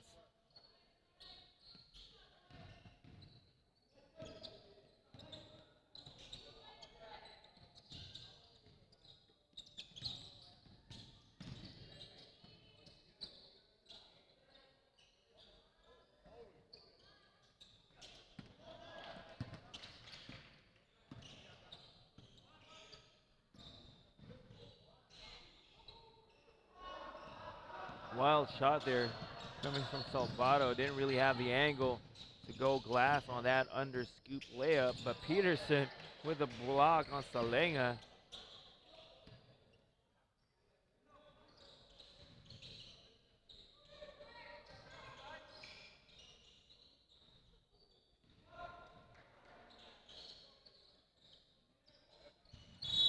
Dangerous pass there, almost stolen. And now we will have a timeout called by one Bataan Valors, trailing by 12 with 3 minutes and 11 seconds here in the fourth quarter.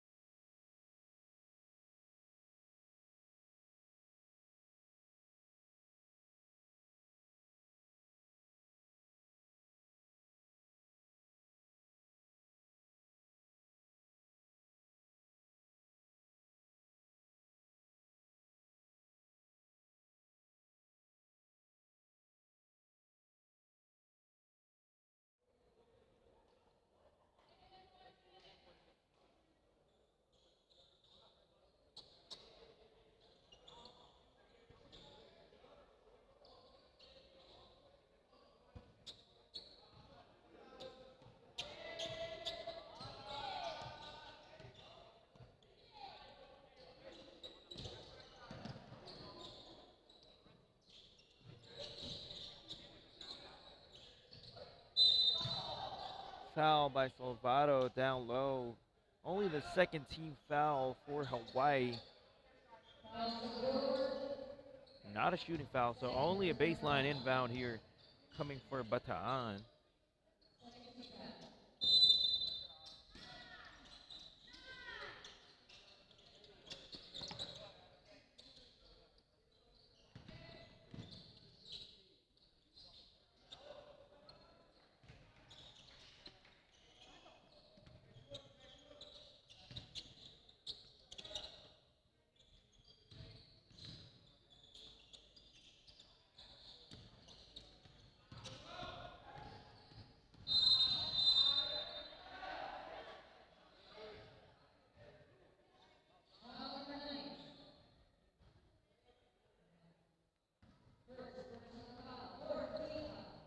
That is already the fourth team foul for Bataan, so it'll be free throws from here on out for Hawaii as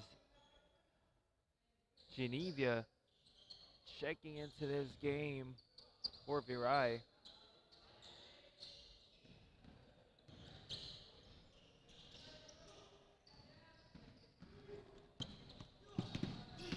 Magale, strong drive, met by Peterson up top. Gozun misses that follow, finally drops as Meacham is ahead of the pack, cherry picking for an easy deuce.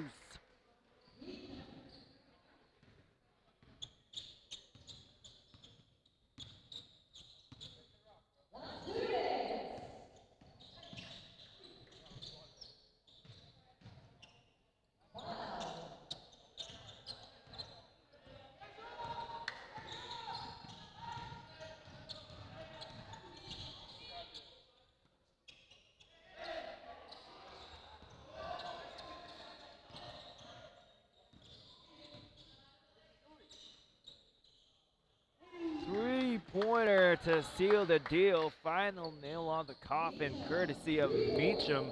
85-72 is the score.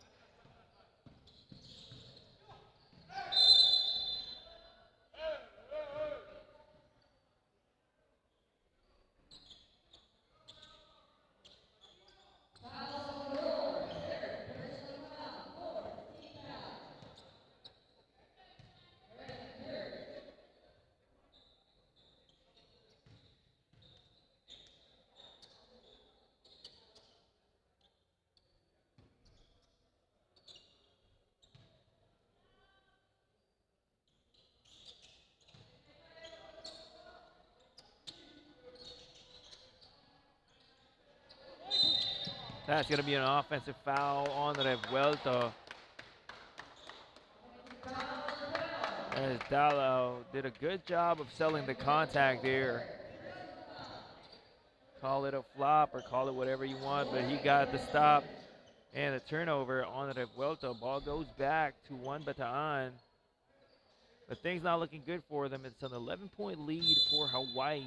Hawaii doing all the right things this entire game. Every time Bataan has tried to come back, Hawaii has had an answer as Mancape, another basket for him under goal stab as Peterson gives the ball back to Revuelto.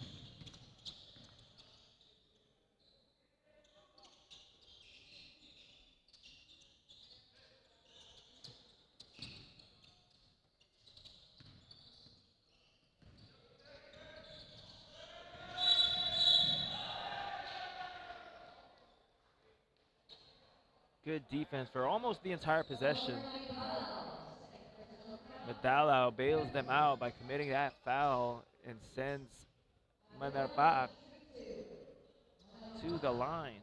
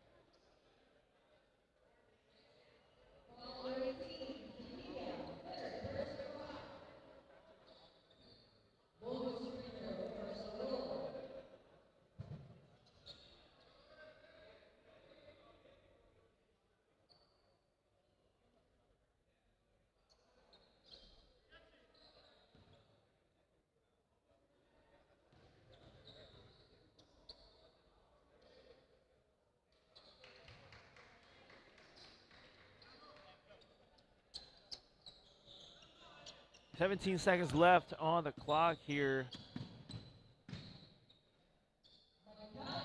Magale still opting to take a shot here. But I don't think Hawaii is going to attempt the basket, but that foul will send Manarpa back to the free throw line.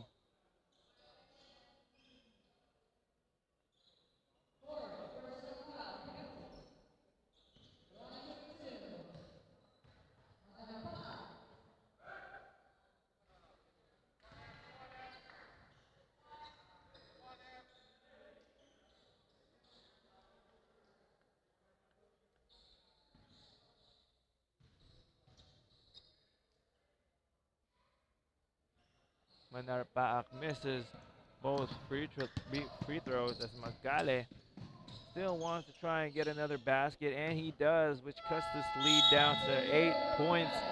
And the final score will be 90-82.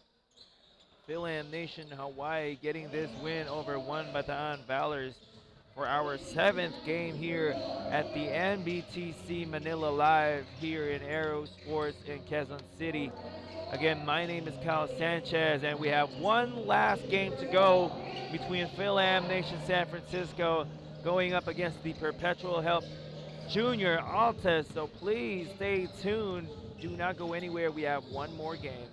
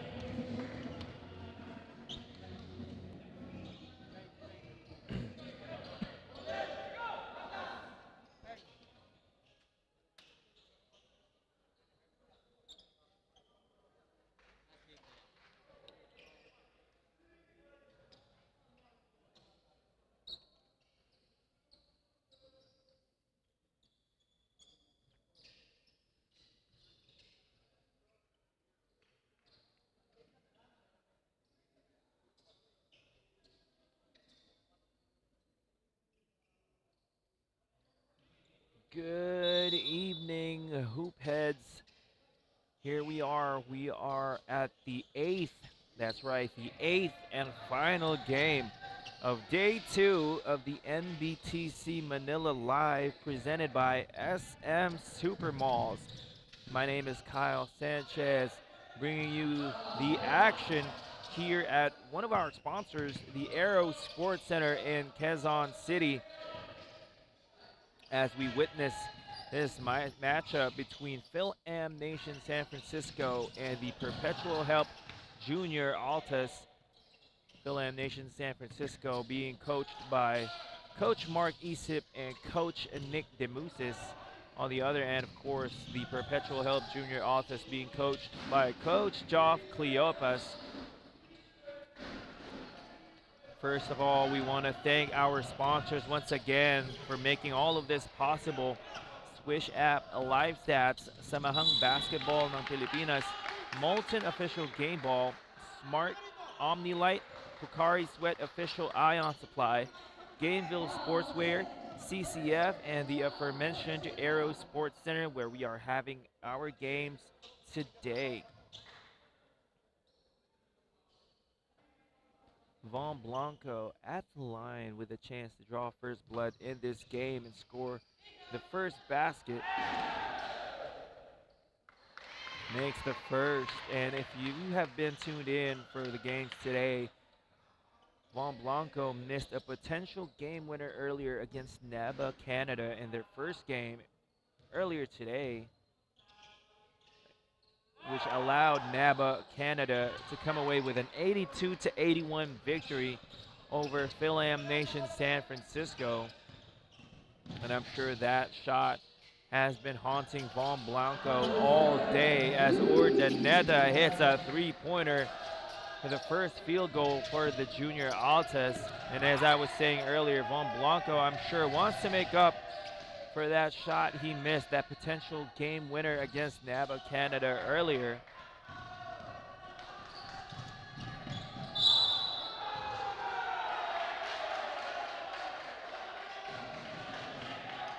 And that's going to be a foul that sends William Moore to the free throw line. The Junior Altas with an early 3-2 lead.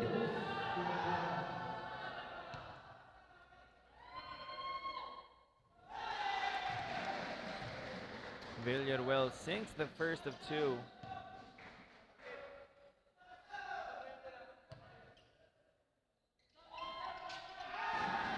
Makes both for a perfect 2 out of 2 as the Junior Altas now in a 2-2-1 full court press where they're trying to trap in the corners.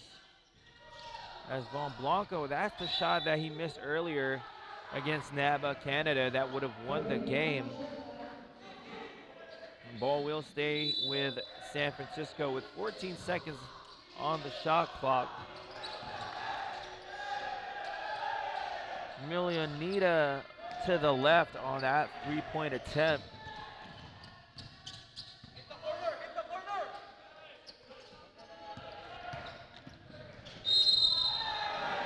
That is going to be a foul on Von Blanco. And Villegas, correction, Cristobal is now at the line for 2 more free throws. That is the second team foul for San Francisco.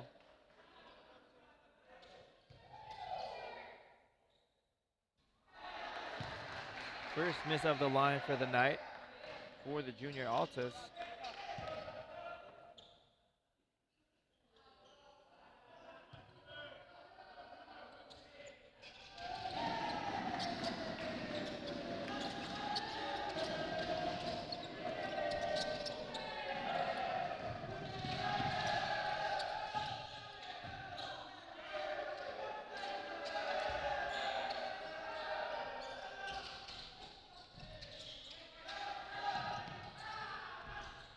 Von Blanco back rims that three-pointer, and this will leave Cristobal for an easy layup, uncontested at the rim.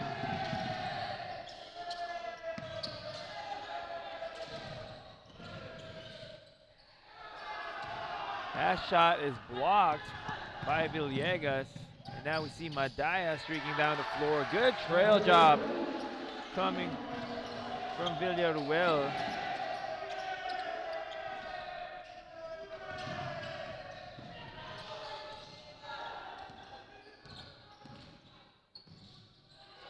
Milanita, another attempt outside the arc, still short.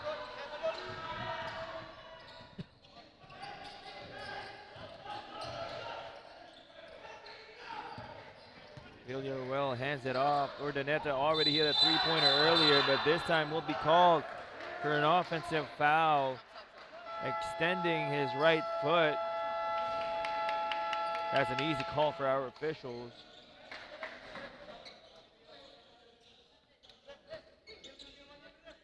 As we have our first timeout here. 6 minutes and 38 seconds left in the first quarter. 10-2 lead for the junior Altas.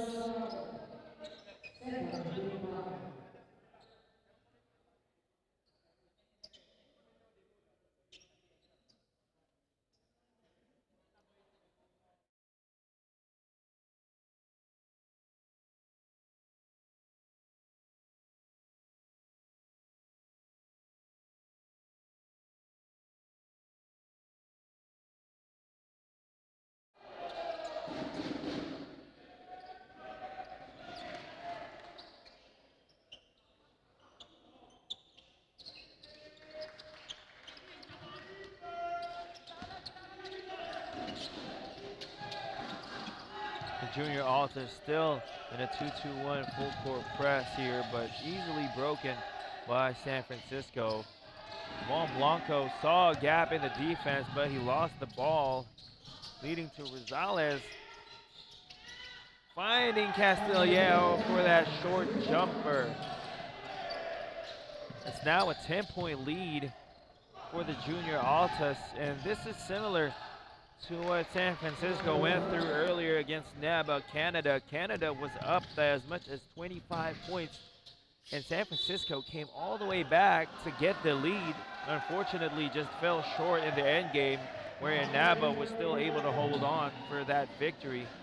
Now they're down by 8 points early here in the first quarter, so they seem to have a bad habit of allowing the opposing team to get out to a strong start. And you don't want to play catch-up the entire game. That can be more tiring, actually, when you're playing catch-up. And we all know that they're more than capable of doing it. But, of course, you don't want to put yourself in that position in the first place if you're San Francisco.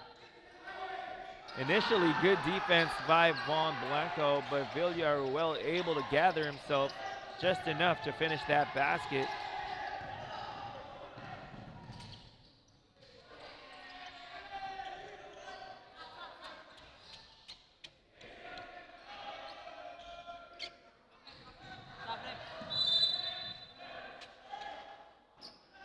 Ball will stay with San Francisco as Kurt Patalinhug and Zamoras checking into the game for the first time to replace Urdaneta and Castillejo. Gardulanas also seeing action for the first time to give Villarreal a much-deserved rest.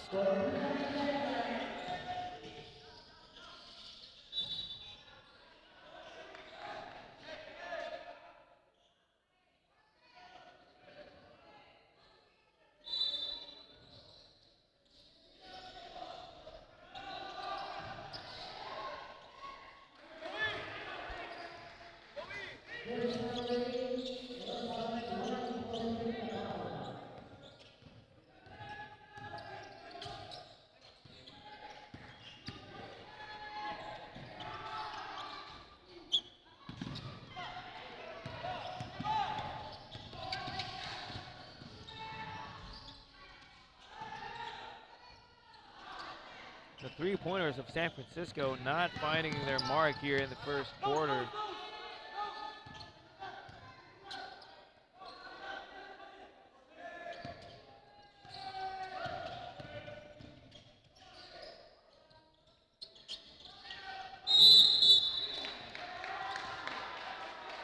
Well, that's going to be a loose ball foul here on the black shirts. Ball will stay with the junior Altus.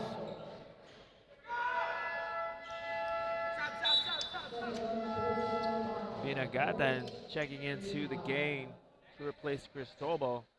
And Duong seeing action for the first time this game for San Francisco.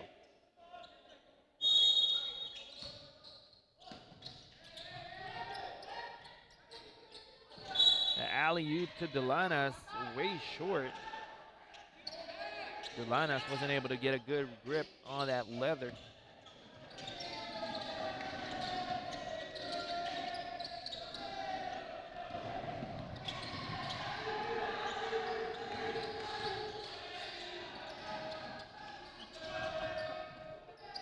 Milonita Dipsy do.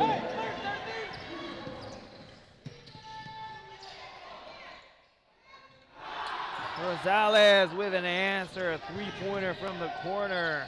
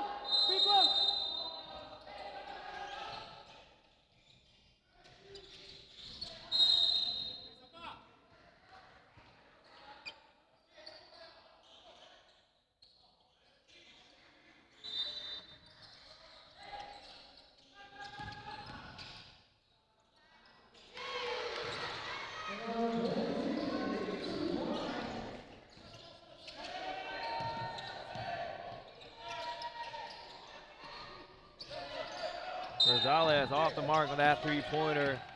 And he immediately gets called for a technical foul for flopping.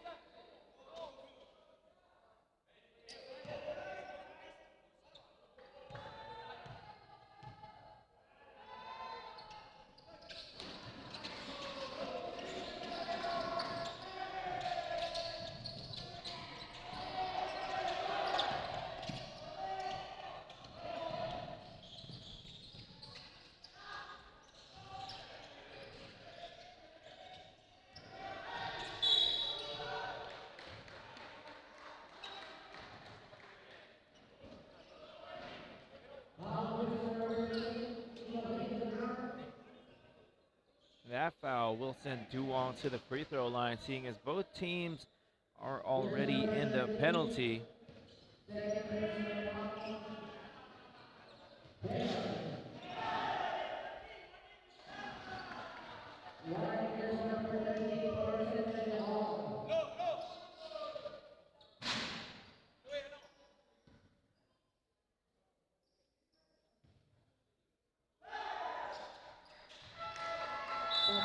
Sika checking into the game for man. 2 minutes 38 seconds remaining here in the first quarter. As we see Kurt Patalinhug giving up the ball to Gardulanas.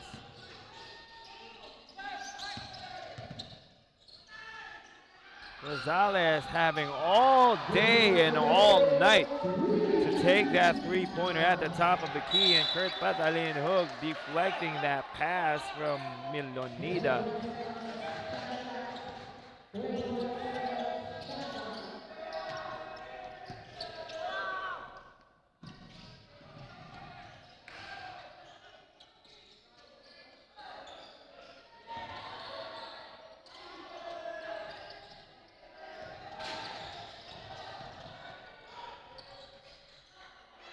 In and out for Duong. Sorry miss on that floater. Similar play here.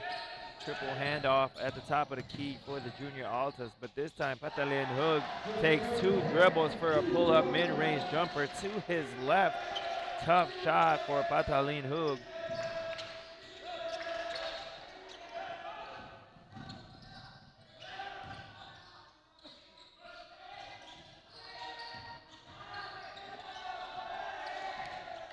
Players hesitant to take that shot here, but Bailey is short on that three-pointer, but good save. Shot clock resets to 14.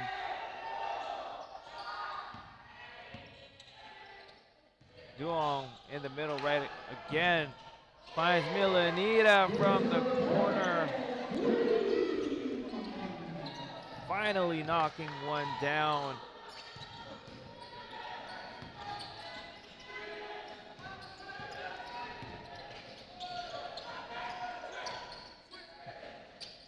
Rosales, heat check, no good.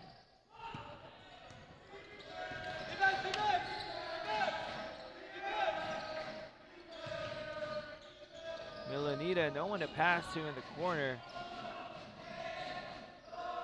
9 seconds on the shot clock.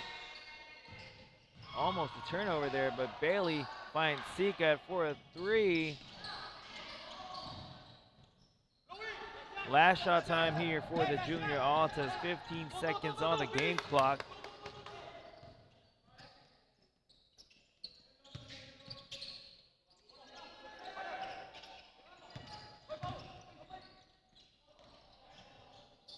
Rosales with an acrobatic layup. The score at the end of the first quarter is 23-14 in favor of the Perpetual Junior Altas. We still have 3 quarters of action remaining, so please do not go anywhere. We will be right back.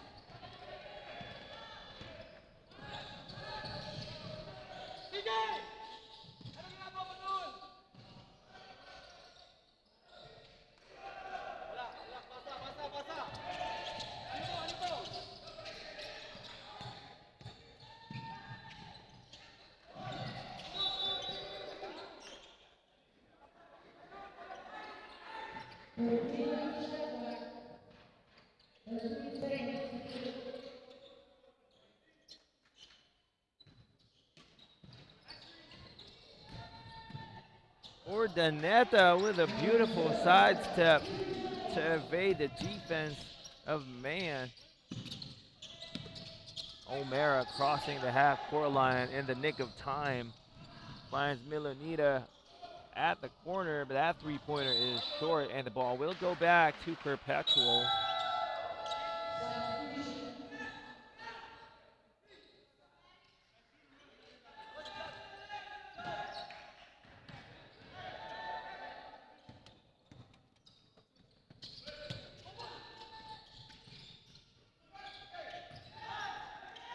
Castillejo getting a screen but rejecting it. Now Villaruel in the post against two defenders. Gives it over to Man.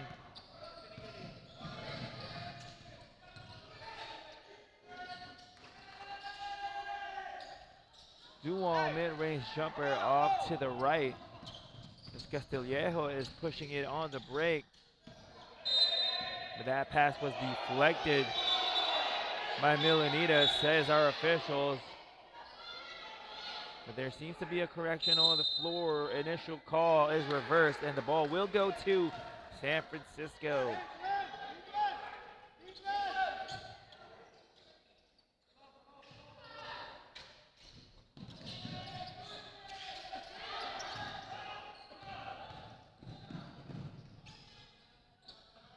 Open three-pointer is good.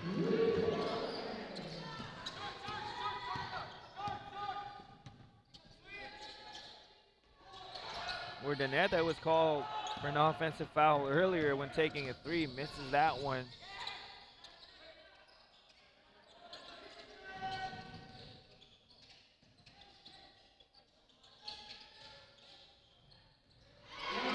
Back-to-back three-pointers for San Francisco. Cuts this lead down to 5. 25-20 is the score.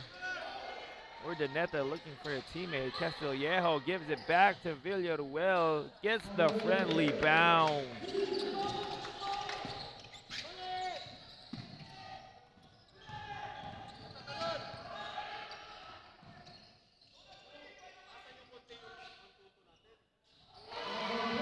It's back-to-back baskets now for Sika.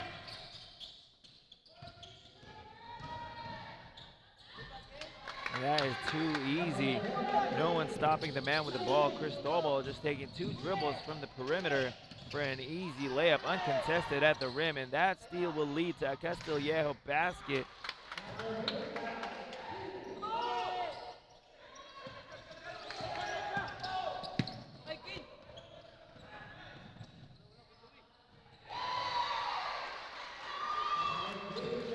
Garcia with a mid-range bucket after an in-and-out dribble to freeze the defender. But he gets called for a foul on the other end, trying to post, as Villaruel was trying to post him up. Well, Blanco back for San Francisco as a three-man substitution is there for Perpetual. Patalin, Hug, Rosales, and Zamora's back on the floor. Bailey now back as well for San Francisco, replacing Duong.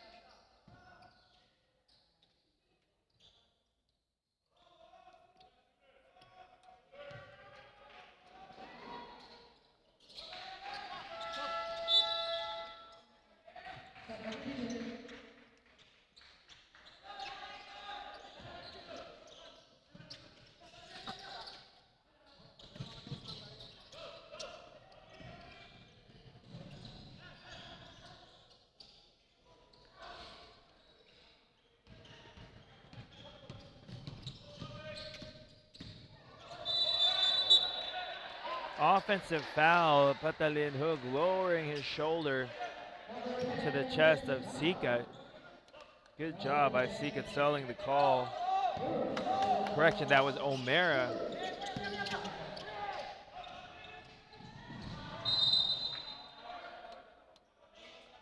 And a miscommunication there between Bailey and Garcia. Restificar checking back into the game to replace Villaruel.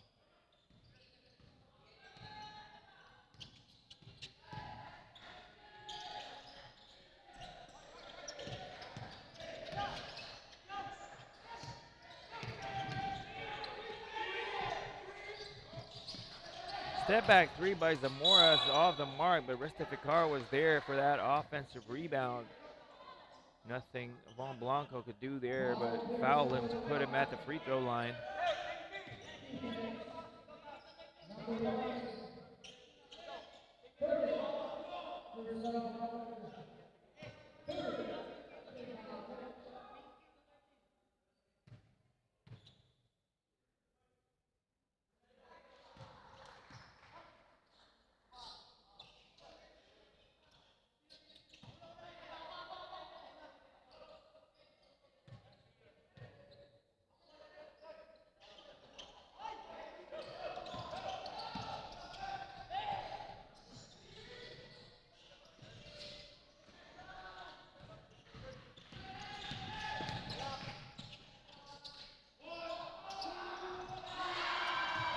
Corner three from Rosales down the hatch.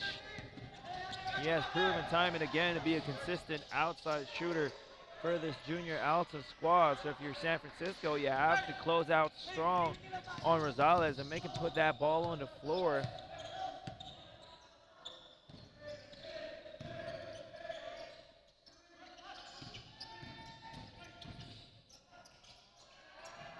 Guard Dulanas airballs that three-pointer, but once again, Restificar is there.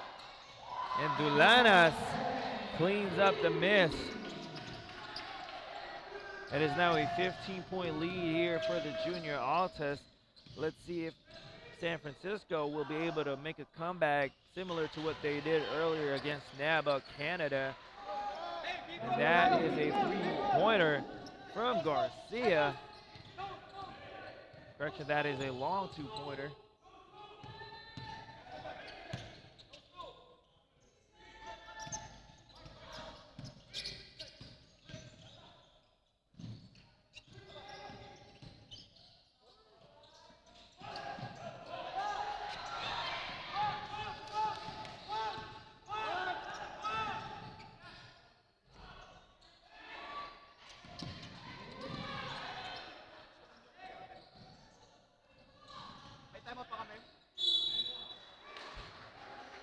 O'Mara gets fouled by Rosales.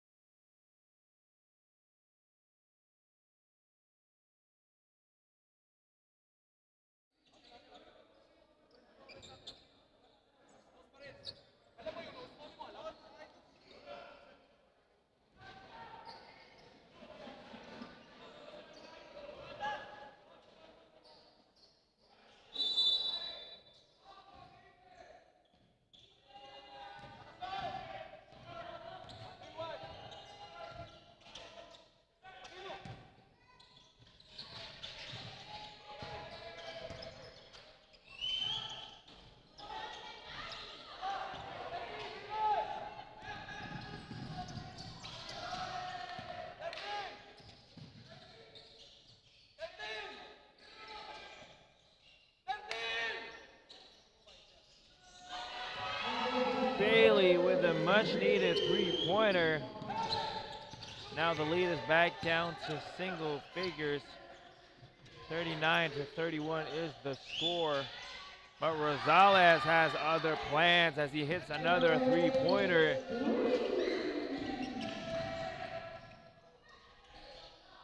Holmstrom with a difficult shot, almost got it to go. But on the other end, Rosales with the ball as they try to set up their half-court offense with Gardulanes handing it over. Back to Rosales for an open three at the top of the key. Back-to-back threes for Rosales. And just like that, the lead is back up to 14. But a foul is committed in the backcourt by Zamoras.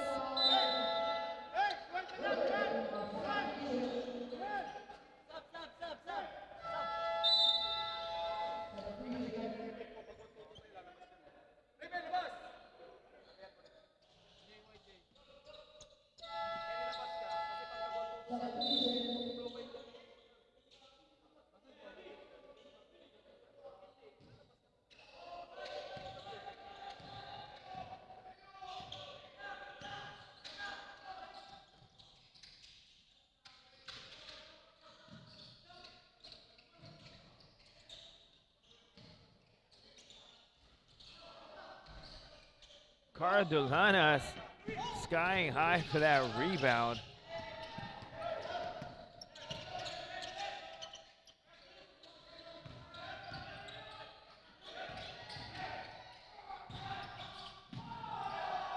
Beautiful sidestep coming from Gardulanas, evading two defenders.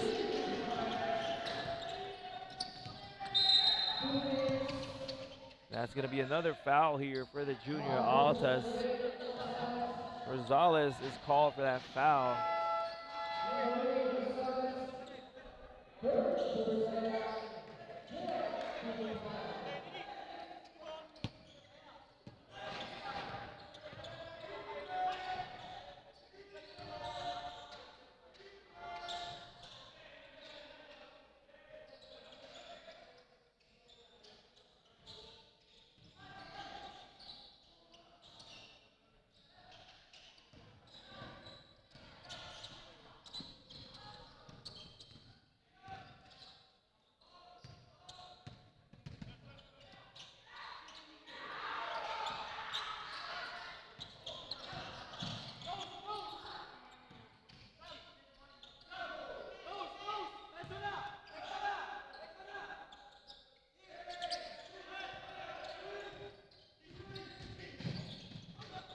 Miscommunication there between Castillejo and Villaruel. Still a big lead here for the junior Altas, 16-point deficit with over a minute left in the second quarter.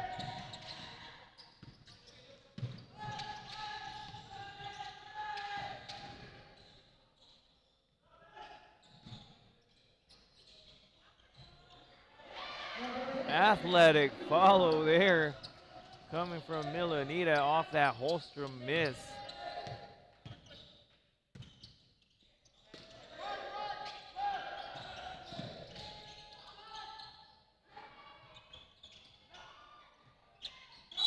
That's going to be a jump ball between Mann and Villaruel. And the ball will go back to San Francisco with 35 seconds remaining here in the first half.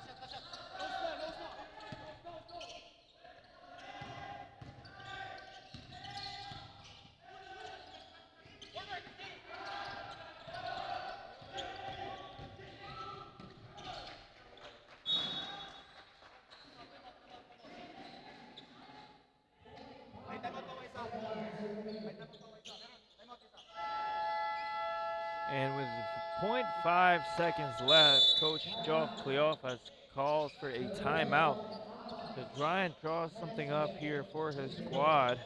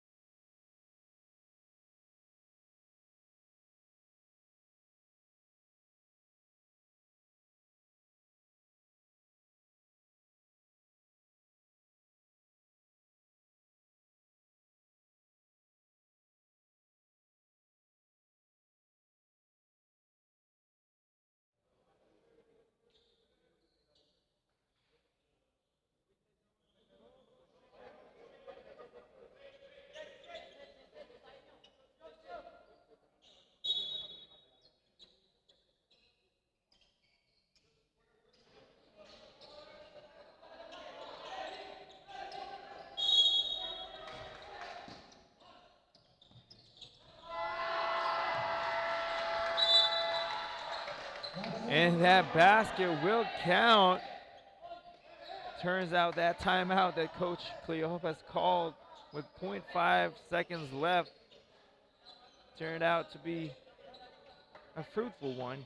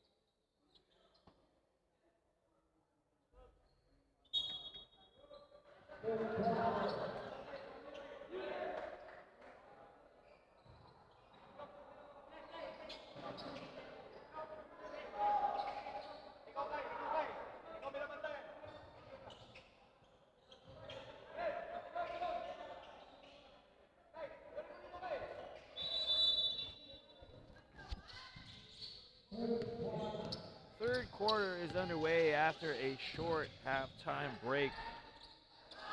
Again, this is Kyle Sanchez bringing you the action here at the Aero Sports Center for the NBTC Manila Live, brought to you by SM Supermalls.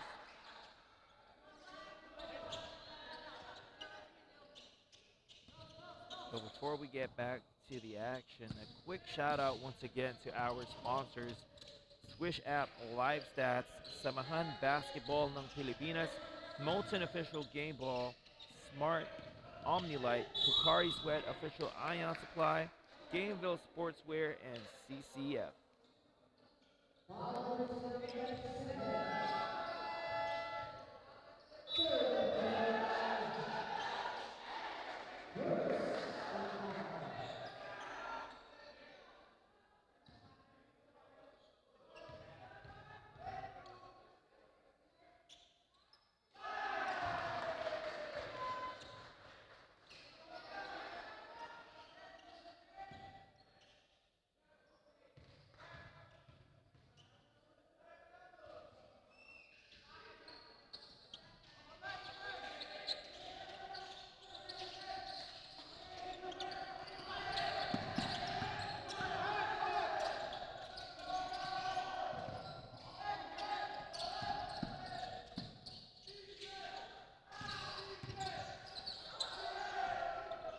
Man off to the right on that three-pointer. Kurt Patalinhug slowing things down here for the junior Altas. As guard Dolanas hands it over to Rosales. Rosales, strong drive, gets his own miss and put back.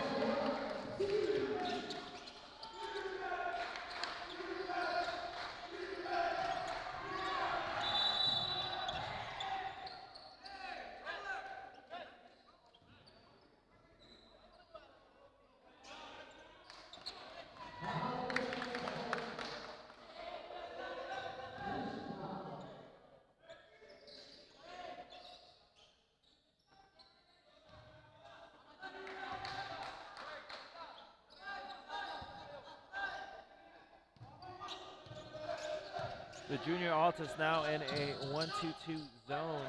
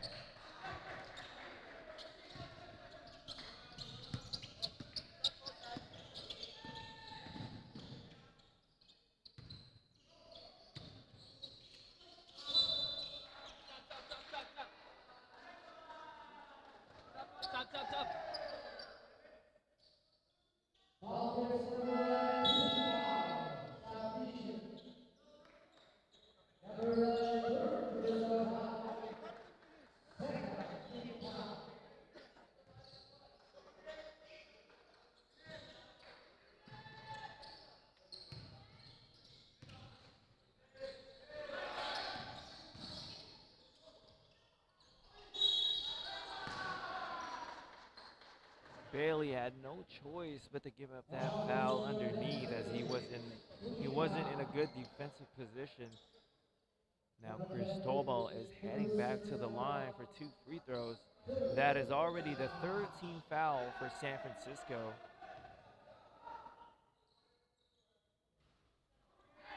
Cristobal front rims it but gets the friendly bounce.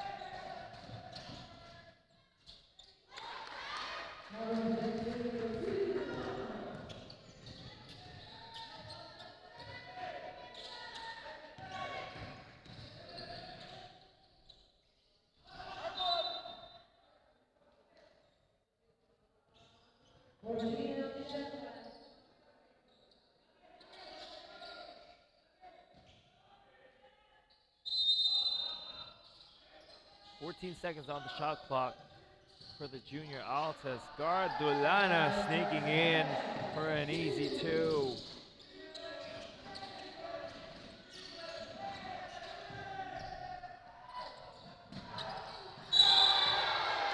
And that Bailey jam might just be the energizer that they need to wake them up.